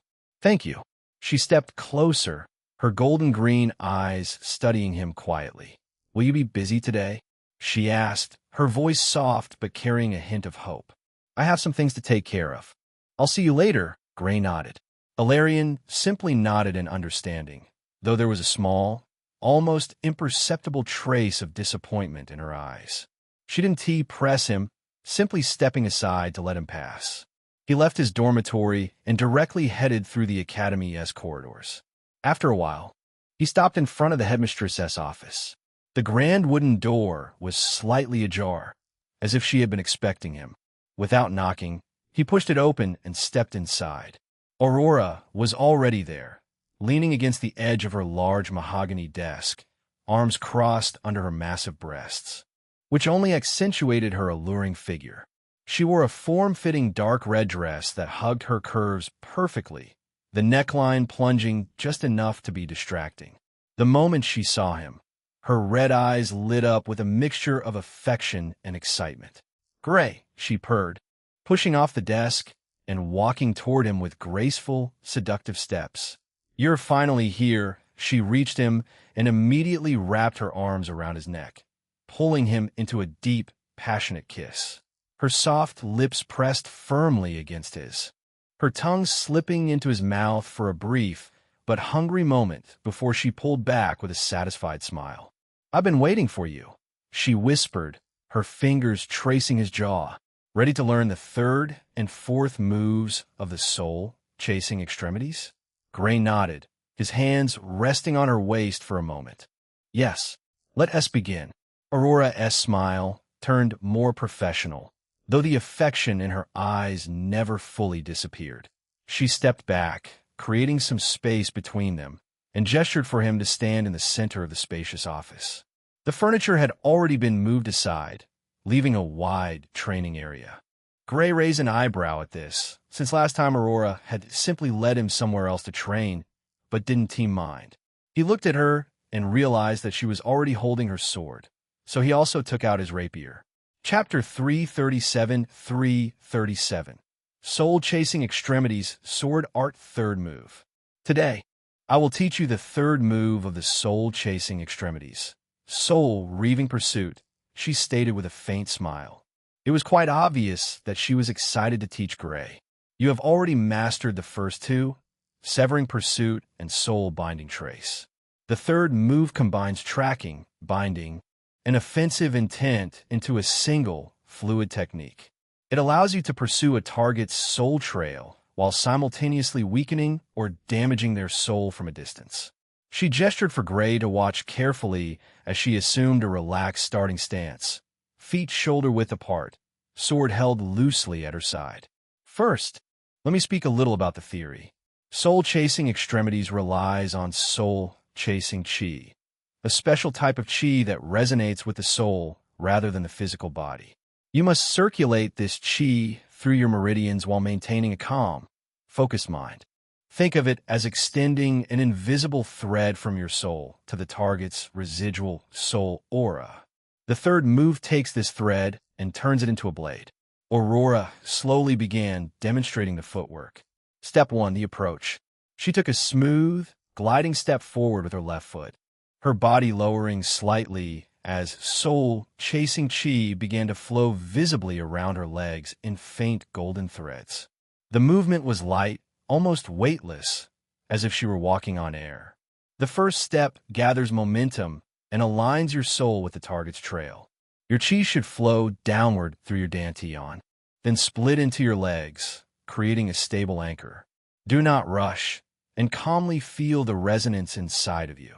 She took the second step with her right foot, this one slightly wider, her hips turning naturally as the golden threads around her legs brightened. Step 2, the pursuit. This step accelerates the connection. Your body must remain relaxed, yet explosive. The chi in your legs should surge forward like a hunting hound, locking onto the soul trail. Your upper body stays centered, sword ready, but not yet attacking. Aurora repeated the two steps slowly, multiple times, explaining every micro-adjustment, such as the exact angle of the foot, the distribution of weight, and the exact flow of soul-chasing chi through specific meridians in the legs. Feel how the chi resonates with your intent. You are not chasing with your body alone. Your soul is the hunter. After ensuring Gray understood the footwork, she moved to the sword stance. Now the upper body and sword. She raised her sword in a relaxed guard position, elbows slightly bent, blade angled upward. The stance is deceptively simple. The sword is an extension of your soul thread. When you execute the move, you will thrust or slash while maintaining the soul connection. The power comes from the resonance between your soul-chasing chi and the target's soul aura. The stronger the connection, the more devastating the reaving effect is going to be. Aurora demonstrated the full movement in slow motion. She took the first step, chi flowing. Second step, the pursuit. Then, with a smooth motion, she thrust her sword forward. Whip! A sharp, golden blade of soul energy extended from the tip, invisible to the naked eye, but clearly felt as a piercing intent. Gray instantly felt every single hair on his body stand up. This move alone should be at the level of a sovereign sword art, considering how strong the soul-chasing chi already is. I really didn't make a mistake choosing her as my temporary teacher. This is the third move the so-called soul-reaving pursuit. It can chase, bind, and sever in one fluid action. The key is synchronization. Your footwork creates the path, your intent binds the thread, and your sword reaves the soul. She performed the complete technique 3 more times, each repetition slightly faster, explaining the subtle changes in chi flow, breathing, and intent. Gray watched with absolute focus, absorbing every detail. When Aurora finally stepped back, she nodded at him. Your turn. Take your time. Feel the chi, the steps, the resonance. Gray nodded once. He assumed the starting stance. Feet shoulder-width apart, body relaxed yet ready, the blade held loosely at his side. Aurora had just finished her detailed demonstration and explanation.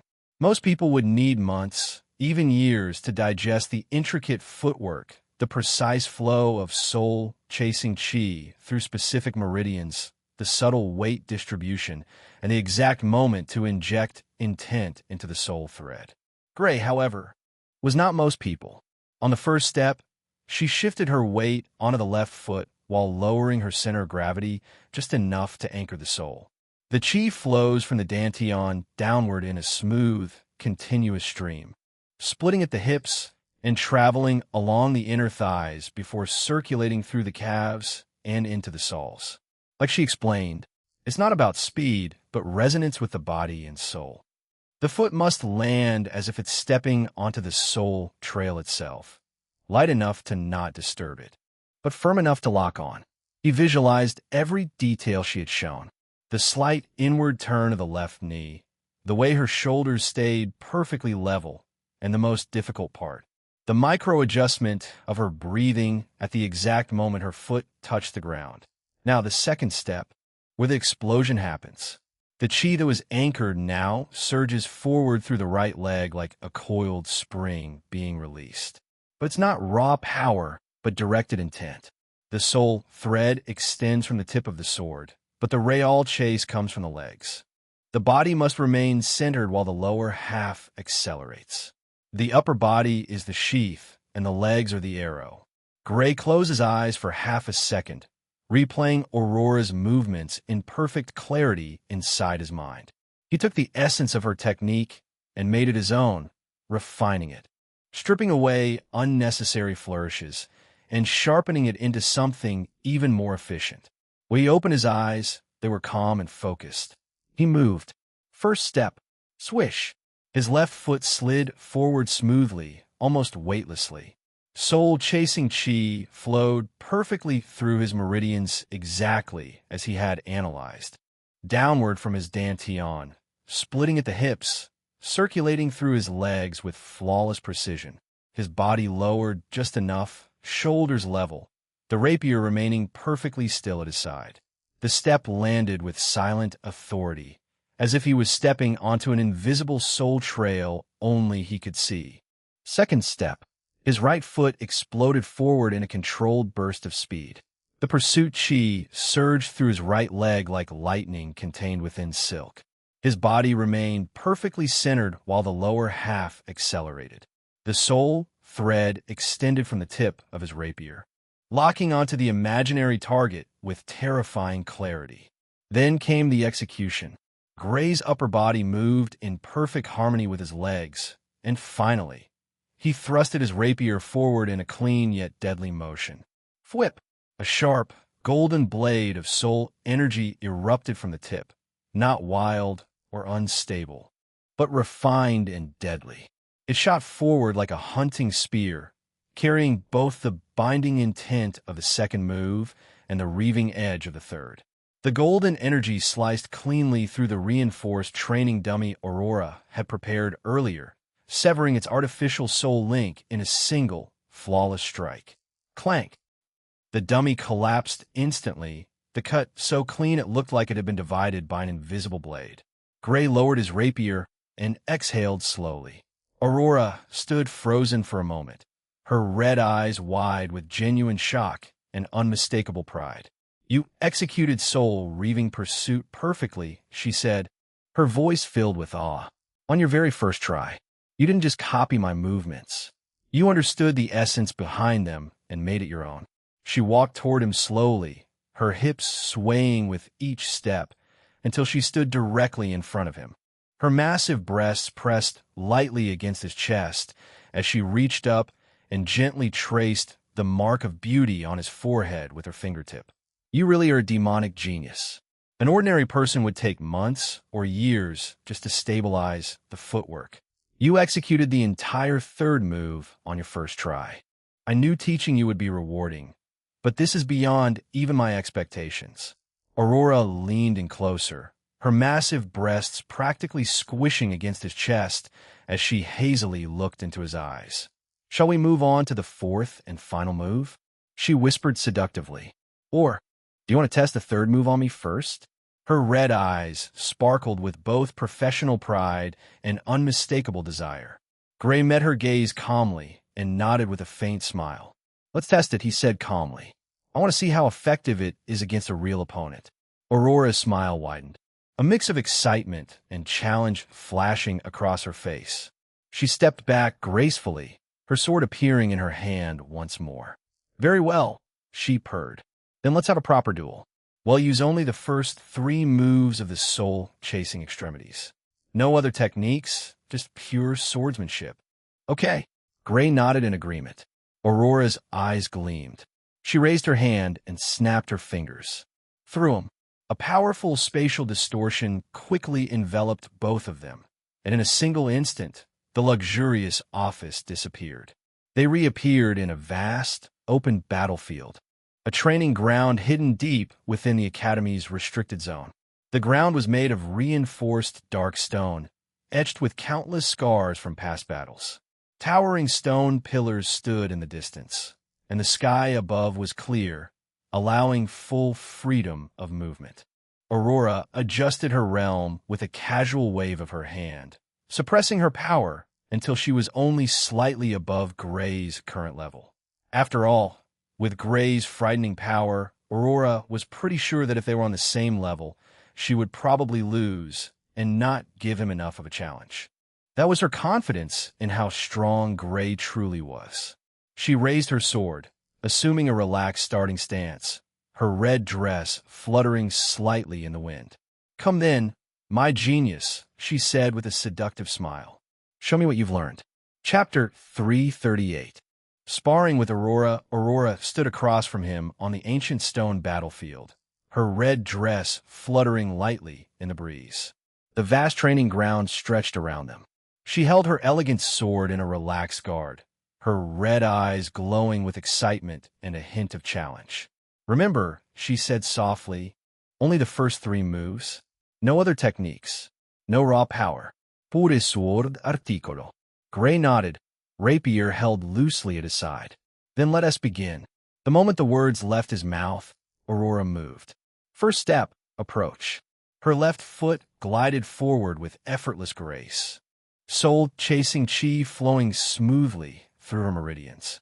The movement was light, almost weightless, yet carried undeniable intent. Gray mirrored her instantly. First step. He stepped forward, his body lowering slightly as the chi circulated perfectly. He had already internalized the feeling from her demonstration, whether that was the anchor, the resonance, or the weight shift. Aurora smiled, clearly pleased. Second step, pursuit. She exploded forward, right foot surging as the pursuit chi locked onto an imaginary trail. Her sword flashed in a clean arc. Executing soul, binding trace followed immediately by the beginning of soul reaving pursuit. A golden thread of soul energy extended from her blade, aiming to bind and then reave Gray's soul aura. Gray responded in the same breath. Second step. His right foot surged forward with controlled explosiveness. The pursuit chi locked on, and he thrust his rapier with perfect timing. A sharp golden blade of soul energy shot forward, clashing directly with Aurora's technique. Clang! The 2 soul threads collided in midair, golden sparks exploding outward. The impact sent a shockwave across the stone floor, cracking the reinforced ground beneath them. Aurora's eyes widened with delight. Good. She laughed, already moving again. She circled to the side, using the first two steps in rapid succession to reposition, then thrust once more. This time, her soul-reaving pursuit carried a sharper edge, aiming to cut through Gray's defensive soul thread. Gray didn't retreat. He advanced, executing the footwork flawlessly. His body moved with unnatural smoothness, with the first step anchoring, the second step pursuing. His rapier met hers in a precise clash. The golden soul energy from both techniques intertwining and trying to overpower the other. Clang, clang, clang. They exchanged several rapid strikes, each one a perfect execution of the third move. The air hummed with golden soul chi as their blades danced. Aurora's attacks were elegant and experienced, flowing seamlessly between binding and reaving. Gray's were sharper and more efficient as he had already begun refining the technique in real time, making small adjustments to the chi flow and intent that made his strikes slightly more direct. Aurora noticed immediately. "You're already improving at mid-fight?" she exclaimed, a thrilled laugh escaping her as she parried his thrust and countered with a sweeping reaving slash. Gray didn't answer with words. He stepped forward again, executing the footwork with even greater precision. His rapier thrust carried a cleaner, more concentrated soul thread. The golden energy sliced through Aurora's binding attempt and grazed her defensive aura, forcing her to twist her body gracefully to evade. Sheeing. The clash sent sparks flying. Aurora's eyes burned with excitement. "Magnificent!" she praised, her voice husky. Again, they continued like this for several intense minutes. Clang, clang, bong. The battlefield rang with the constant sound of clashing soul energy as golden threads of light wove through the air like living serpents. Aurora pressed with the experience of a master, using subtle feints and changes in rhythm to test Gray's adaptability.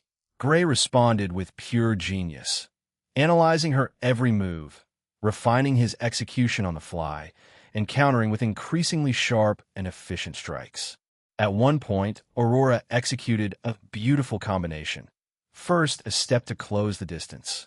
Second, a step to accelerate. Then a thrust that carried both binding and reaving intent at full power. Gray met it head-on. He stepped forward with perfect timing, his rapier thrusting in a straight, uncompromising line. Bong! His soul-reaving pursuit clashed directly with hers, the two golden energies struggling for dominance. For a brief second, they pushed against each other in a deadlock. Then Gray's intent sharpened. His soul thread cut through hers like a hot knife through butter, the reaving edge slicing cleanly through her binding and forcing Aurora to leap back with a surprised but delighted laugh. "You're already surpassing my expectations again," she said, breathing slightly heavier, cheeks flushed with excitement. "Come on, Gray. Show me more." Gray's lips curved into a faint smile. He raised his rapier once more. The duel intensified. They moved across the vast training ground like two golden blurs. Footwork clashed with footwork, and multiple soul threads intertwined and severed. The stone floor cracked further with every powerful exchange. Aurora's experience gave her an edge in creativity and rhythm, but Gray's monstrous comprehension allowed him to adapt and refine faster than she could anticipate. At one moment, Aurora tried to bind him from behind with a clever angle. Gray used the second step to pivot instantly, then countered with a reaving thrust that forced her to block with both hands on her sword. Boom! The collision created a small crater beneath them. Aurora's eyes were shining with pure joy and pride as she looked at him. But instead, her smile turned sharper, more challenging, as she raised her sword once more. "Very well. Let us see how well you can handle all three moves together."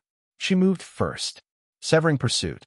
Her left foot glided forward in the signature first step, soul chasing chi flowing smoothly.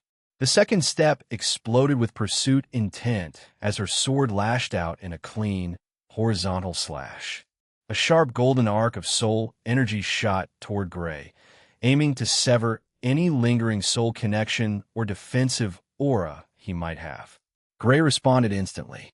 He executed the same footwork with flawless precision, first step anchoring, second step pursuing. His rapier met her, slash head-on. Clang! The two golden arcs collided, sending sparks of soul, chi exploding outward. Gray's severing pursuit clashed directly with Aurora's, the techniques canceling each other out in a brilliant burst of light. Not bad, Aurora praised, already circling to his left. But let us add the second move. She flowed seamlessly into soul binding trace. Her footwork shifted subtly, the golden thread from her blade extending like a living vine, attempting to bind Gray's soul aura and restrict his movements while she closed in with another severing slash. Gray's eyes narrowed. He felt the binding intent trying to latch on him. He countered with soul binding trace of his own. His rapier thrust forward, releasing a golden thread that met Aurora's midair. The two binding techniques tangled, struggling for dominance. Shing! The clash created a brief stalemate before Gray's thread, sharper and more refined, cut through hers. He immediately followed up with severing pursuit, forcing Aurora to leap back gracefully. Impressive control. She laughed, clearly enjoying herself. Now the third. She combined all three moves in a single fluid sequence. Approach and pursuit. Her sword thrust forward, executing soul-reaving pursuit at full power, a golden blade of soul energy that carried binding, tracking, and reaving intent simultaneously. Gray met it without hesitation. He executed the full sequence on instinct now. First step, second step.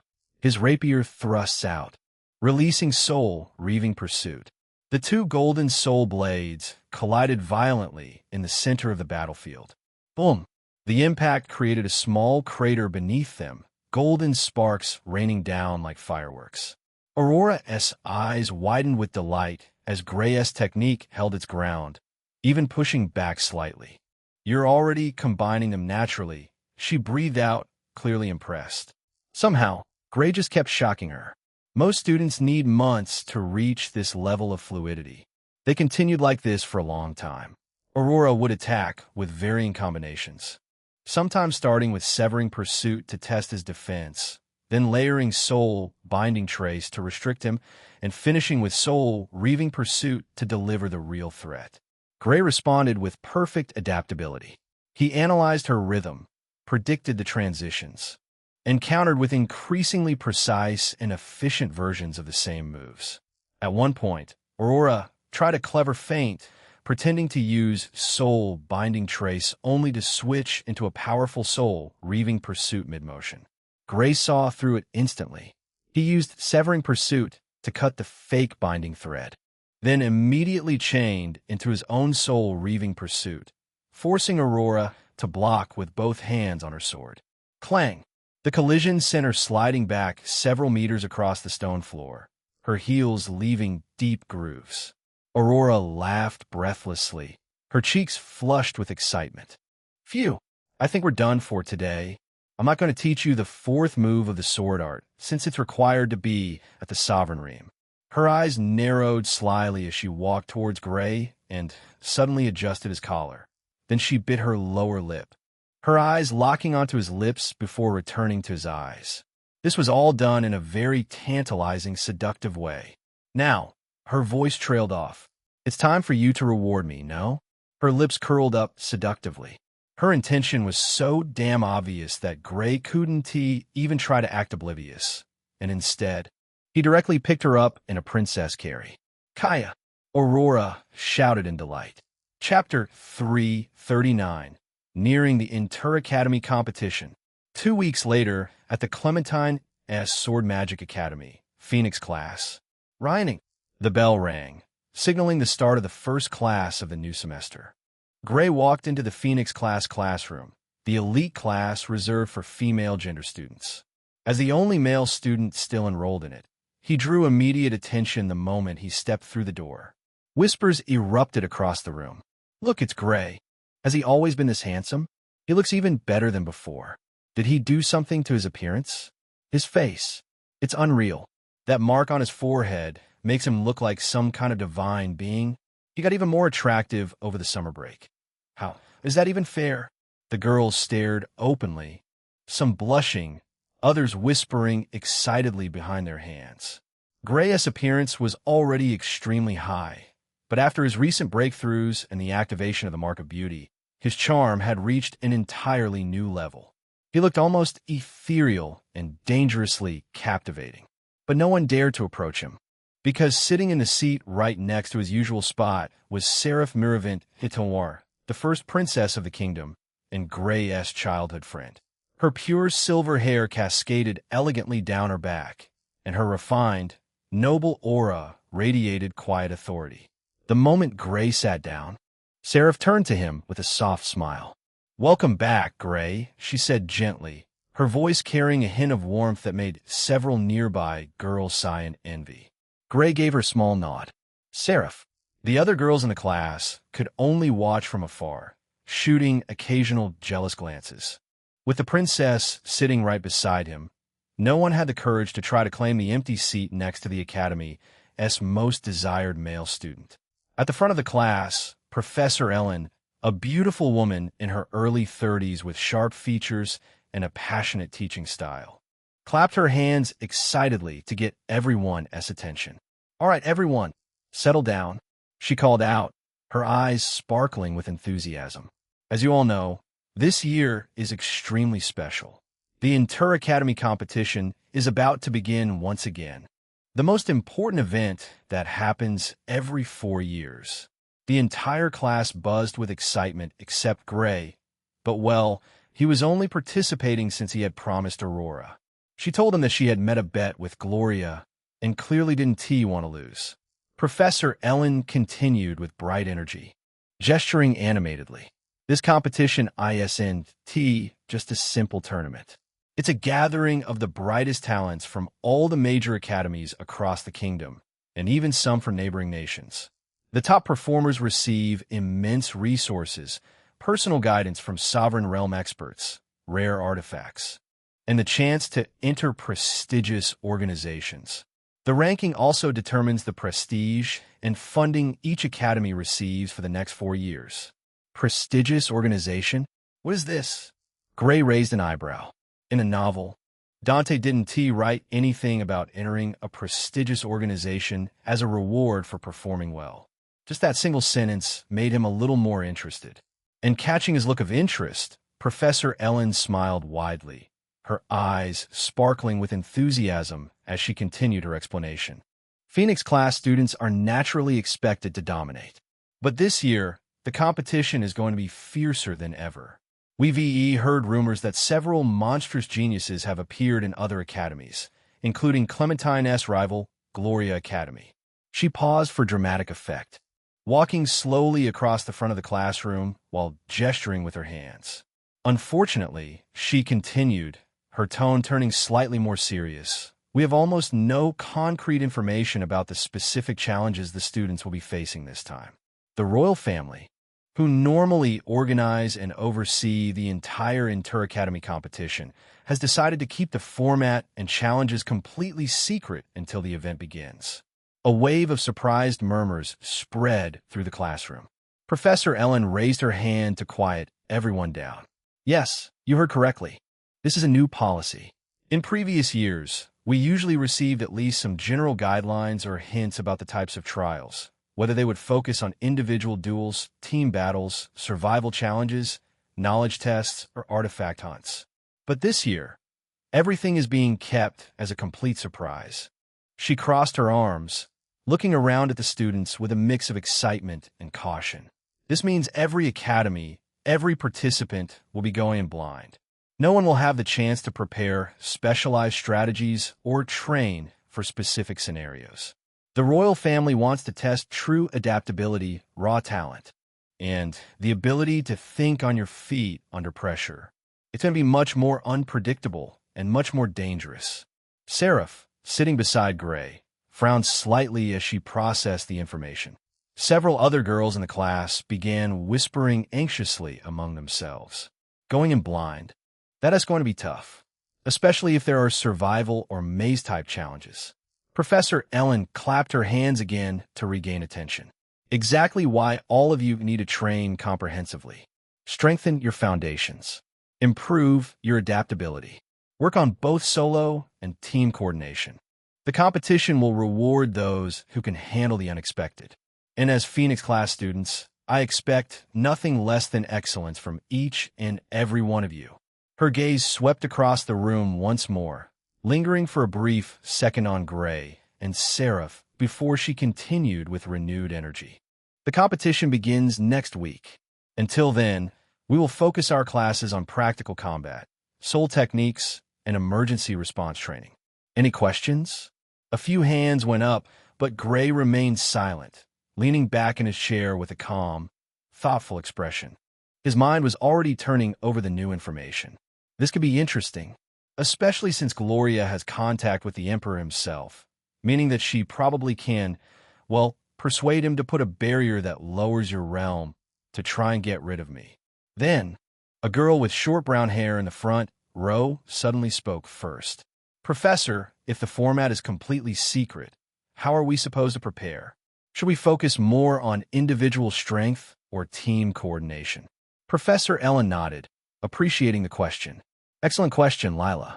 The safest approach is to prepare for everything. Strengthen your personal cultivation, refine your techniques, and practice both solo and group battles. The competition has historically included a mix of duels, survival trials, treasure hunts, and even knowledge-based challenges. Since we don't know the balance this year, versatility is key. Another student, a tall girl with glasses near the back, raised her hand. Will there be any restrictions on artifacts or external help? Last time, there were even rumors of some academies smuggling high-grade pills. Professor Ellen S. expression turned slightly stern. The royal family enforces strict rules. Only approved academy-issued equipment and personal weapons are allowed. Any detected use of forbidden substances or outside interference results in immediate disqualification and severe punishment. The judges this year are said to be extremely strict. A third student, sitting a few rows behind Gray, asked hesitantly, "Is it true that participants can actually die in some of the challenges?" The classroom fell quieter. Professor Ellen S.'s face grew serious. Yes, in past competitions, especially the more dangerous trials, deaths have occurred. This is why only elite students are allowed to participate. The royal family provides healers on standby, but they cannot save everyone. Treat this competition with the gravity it deserves. Seraph glanced sideways at Gray, her expression calm but thoughtful. Gray remained silent throughout, listening attentively but not asking anything. Professor Ellen clapped her hands once more, drawing everyone's attention back to her. Any more questions? No. Then let us begin today's practical lesson. We'll start with team formation exercises and adaptability drills. Everyone, stand up and pair off. The classroom buzzed with energy as students began moving. Seraph turned to Gray with a small, elegant smile. "Shall we partner up?" she asked softly. "Sure." Gray gave a small nod. At the same time, his thoughts returned to Gloria. After all, for him, it made perfect sense for her to do something like that. Gloria Academy had always been his rival in name, and after he had quit and joined Clementine S., the tension between the two academies had only grown. Headmistress Gloria was known for her rigid principles, but she was also pragmatic when it came to protecting her academy's prestige. If she could influence the royal family to implement a realm-suppressing barrier during certain challenges, it would be the perfect way to neutralize him, forcing him to fight at a lower realm while her carefully nurtured monsters remained relatively unaffected. She must be furious that I bypassed her rules and joined Aurora's academy directly, Gray mused internally. And now she has the perfect stage to try and humiliate or even eliminate me under the guise of a fair competition. He glanced sideways at Seraph, who was quietly adjusting her stance beside him, ready for the drill.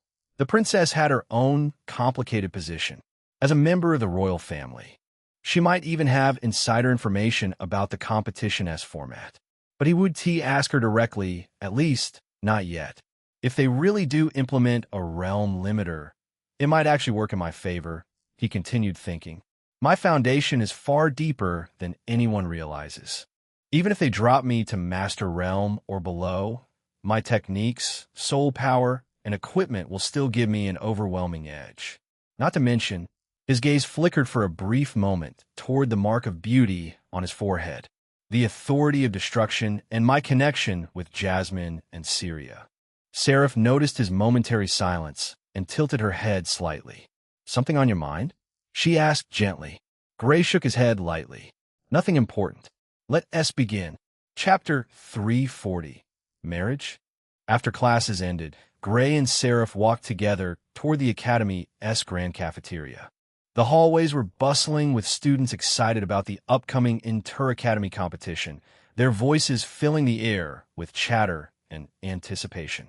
Seraph walked gracefully beside him, her pure silver hair catching the light, drawing more than a few envious or admiring glances from the other students. They entered the spacious cafeteria, which was already crowded. The aroma of freshly cooked meals wafted through the air.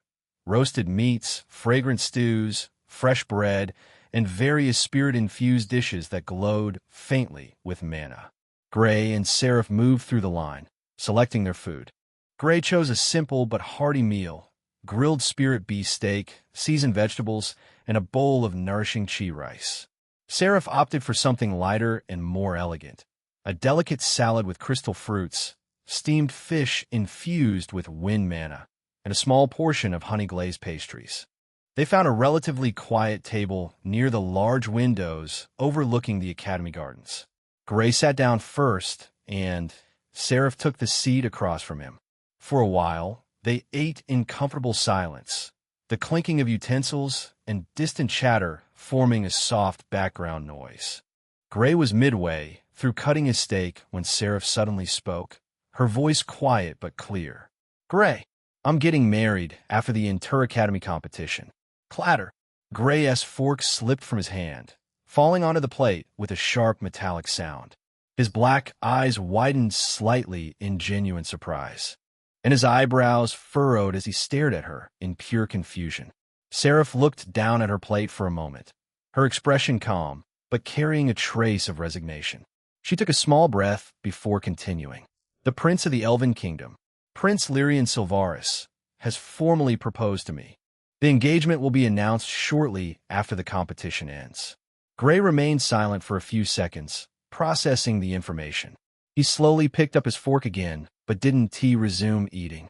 Seraph continued softly, filled with complicated emotions. It happened during the summer. The Elven delegation visited the capital for diplomatic talks. Prince Lyrian, he took a great interest in me.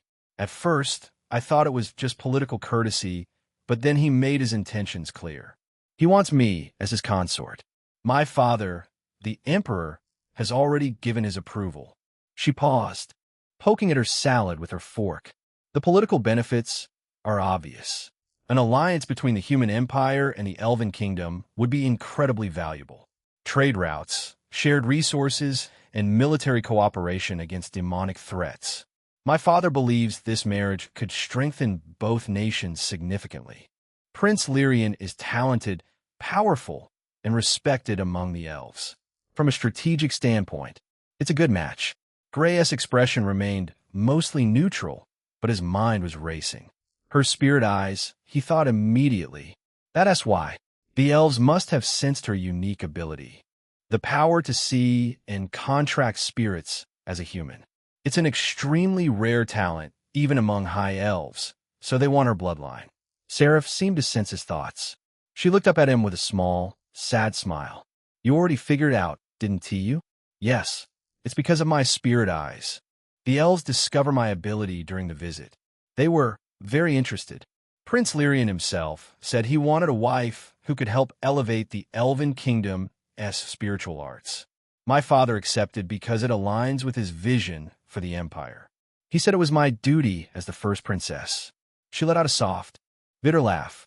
Duty? I've heard that word my entire life. I thought that after becoming stronger, I could have some freedom.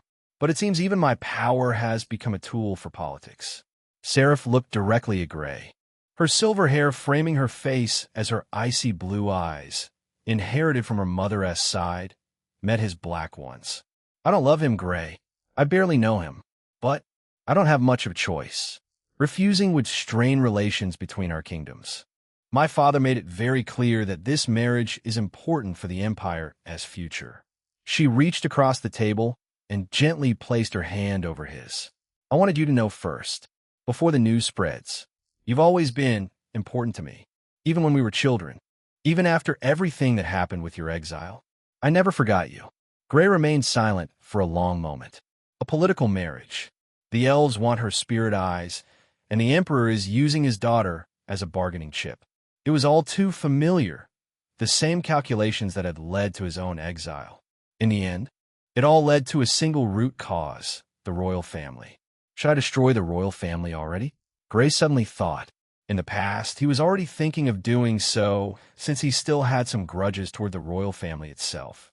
And now, Seraph is being forced into a marriage. Thinking about this, Gray finally spoke. Do you want this marriage? Seraph's hand tightened slightly over his. No, but wanting something and being able to have it are two different things for someone like me. She smiled sadly, squeezing his hand once more before pulling back. I just wanted to tell you myself, before the whole academy starts gossiping about it.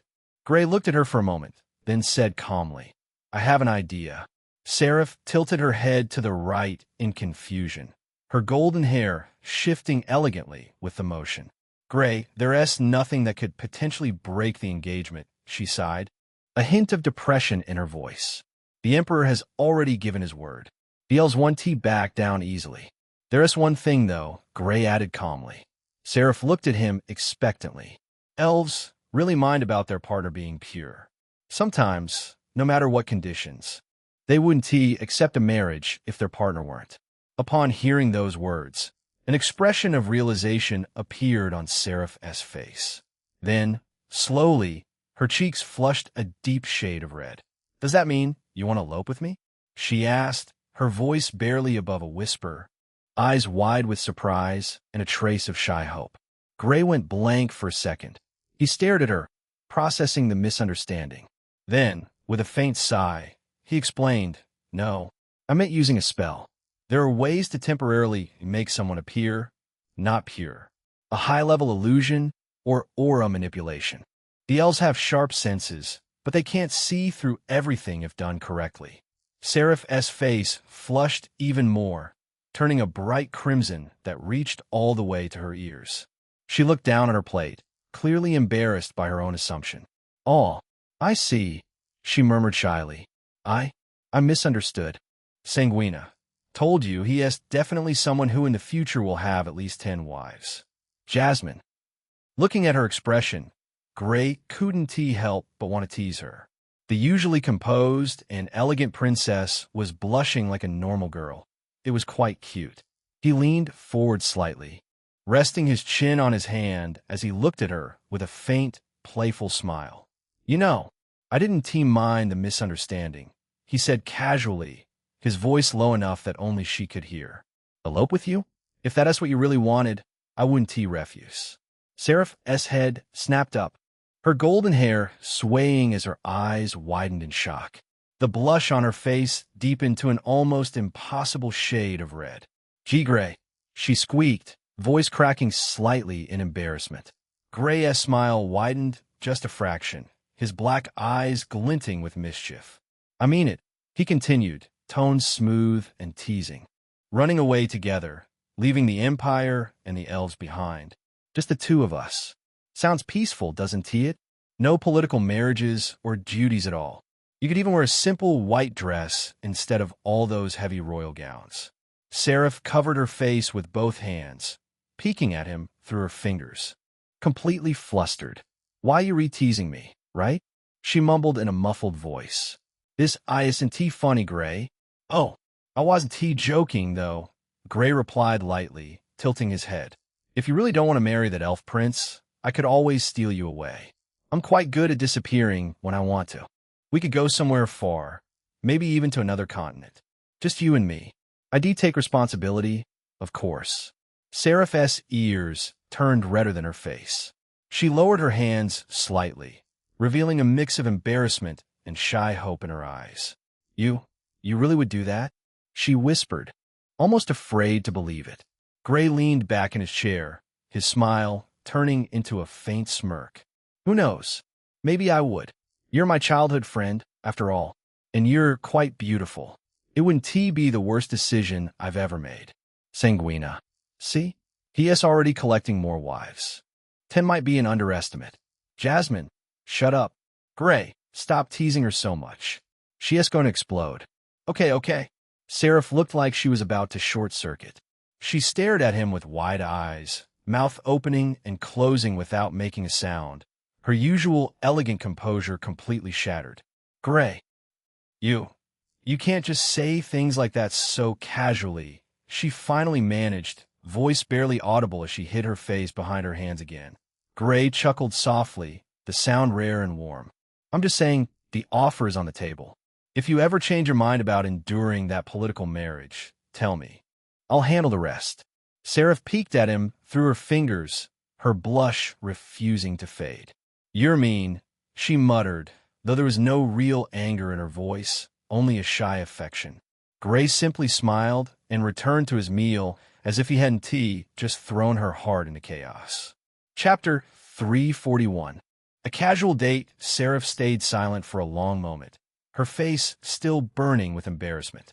She poked at her food absent-mindedly before finally gathering the courage to speak again in a small whisper that only he could hear. Gray, could your plan really work? The elves are very sensitive about purity. If they truly believe I'm no longer pure, they might withdraw the proposal entirely. Gray looked at her calmly, then gave a slow, deliberate nod. It would work, he said confidently. And if they need concrete proof, we can make it real. After all, the one you were with was none other than me. Sarah froze completely. Her golden hair swayed as her head snapped up, eyes wide with shock. The blush that had barely started to fade exploded across her face again, turning her ears and neck bright red. Gee, Gray, she squeaked, voice cracking in a mix of embarrassment, surprise, and something else entirely. Her hands trembled slightly as she gripped the edge of the table. Why, you can't just say something like that so casually. Gray leaned back in his chair, his black eyes narrowing in complete amusement as he watched her flustered reaction. Why not? He asked innocently. It's the truth in this scenario. If we need to make the illusion convincing, we can make it real. I don't mind taking responsibility. Seraph covered her face with both hands again, peeking at him through her fingers. Her heart was beating so loudly, she was sure the entire cafeteria could hear it. You're really teasing me today, she mumbled in a muffled voice. This isn't fair. Gray's lips curved into a faint smirk. I'm not teasing. I'm offering a solution. If you want to avoid the marriage, this is the cleanest way. The elves want to accept a non-virgin princess as their future consort.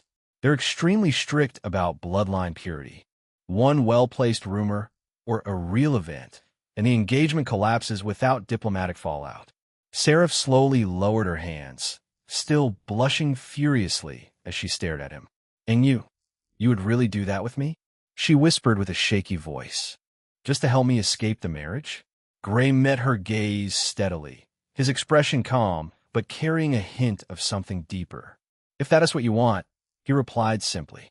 I told you before. I don't mind. Seraph looked down at her plate again, biting her lower lip hard as her mind raced. The idea of Gray being the one to take that step with her, even as part of a plan, made her heart pound wildly in her chest. She didn't know whether to feel embarrassed, relieved, or strangely happy. She remained quiet for a long time after Gray's offer, her long hair partially hiding her flushed face as she stared down at her barely touched meal. Her fingers fidgeted with the edge of her napkin, twisting it nervously. After several minutes, she finally lifted her head, her cheeks still tinged with pink as she looked at him with a mix of hesitation and resolve. All right, she whispered softly. If that is truly the only way, then I agree. Gray raised an eyebrow slightly, surprised that she had accepted so quickly. but his expression quickly returned to calm. After all, he had been telling the truth. He really didn't mind helping her this way. Seraph noticed his reaction and quickly looked away again, embarrassed. I trust you, she added softly. If you say it can work, then I believe you. They continued eating in a somewhat awkward, but not entirely uncomfortable silence. The cafeteria noise around them felt distant, as if the two of them were in their own little world. Gray took a few more bites of his steak, chewing thoughtfully. After pondering for a while, he suddenly asked in a low voice that only she could hear, "If the royal family one day were destroyed, would you mind? Or even have thoughts of revenge on the one who did it?" Seraph froze mid-bite, her fork hovering in the air. She slowly lowered it, turning to look at him with wide eyes. The question was unexpected, almost dangerous, but she answered honestly after a slight moment of hesitation. "I have no real love towards the rest of my family," she stated quietly, almost in an indifferent tone. "If they die, that's their problem, not mine. If anything, I'd be glad if my father died. After what he did to my mother, I cannot forgive him the slightest." Gray's eyes narrowed slyly. Truthfully, he had never heard about Seraph's mother, nor was she mentioned in the novel by Dante. "Your mom?" Seraph's expression darkened slightly, a trace of old pain flashing in her eyes. "She was exiled, just like you. I don't know where she is now, but she is probably doing fine, considering her talent. She was always stronger than my father gave her credit for." Hearing her words, Gray got his confirmation. He could destroy the royal family, and no one close to him would be affected. Seraph wouldn't resent him. In fact, she might even be relieved. He just needed to gather a bit more power. He was confident he could wipe them out with the authority of destruction, but everyone would need to be in the same place at the same moment, so he could end them in a single move. Organized by the royal family. Maybe I can get started from the inter-academy competition then. After finishing their meal in a somewhat heavier but not uncomfortable silence, Gray and Seraph stood up together and left the bustling cafeteria. The afternoon sun cast a warm glow over the academy grounds as they walked side by side along the wide, tree-lined path. Gray glanced at Seraph, who was walking gracefully beside him, her golden hair swaying gently with each step. For a moment, he considered his rather empty schedule for the rest of the day. Then, without much thought, he spoke casually. "Seraph, do you want to go on a date with me?" Seraph's footsteps halted abruptly. She froze completely, her mind going blank for several long seconds. Her face rapidly flushed a deep shade of red as memories of his earlier teasing flooded back. The casual offer to elope, the mention of taking her virginity, the way he had looked at her while saying it so nonchalantly. "Gray?" she stammered, voice barely audible, her golden hair partially hiding her burning cheeks. Gray stopped walking and turned to face her, his black eyes calm, but carrying a faint trace of amusement. Seraph took a few deep breaths, trying desperately to calm herself. She pressed her hands to her cheeks, willing the blush to fade. After almost half a minute of internal struggle, she managed to regain some of her usual composure, though faint traces of pink still lingered on her skin. She looked up at him, her expression a mix of shyness and quiet happiness. "Yes," she whispered, nodding softly. "I do like that." The moment she agreed, Gray reached out without hesitation and gently took her hand in his, intertwining their fingers. Seraph's composure shattered instantly once more. Her eyes widened, and a fresh wave of blush exploded across her face as she felt the warmth of his palm against hers. Her heart hammered wildly in her chest. "Gray." She squeaked again, voice higher than usual, but she didn't pull her hand away. Instead, her fingers tightened slightly around his, as if afraid he might let go. Gray's lips curved into a faint, satisfied smile as he began walking again, gently pulling her along. "Let's go then." He pulled her through the academy's beautiful outer district, holding her hand gently. This kind of reminded him of his childhood. He used to pull her like this back then. Her hand was quite warm and soft, and though she was still a little flustered, she didn't pull away. Instead, she walked closer to him, making their shoulders occasionally brush against each other, eventually arrived at a charming cafe nestled near the edge of the academy grounds, Starlit Brew, a popular spot among students for its quiet atmosphere and excellent beverages. The outdoor seating area was shaded by flowering trees, with small round tables and comfortable chairs. Gray led her to a secluded table in the corner. They sat down, and a friendly waitress quickly brought the menus. Seraph ordered a delicate rose petal tea with honey crystals, while Gray chose a strong black coffee with a hint of thunderberry essence. As they waited for their drinks, the conversation flowed easily. Seraph, still a bit shy but clearly happy, spoke about her recent training and how the upcoming competition was making everyone nervous. "I've been practicing my spirit eyes more," she said softly, stirring her tea once it arrived. "But it's still difficult to control perfectly in battle. What about you?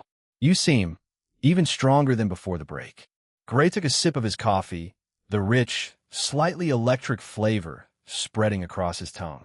"I've been training with Aurora," he replied simply, the soul chasing extremities. "I've learned quite a bit." Seraph's eyes sparkled with interest as they continued chatting. She laughed softly when Gray casually mentioned how Ilarion had started sneaking into his room again, and Gray found himself smiling faintly at her reactions. For a while, they were quite peaceful. That was until a cold, familiar voice suddenly reached their ears. "So you were here after all, brother?" Gray and Seraph both turned at the same time. Maylee stood a few meters away, arms crossed under her chest, her long black hair swaying slightly in the breeze. Chapter 342, A Casual Date. Maylee didn't wait for an invitation. Without a word, she walked straight to their table and pulled out the chair beside Gray, sitting down gracefully yet possessively. Her long black hair swayed as she scooted her chair closer to his, almost pressing her side against him. "Brother," she called sweetly, her voice carrying that familiar spoiled tone she only used with him. She leaned in and wrapped both arms around his left arm, hugging it tightly against her chest. "I've been looking for you everywhere. You didn't tell me you were going on a date." Her eyes flicked towards Seraph with a clear, cold sneer, though her smile remained perfectly sweet when she looked back at Gray. Seraph stiffened slightly, her hand still holding Gray's under the table. She maintained her elegant composure, but a faint trace of discomfort appeared in her eyes. Maylee noticed it immediately and smiled wider, pressing herself even closer to Gray. "Princess Seraph," she said politely, though her tone was clearly anything but polite. "What a surprise to see you here with my dear brother. I thought you were busy preparing for your upcoming engagement." The word engagement was said with clear mockery. Gray remained calm, though the corner of his lips twitched faintly in amusement at Maylee's obvious jealousy. He didn't pull his arm away, letting her cling to him as she wished. Maylee rested her chin on his shoulder, looking up at him with sparkling eyes. "Brother, you should have told me you were coming here. I would have joined you sooner. We haven't spent nearly enough time together since you moved to this academy." She pouted cutely, rubbing her cheek against his arm. "Are you tired of me already? That will make me very sad." Seraph's grip on Gray's hand tightened slightly under the table, but she stayed silent, choosing not to escalate the situation. Maylee glanced at her again, her smile turning sharper for a split second before returning to its spoiled sweetness as she looked back at Gray. "Brother, let us order something together. I want the same thing you're having. And maybe some desserts? You always liked sharing sweets with me when we were younger, remember?" She hugged his arm even tighter, deliberately pressing her chest against him while shooting another subtle, cold glance at Seraph, as if marking her territory. Then, she rested her chin on his shoulder, smiling sweetly while her eyes kept darting towards Seraph with clear hostility. "Brother, you've been so busy lately," Maylee said in a spoiled, pouty voice, loud enough for Seraph to hear every word. "I barely see you anymore. And now you are here, having a nice little date with the princess, without even telling your little sister? That makes me feel so lonely." She rubbed her cheek against his arm affectionately, then shot another sharp glance at Seraph. Seraph remained composed on the surface, but her fingers tightened slightly around Gray's hand under the table. She took a slow sip of her tea, refusing to rise to the bait. Melis wasn't tea satisfied. She leaned in closer to Gray, her voice dripping with sweetness while her words were clearly aimed at Seraph. You know, brother, some people just don't understand boundaries. They think because they have a fancy title, they can take whatever they want. She sighed dramatically. But you've always been kind-hearted. That's why so many girls try to get close to you. It must be exhausting, right? Seraph's eyes narrowed, just a fraction. But she stayed silent. Melis smiled victoriously and continued, her tone turning even more saccharine. Still, I'm glad I found you. We should spend more time together from now on. Just the two of us. Like when we were younger. Remember how you used to let me sleep in your room when I had nightmares? Those are such good times. She hugged his arm even tighter, deliberately pressing her chest against him while giving Seraph a smug, mocking look. Seraph finally spoke, her voice calm and elegant, though there was a slight edge to it. Melis, Gray, and I were simply having a quiet conversation. There's no need to act so territorial. Melis tilted her head innocently, but her eyes were cold. Territorial. Oh dear, princess. I'm just worried about my big brother. He is too nice for his own good. People keep trying to take advantage of him. She smiled sweetly, especially those who already have fiancés waiting for them. The atmosphere at the table grew tense. Gray, meanwhile, simply drank his coffee, his expression calm as if he were watching an entertaining play. Then, Seraph, who had been maintaining her elegant composure, suddenly spoke first. Her voice was calm, but there was a sharp edge beneath the politeness. By the way, Melis, I heard your father passed away recently. My condolences. The words were delivered with perfect, noble etiquette, but the intent was anything but kind. Melis didn't even flinch. She simply smiled sweetly, tightening her hold on Gray's arm as if the news meant nothing to her. Oh, thank you for your concern, princess, she replied lightly. But Father's death changes very little for me. He was never much of father anyway. Seraph's eyes narrowed slightly. She was done. Still, with the Duke gone, the Aurelian family might lose its status as a ducal house.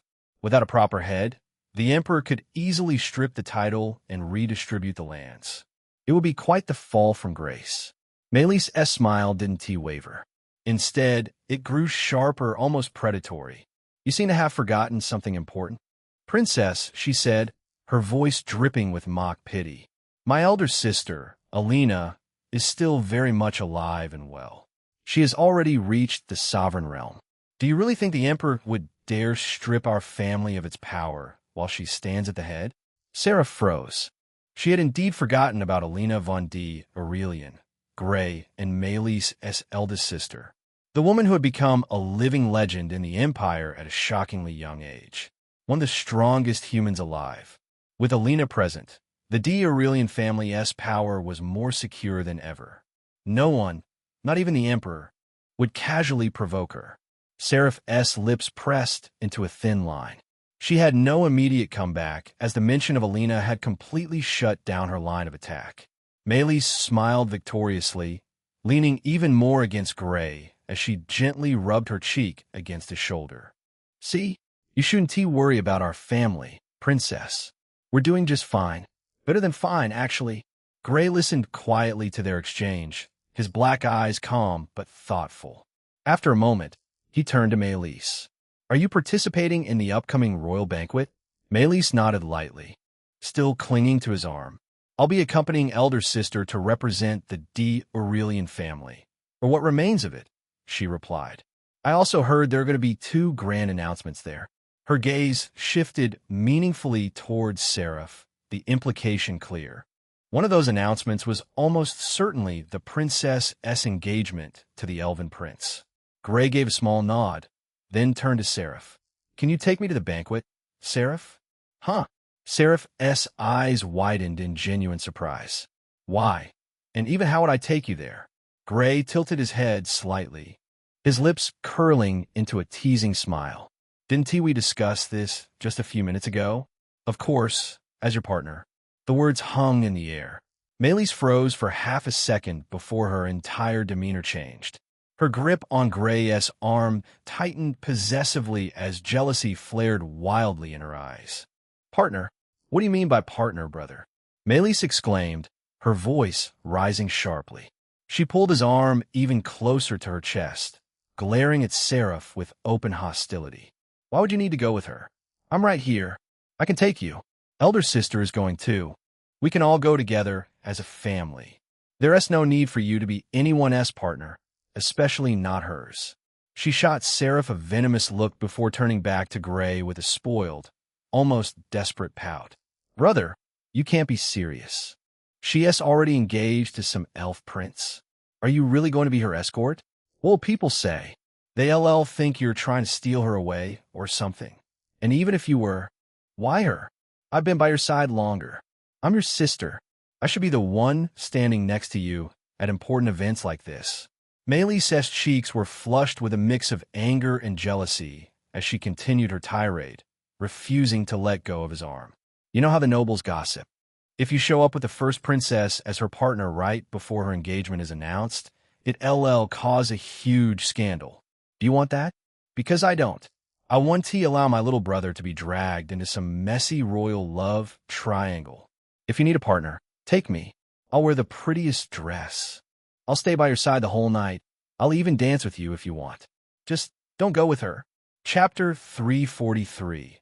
A not-so-casual date. Seraph's expression stiffened at Melis's words, but she remained silent, choosing not to escalate the situation further. Melis, however, was far from done. She hugged Gray's arm tighter, pressing herself against him as if trying to physically block Seraph from his view. "Brother, please. You promised you'd spend more time with me. The banquet is the perfect chance. Don't ruin it by going with someone who has already promised to another man. It's not fair to me, and it's definitely not fair to you." Her voice cracked slightly at the end, containing a mix of genuine jealousy and spoiled affection. "Huh." Gray let out a soft sigh, gently placing his free hand on top of Melis's head, stroking her black hair in a calming manner. "Melis, calm down." He tapped her head a few times. "You don't need to get that defensive. I'm just accompanying Seraph to the banquet. Nothing more than that." Melis puffed her cheeks, refusing to be soothed so easily. She hugged his arm even tighter, pressing her body against him as if trying to merge with him. "But why her?" she protested, her voice rising with clear jealousy. "She is already engaged. Everyone will talk if you show up as her partner. They'll say you're trying to steal the princess away from the elves. And what about me? I'm your sister. I should be the one standing beside you at important events like this." She turned her head and shot Seraph another sharp glare before looking back at Gray with watery, spoiled eyes. "Brother, you're being unfair. You know how much I missed you. And you still want to spend the banquet with her? What if she tries to use you? Or what if the Emperor gets angry and causes trouble for our family again? I don't trust her. I only trust you and elder sister." Seraph's expression remained mostly calm, but her fingers tightened around her teacup. She stayed silent, choosing not to fuel the fire. Melis, however, was far from finished. She nuzzled her face against Gray's shoulder, speaking in a spoiled, almost whining tone. "Please, brother, just take me instead. I'll behave. I'll wear the most beautiful dress. I'll even let you dance with me the whole night. You don't need to get involved with the princess's mess. She has her own problems. You should stay away from royal entanglements, especially after what father did to you." She lifted her head, looking at him with big, pleading eyes. "Or, are you really planning to do something with her, like you teased earlier? You can't be serious about that, right? She is engaged, and I'm right here, your own sister who has always been by your side." Puffed. Seraph, who had been maintaining her elegant silence, suddenly scoffed. The sound was soft but sharp, cutting through Melis's words like a blade. For someone who had a part in Gray's exile to say those words, TSK, TSK, TSK, the table fell into a tense silence for half a second. Melis's eyes narrowed dangerously as she turned her head towards Seraph, her sweet expression cracking. "Excuse me?" she said coldly. "What exactly are you implying, princess?" Seraph met her gaze calmly, though there was a cold glint in her eyes. I'm not implying anything. I'm stating a fact. You and your father were the ones who stood by and watched as Gray was thrown out of the family like trash. And now you're acting like the devoted little sister who has always been by his side? How convenient. Mayli's grip on Gray's arm tightened possessively, her cheeks flushing with anger. You don't know anything about our family matters, she hissed. I was against it from the beginning, but unlike you, I didn't have the power to stop father back then, so I went along with it. At least I never pretended to be some noble savior while secretly benefiting from Gray's suffering. Seraph's lips curled into a cold smile. Benefiting? I was a child too, but unlike you, I never turned my back on him after he was exiled. I searched for him. I worried about him, while you were busy enjoying your comfortable life in the ducal mansion. Maylis laughed mockingly, pressing herself even closer to Gray. Oh, please. You only started caring after he became strong and handsome. Don't act like some pure-hearted childhood friend.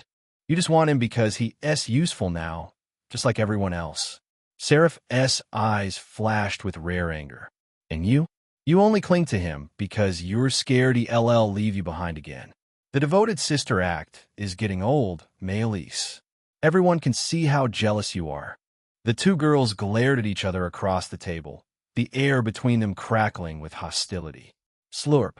Gray sat in the middle, calmly sipping his coffee as if he were watching an interesting theater performance rather than being the center of a sibling-princess rivalry. Maylis huffed and turned her face back to Gray, rubbing her cheek against his shoulder again. Brother, tell her to stop saying such mean things. She's south clearly trying to drive a wedge between us. Seraph smiled elegantly, though her eyes were sharp. Gray knows the truth. He doesn't need me to tell him anything.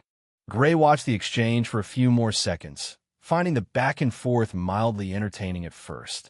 However, even he eventually grew a little tired of the escalating tension.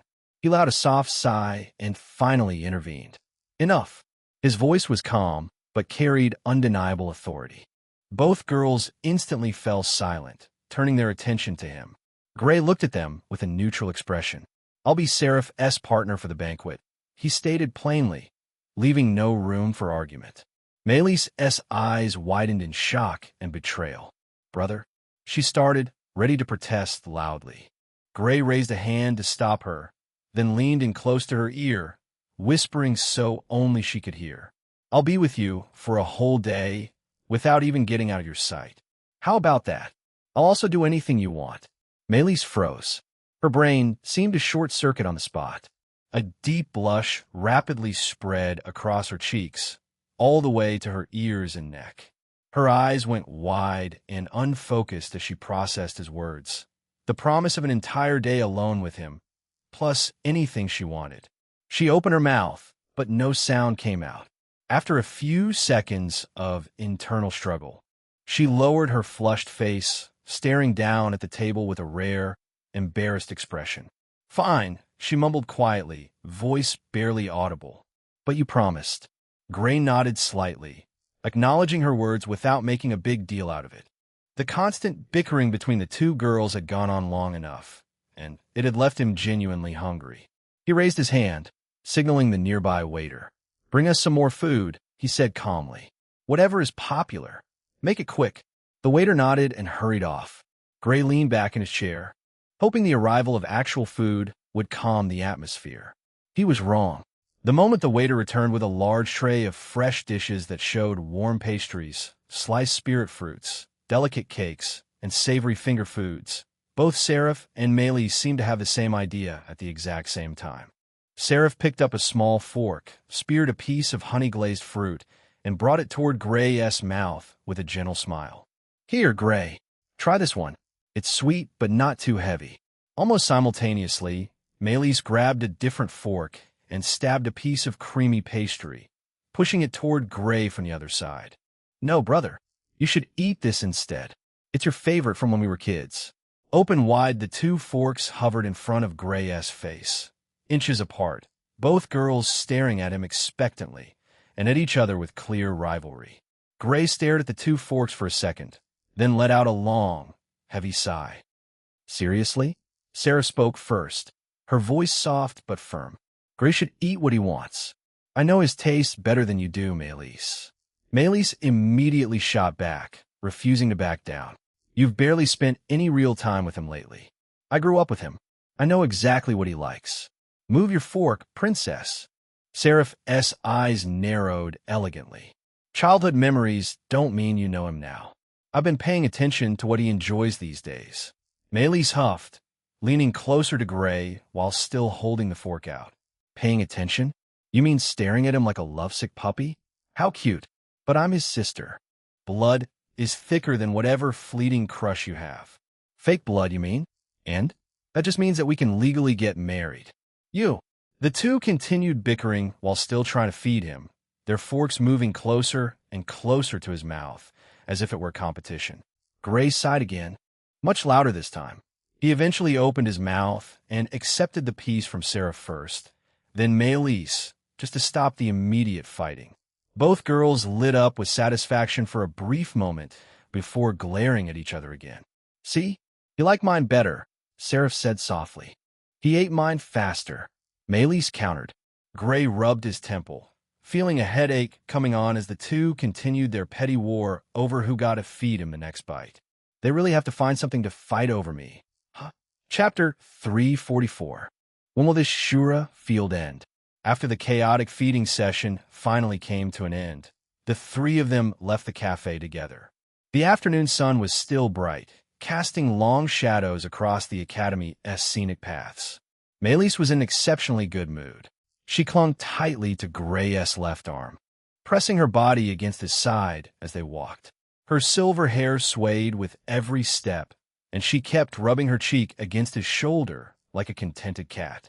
"Brother, this is nice. Isn't it?"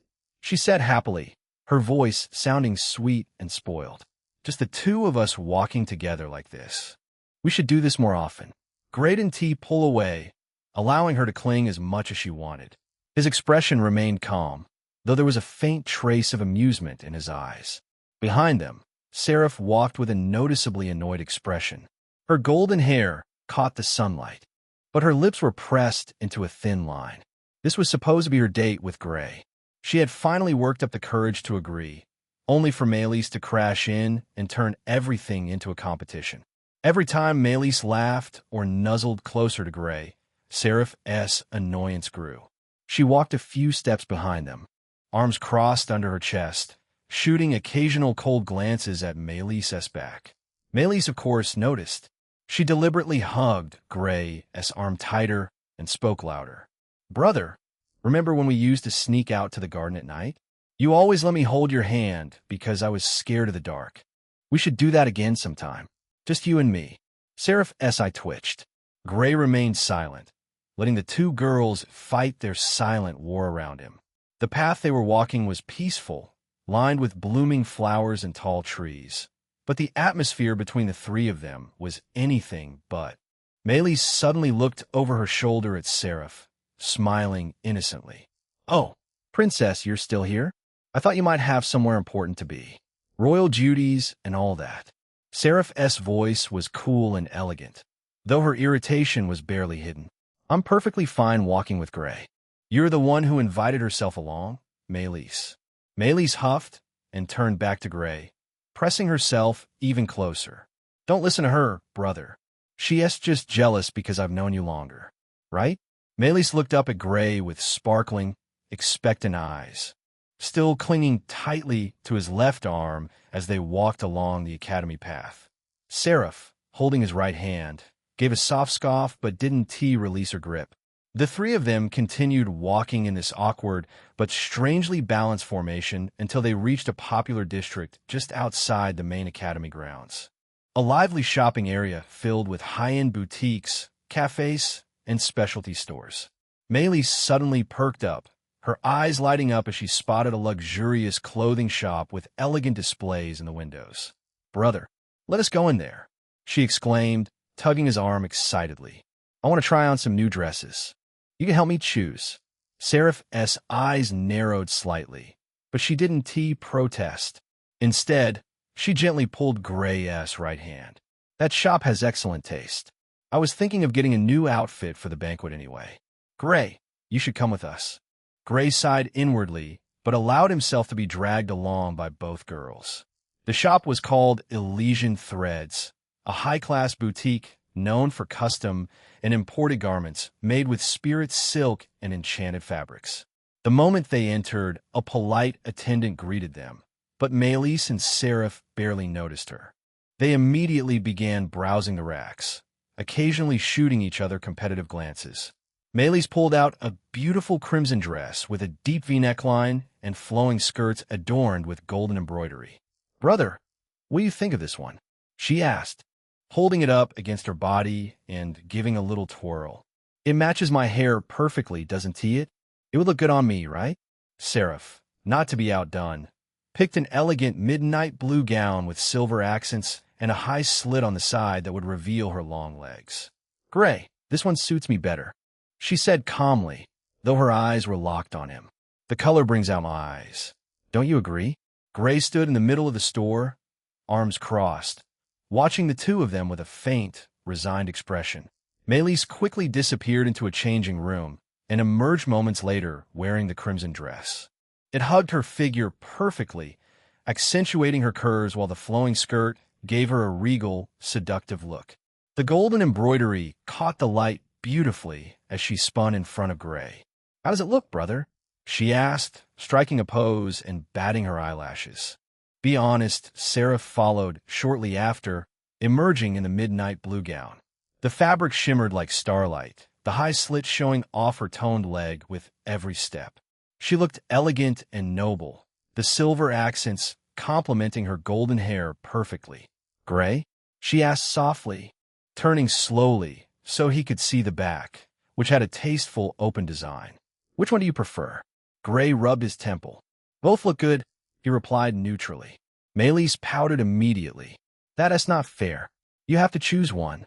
Seraph nodded in agreement, though her expression was more composed. "Yes, be specific." The two girls then began a new game, trying on multiple outfits one after another, each time asking for Gray's opinion while subtly competing with each other. Maelys came out in a short, flirty white summer dress with lace details and a flared skirt. "Brother, this one is cute, right? Perfect for casual dates." Seraph countered with a sophisticated emerald green Chong Sam-style dress that hugged her body tightly, with golden dragon patterns. "This one is more elegant, suitable for formal occasions. What do you think, Gray?" Then Maelys appeared in a bold red off-shoulder dress with a corset top that pushed up her chest. "Does this make me look attractive, brother?" Seraph followed with a pure white flowing gown that gave her an angelic, ethereal appearance. "Or this one, it's pure and elegant." Gray sat on a nearby couch the attendant had brought for him, watching the fashion show with growing resignation. Every time he gave a vague compliment like "it looks nice," both girls would demand more details, forcing him to describe what he liked about each outfit. Maelys twirled in a playful black and gold Lolita-style dress. "Brother, be honest. Does this make me look younger and cuter?" Seraph emerged in a sleek, backless silver dress that highlighted her graceful figure. "Gray, this one is more mature. Which style do you prefer on me?" The bickering continued between outfit changes, but they had clearly united in their new mission, annoying Gray with endless questions and comparisons. "Brother, say something nice about mine. Gray, don't just stare. And give your honest opinion." By the time they had gone through nearly a dozen outfits each, Gray was leaning back on the couch, looking faintly exhausted but still calm. Maelys and Seraph stood in front of him in their latest choices. Maelys in a cute pink sundress, Seraph in a sophisticated purple evening gown, both waiting expectantly for his verdict. Gray sighed deeply. "You both look good. Can we stop now?" The two girls exchanged a glance, then simultaneously shook their heads. "Not yet," they said in unison. Maelys and Seraph both turned toward the attendant with determined expressions. After a brief, hushed conversation, filled with competitive glares at each other, they convinced the shopkeeper to clear out a large private fitting area in the back of the boutique. With a wave of mana from both girls, they created a strong privacy barrier around the spacious changing lounge, blocking all sound and sight from the outside. Gray was ushered inside and made to sit on a comfortable velvet couch in the center. The barrier shimmered faintly around them, ensuring complete privacy. What was that barrier for? He pondered. Maylee smiled mischievously as she disappeared behind a curtain first. When she emerged, she was wearing a daring black lace lingerie set, a sheer bra that barely contained her full breasts, with delicate straps and intricate floral patterns, paired with matching high-cut panties that left very little to the imagination. The lace was semi-transparent, teasingly revealing the curves of her body. "Brother, how does this look?" she asked, striking a pose with one hand on her hip, turning slowly so he could see every angle. "Be honest. Does it suit me?" Sarah followed shortly after, wearing an elegant white and gold lingerie set. The bra was a balconette style that pushed up her breasts beautifully, with golden embroidery along the edges. The panties were high-waisted but incredibly sheer, accentuating her long legs and graceful hips. She moved with refined poise, turning gracefully.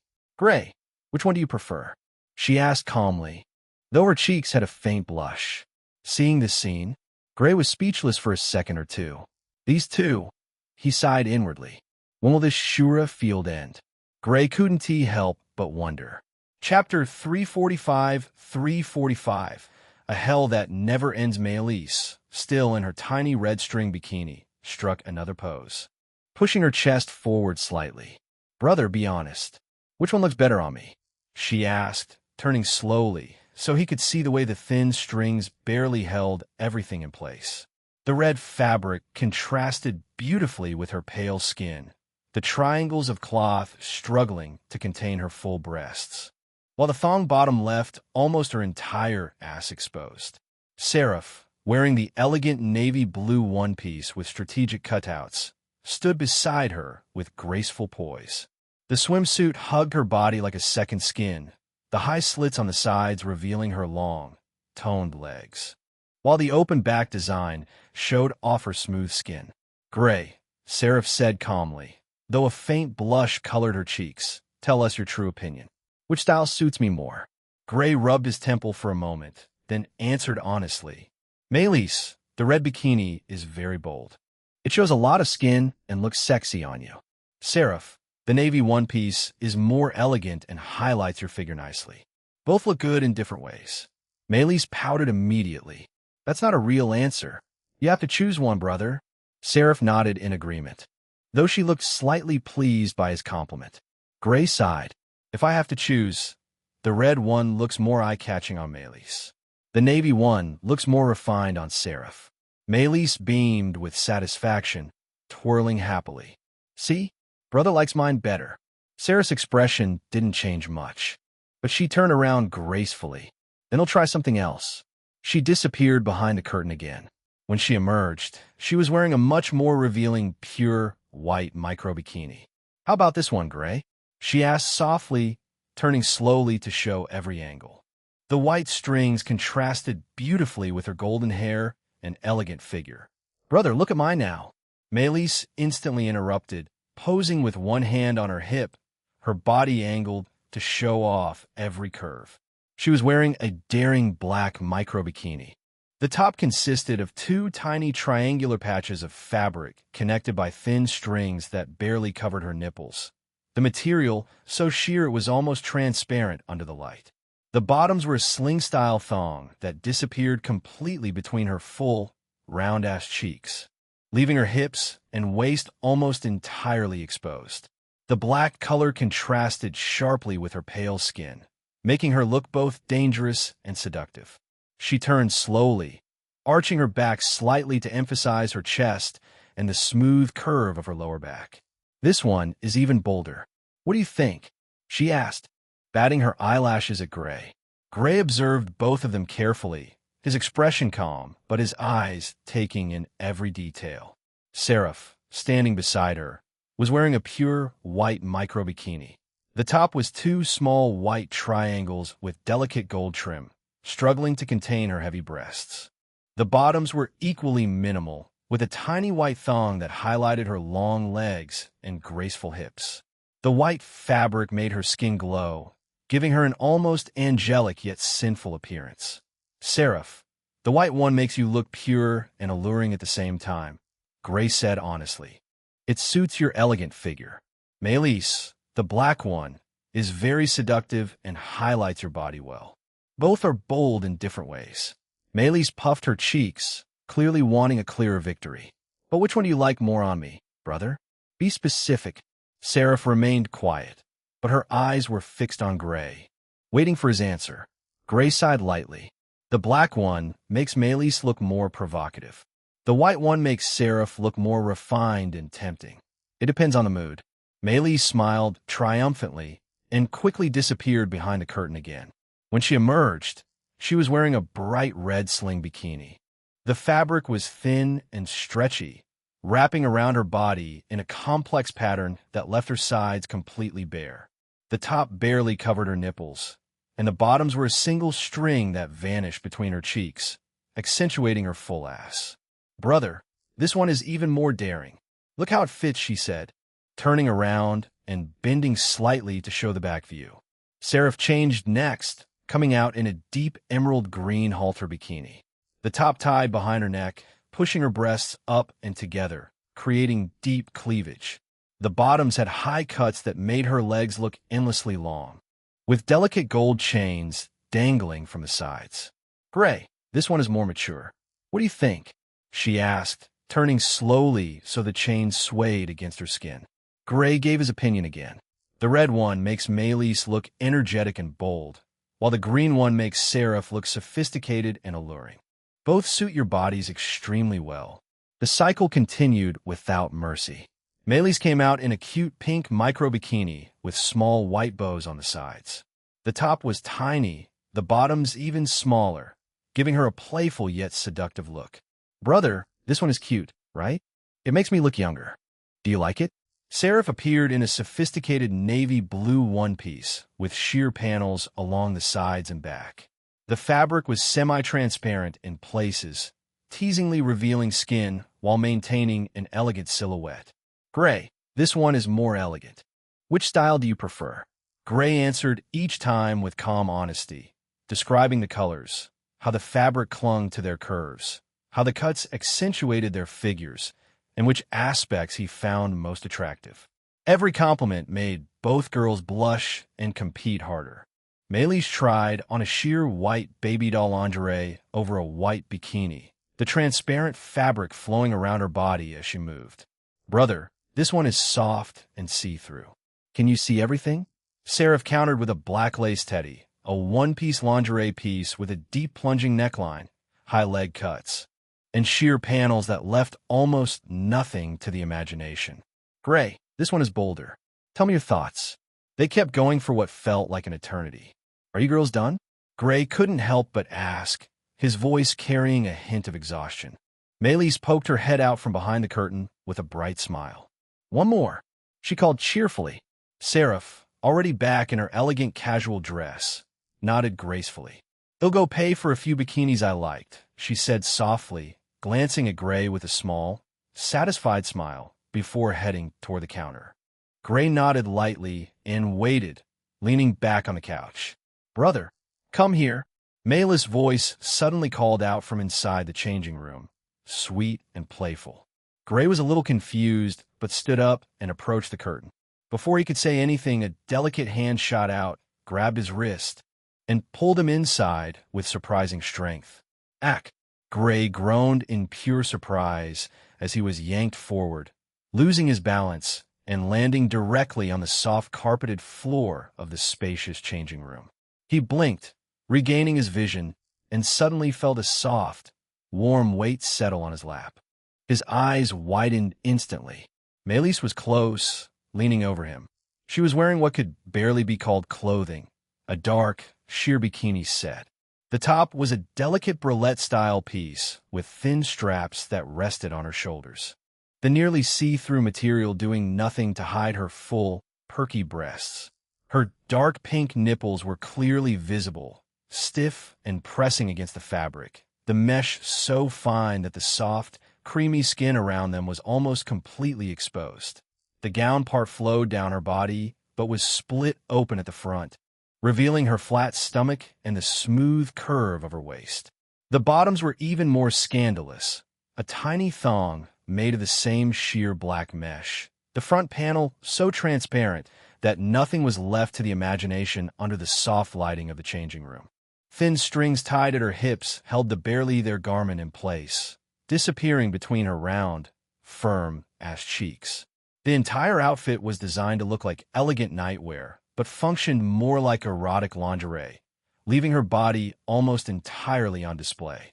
Her long, pure black hair cascaded down her back and over her shoulders like a silky waterfall, framing her beautiful face. Her emerald green eyes sparkled with mischief and hunger as she looked down at him. Her full lips curved into a seductive smile. A light blush dusted her cheeks, but it only made her look more alluring. Hee, Melis giggled softly, shifting her weight on his lap as she leaned in close.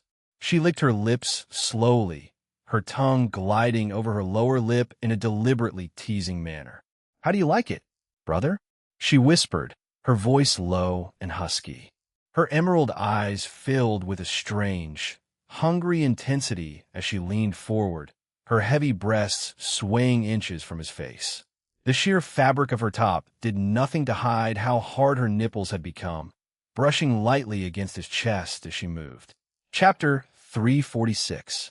Melis' crazy love, Gray, frowned deeply at her actions, his black eyes narrowing in clear disapproval. He placed his hands on her shoulders and tried to push her away gently, but firmly. "What do you think you're doing?" he asked in pure annoyance. He was already tired of her bickering with Seraph. And now this? Melis giggled softly, a mischievous and playful sound that echoed in the small changing room. Before he could create any real distance, she grabbed his right wrist with surprising strength and directly placed his hand on her soft, barely covered breast. The sheer black mesh fabric did almost nothing to hide the warm, supple flesh beneath.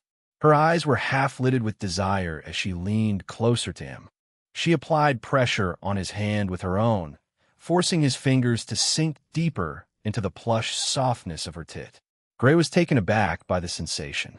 It felt different, like it was simply unnaturally addictive. The warmth, the perfect firmness mixed with yielding softness.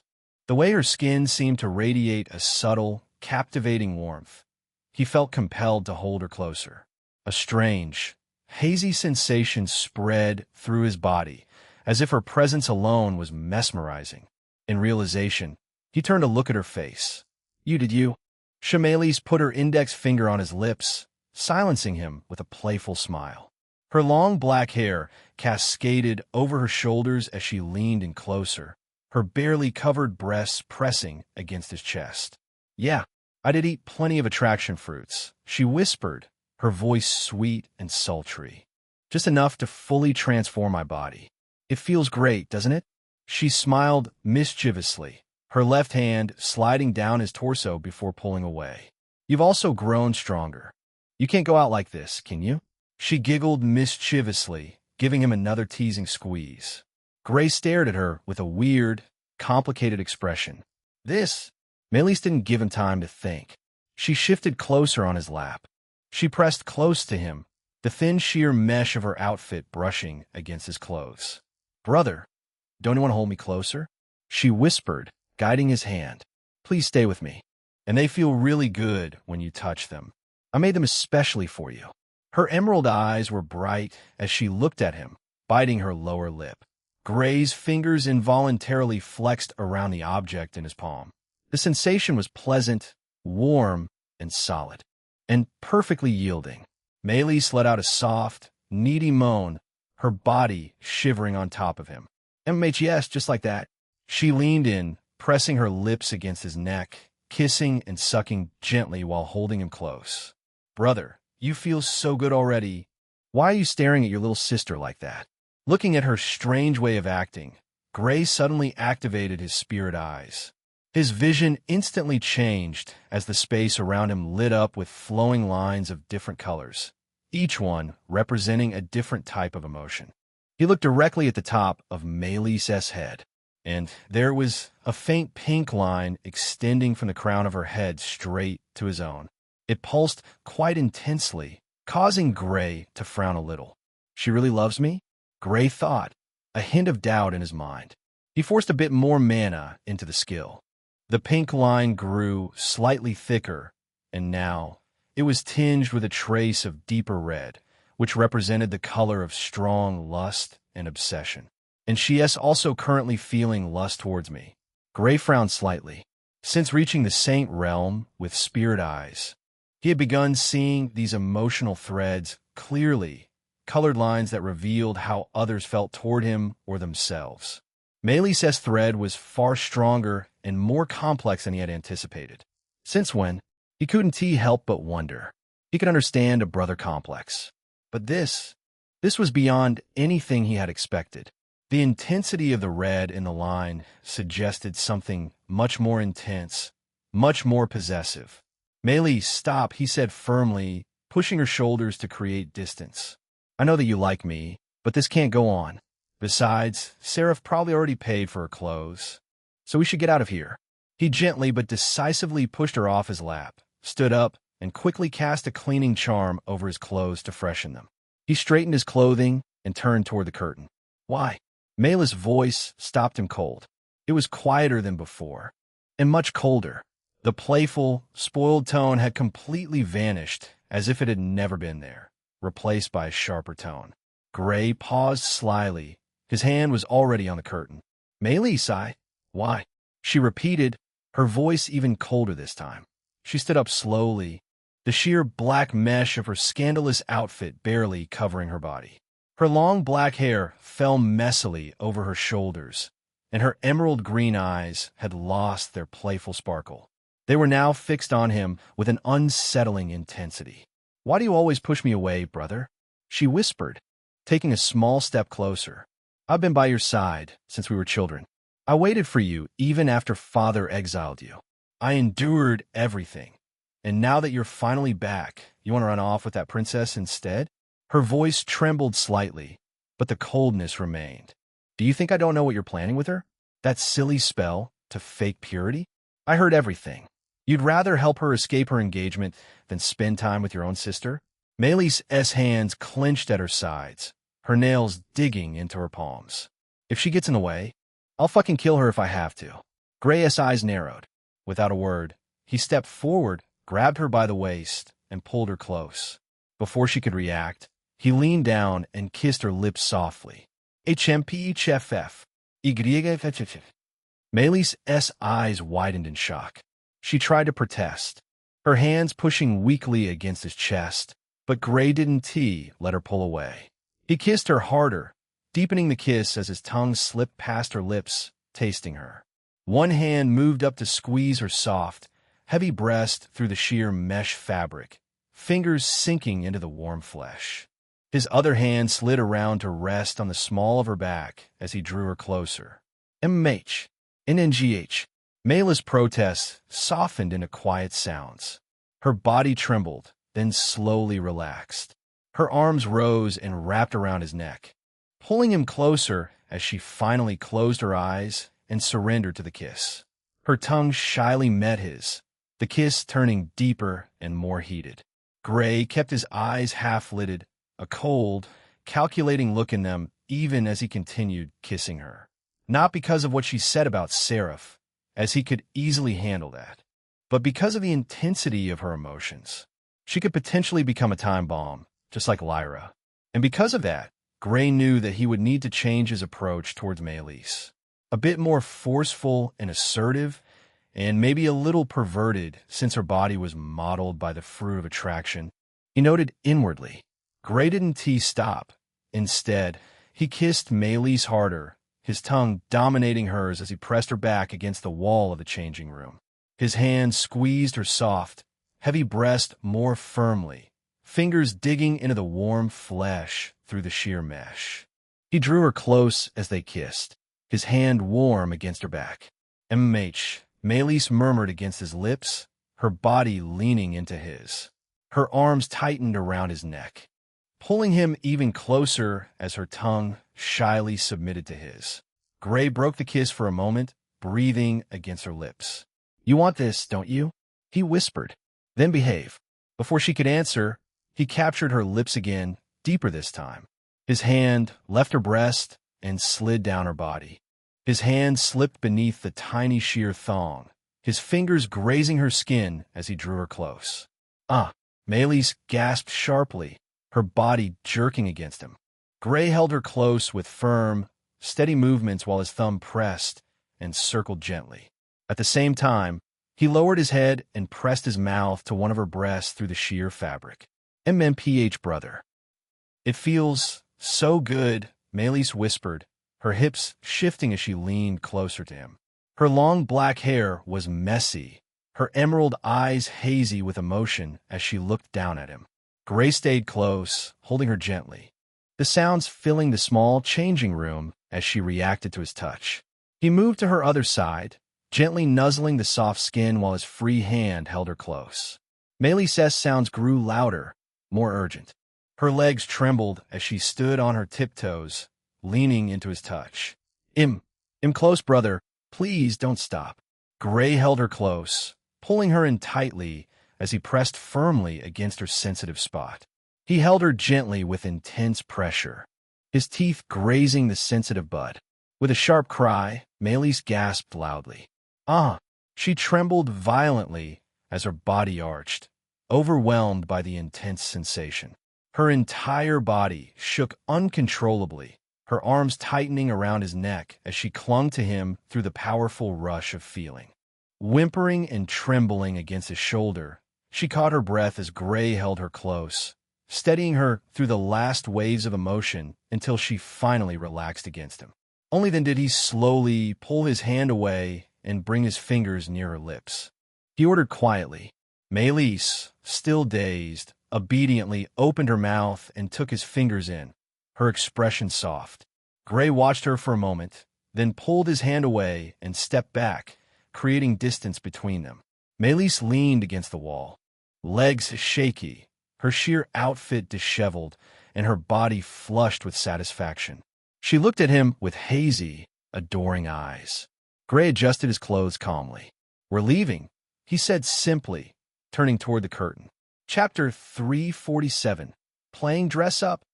Before Gray could step out of the private fitting area, a soft hand suddenly grabbed his wrist. Seraph stood there, her elegant fingers wrapped gently but firmly around his arm. Her cheeks still carried a faint blush from the earlier modeling session, but her eyes were determined. We also need to get clothes for you, she said with a faint, soft smile. A second later, another hand grabbed his other wrist. Melis appeared beside him, looking perfectly composed, as if she hadn't just had an intense moment moments ago.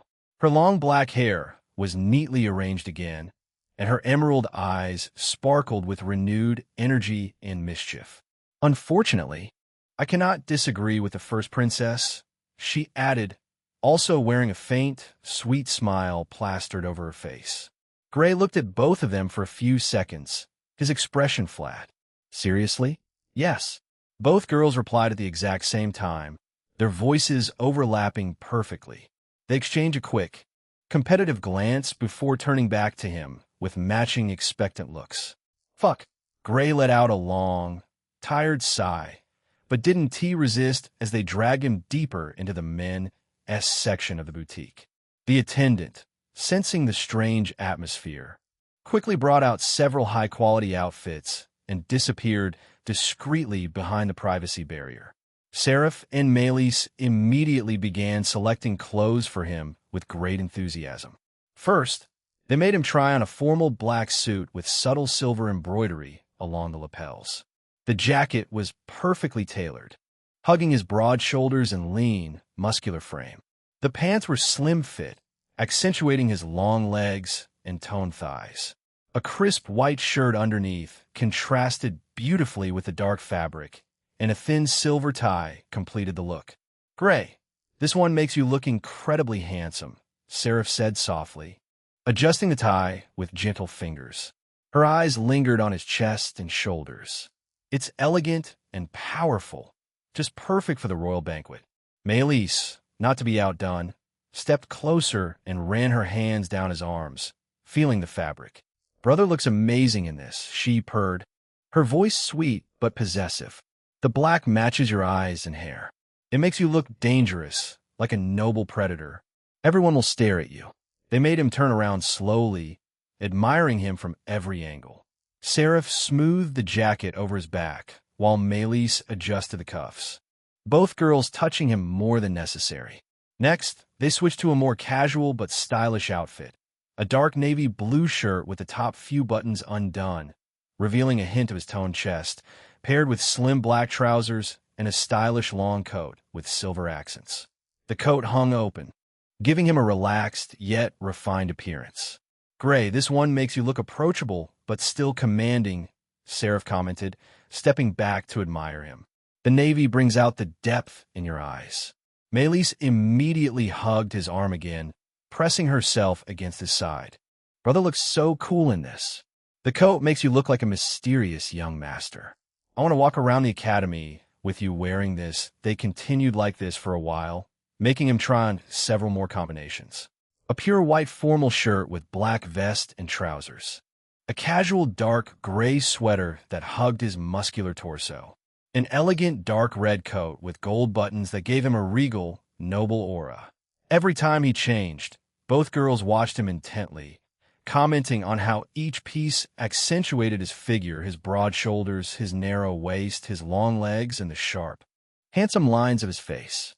They adjusted collars, smoothed fabric over his chest, and ran their hands down his arms and back far more often than necessary. Melis especially enjoyed pressing herself against him while helping with the fit, while Seraph was more subtle but no less thorough, her fingers lingering on his shoulders and waist. After nearly an hour of this dress-up session, Gray stood in front of the mirror wearing a final, particularly striking outfit they had chosen together, a sleek, all-black ensemble. The tailored black shirt was unbuttoned at the top, revealing the strong lines of his collarbone and a hint of his chest.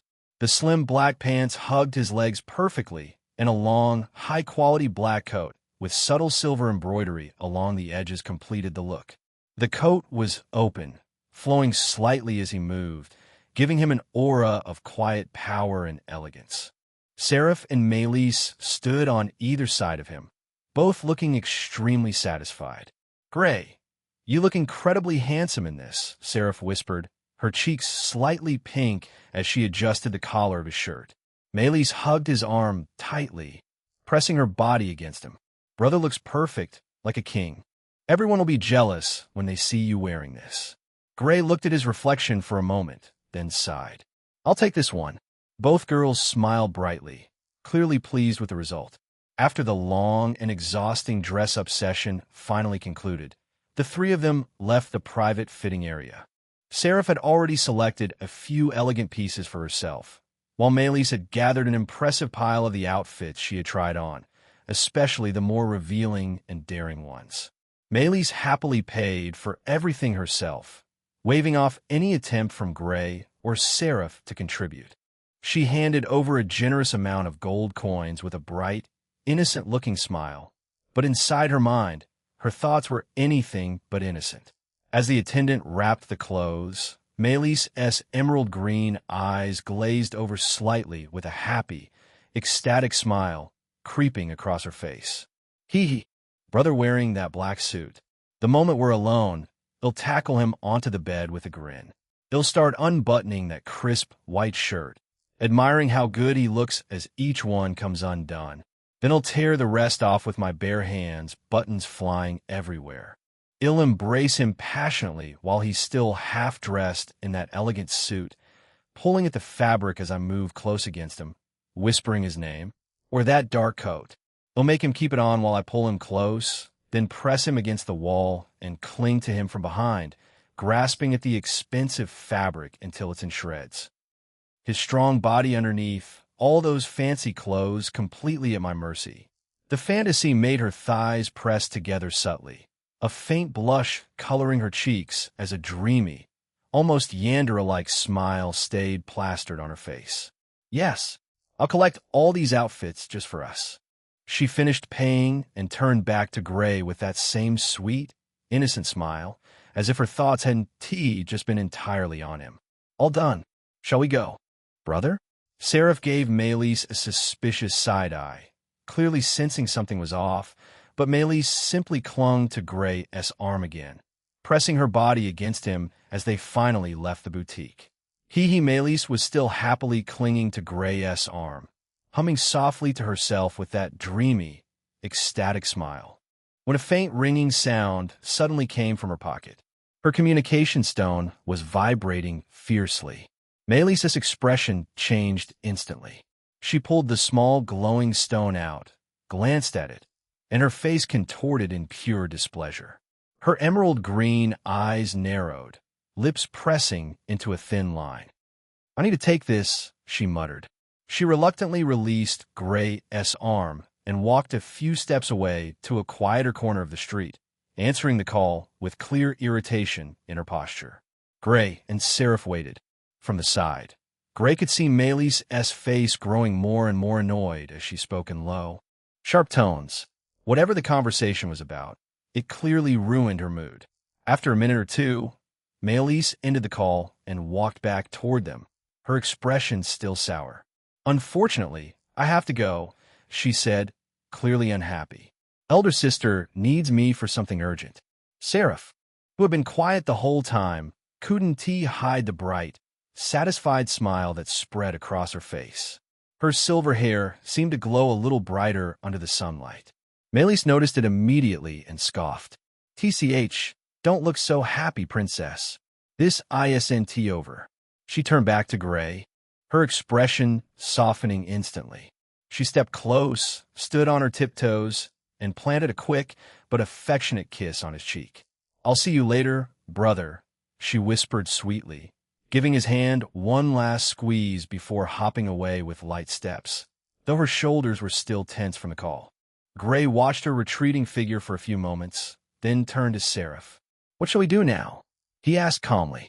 They had spent so much time inside the boutique that the sun was already beginning to set. The sky was painted in warm oranges and pinks, casting a beautiful glow over the Academy district. Seraph looked around for a moment, then a mischievous little smile appeared on her lips. "How about we go have dinner?" she suggested, her voice soft but carrying a hint of playfulness. Gray couldn't quite figure out what mischief was hiding behind that smile. After all, she was only suggesting dinner. Still, he nodded. "All right." Seraph's smile widened slightly as she gently took his hand again, her fingers intertwining with his. "Let us go then. I know a good place nearby." Chapter 348. Candlelight Dinner. Seraph led Gray through the scenic outer district as the sun continued its slow descent, painting the sky in hues of orange, pink, and gold. The air was cool and pleasant, carrying the faint scent of blooming spirit flowers from the nearby gardens.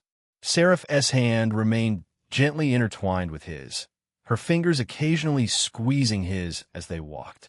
She seemed more relaxed now that Melis was gone, though a faint blush still lingered on her cheeks from their earlier conversation. "You still didn't say where we're going?" Gray spoke, breaking the silence. "You know, in a bit." Seraph grinned. Eventually, Sarah stopped right in front of a charming, upscale restaurant nestled between two elegant buildings. The sign above the entrance read "Eternal Hearts" in flowing golden script, and soft lantern light spilled out from the windows, creating a warm, romantic atmosphere. A small line of couples waited at the entrance, and a polite attendant in a formal uniform was checking each pair. "Is this a couple S restaurant?" Seraph turned to Gray with a small, slightly mischievous smile. "This is a famous couple S restaurant," she explained softly. "They only allow couples inside. To prove it, you have to kiss in front of the attendant." Gray raised an eyebrow, but didn't object. He had suspected something like this from her earlier playful expression. They joined a short line. When it was their turn, the attendant smiled politely. "Welcome to Eternal Hearts. May I see proof of your bond?" At this moment, Gray silently stared at Seraph. Was she really going to kiss me? He couldn't help but wonder. He certainly knew about her feelings towards him. The attachment she had towards him during their childhood followed her even into adulthood then. Seraph turned to Gray, her cheeks flushing a soft pink. She stepped closer, placing her hands gently on his chest, eagerly looking directly into his black eyes. I guess it was bound to happen someday. Gray looked down at her, then leaned in without hesitation. Sure, their lips met in a soft, lingering kiss. Seraph's lips were warm and surprisingly eager, pressing against his with gentle affection. The kiss lasted a few seconds longer than necessary, her fingers curling slightly into his shirt as she savored the moment. When they pulled apart, Seraph's face was a deeper shade of red, but she looked happy. The attendant smiled warmly and gestured them inside. Enjoy your evening. The interior of the restaurant was beautifully designed, with dim, romantic lighting from crystal chandeliers, private booths with soft cushions, and tables adorned with fresh flowers and floating light orbs. Soft music played in the background, creating an intimate atmosphere. They were led to a secluded booth near a large window overlooking a small garden pond. They sat down across from each other. Seraph's eyes sparkled as she looked at Gray. I've always wanted to come here, she admitted softly, but I never had anyone I wanted to bring. Until now. A waiter soon arrived, handing them elegant menus. The restaurant specialized in spirit-infused cuisine, dishes that not only tasted exquisite, but also provided mild cultivation benefits. Seraph ordered a delicate crystal fruit salad with honey-glazed spirit fish and a light floral wine. Gray chose a hearty grilled Thunderbird steak with mana-infused herbs and a glass of deep red spirit wine. As they waited for their food, Seraph reached across the table and gently took his hand again, her thumb stroking the back of his palm. Thank you for coming with me today, she said quietly. Even with Maylis crashing our time, I still enjoyed being with you. Gray gave her hand a light squeeze. It wasn't too bad, he replied honestly, though the clothing shop was eventful. Seraph laughed softly at his words. She knew how much Gray hated shopping. Even as a kid, he would throw a fit just not to go shopping. She has always been like that with you, a little possessive. I remember when we were children, she would glare at anyone who got too close to you. The waiter arrived at their table at that moment, carrying a large tray with their orders. He placed the dishes down with professional grace. For Seraph, a delicate crystal fruit salad with shimmering honey-glazed spirit fish, garnished with edible flowers that glowed faintly with mana. The fish was perfectly steamed, its flesh tender and infused with gentle wind mana that gave it a light, refreshing taste. For Gray, a hearty grilled Thunderbird steak, seasoned with rare herbs and drizzled with a rich, slightly spicy sauce. The meat was cooked to perfection, juicy and full of energy, accompanied by a side of mana-infused golden rice and roasted spirit vegetables. The waiter also set down 2 glasses of fine spirit wine, a deep crimson for Gray and a lighter floral one for Seraph. Enjoy your meal, he said with a bow before leaving them in peace.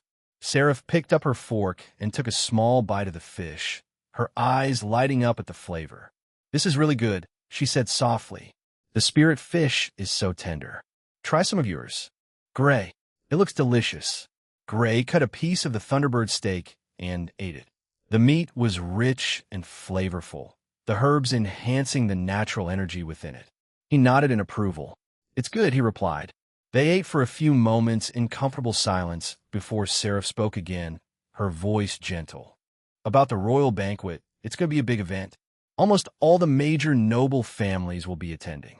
The d'Aurelian family, of course, the Elysium ducal house, the Vermont marquisate, the Sylvain count house, and several others. Even some representatives from allied kingdoms will be there. The emperor himself will host it in the imperial palace. She took a sip of her wine, her golden hair catching the soft lantern light. It's not just a social gathering. There will be important announcements, alliances being formed, and probably some subtle power plays between the families. My father, he has been preparing for it for months. And with my engagement being one of the announcements, Seraph's expression grew a little somber for a moment before she continued. The banquet is scheduled right after the Academy Inter-Exchange ends. That was quite a surprise even for me. Usually, the 2 events are separated by at least a month to give everyone time to prepare. But this year, the royal family decided to hold them back-to-back. It's going to be exhausting for everyone involved. Gray paused mid-bite, his black eyes narrowing slightly. Back to back, he repeated in surprise. That's unusual. Seraph nodded. Yes. The inter-exchange ends, and then the royal banquet begins the very next week. Many people are complaining about it in private, but no one dares say anything publicly. The Emperor seems to have a reason for rushing it. She looked at Gray with a small, knowing smile. With you attending the inter-exchange as part of Clementine S. Academy, and possibly the banquet with me, things might get very interesting. Gray took another bite of his steak, chewing thoughtfully. Interesting indeed, he murmured. After a long and pleasant dinner filled with quiet conversation about the upcoming events, their shared memories from childhood, and lighthearted teasing about the chaotic shopping trip earlier, Gray and Sarah finally finished their meal. The spirit-infused dishes had left them feeling refreshed and energized, the gentle manna from the food subtly nourishing their bodies. Gray paid the bill without hesitation, leaving a generous tip for the attentive waiter. Seraph tried to contribute, but he simply shook his head. My treat, he said calmly. Seraph smiled softly, a faint blush coloring her cheeks as she accepted. They left the restaurant together, the cool evening air greeting them as they stepped outside. The sun had fully set, and the Academy district was bathed in the soft glow of magical lanterns and floating light orbs. The paths were less crowded now, with couples and small groups strolling leisurely under the starlit sky. Seraph gently took Gray's hand again, her fingers intertwining with his as they walked. There's a place I'd like to show you, she said quietly, a hint of shyness in her voice. It's not far. Gray nodded, allowing her to lead the way. Seraph eventually guided him toward a small, arched stone bridge that spanned a gentle stream. The bridge was a well-known dating spot among the Academy students, beautifully lit by soft blue lanterns hanging from ornate posts, with flowering vines climbing the railings. The water below reflected the lanterns and stars, creating a serene, romantic atmosphere. They stopped at the center of the bridge, leaning against the stone railing side by side. The stream flowed quietly beneath them, the gentle sound of water providing a peaceful backdrop. Seraph looked out at the water, her golden hair glowing softly in the lantern light. This place is always beautiful at night, she said softly. I used to come here alone, sometimes thinking about things, about the future, about you sometimes. She turned to look at him, tears almost glistening in her eyelids. Gray, thank you for today. Even with everything that happened, I enjoyed spending time with you. For a moment, Seraph simply looked at him, her long silver hair glowing softly in the lantern light. Then, without another word, she leaned in closer. Her hand gently cupped his cheek as she pressed her lips against his in a soft, lingering kiss. Her lips were soft and sweet, tasting faintly of the floral wine she had drunk earlier. She lingered for a few heartbeats, savoring the closeness, her eyes fluttering closed as she poured her feelings into the kiss. Then, just as suddenly as it began, she pulled back. Her cheeks were flushed a deep pink, and her eyes were wide with a mix of shyness and boldness. She looked at him for one last second, a small, nervous smile on her lips. Before Gray could say anything, Seraph turned and ran. Her silver hair flowed behind her like a banner as she hurried down the bridge, her elegant dress swaying with each quick step. She didn't look back, though her hand briefly touched her lips as she disappeared into the lantern-lit path leading back toward the Academy dorms. Sigh. Chapter 349, Inter-Academy Tournament. The day of the Inter-Academy exchange had finally arrived. The Grand Arena, that was a colossal structure located in the neutral heart of the capital, was already buzzing with energy as students from all major academies gathered. Banners of different colors fluttered in the wind, representing the various institutions. The air was thick with anticipation, and the chatter of thousands of talented students. Clementine S. Sword Magic Academy arrived in full force, their students marching in organized lines under the proud banner of a silver sword crossed with a golden book. Aurora walked at the front, her presence commanding respect as headmistress. Gray walked near the middle of the group, hands in his pockets. His expression was as always calm and slightly lazy as he observed the massive arena. The arena itself could be called a masterpiece of architecture, with a vast circular structure with tiered seating that could hold tens of thousands. A central fighting stage large enough for large-scale battles, and floating platforms for aerial combat.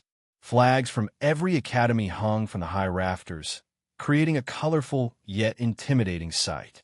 As Clementine students took their designated part of the area, Gray leaned back against the stone wall, crossing his arms, while his half-lidded black eyes scanned the other academies with a hint of laziness. "When is this going to end?" "You just got here, Gray," Jasmine commented, rolling her eyes. "Boring. Boring, huh?" Jasmine actually agreed with him, compared to what he had been the past few months. This tournament was nothing more than a waste of time. After all, Gray was already powerful enough to even rival the professors, and even the headmasters if the authority of destruction was brought into life. "Who told you to make that promise to Aurora? I didn't expect that I would end up with her, or get so strong simply by absorbing her primordial yin," he sighed inwardly. "MHM." Suddenly, from across the arena, he felt a huge amount of intense glares directed at him. Oh, no wonder, he chuckled. Gloria Academy students were being particularly obvious on their glares. A large group of them stood together, their uniforms crisp and their expressions hostile. Several of them pointed openly at Gray, whispering furiously. Some even made threatening gestures, clearly still bitter about his departure and the circumstances surrounding it. Gray met their glares with complete indifference, a faint nod accompanying the gesture. To Melis's left, he also spotted Cassandra. The girl stood as cold and composed as ever, her arms crossed. But the moment her eyes met Gray's, a small, almost imperceptible smile appeared on her lips. Gray, a sudden, loud shout cut through the noise of the arena. Gray turned just in time to see Ronan shooting toward him like a human missile, his arms wide open as he tried to jump straight into Gray's arms. Seeing this, bang! Gray's foot shot up instantly, planting a firm kick directly into Ronan's face. Ronan flew backward a few meters, landing hard on the ground with a loud thud. He groaned dramatically, clutching his face as he rolled around. "Ow, wow. Why do you kick me, man? I was going for the bro hug of the century." Gray lowered his leg, his expression still lazy as he looked down at his former classmate. Ronan quickly scrambled back to his feet, rubbing his nose as he clung desperately to Gray's leg, refusing to let go. "Why did you leave us, Gray?" he wailed, voice loud and theatrical enough to draw attention from nearby students. "We were such good buddies, besties even. You just up and left to Clementine's without saying goodbye. Do you know how boring the class became without you?" Leon kept trying to act cool, but he's nowhere near as cool as you. And Adrian, well, he's all right, but he doesn't have your vibe. And the girls, they all kept asking where you went. I had to tell them you were off doing secret training or something cool like that. But now you're back and you kick me in the face. This is betrayal of the highest order. Mon, best friend betrayal. I demand compensation. At least let me hug you properly this time. Ronan clung tighter to Gray's leg, looking up at him with exaggerated puppy eyes. "Come on, Gray. Just one hug. For old time's sake. We could be the dynamic duo again. You be the cool, mysterious guy. I'll be the lovable comic relief. It's perfect. Don't leave me hanging like this. I even practiced my cool poses just in case you came back. Look, I could do the finger guns now. Pew pew." He demonstrated with both hands, making ridiculous finger gun gestures while still clinging to Gray's leg. The nearby students from both academies stared at the spectacle, some laughing, others looking confused. Gray sighed, looking down at the idiot still attached to his leg. "Get off." "But Gray," Ronan whined, refusing to let go. "You owe me. You left me with all the dumbass. At least let me be your hype man for the competition. I'll cheer the loudest. Go, Gray. Kick their asses. See? I'm already good at it." Gray pinched the bridge of his nose, clearly regretting many life choices. But it didn't seem like Ronan was going to stop at all. "Gray, you heartless monster. Do you know how many nights I cried myself to sleep missing my best bro? We were legends together. Remember that time we snuck into the forbidden library together and almost got caught by that grumpy librarian? You used that shadow technique to hide us. And I had to hold my breath so long I nearly passed out. We were unstoppable, besties for life. And then you just left. Gray sighed, trying to shake his leg free, but Ronan only clung tighter, continuing his rant with even more enthusiasm. And then there was that time we fought those demon beasts in the training grounds. You were all calm and collected, slicing them apart like it was nothing. And I was running around screaming, but somehow still helping. We made the perfect team. The girls in class even started calling us the mystery duo because we were so cool together. And now you're here with new people, and you kicked me in the face like I'm some random stranger. This is betrayal of the highest order. Gray, I demand compensation. At least let me tell you about all the stories I made up about you while you were gone. There was one where you became a secret agent for the kingdom and saved a princess from a dragon.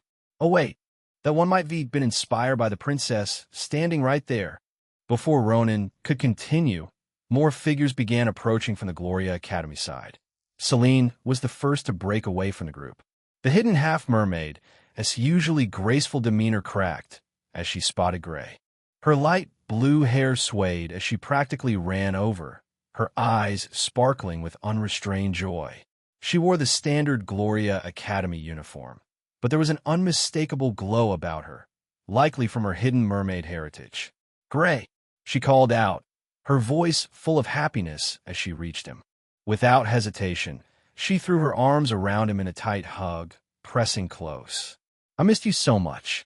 It's been so long since we could meet properly. I was worried you'd forget about me after switching academies. She pulled back slightly, her cheeks faintly pink, but her smile was bright and genuine. As a secret lover, she kept her voice low, but the affection in her eyes was clear.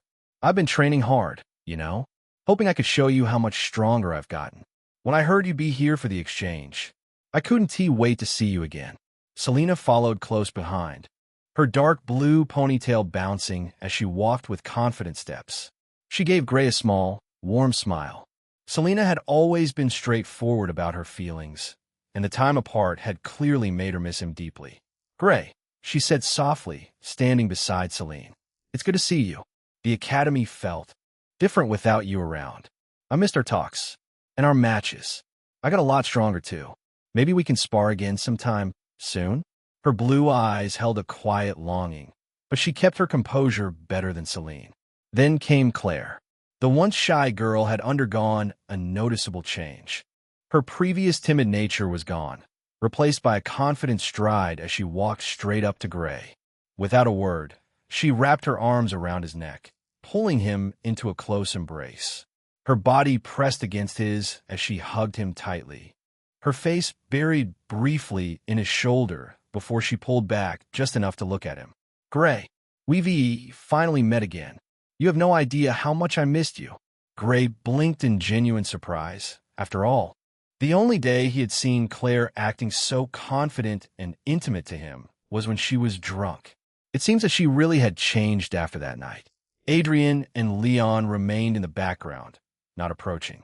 Adrian's eyes were locked on Gray with clear, burning hate. It was obvious that he blamed Gray for Lyra leaving the academy.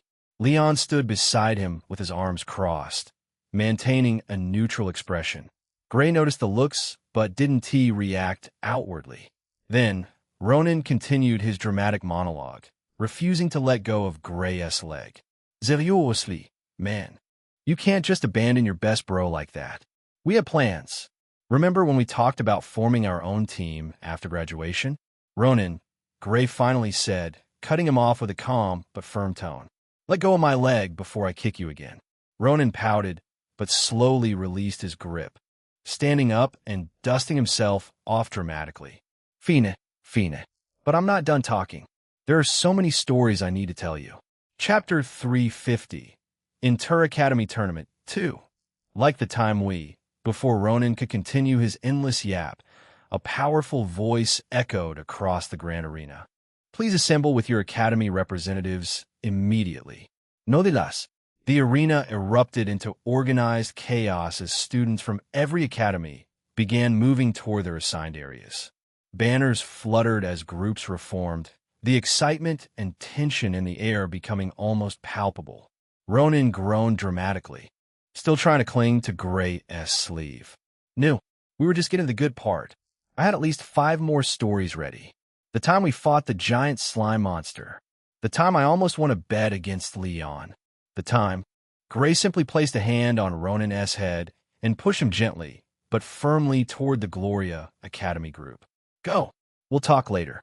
Ronan pouted, but finally relented, waving dramatically as he jogged back toward his academy's area. "Fine, but you owe me stories too. Don't forget your best bro."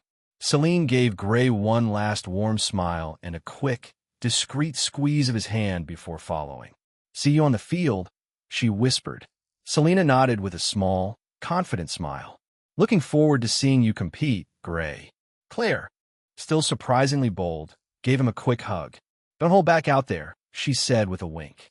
As they all moved back to their respective groups, Gray stood alone for a moment, watching the movement of thousands of students. Maylise waved excitedly one last time from Gloria's side before being pulled along by her group. Seraph, who had been standing quietly nearby, stepped closer to Gray. The referee's voice boomed across the arena once more, amplified by powerful magic to reach every corner. "Attention, all academies. The first challenge of the Inter-Academy Exchange is now revealed." A hush fell over the massive crowd as everyone turned their attention to the central floating platform where the referee stood. The first challenge will be an island survival challenge. Each academy will be transported to a specially prepared island filled with dangers, resources, and hidden flags. The team that gathers the most flags within 3 days will be declared the winner of this challenge. Additionally, the academy with the fewest flags at the end will be eliminated from the overall competition. A wave of shocked murmurs and excited whispers spread through the arena. The referee continued. "You will have 15 minutes to prepare. Royal soldiers will provide each team with basic survival resources, such as tents, basic weapons, food rations, and healing potions. No external illegal objects or high-grade utility are allowed beyond what you carry on your person. The island is vast, filled with beasts, traps, and environmental hazards. Teamwork, strategy, and adaptability will be key. Good luck to all participants." He raised his hand, and a massive projection screen appeared in the sky, showing a detailed map of the island containing dense forests, mountains, rivers, and hidden zones marked with question marks. "May the preparation begin." Instantly, the arena erupted into organized chaos. Each academy's professors gathered their students into tight circles, discussing strategies with intense focus. At Clementine's Soar Magic Academy, Aurora stood at the center of the Phoenix class group, her presence commanding as she spoke quickly and clearly. "We don't know the exact layout, but the island is large. Focus on securing a safe base first, then split into small teams to hunt flags. Gray, you're our strongest asset. Use your mobility and soul-chasing extremities to scout and secure high-value areas. Seraph, your spirit eyes will be crucial for detecting hidden dangers and resources. Everyone else, stay in pairs or trios. Do not engage in unnecessary fights. Survival and flag collection are the priorities. We cannot afford to be the first eliminated." The students nodded, some looking nervous, others excited. Honestly, though, Gray had ignored everything she had said because he had a plan himself.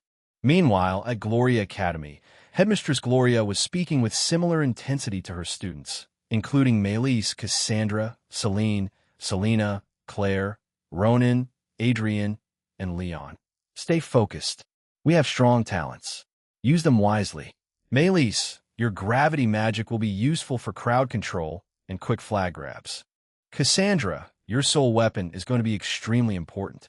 Celine, your water magic abilities will give us an edge in water zones. Do not underestimate Clementine's students, especially Gray.